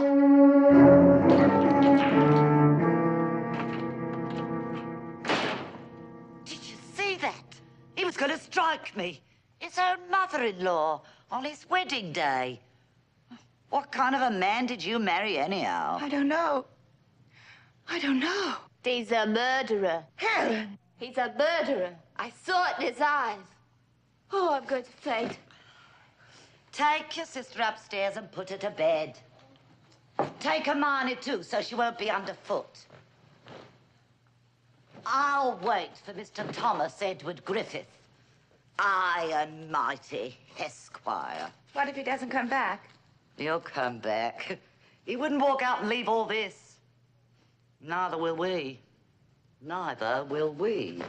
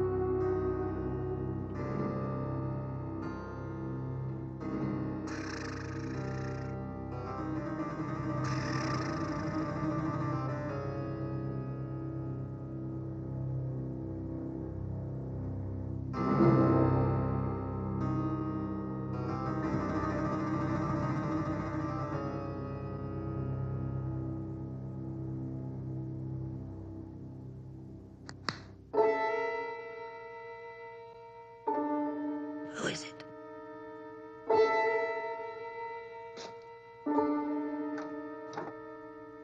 Who is it?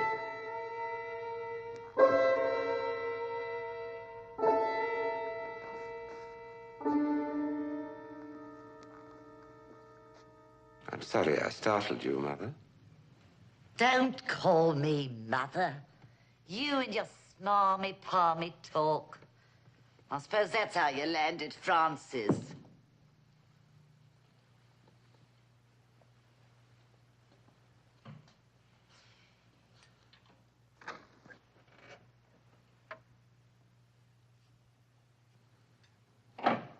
I suppose you think you can get me drunk.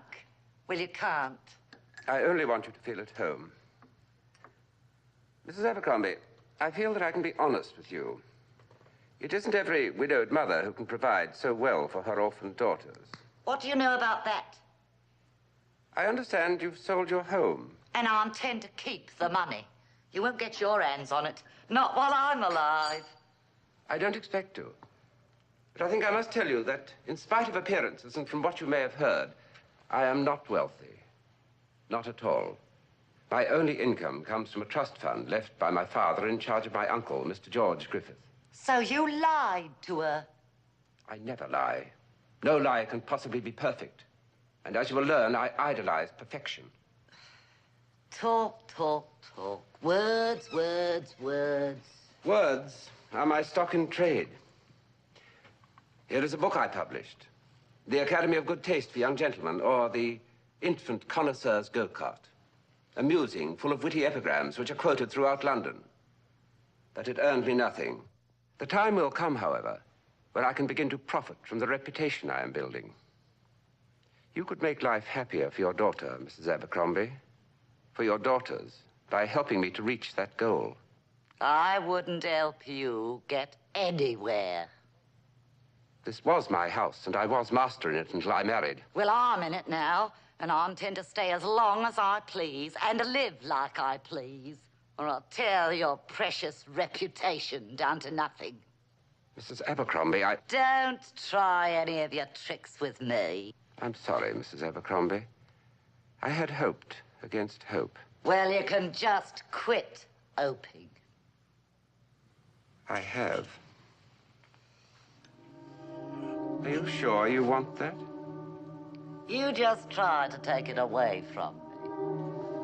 I won't.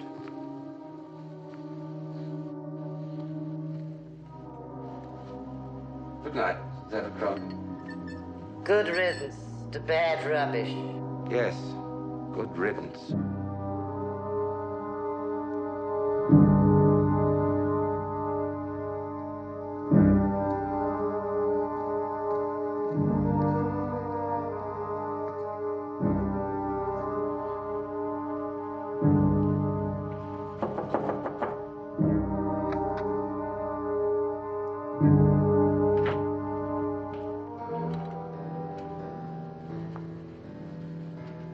I should have told you about Mother and Helen. The moving finger writes, and having writ moves on. Nor all your piety nor wit can change or alter one half line of it. Does that mean it's all right? Everything will be all right soon.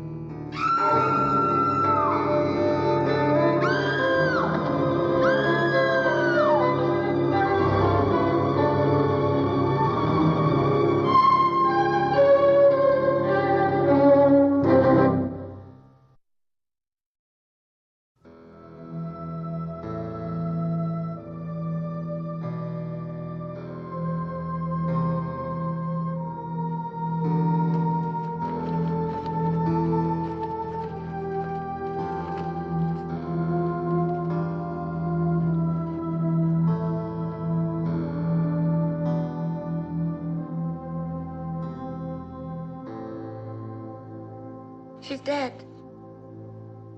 My mother is dead. She was perfectly well. We never know. One moment health, the next oblivion. As Leonardo said, the moment we are born, we begin to die.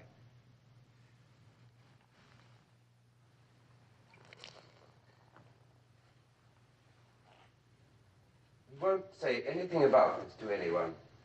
People would talk. Won't people talk anyway? I'm afraid so. Then they'll forget. As you must forget, my dear. Be thankful she died without suffering. How do you know she didn't suffer? He knows because he killed her. I saw him do it. Murderer. I was with you when she died. He murdered her. He murdered Baba. Oh, Helen, be still. Heaven's sakes, be still. It's a murderer.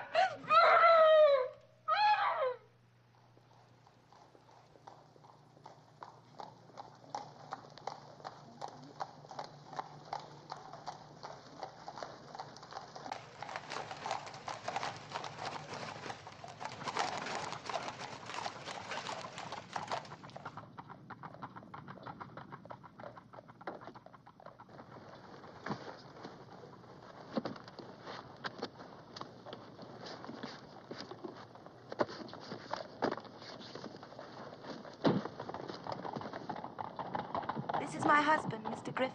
This is Mr. Proctor. He was my mother's attorney. Very kind of you to bring Mrs. Griffith home. I have some business to discuss with you, Mr. Griffith. Well, come in. Come in.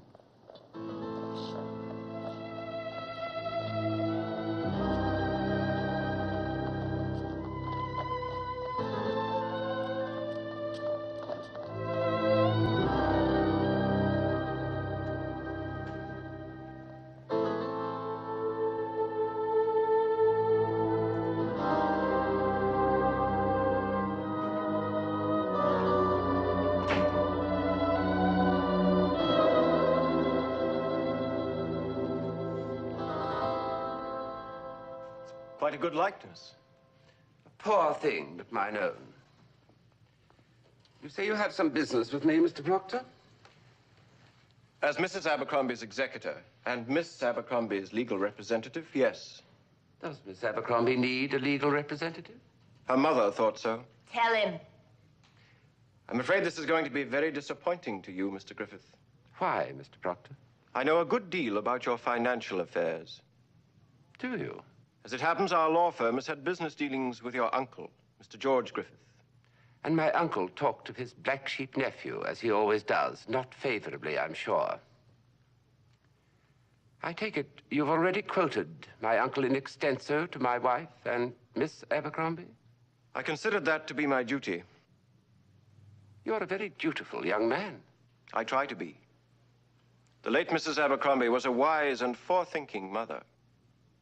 Demortuus nihil nisi bonum. What?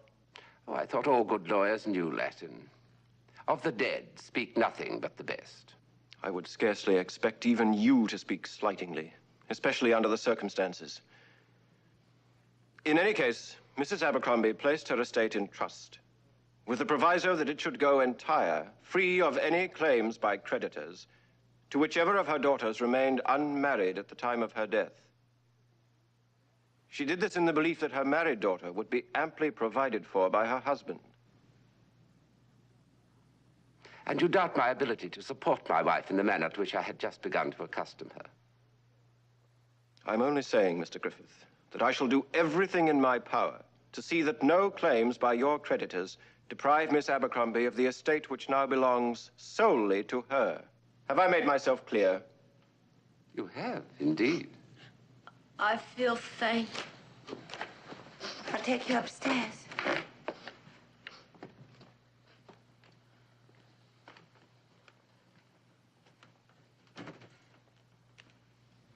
I didn't know. I really didn't know. My perfect wife.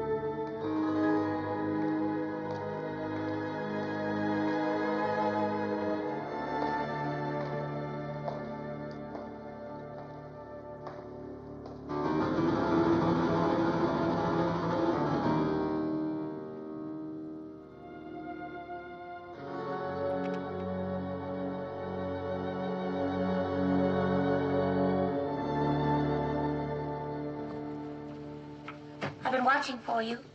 Why? Your uncle is here. Why? I thought perhaps if we could talk to him. We? I am your wife. My perfect wife.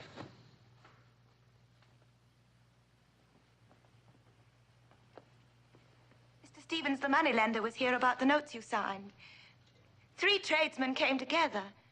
They refused to deliver any more bread, coal, or meat unless you pay something on account. They heard about my mother's death. They thought perhaps you were her heir. That is, that my wife brought me a fortune. Of course, you told them the truth. No. I asked them to be patient. Then I sent your uncle a note. That was kind of you. I asked him to come here to visit us. I had no idea he'd come immediately. My uncle wouldn't miss an opportunity to see me crawl, kneel, plead, implore him to cost me a crumb, feed his fat conceit by begging for what belongs to me. Where is he? I gave him my mother's room. Oh, so the stage is set. Now you expect me to go up to him and whimper, please, so that he can rant and rave, avenging your mother by humiliating me. Does my mother need avenging? Your charming sister thinks so.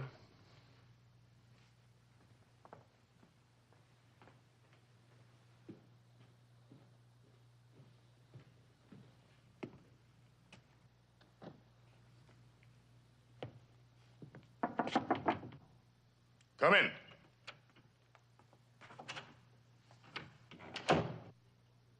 So you finally decided to come home, eh? Well, Uncle George, I didn't expect to find you here as my guest. What did you expect? Creditors on your doorstep, bailiffs in your drawing room? As you know, that would be nothing new. However, the present situation is quite different from the past. You mean it's worse? Why did she marry you? She thought I was rich. I thought she was rich. We were both mistaken. So you added another pretty piece to your collection that you can't afford to pay for. Uncle George, you hold £5,200 that actually belongs to me. You have only to sign a piece of paper, and there'll be no more creditors howling at my doorstep. I shall be able to work, think, and write, as I cannot do now. When you forged my signature, that was a sample of your writing ability, I assume? I'm on to you, and I won't stand for any more of it. How much is that thing worth? More than you could possibly understand. Then get someone to buy it. Sell off the fancy-dancy this and that you've filled your house with. There must be some fools who can afford their foolishness, but you can't. Nothing in this house is for sale. Since when did beggars get to be choosers? Since when did you get to be God, with the right to judge, condemn, to doom? This is the last time I shall ask you to help me. I've told you what to do. If you don't want to do it, it's your bad luck and not mine. Are you sure, Uncle George? Are you sure? You'd better not threaten me. Otherwise, you'll never get a penny. Never is a very long time.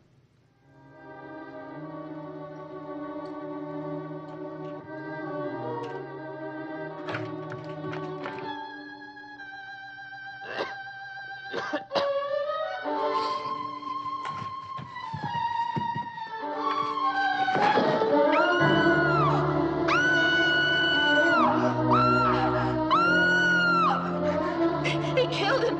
They quarreled. I earned them. He killed his uncle the way he killed Mama. Murderer! Murderer! Murderer!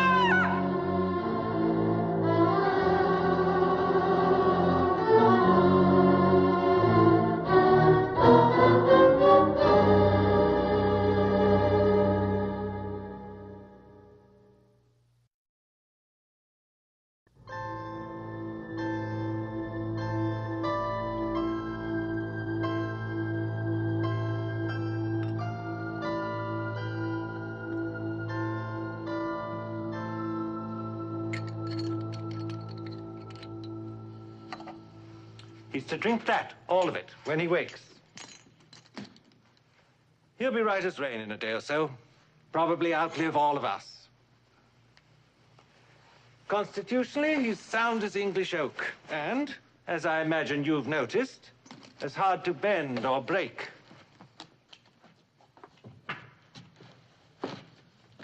He's going to die, isn't he? Isn't he? No, dear. There's a little trouble with his heart. I'm sorry to disappoint you, Helen. Good night, Doctor. Thank you. Quite all right, Mrs. Griffith. Happy to be of service. I'll show you out, Doctor. Make sure your uncle takes his medicine. Better add a few drops of brandy to disguise the taste. Anything you say, Doctor. He's the one that's disappointed. Did you see him? He tried to murder his uncle. I know he did. I don't care what that doctor said. He tried to murder his uncle.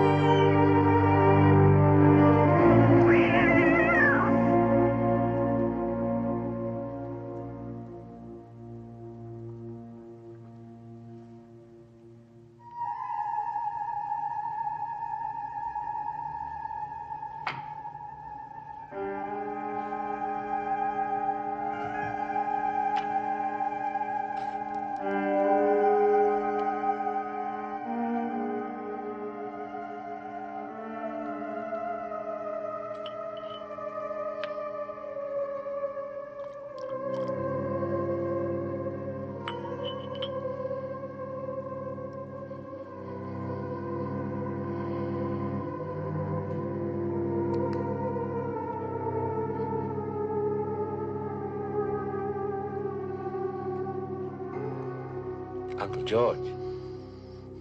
Uncle George, wake up. It's all right, Uncle George. The doctor's been here. He mixed this for you. It's mostly brandy.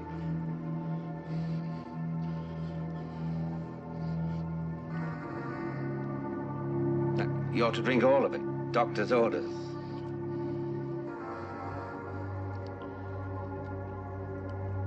More, Uncle George.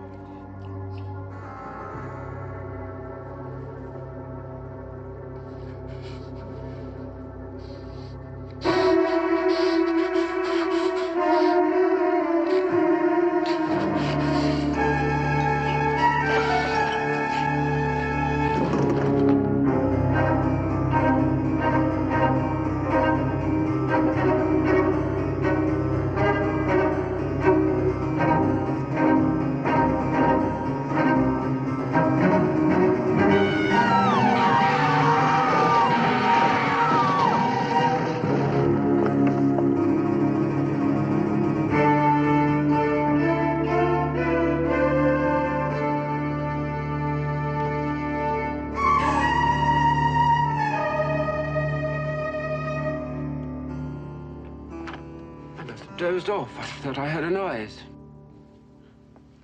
Wait!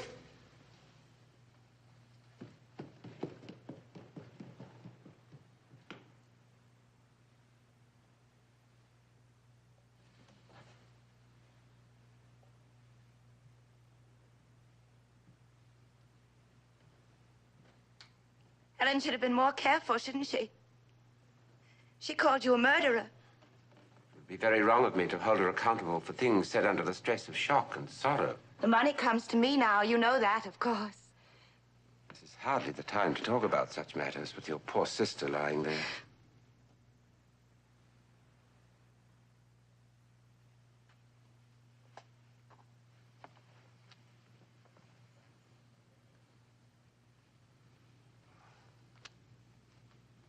I believe you heard the doctor tell me to add brandy to his medicine to disguise its taste. Yes, I heard. Uncle George must have waked just now while I was dozing and smelled the brandy. He loved brandy. Strange. In the same night, in almost the same moment, my uncle and your sister. But first, my mother. She loved brandy, too. You hated her. You hated Helen.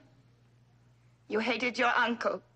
Hate is a small and ugly word for a smaller and uglier emotion. You even hated my cat. A few drops of spilled brandy lapped up from the floor wouldn't kill a cat. Any more than brandy killed my mother. Or him. There was more than brandy in that glass, wasn't there? More than medicine, wasn't there? Wasn't there? Murderer. You poisoner!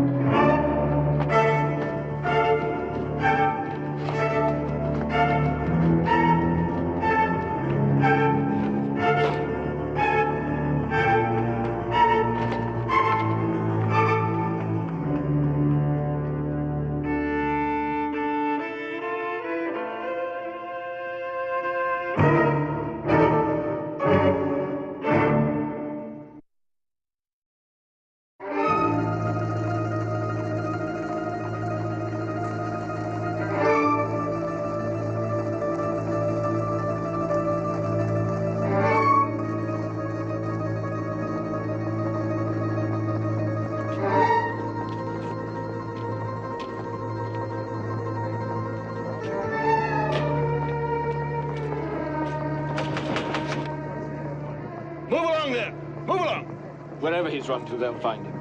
You're safe from him, I promise you.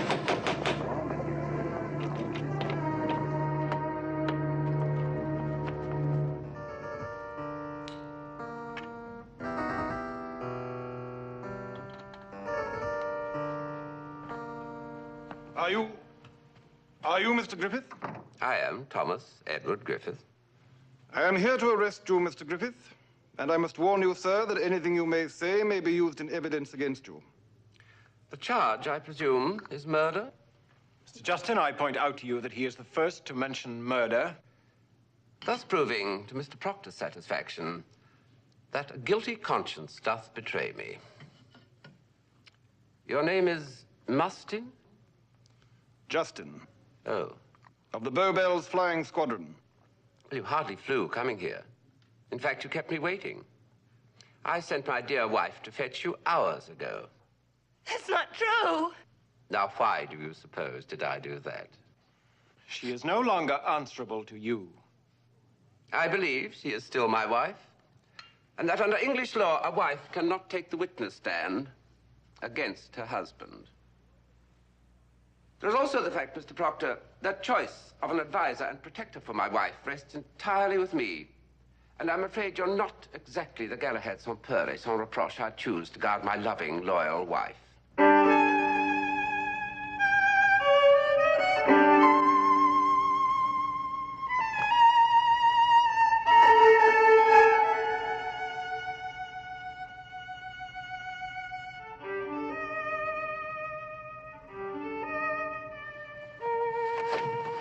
Her neck is broken. Mr. Proctor was her protector. You can see why I lack faith in him. Come along, sir.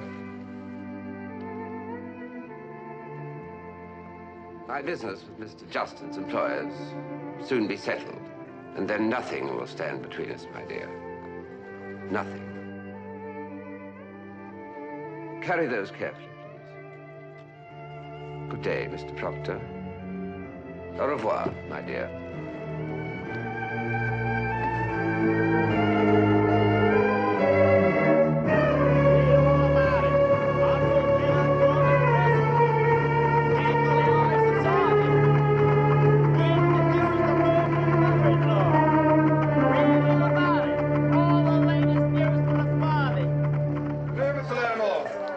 Mr. Griffith needn't be locked up in the midst of all this.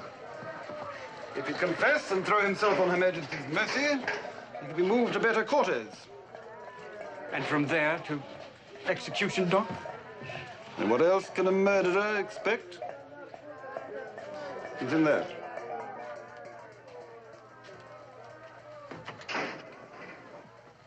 Well, Mr. Larimore? I came as soon as I heard.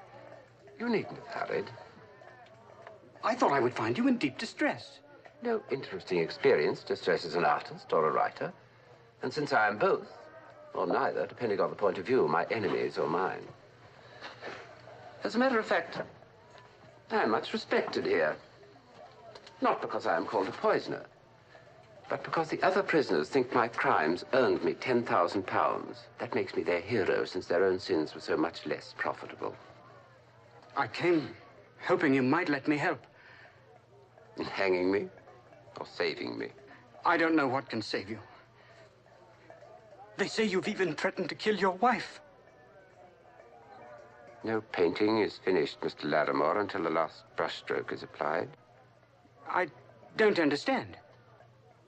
No, of course you don't. Good night, Mr. Larimore. Oh, Mr. Larimore, be so kind as to give my wife a message. Say to her that I'm sure it will be only a few days before I can come to her, and we can resume settlement of matters which remained unresolved when she and Mr. Proctor brought Mr. Justin to arrest me.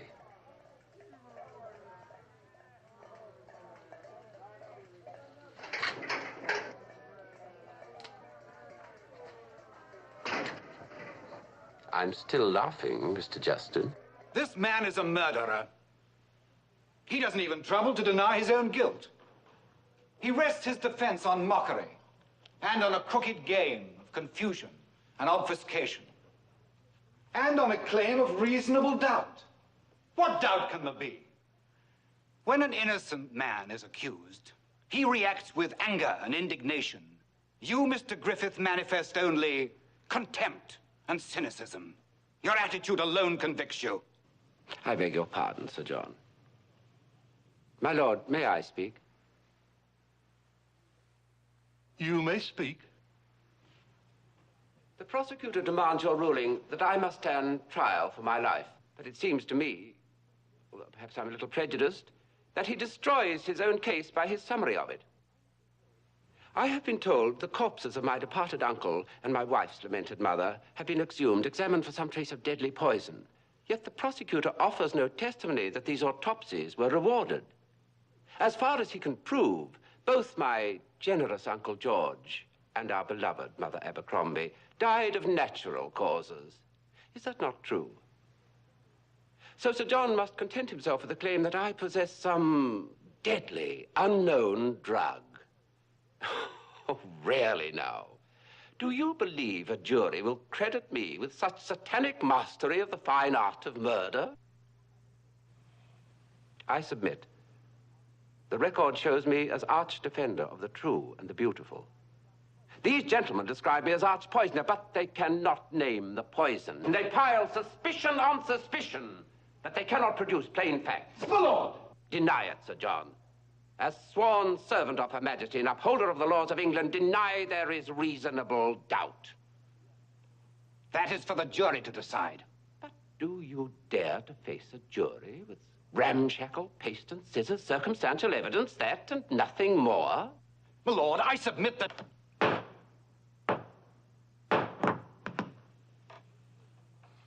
The prisoner is remanded in custody pending further disposition of the issue here before us.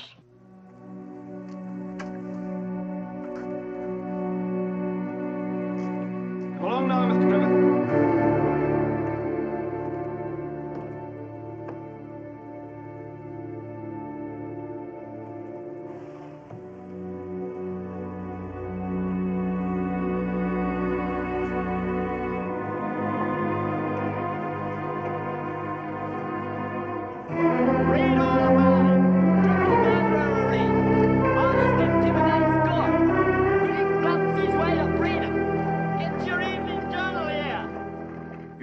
Mr. Griffith, that you've won a great victory over English law.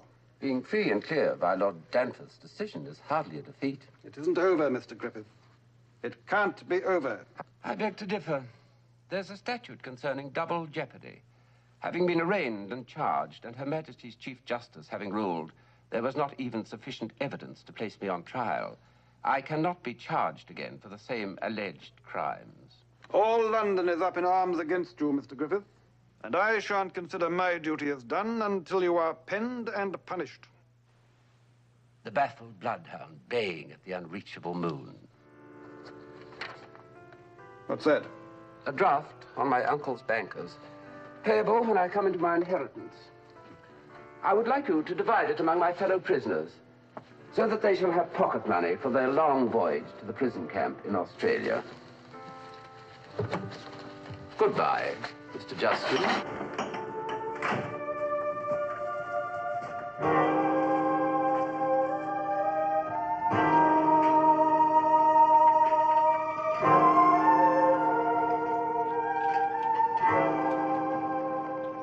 Mr. Griffith! Well, Mr. Larrymore, I didn't expect to see you again. I owe you a debt and I'm trying to pay it. Please, Mr. Griffith, don't stand talking. The news of your release is being shouted in the streets.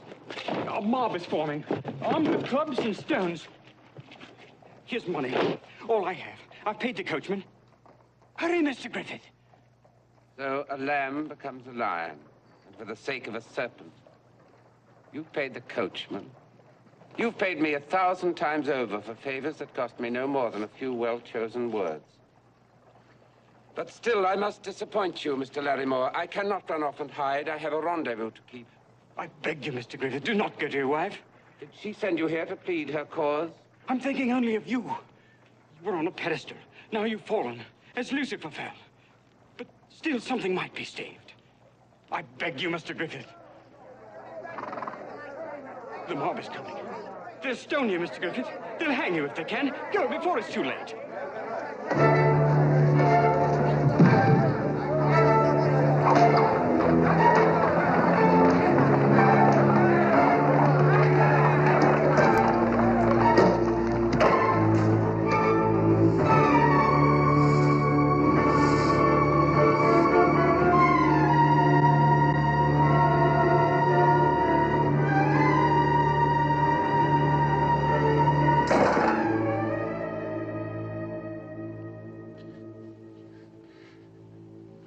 Much of living through joys. Thank with me thanksgiving. Whatever God's may be.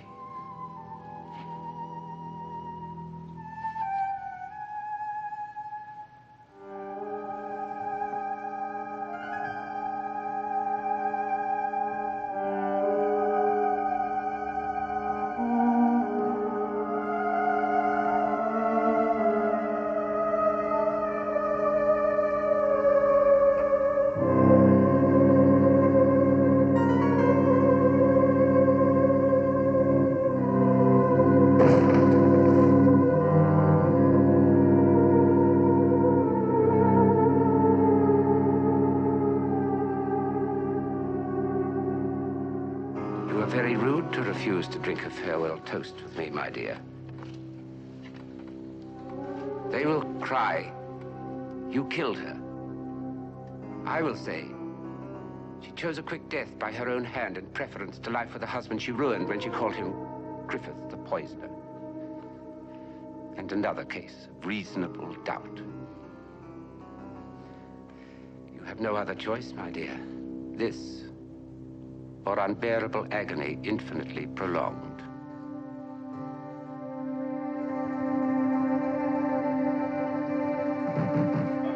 I'm here! I'm here in the bedroom! In here, please, quickly!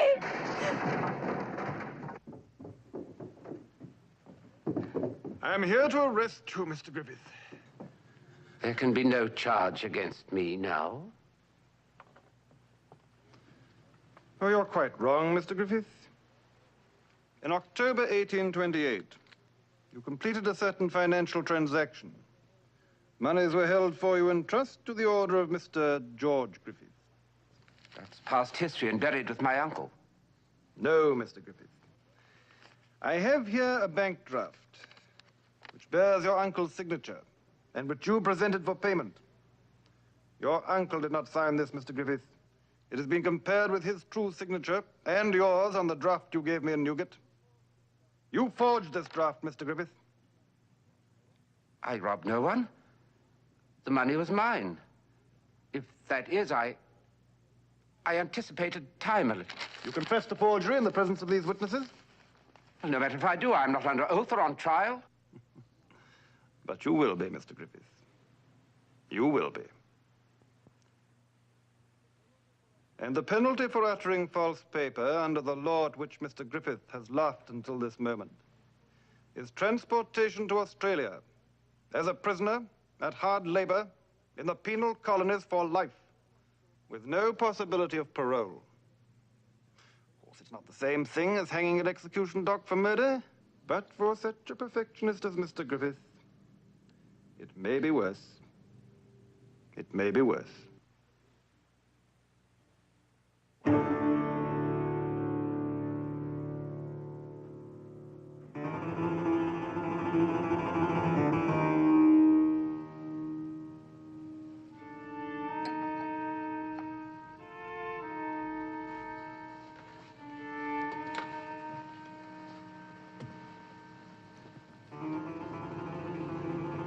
That no life lives forever. Dead men rise up never. That even the weariest river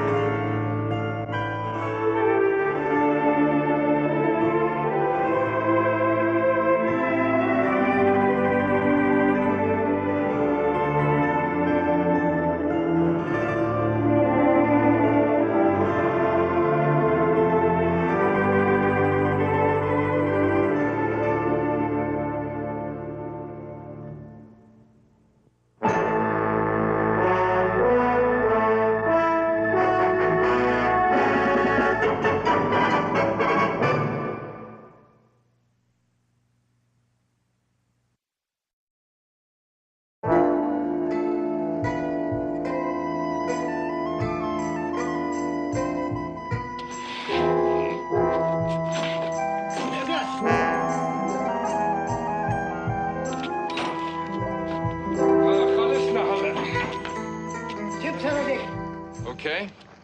Well, that does it. Let's get out of here. Oh, one moment, Mr. Hudson. There is something more. What's that? Where's that stuff? What's in those cartons? Something very valuable. Payment to our employer. Not our business.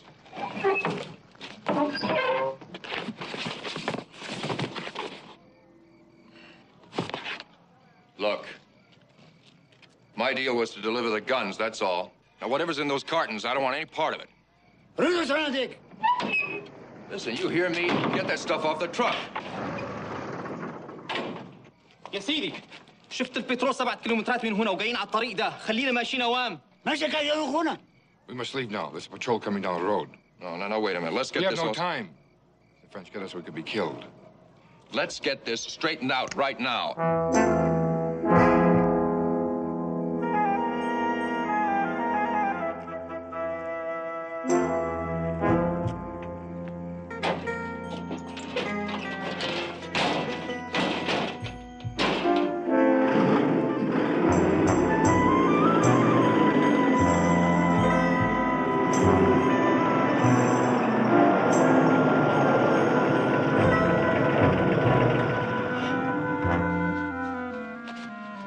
stop. I gotta get some rest. I can't even keep my eyes open. No. You rest in Tangier.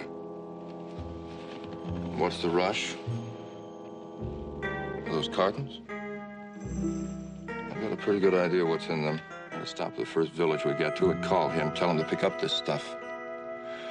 But I gotta get some sleep. You drive to Tangier. Well, you're not gonna pull a gun on me.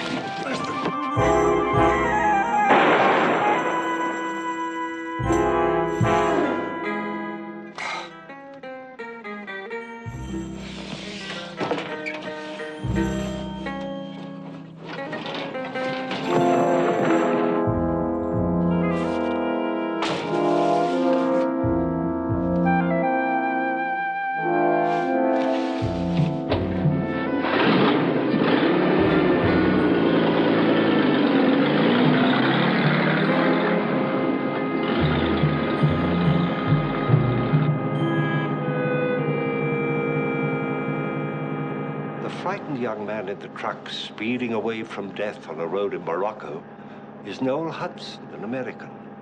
He fancies himself a soldier of fortune, running guns to a group of Arab nationalists. But now, adventure has turned to terror. Noel Hudson has good reason to be terrified. There is some doubt that he will ever again be seen alive. Well, what is the mysterious cargo that Noel is so frightened of? As sure as my name is Boris Karloff, you'll learn the answer to that and many other mysteries in Morocco as you view The Man in the Cage from the novel by John Holbrook Vance. Our leading players are Mr. Philip Carey, Miss Diana Millay, Master Barry Gordon, Mr. Theodore Marcuse, Mr. Al Ruscio, and Mr. Eduardo Cianelli. Smuggling, murder, and North African intrigue are the exciting ingredients of this thriller.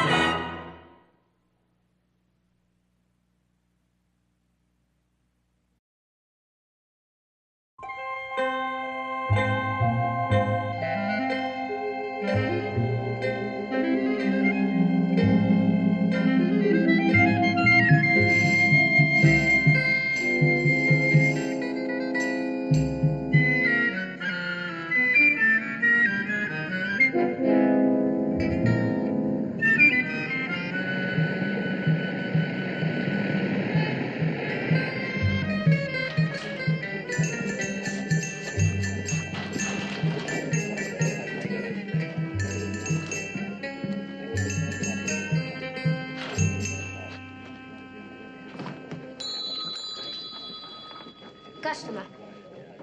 I wired a reservation. My name's Darrell Hudson. Oh, yes, Mr. Hudson. Welcome to Tangier, Mr. Hudson. Thank you. We have a very nice room for you, if you'll be so kind to register.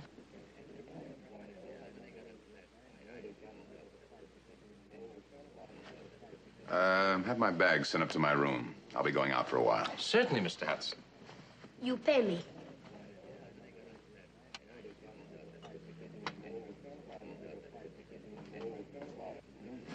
Hey, mister. Yes? Mr. Hudson, are you Noel Hudson, brother? That's right. You know him? Noel and me, we like this. Noel Hudson's brother just arrived. When was the last time you saw Noel? 3 weeks. I take you to Noel's place. He live in Medina. What's the Medina? For it's same like Casbah, like a movie. Come with me to Casbah, like that. What's your name? Everybody call me Slip Slip. But come on, boss, I take you. $1. Pretty cheap, huh?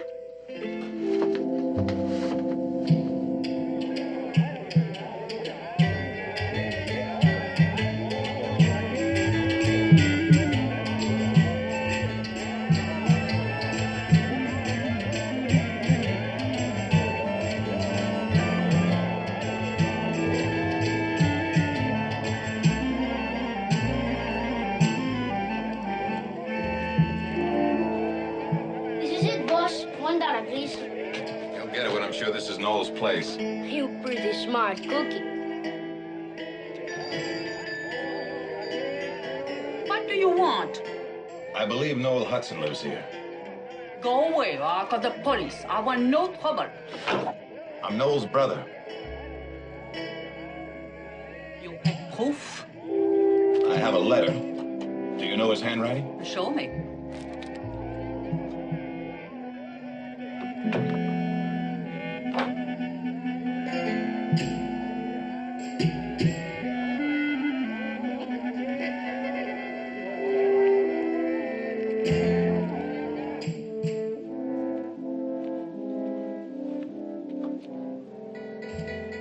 You will find nothing, monsieur. Twice now the room has been broken into. What were they looking for? Oh, I don't know. Je ne sais pas. You know who they were? I don't know. But that boy who is with you, he is a thief.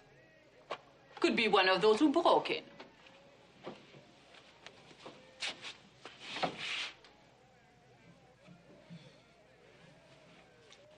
When did you last see Noel? 3 weeks ago. Do you know where he went? Oh, I do not ask his business. But the letter you have from him tells you nothing. I haven't been able to find out where he mailed it from. Maybe you can help.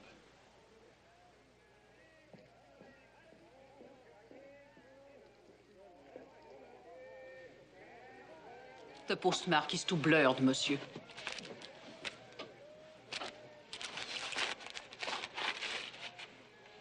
You want me to hold the room for him? Yes.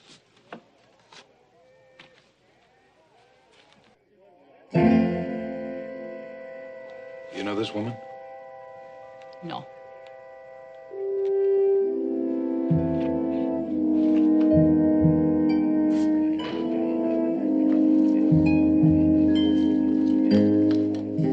May I have my key, please? Oh, yes, sir. Just one moment, sir. Mr. McKinstry.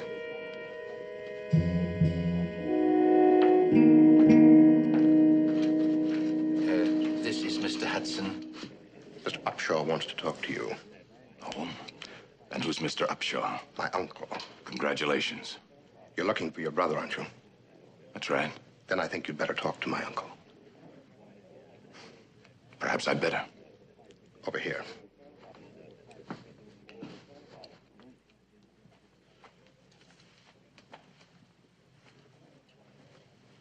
Mr. Upshaw? Mr. Hudson. Arthur Upshaw, your servant, sir. This is Duff McKinstry, my nephew, and Ellen McKinstry, my niece. Noel's brother. I must say he was better looking. Was? Do you have a reason to use that tense? Just the cynicism of the young, Mr. Hudson. Drink? Oh, thanks.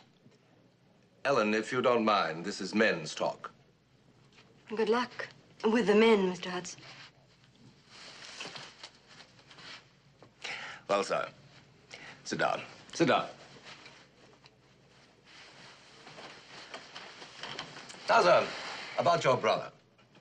You cabled him $1,000 3 weeks ago, care of Tangiers Express. He did not pick up the money. They notified you, you were worried, and so you've come here to find out what happened to him. How do you know this? We know these things. It's true. He sent me a letter, told me he was in trouble, needed some money, wanted to come home. Interesting. Do you have the letter in your possession? Yes. As a matter of fact, parts of it puzzle me. Maybe I can clear it up. The letter, please.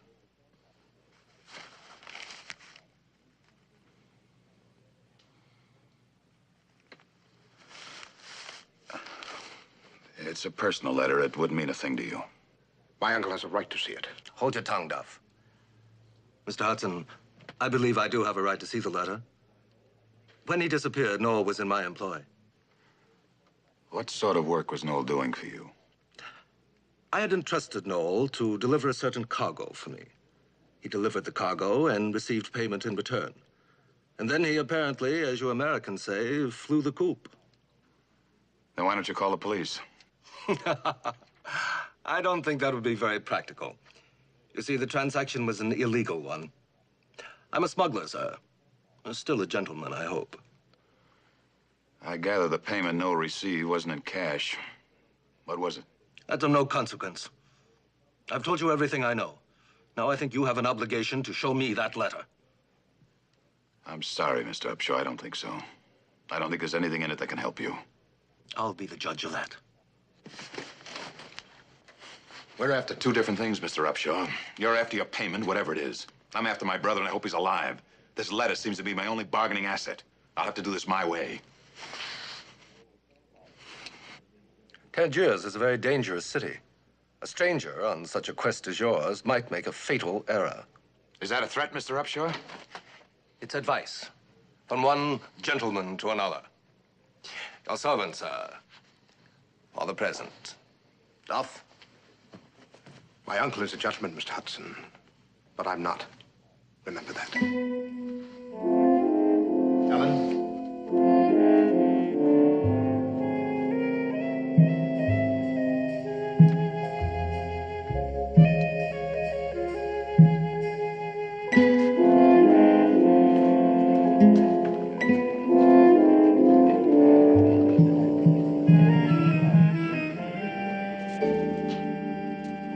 Yes, sir. Martini, please. Well, you came to the right place. This is the martini capital of the world.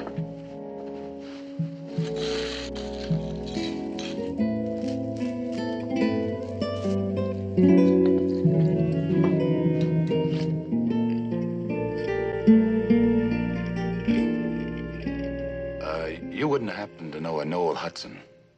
Yeah, I know him. I haven't seen him in quite a while, though. You, Mr. Burdett? Nope. Mr. Burnett sells high-quality automobiles in case you need another silver-plated sports job. Not just now. I'm only in town long enough to locate my brother. You know his brother? That's right. Well, I'm glad to know you. My name is Phil Beresford. What's Noel done? I don't know. He's disappeared. Well, have you checked with Arthur Upshaw? I used to work for him. Yeah? Nothing.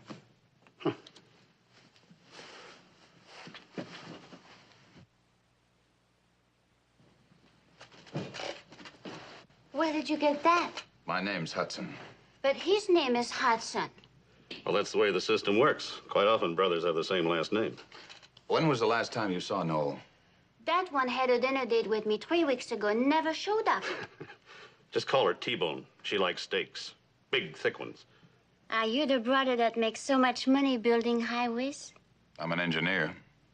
Are you married? T-Bone, lay off. I saw him first. You already married. Your wife. Monsieur Daryl Hudson? Here. There is a call at the desk for a Monsieur Daryl Hudson. You can take it here.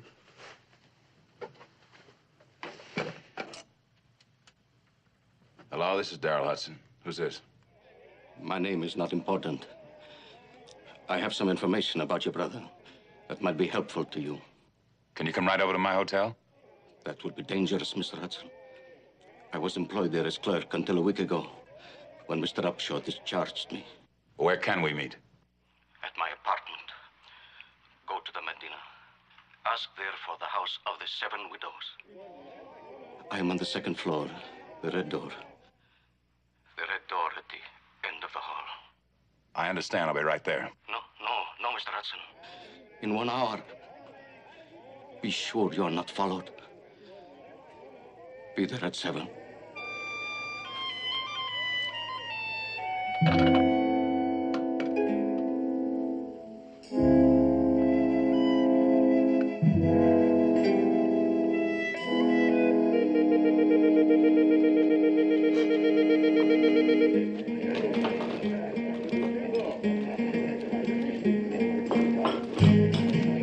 Excusez-moi. Maison Seven Widows.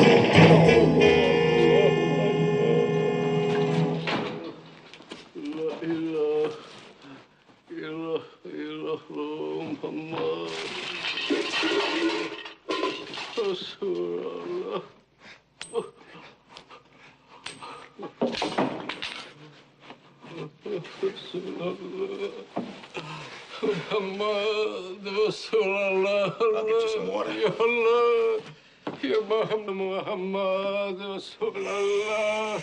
يا الله محمد رسول الله محمد الله.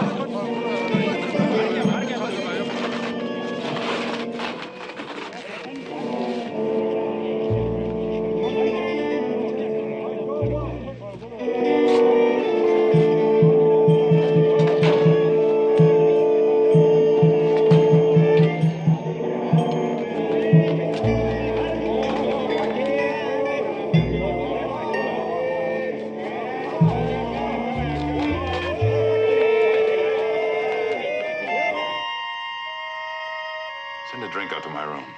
Make it a double. Thanks.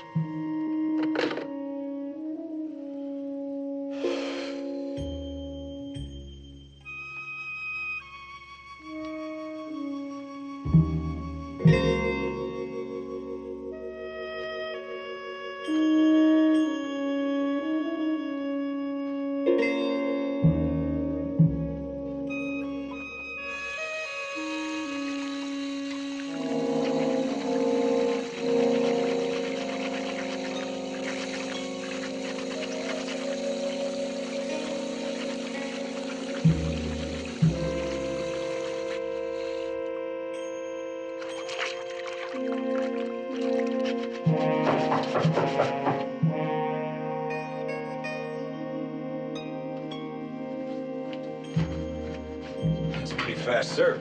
Mr. Darrell Hudson, I'm Inspector Laboudia, the Tangier Police. May I come in, please? I was just going to bed, Inspector. So early?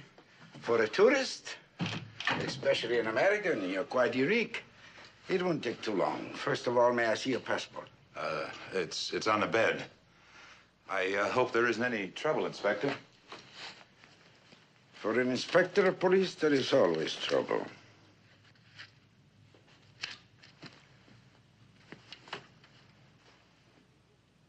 A beautiful woman. Oh, yes. Your brother had a taste for beautiful women. Had a taste? You are seeking your brother, that is not so? Yes. This evening in the Medina, a man was tortured to death. That's horrible. Yes, he had been a clerk here until a week ago. His name was Ali Artouf. Oh? Yes, he had been friendly with your brother. Perhaps you and he had been in communication. No. Doesn't it seem to you, Mr. Hudson, that the first thing one should do who is interested in finding a missing person is to contact the police? I meant to. Actually, I haven't had the time. Mr. Hudson, I've taken the liberty of booking you for passage on the next open flight from Tangier, Thursday morning. That's only 48 hours. Why? One American has disappeared under mysterious circumstances. We do not want another to disappear, you understand? You will be on that flight.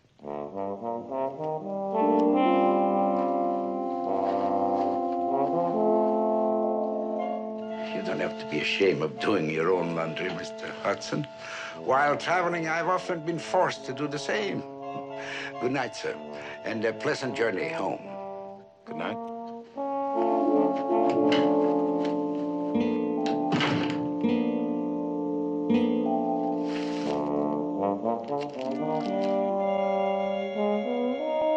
I got your message. Well, sit down. What's on your mind? I'm supposed to persuade you to give up that letter. Even to the point of using my womanly wiles. Think it might work? But not right now. Thanks, anyway. If Uncle Arthur doesn't recover the goods your brother went west with, He's bankrupt. Me along with him. Oh, you can always get a job. That's a disgusting thought. Breakfast will be ready as soon as Mr. Burdett and Mama finish their morning tete. Thank you. That's your breakfast? I'm thoroughly dissolute, to the point of being only too willing to double-cross Duff and Uncle Arthur. With your help, of course. Meaning what? The package Noel disappeared with that Uncle Arthur was so reticent to discuss. Any idea what it is? No. Heroin, Mr. Hudson. Roughly $1 million worth of pure heroin. Noel wouldn't have anything to do with that kind of stuff. Let's work together. Give me the letter. I have a car, I speak French and Arabic, and I know my way around. We'll help each other, Excuse me, boss. I found a man who knows what is your brother. Where is he? You come. Excuse me.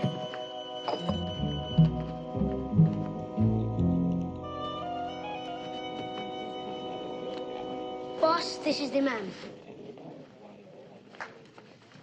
What do you know about my brother? I know where he can be located. You have proof? No, not with me. There is another man you must see. Why didn't he come with you? He is too old. Cannot travel. Where is this man? In Tires. I take you in my car. His name, Gilali. Gilali, you say you know where my brother is? Biyisil etha teraf ehufen. Hada awak.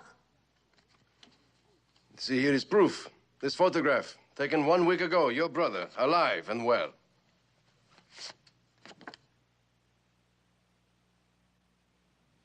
This picture was taken a year ago. You cut the girl out of it. What kind of a trick are you trying to pull? Yes, it was a trick. A foolish trick. But we do know where your brother is. The French have captured him. We know a man who can get him released. But in exchange, we must have the letter he sent you. If the French had him, I'd know about it. I should have realized all you want is that letter. Do you have the letter with you? No, and it doesn't mention your stinking heroin. Ah, then you do know. You and your brother were partners to sell it, eh? You're out of your mind. And I'm getting out of here. No, you cannot go. You're gonna stop me? Stop! You're dying! Your friend speaks enough English. Sit down. Raise your hands.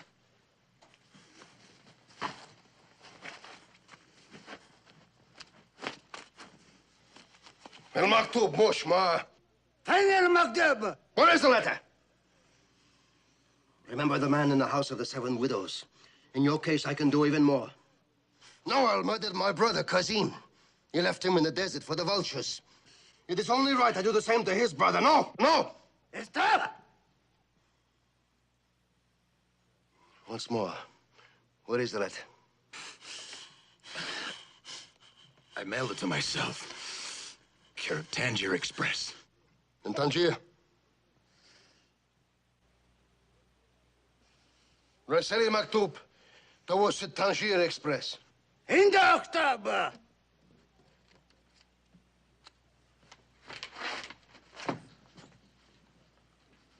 You will write Tangier Express.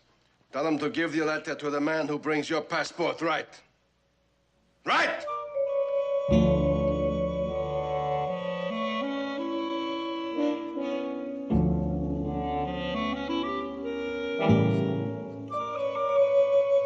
Turn around.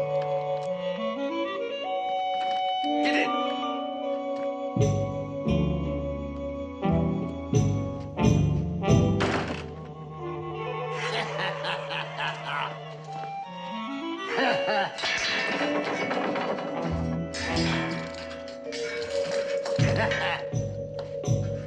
Get in.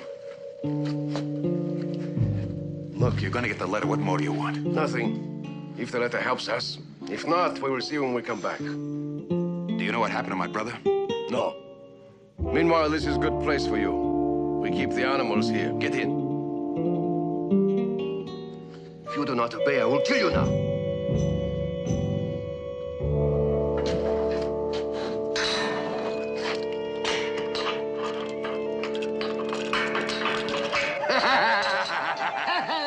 شوفوه شوفوه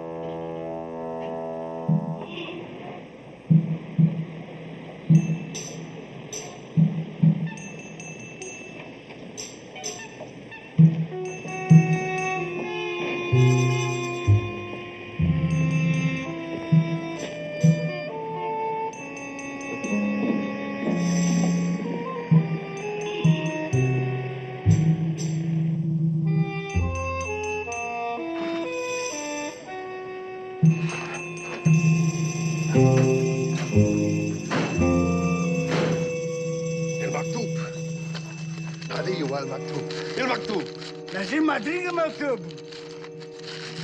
Don't move. Tell the old man to hand me his gun. هديه المسدس هديه المسدس. Now the letter, passport, and wallet. Quick now.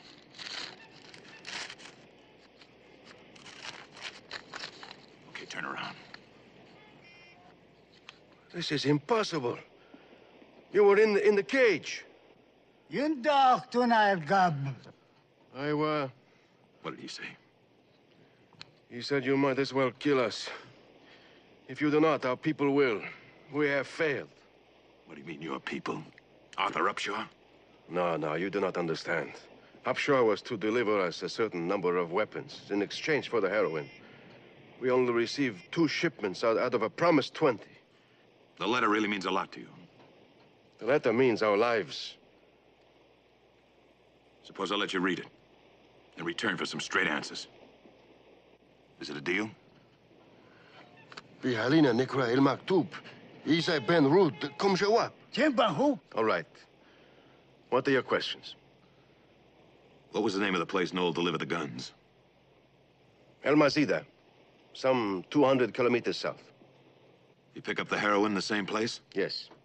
And then he disappeared. He was driving a truck, wasn't he? A man can disappear into thin air, but a truck... Now, we have searched the whole area. We know the spot where my brother was killed. He drove from there then to a hotel, some 12 kilometers south. He stayed at the hotel overnight. Then in the morning, he drove away.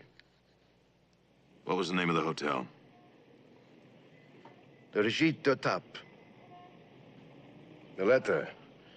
You did not intend to let us read it, eh? Help yourself.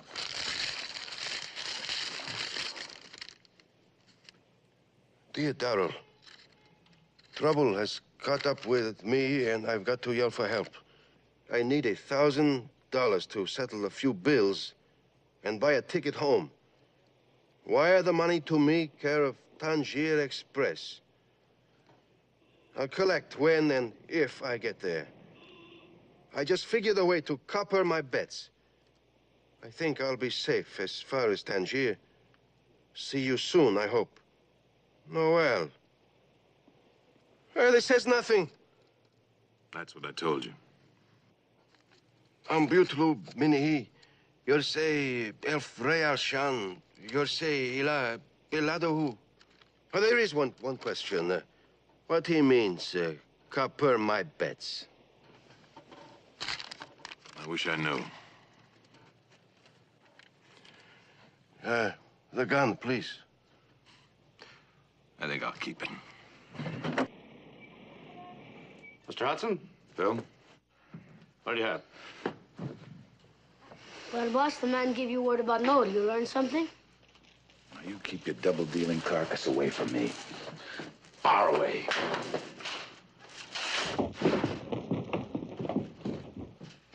Nice going, Mr. Hudson. That little beggar's the biggest pest in town. Au revoir, Burdett. Oh, Mr. Burdett. Good evening, Mr. Hudson. You got a good car to rent? We sometimes make deals to lease cars. I just want it for a day.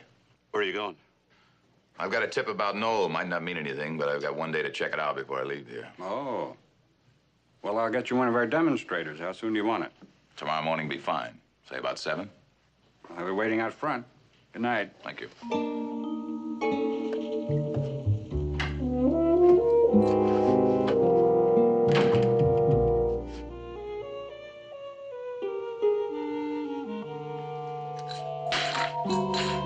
How did you get in here? I bribed the clerk. Did you go through all my stuff? I have to talk to you, Darrell. Darrell? Well, now it's those womanly wiles, huh? Uncle Arthur kicked me out. Why? Because you couldn't get me to change my mind this morning? I came here to warn you. This letter of yours has become an obsession. He'll get it if he has to kill you. Nice of you to warn me. Now what's your gimmick? Gimmick? Your angle. Everybody in this town has got a gimmick. If you'd pay for my passage to the States.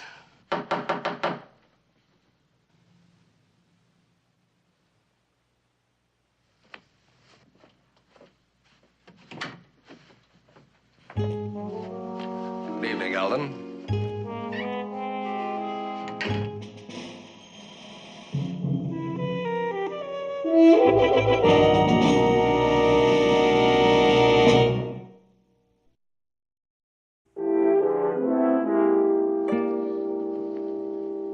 remember inviting you in. I'm afraid, Mr. Hudson, there's no longer time for the social amenities. You're way over my head, Mr. Upshaw. The letter, please. Now. I thought I made myself clear on that. Stop it! Back up! Back up! Push me 1 inch further and I'll load this thing in both of you. Daryl!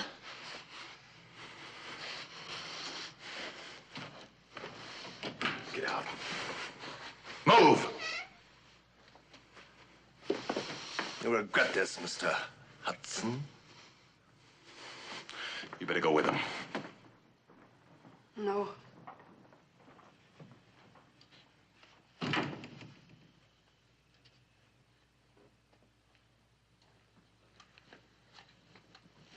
You all right? You're leaving tomorrow? I guess so. Then you're giving up. No, I found out that Noel stayed overnight at a hotel called the Giteyap or something. I've arranged for a car. I'm going there in the morning. Why don't we go now? I know the place and I have a car. Why wait? We can be there in the morning.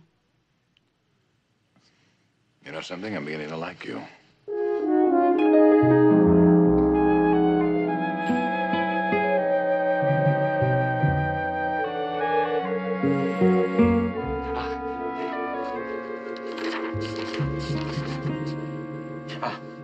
Oui, it was right here.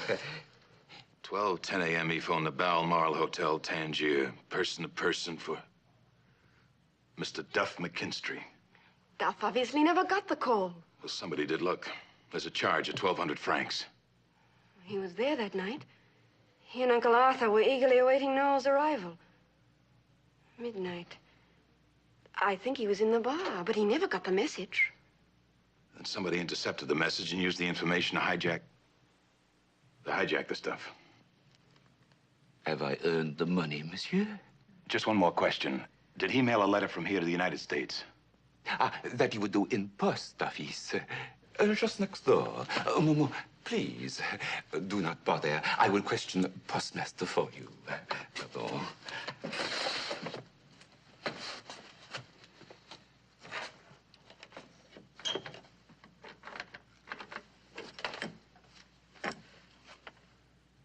Allô, Monsieur le Duc? C'est Jean Duvel. Écoutez, faites-moi le service de regarder votre livre pour le 16e du mois dernier.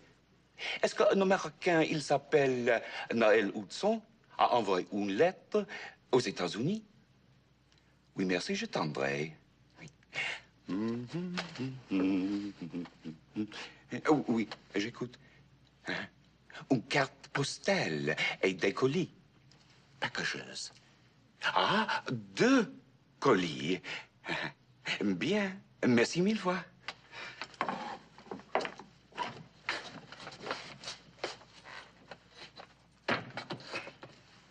He did send the letter, monsieur. Good. Not only that, he also sent 2 heavy cardboard boxes to Tangier. Did he have the address?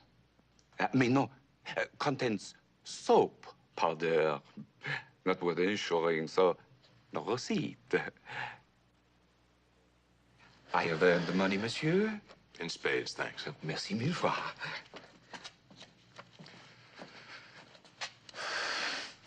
So that's what Noel meant by coppering his bets.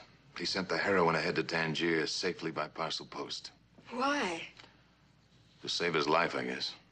He thought he'd be allowed to live till whoever was got the stuff. Noel got as far as here. Then what? I'm beginning to wonder how much farther he got. Let's take the road back to Tangier. Maybe we'll find some answers. Whoever it was could have ambushed Noel at any blind curve in the road. The person who got the phone message. Right. We're starting to pass some of those places now.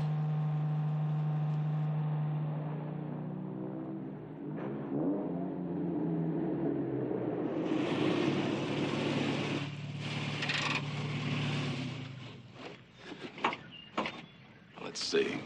I'm the hijacker. I sit here and wait behind that rock. Noel comes around that turn in the truck. I still think he has the stuff with him. I pick him off. And afterwards, I have to get rid of a truck.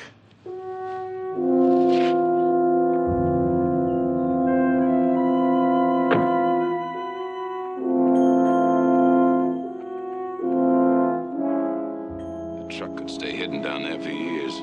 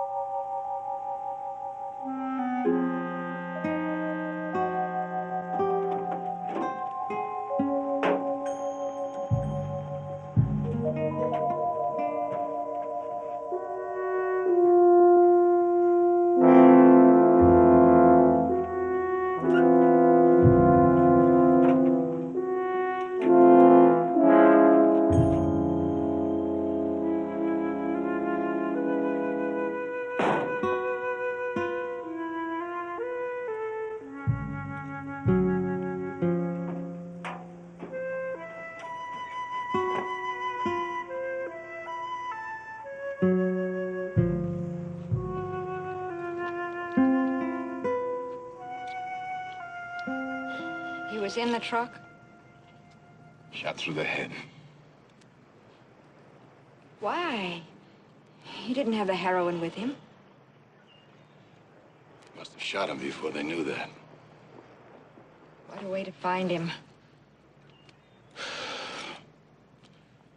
The world was just a merry-go-round for Noel. He was always reaching for the brass ring.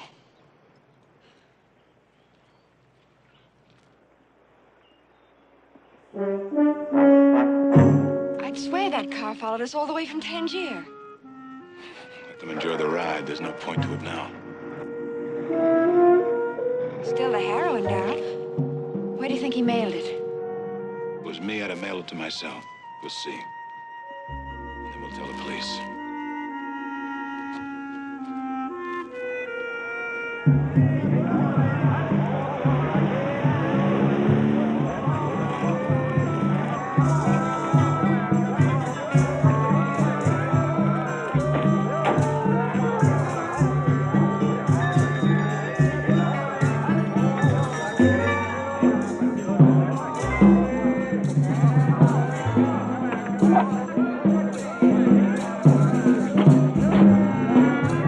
Excuse, please.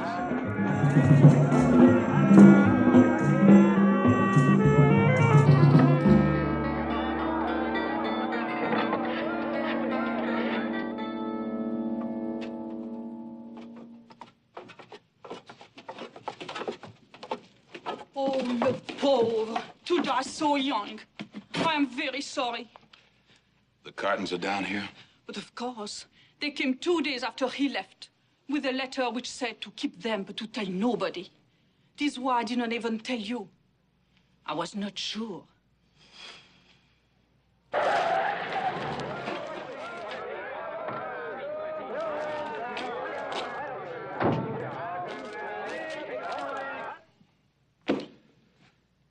Two lousy cartons of white powder, and Noel had to die. You wish to take them with you? No.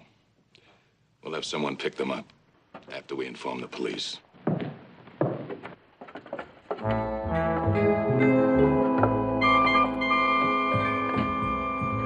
There it is. We were right. We figured if we just followed you long enough, you'd lead us to the stuff. Raise your hands. See if he has a gun. No, he doesn't. So it was you who got the message Noah left for Duff. Mais oui. A message like that, worth $1 million? Someone had to take advantage of it. Face the wall. All of you.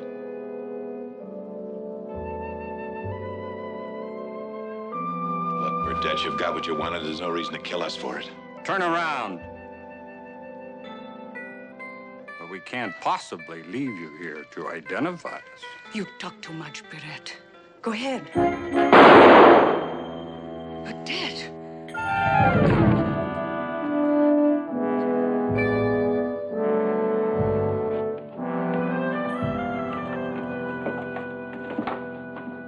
Inspector, you should have been on that plane this morning, Mr. Hudson. You could very well have been killed.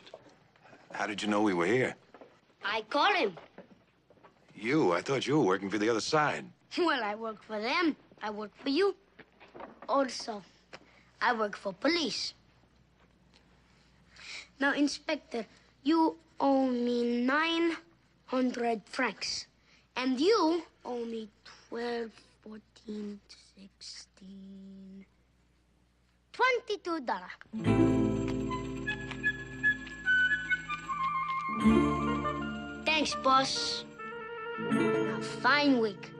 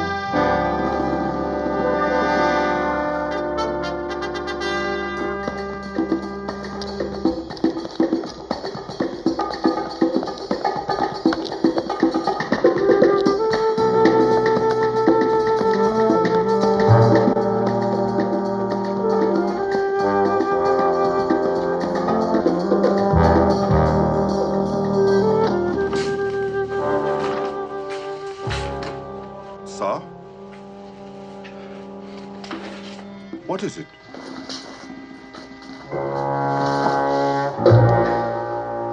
What's the matter, sir?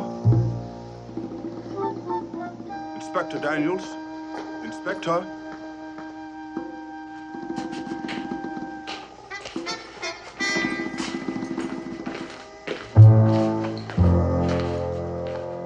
Now, what's all this about? What seems to be the matter, sir? Been in an accident? Drinking bout, huh?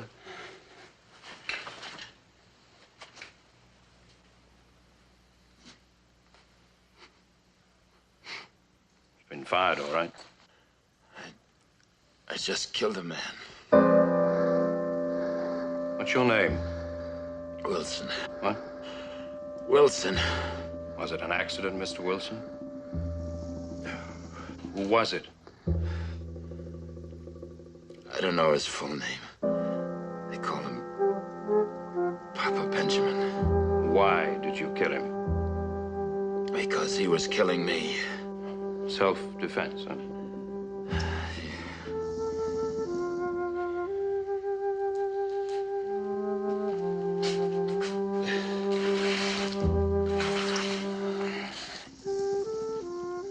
Did he attack you with a gun, a knife, any kind of weapon?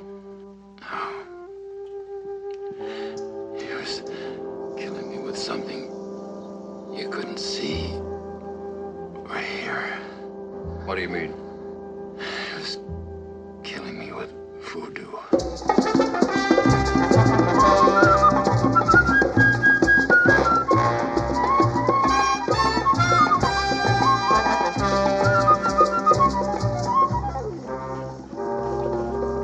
The harassed gentleman, Eddie Wilson, insists that he killed the man because he himself was being killed. with voodoo. Is there really such a thing? Can a voodoo Hungan really work black magic? Papa Benjamin does in this terrifying story by Cornell Woolridge. Our leading players are Mr. John Ireland as Eddie Wilson, Miss Jean Ball as Judy Wilson, Mr. Henry Scott as Stutz, and Mr. Robert Harris as Jerry. As sure as my name is Boris Karloff, you will witness fantastic events in this thriller. Events as dark as the jungle where the voodoo rites and voodoo drums were first seen and heard. It may even lead you to wonder what you yourself could accomplish with just an ordinary pin and a doll shaped like someone of whom you're not particularly fond. Well, I commend you to Papa Benjamin at an hour of thrills. I have things to do.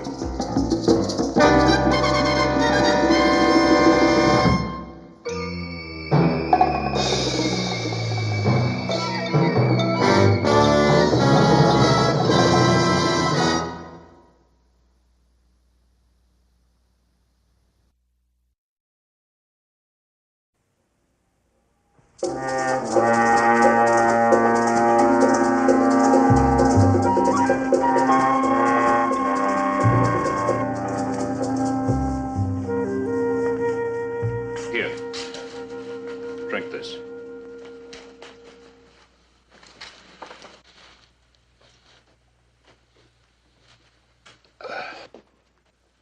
Now look, you say a man was killing you with voodoo. Yes. And you killed him. Yes. But there hasn't been any voodoo on this island in 50 years. It's illegal. There are severe penalties for anyone caught practicing it. 20 years in prison. But I saw it in that house. What house?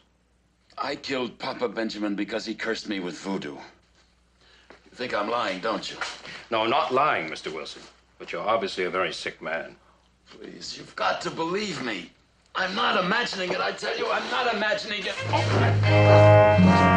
Find Dr. Simpson. He's on a call somewhere in the plantation quarters. Bring him here. Hurry.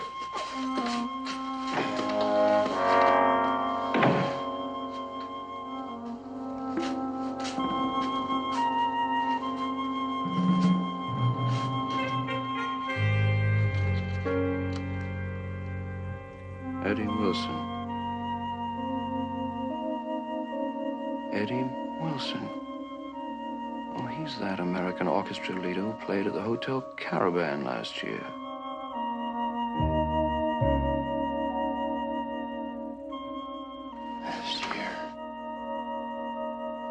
I was here last year. I was appearing with my band at the Caravan Hotel. I was a top name in popular music without a care in the world. I had everything. Money was rolling in. But I needed something more. I developed a frantic need to compose something really good. It was important, terribly important. A compulsion. Down here, inspired by the sights and sounds of the Caribbean, I started writing a rhapsody based on Afro-Cuban themes.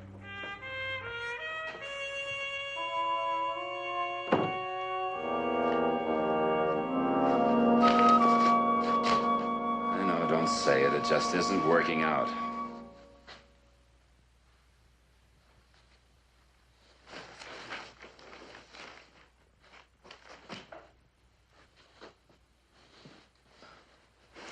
It'll happen, Eddie. Sure, it'll happen. Don't work for it, just let it happen. You have nothing to beat yourself about. You have talent. You're at the top of the heap, Eddie. You're up there. No, I'm not. Eddie, you're pushing yourself too hard. Honey, you're way behind on the new arrangements for the band. Well, I'll get to them this weekend. That's what you said last weekend. Did I?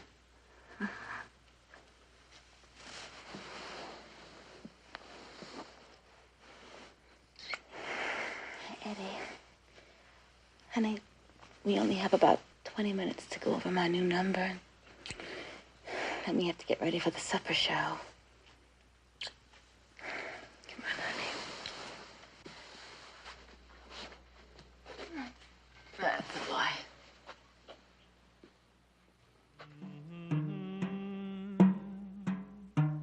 It was then that I heard that sound. A simple, primitive phrase with an odd beat.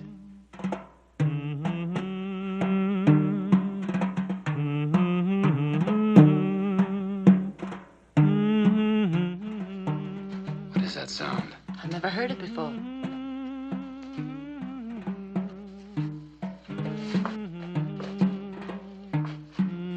That's...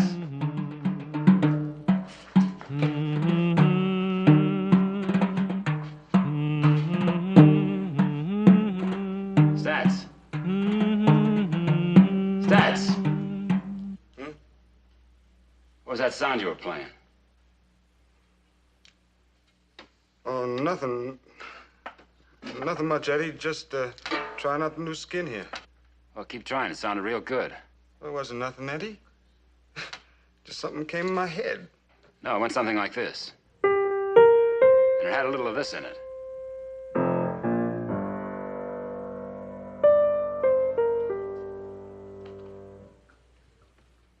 I don't remember that.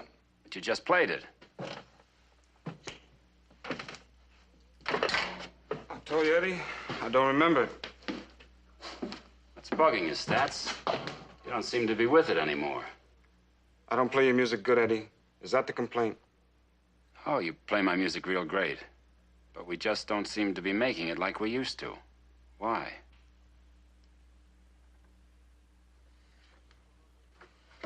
You gonna run through a number, Judy?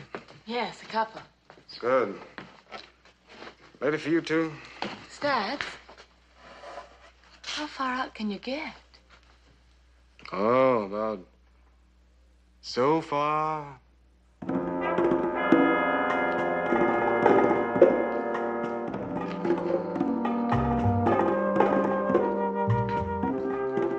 How long ago did his wife die?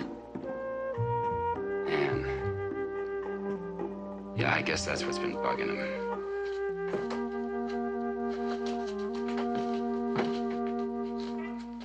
Come on, Eddie, let's rehearse. Come on, hon.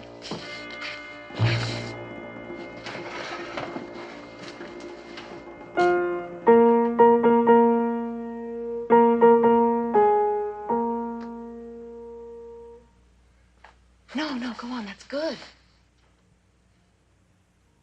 I couldn't get it out of my mind. That haunting beat which Stats had played. It kept bugging me even during the supper show.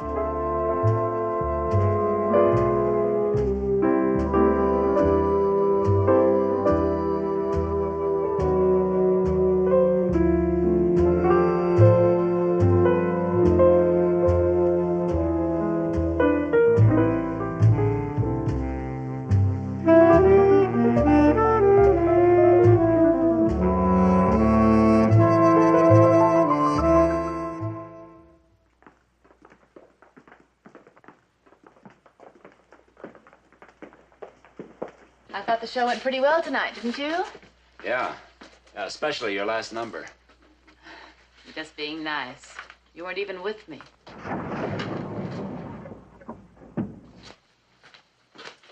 Honey, you go ahead. I'll be up in a minute. Well, don't be long, Eddie.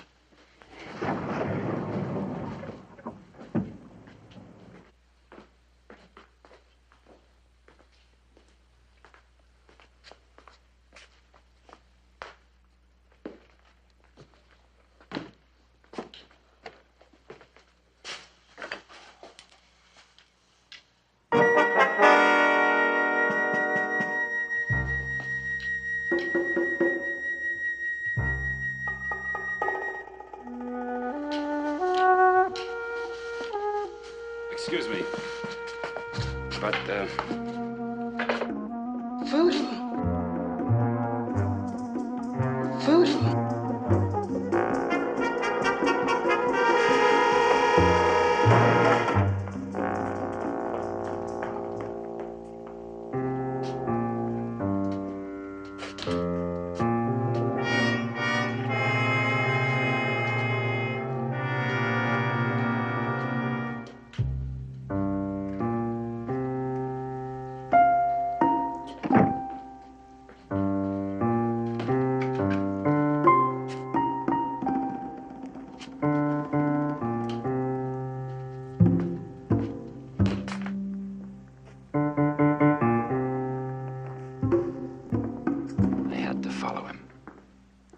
Wherever he was going, I knew it had something to do with that music.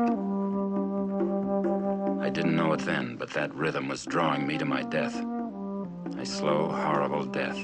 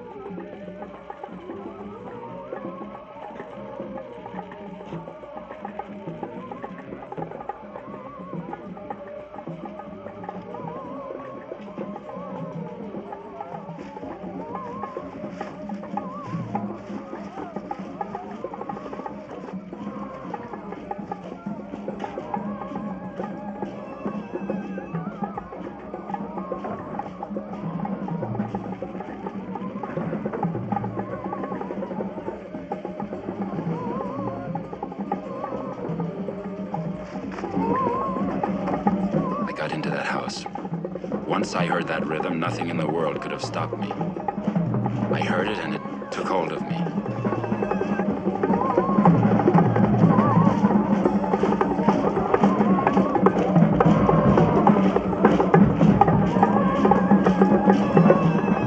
My search was over. I'd found the music for my voodoo rhapsody.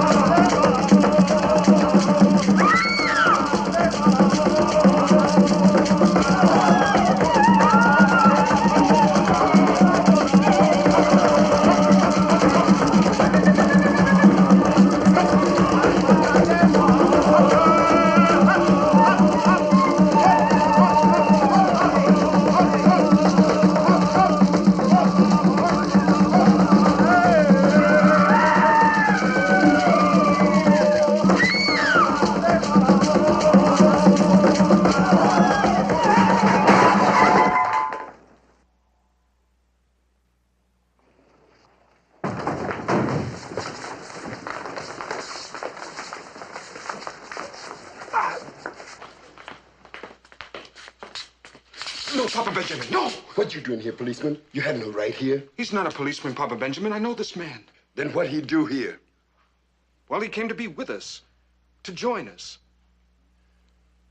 True? Yeah. Say it. I came to join you. Does he tell the truth about this? Yes, Papa Benjamin. I know him. He's my friend. We work together. You don't have to worry. He'll keep secret whatever he sees or hears here. Or you die. I'll keep everything secret. We will see. Come.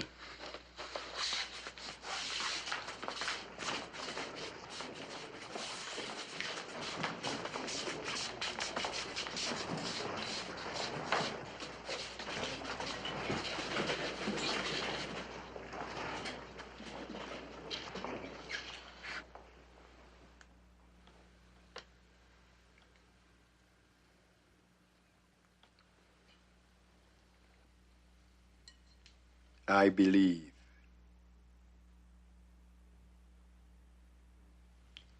Say it.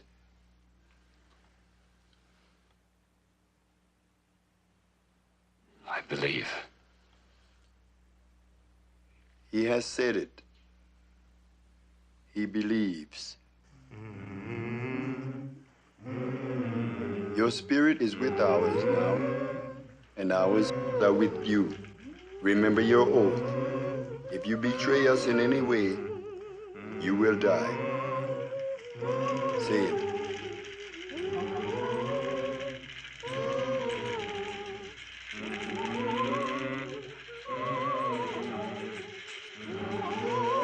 Say it. If I betray you in any way, I will die.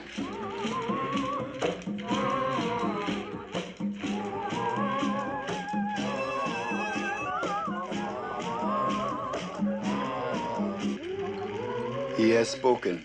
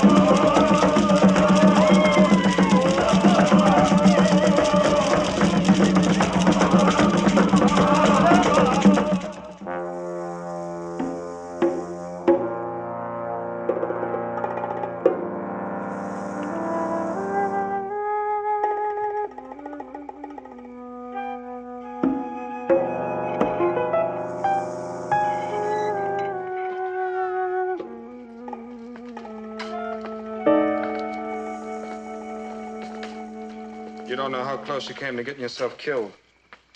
What brought you there, Eddie? The music, what else? And am I going to use it? No. Stats, you don't believe in that cock-a-doodle-doo? As much as whatever you believe in. You're just down and you're looking for something to believe in. Maybe because of Anne. But not voodoo. No one can commune with spirits. The dead are dead. Are they? You don't have to believe it. But, Eddie, don't knock it. I'm not knocking it. I just don't believe in it.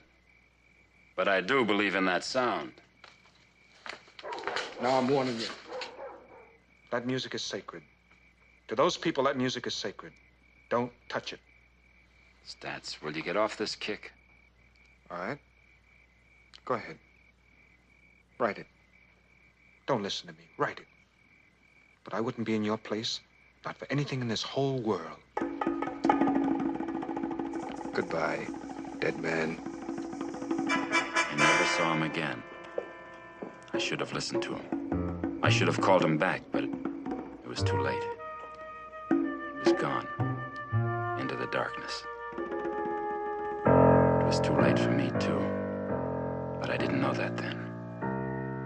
I went to work, and for the first time in years, I was doing something that had real meaning. The Voodoo Rhapsody I was writing. I felt like a composer again, a creative artist.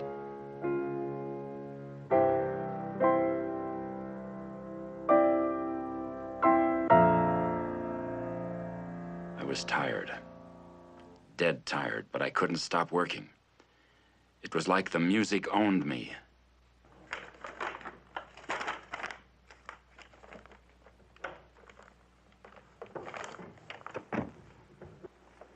Morning, honey. Morning. It's almost 2 in the afternoon. Oh. Do you suppose you could have someone send up some coffee? Eddie, you've been living on nothing but coffee. When are you going to quit? When it's finished. And when will that be? I've missed you. Tonight, tomorrow. Then I start orchestrating.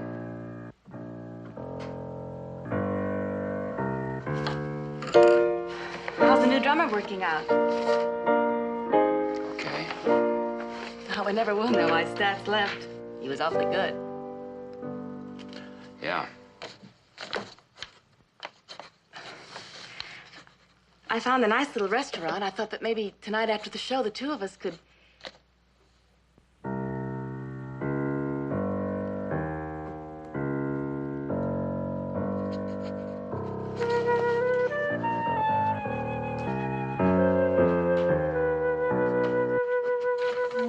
I'll have them send some food to you, Eddie.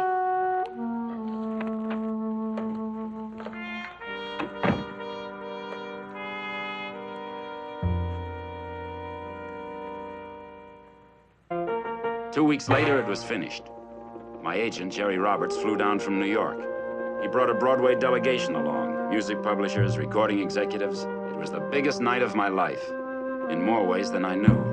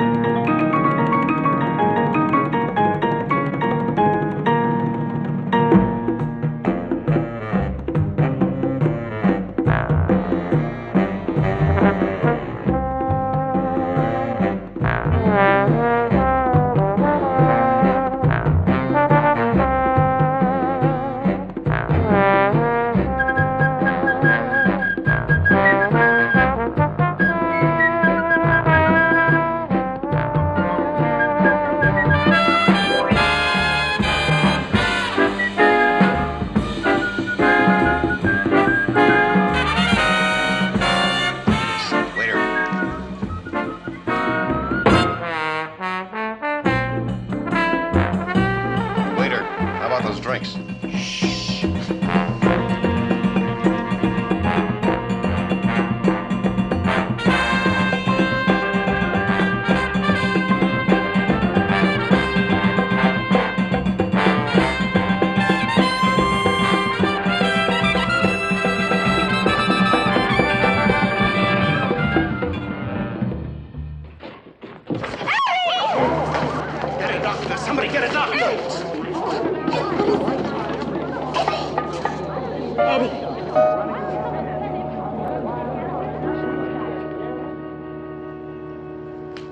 Told you it was like somebody stuck a knife in my back. You need a rest. The way he's been working, horrible hours. Nervous tension can kill people, Mr. Wilson, and has. I'll have my nurse stop by with some more sedatives in the morning. You take care of yourself, Eddie. Make him stay in bed for a few days. Absolute rest. I will, Doctor. Thank you. I'll see you tomorrow. All right, Jerry. Come on. You're going to bed. I'll be all right. I'll help you. Don't leave our guests. Well, I'll just say goodnight to them.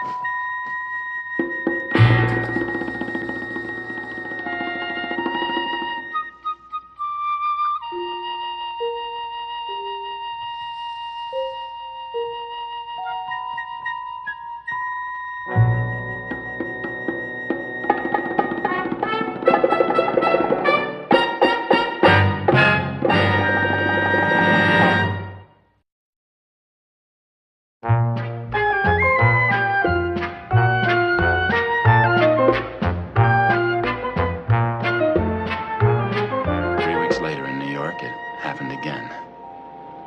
I started losing jobs because I just didn't have the energy to work. I stopped playing the Rhapsody. But even that didn't help. It's gotten around, Eddie. Word's gotten around you're a sick man. Now, who's gonna hire a guy who's so sick he doesn't show up for half his engagements? I'm not sick. Why do you all keep saying that? Don't you think the doctor should know? Eddie, you may not like what I'm gonna say, but look, if the doctors can't find anything, then, well, maybe it isn't physical. Maybe it isn't physical. Sure. It's in my head. It's all in my head. Well, then what is it? What's happened to you? I don't know. I just don't know. Yeah. That job out on the West Coast. They've canceled out. That's the third cancellation. So they canceled out. Well, who needs them? I've got plenty of money. Whom are you kidding? You haven't got plenty. Well, Judy was here earlier, and that's why I called you. Look, she loves you, Eddie, but there's limits. You mean she's thinking of leaving me? She thinks you're hiding something. Why don't you level with her, huh?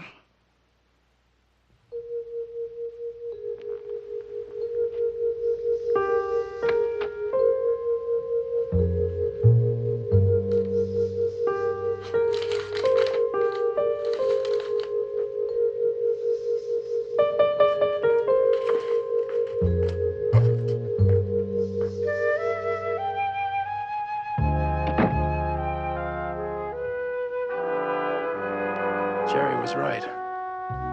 I had to level with Judy. I told her about the voodoo curse for the first time. I told her about Papa Benjamin and how I got the music for the Rhapsody. I never told you this before because, well, I didn't think you'd believe me. I don't even believe it myself at first. First?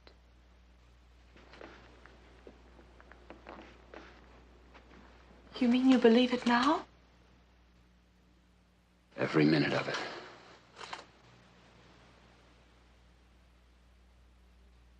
I love you, Eddie. And I want to help you all I can. But when a man's imagination gets so sick...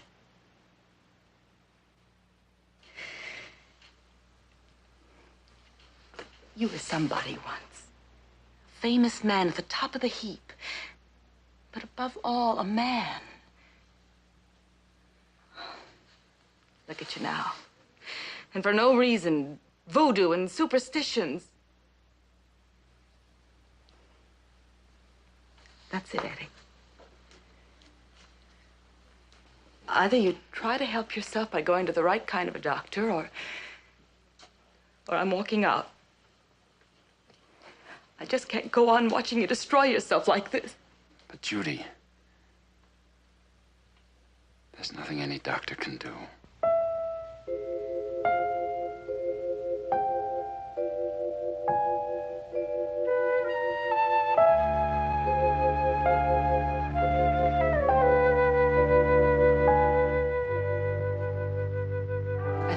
for you, Eddie.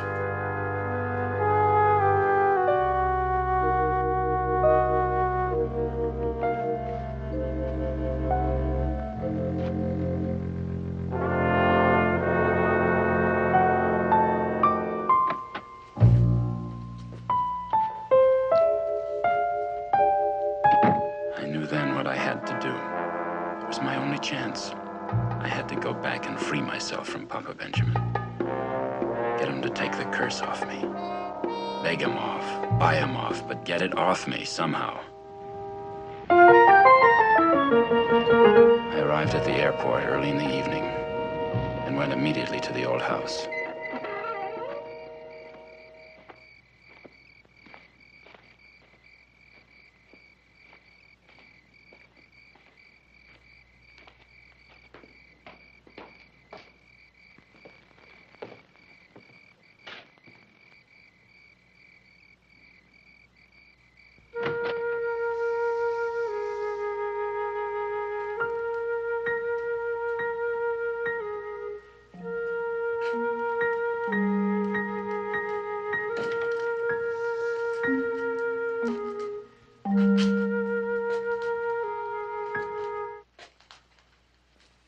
I heard somebody coming. I knew it was you. I knew it. Papa Benjamin, look at me. Whatever you've done. You had your chance. You was warned. Here. All the money I've got. It's yours. Here.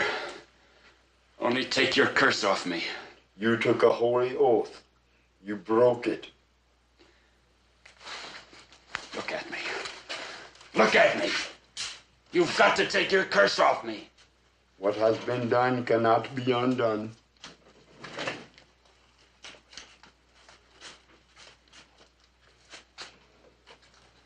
Go away, dead man.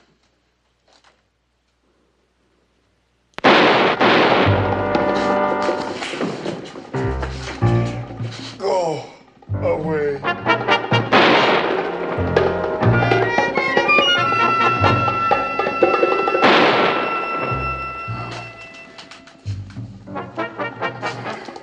I'm gonna live. I'm not gonna die. I'm not gonna die, do you hear? I'm not gonna die.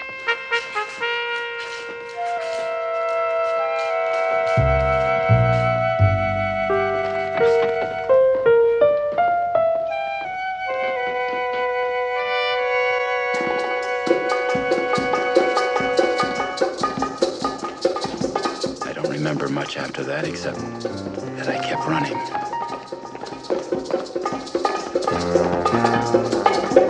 Where I went, I don't know. How long I ran, I don't know. I just kept running and running and running. I had to kill him. It was self-defense. He was killing me. I don't remember anything after that except I kept running and running and running and running. How long is it since you say you shot this man? I don't know, an hour, maybe hour and a half, 2 hours. And you left him there? Yeah. Feel strong enough to show us? Huh. All right, let's go.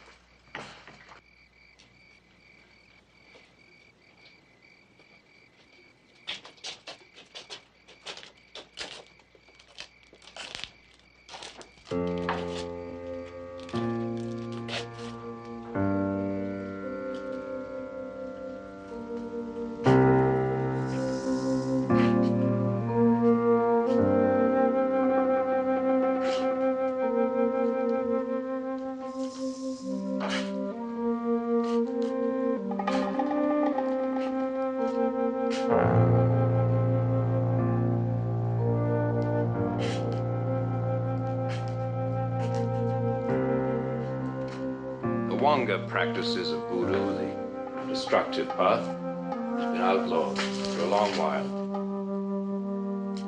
I saw it right here in this room. I killed Papa Benjamin right here.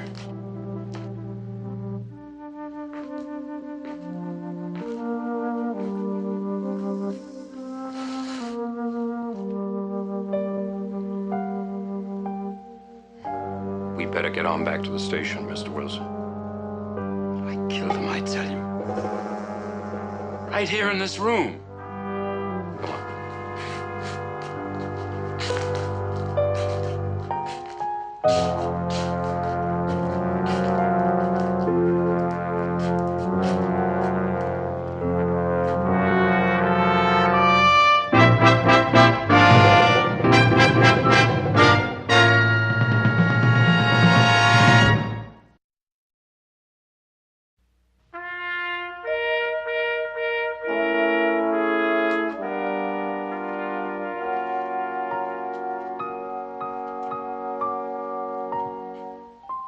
Eddie.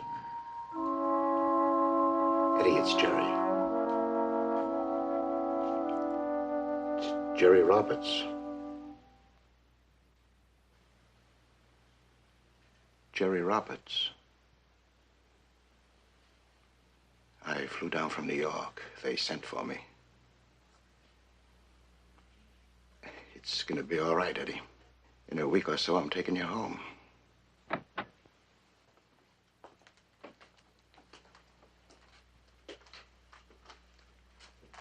See you in the morning, Eddie.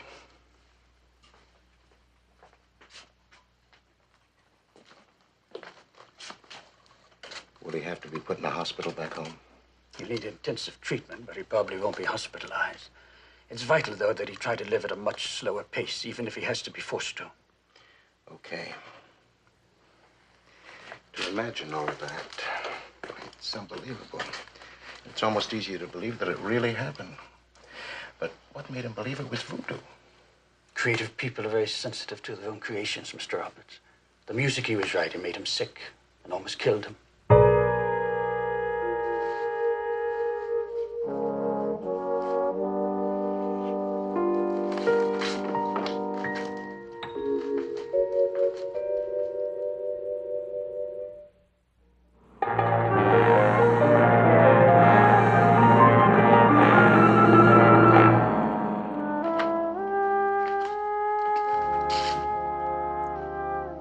Hello, Eddie. Judy. Oh, Eddie, I'm so sorry. Please forgive me. Baby, I missed you. God, everything's gonna be fine now. Everything's gonna be all right. Judy, did you get the hotel reservations okay? Yes, Jerry. Your office took care of it. The Parkwood Hotel. Parkwood? Baby, we can't afford it. No. It's on me, an investment. And how would you like to have your band back, Do you mean they're still together? They never made it so good after they left you, Eddie. I got most of them together. And not only that, Jerry's got a booking for you. Yeah, while I was down on the island, I talked to Sid at the Caravan. He'll book you back in the ballroom as soon as you're ready.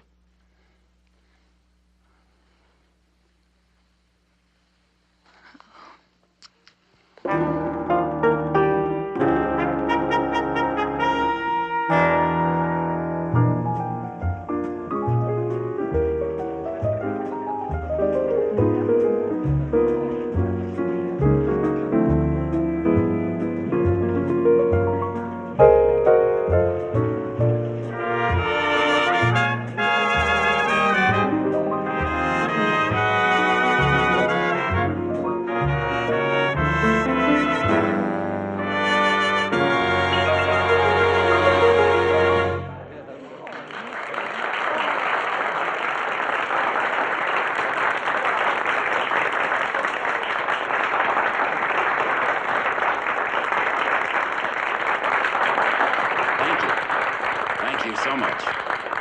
And a special thanks to my boys.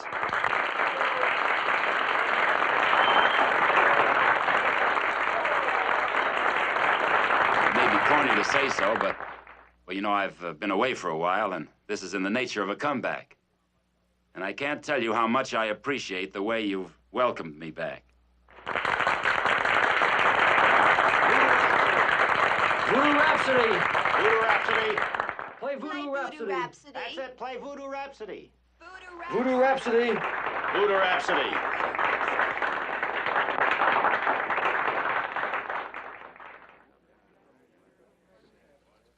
All right, fellas. Number 22, Voodoo Rhapsody.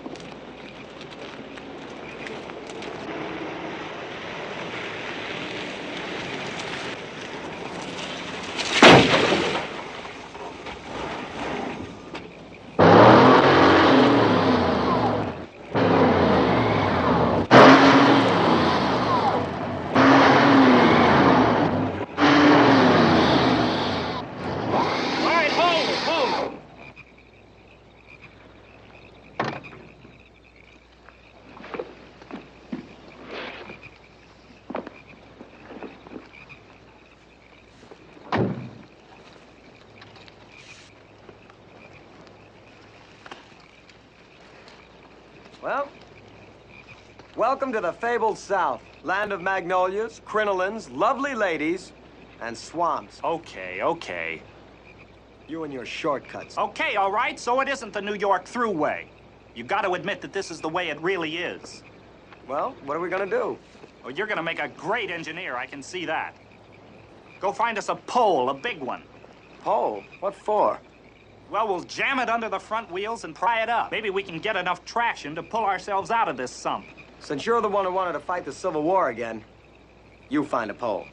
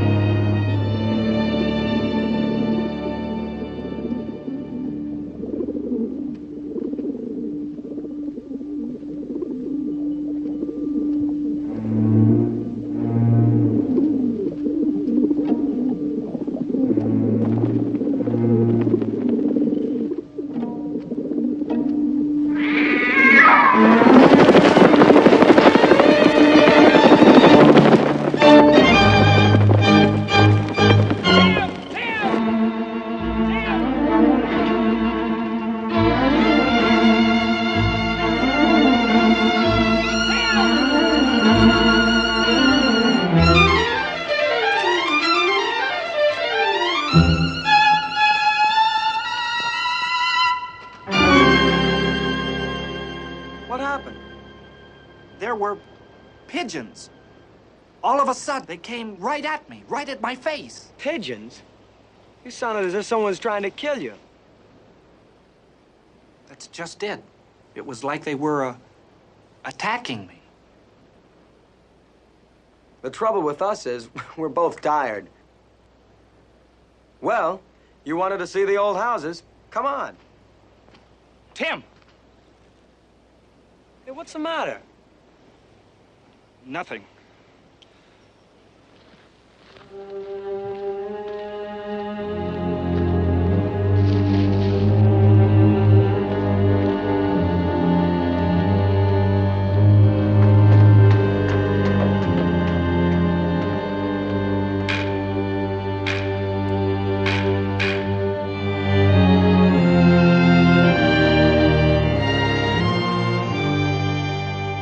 Is alive, crawling with creatures of death. Creatures that lurk, camouflaged in the undergrowth, waiting patiently for an unsuspecting victim. And our young friend was alarmed by a flight of pigeons. Harmless, you say? Well, you'll see that he has good cause for alarm, for those were no ordinary pigeons. They were the pigeons from hell. That is both the title and the substance of our story. Spirits come back from the dead to guard their ancestral home against intruders. Spirits that in life fed on evil and now in death return to feed upon the living. Return each night, driven relentlessly by the spell of a terrible curse. In our story, the living, I mean the players, are Brandon DeWilder, Crayon Denton, and David Worf.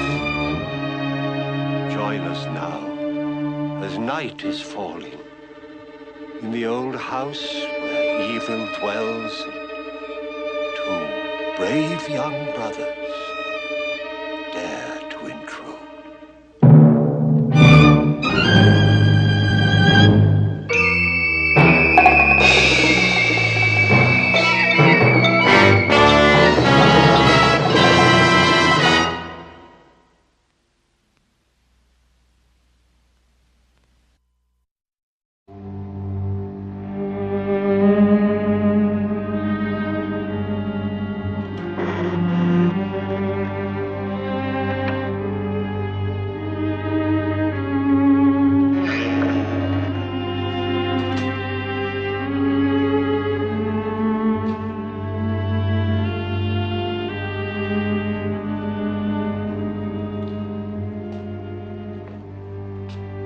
Anybody home?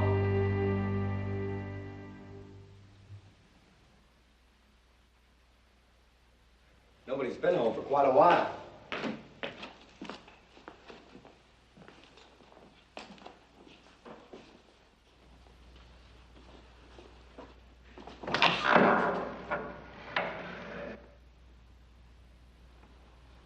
Boy. All the comforts of home. Nobody here but us pigeons. Tell you what, I'm going out to the car and get the sleeping bags. Why don't you find some firewood? Why? Why? We're going to spend the night here, that's why. Well, I thought we were going to try to make the next town. You've had enough rattling around for one day. You said so yourself. But be careful. Remember what the gas station guy said. The place is crawling with snakes.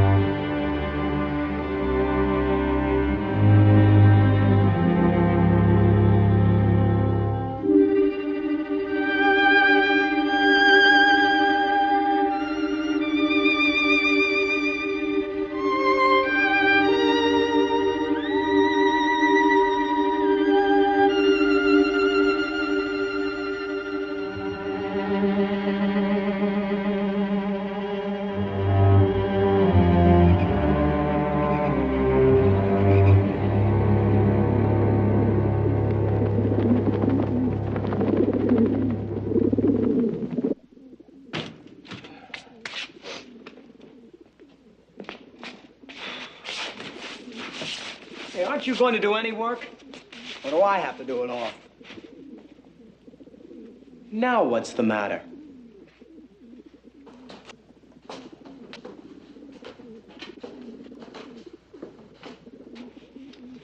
It's those pigeons. Boy, they've really gotten under your skin, haven't they? Wish they'd stop. Well, they're not gonna bother me.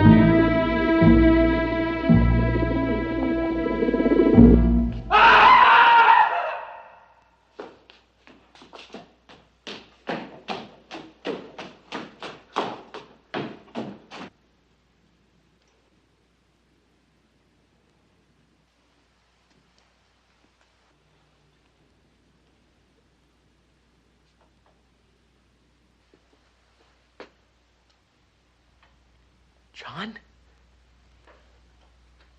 John!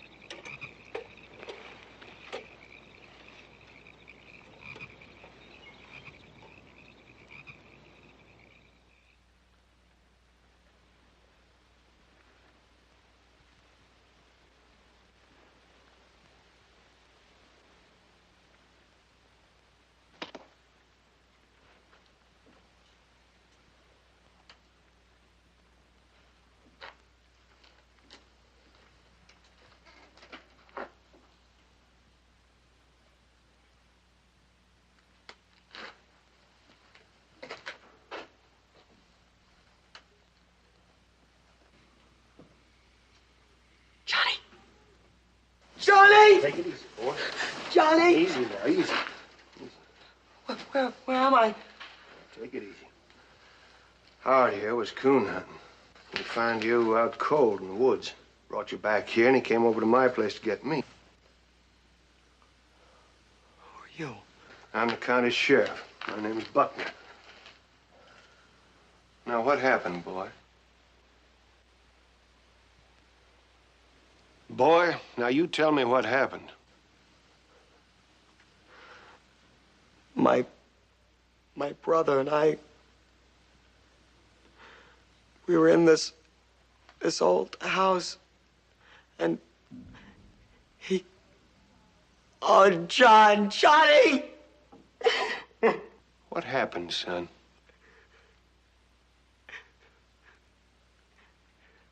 He's dead.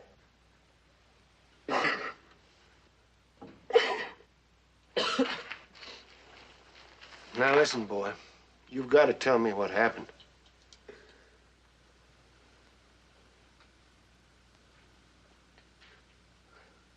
Hmm? We found this old house. It's deserted. We were going to spend the night.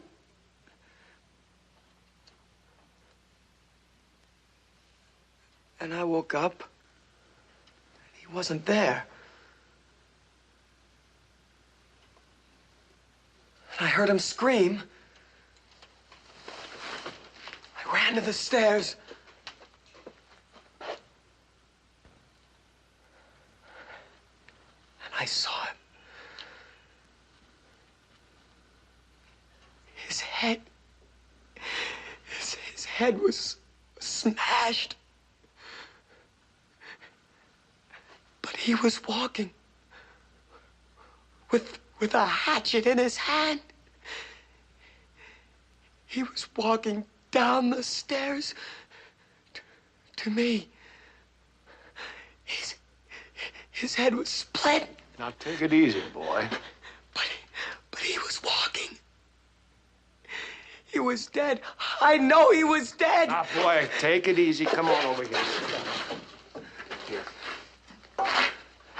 Here you are, boy. Come on now. Grab a hold here. Come on, take a sip of this. Do you good.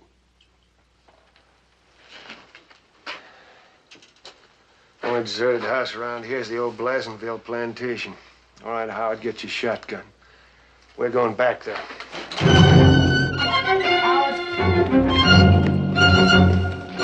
Howard, you come back here. Howard, come back here. You hear me?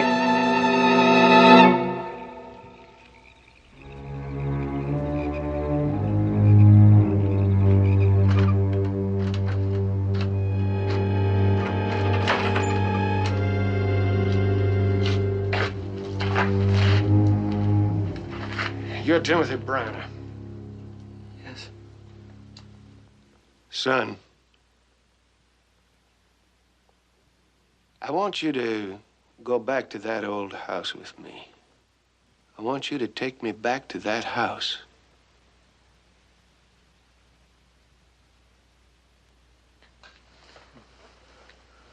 Okay.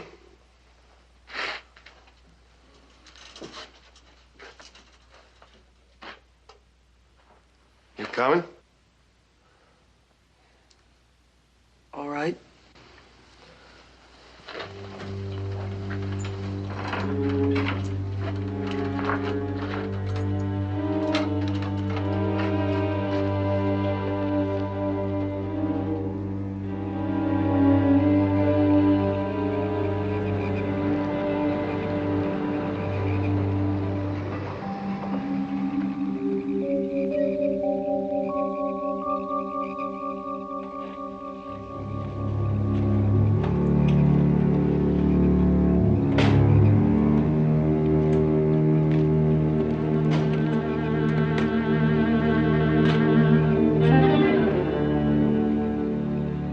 Come on, boy. Come on.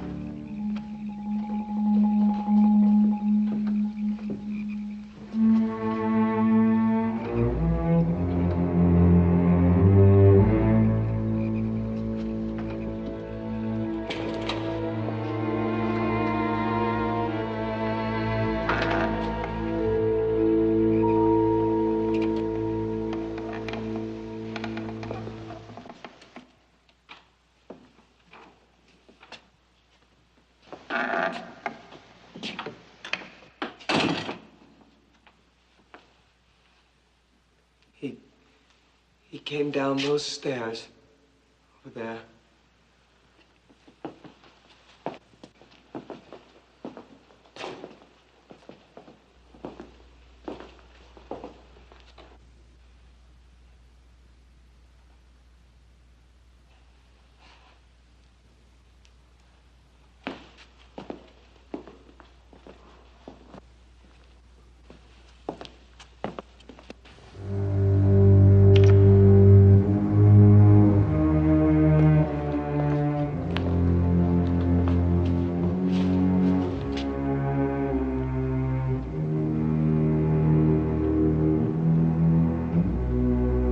Tried to kill me.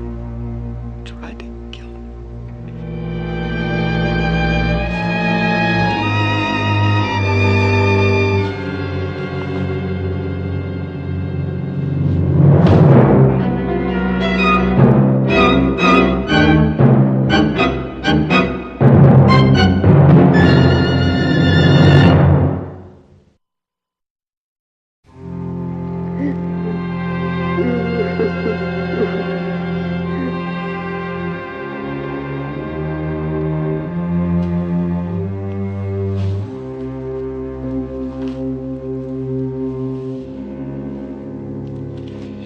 His name's John Branner, all right.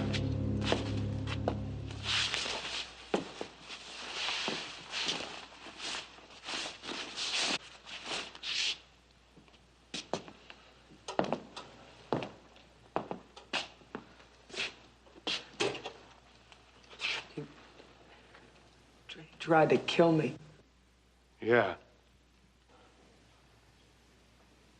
You don't believe me, do you? You don't believe anything I said. You and your brother came here to stay the night. He walked in his sleep. Went upstairs. Why do you suppose he went upstairs? I don't know. But from the moment we saw this house, it was as if he were listening all the time. Listen to what? I don't know. Just listening. And then those pigeons started. Pigeons? Pigeons? What pigeons? Out there. Did you see any pigeons? They're not there now. But I saw them. Look, son, I've lived around here all my life, and I've never seen any pigeons, not a single one. John did. I did. But they're not there now. No. Why don't you believe me? Look, boy, it isn't me that has to believe you. It's a jury. Jury? Of course! Don't you know that I've got to hold you on suspicion of murder? Murder? Sure! But why would I murder my own brother? All right, your brother sleepwalks. He gets his head split down the middle with a hatchet. He comes back downstairs, he plants the hatchet in the sleeping bag where your head would have been. Now, son, it's much easier to tell the truth. But I've told you the truth. Look, boy. You and your brother had an argument and you killed him. No! You didn't? No! If I had, don't you think I could make up a better story than the one I told you? Maybe. Look, here's his blood leading right... All right, you killed him upstairs and you brought him down here and you arranged that. I didn't! You didn't? I didn't! All right, boy, we'll see.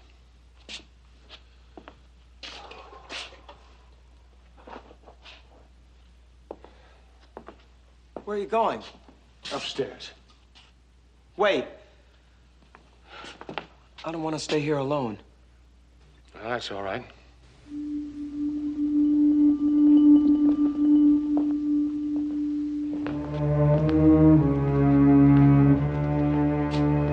Look.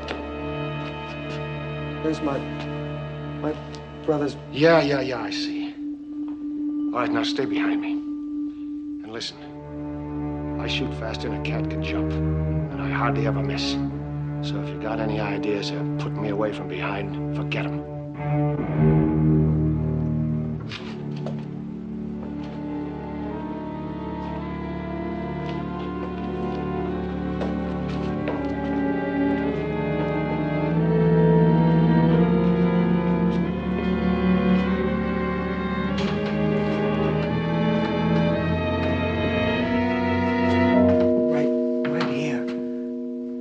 He tried to swing at me. All right. Come on.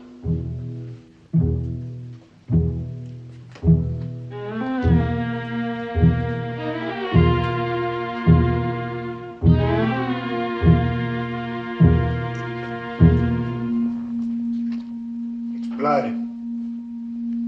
He was hit right here. Whatever hit him must have come.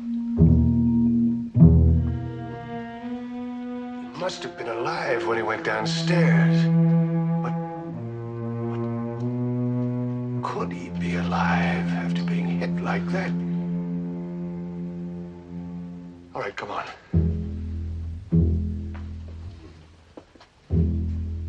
Hold this, boy.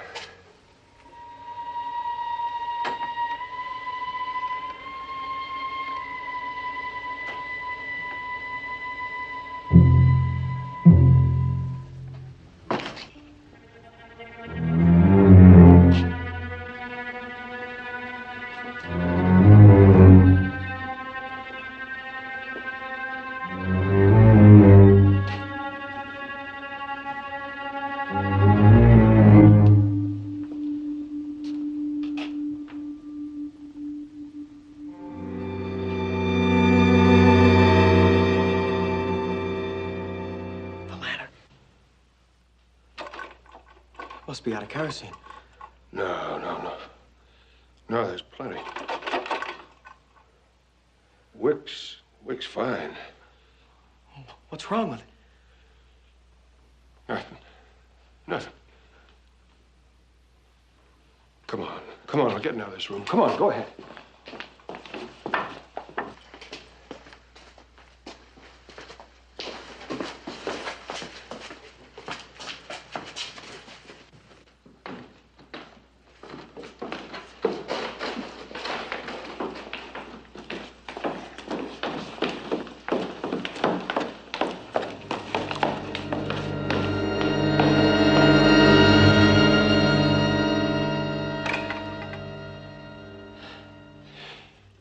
Whatever it is up there, I'm not going to tackle it in the dark.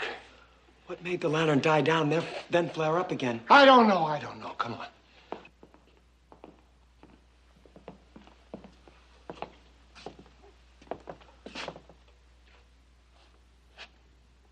Do you still believe I killed my brother? No, I don't.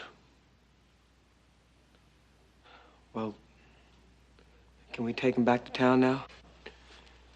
No, not now. We've got to tell people what happened out here. Now, think about it, son. You think they'd believe your story? Well, you've seen it for yourself. Well, do you expect them to believe me? You've got to make them believe you. The only way we can do that is to find out what's in this house. Whatever it is, it's probably here and laughing at us now. What are we going to do? I guess we better get your brother out in my wagon. And we'll come back in and wait. Wait until something happens.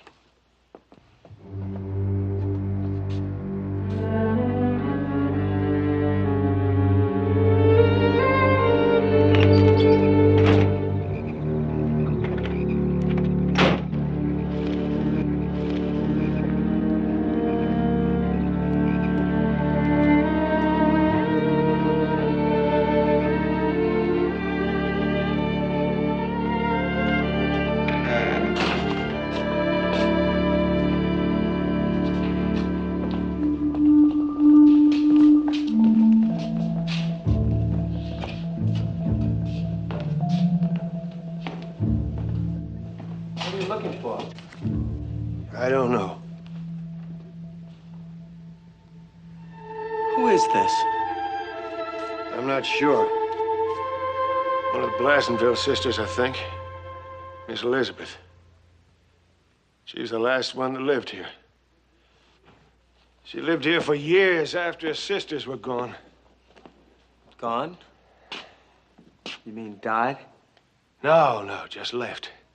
Townsfolk wondered how long they're going to hang on to this house. It's fallen to ruin, plantation gone, all the weeds. And when they disappeared, why, no one was surprised. And she stayed on? Well, she finally left. There's a rumor she went to San Francisco and got married there. Do you suppose that whatever's in this house now could have chased them away? Nah. No. What I've just told you is what's been told to me. The last Blassenville sister left here over 50 years ago. Well, let's look upstairs.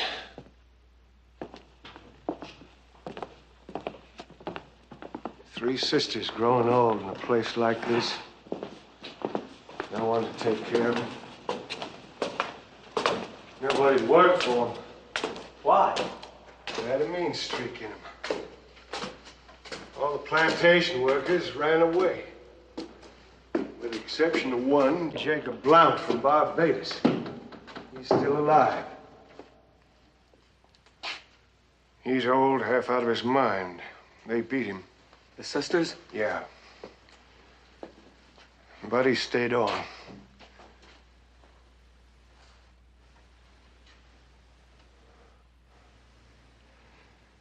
There was a young servant girl, Eulalie. They beat her, too. Finally, she ran away. All right, let's take a look.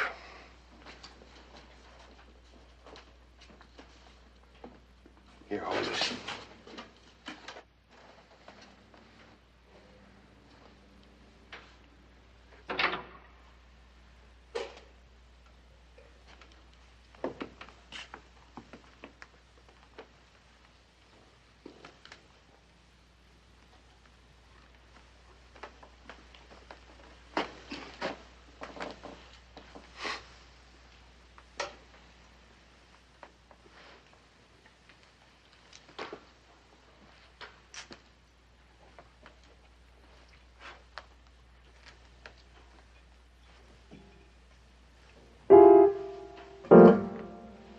You see this?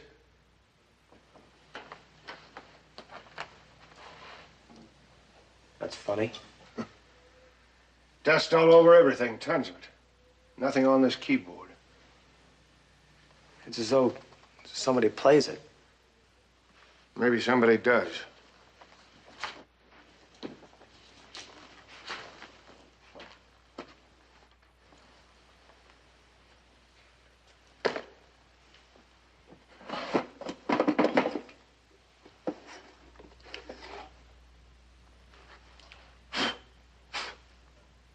that? Looks like a diary. Miss Elizabeth's name on it. Very fine writing. Can you make it out?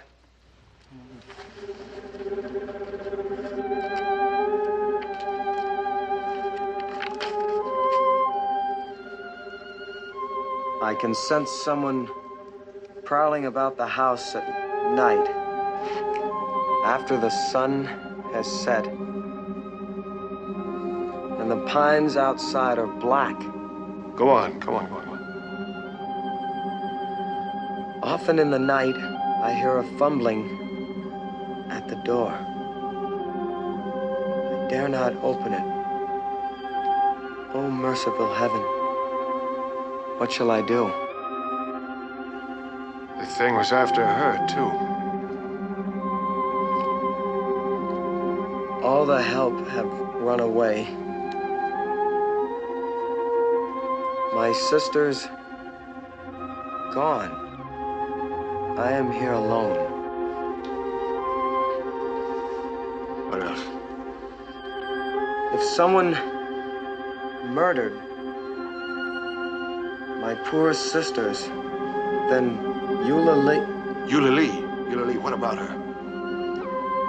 She named Jacob Blount. Jacob Blount. And Eula Lee. But she would not speak plainly. Perhaps she feared I shall die as hideously as they. Eula Lee. Eula Lee, 50 years alone in this house is not possible. Come on. Put that back.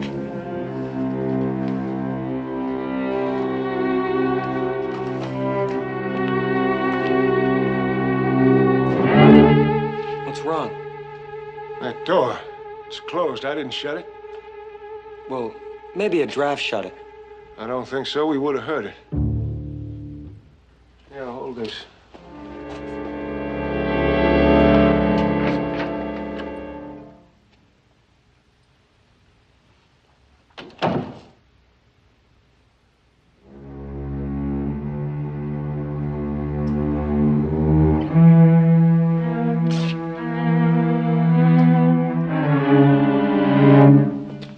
We'll see Jacob Blount.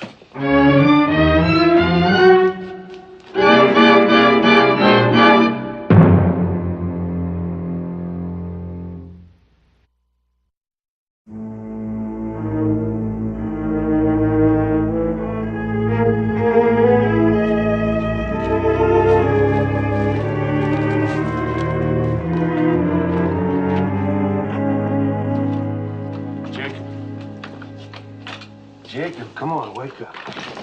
Come on, Jacob. It's Sheriff Buckner. I got some questions I want to ask you.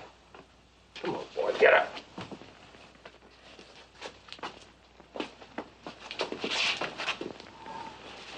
Here you are. Jacob, tonight a boy was murdered over in the old Bassenbelt place. Nobody there now. They all dead. All of them dead. But they come back at night. What do you mean they come back? All of them, the pigeons. Pigeons? Jacob, who's in that house? I think you know, Jacob. Miss Elizabeth thought you knew. Jacob, we found a diary of Miss Elizabeth's. She was afraid that her sisters had been murdered. Were they? Eula Lee would have reason. They beat her. Why did they beat an innocent servant girl? Eula Lee was no servant. What? She was a lady of quality. A Blassonville like them. You mean Eula Lee was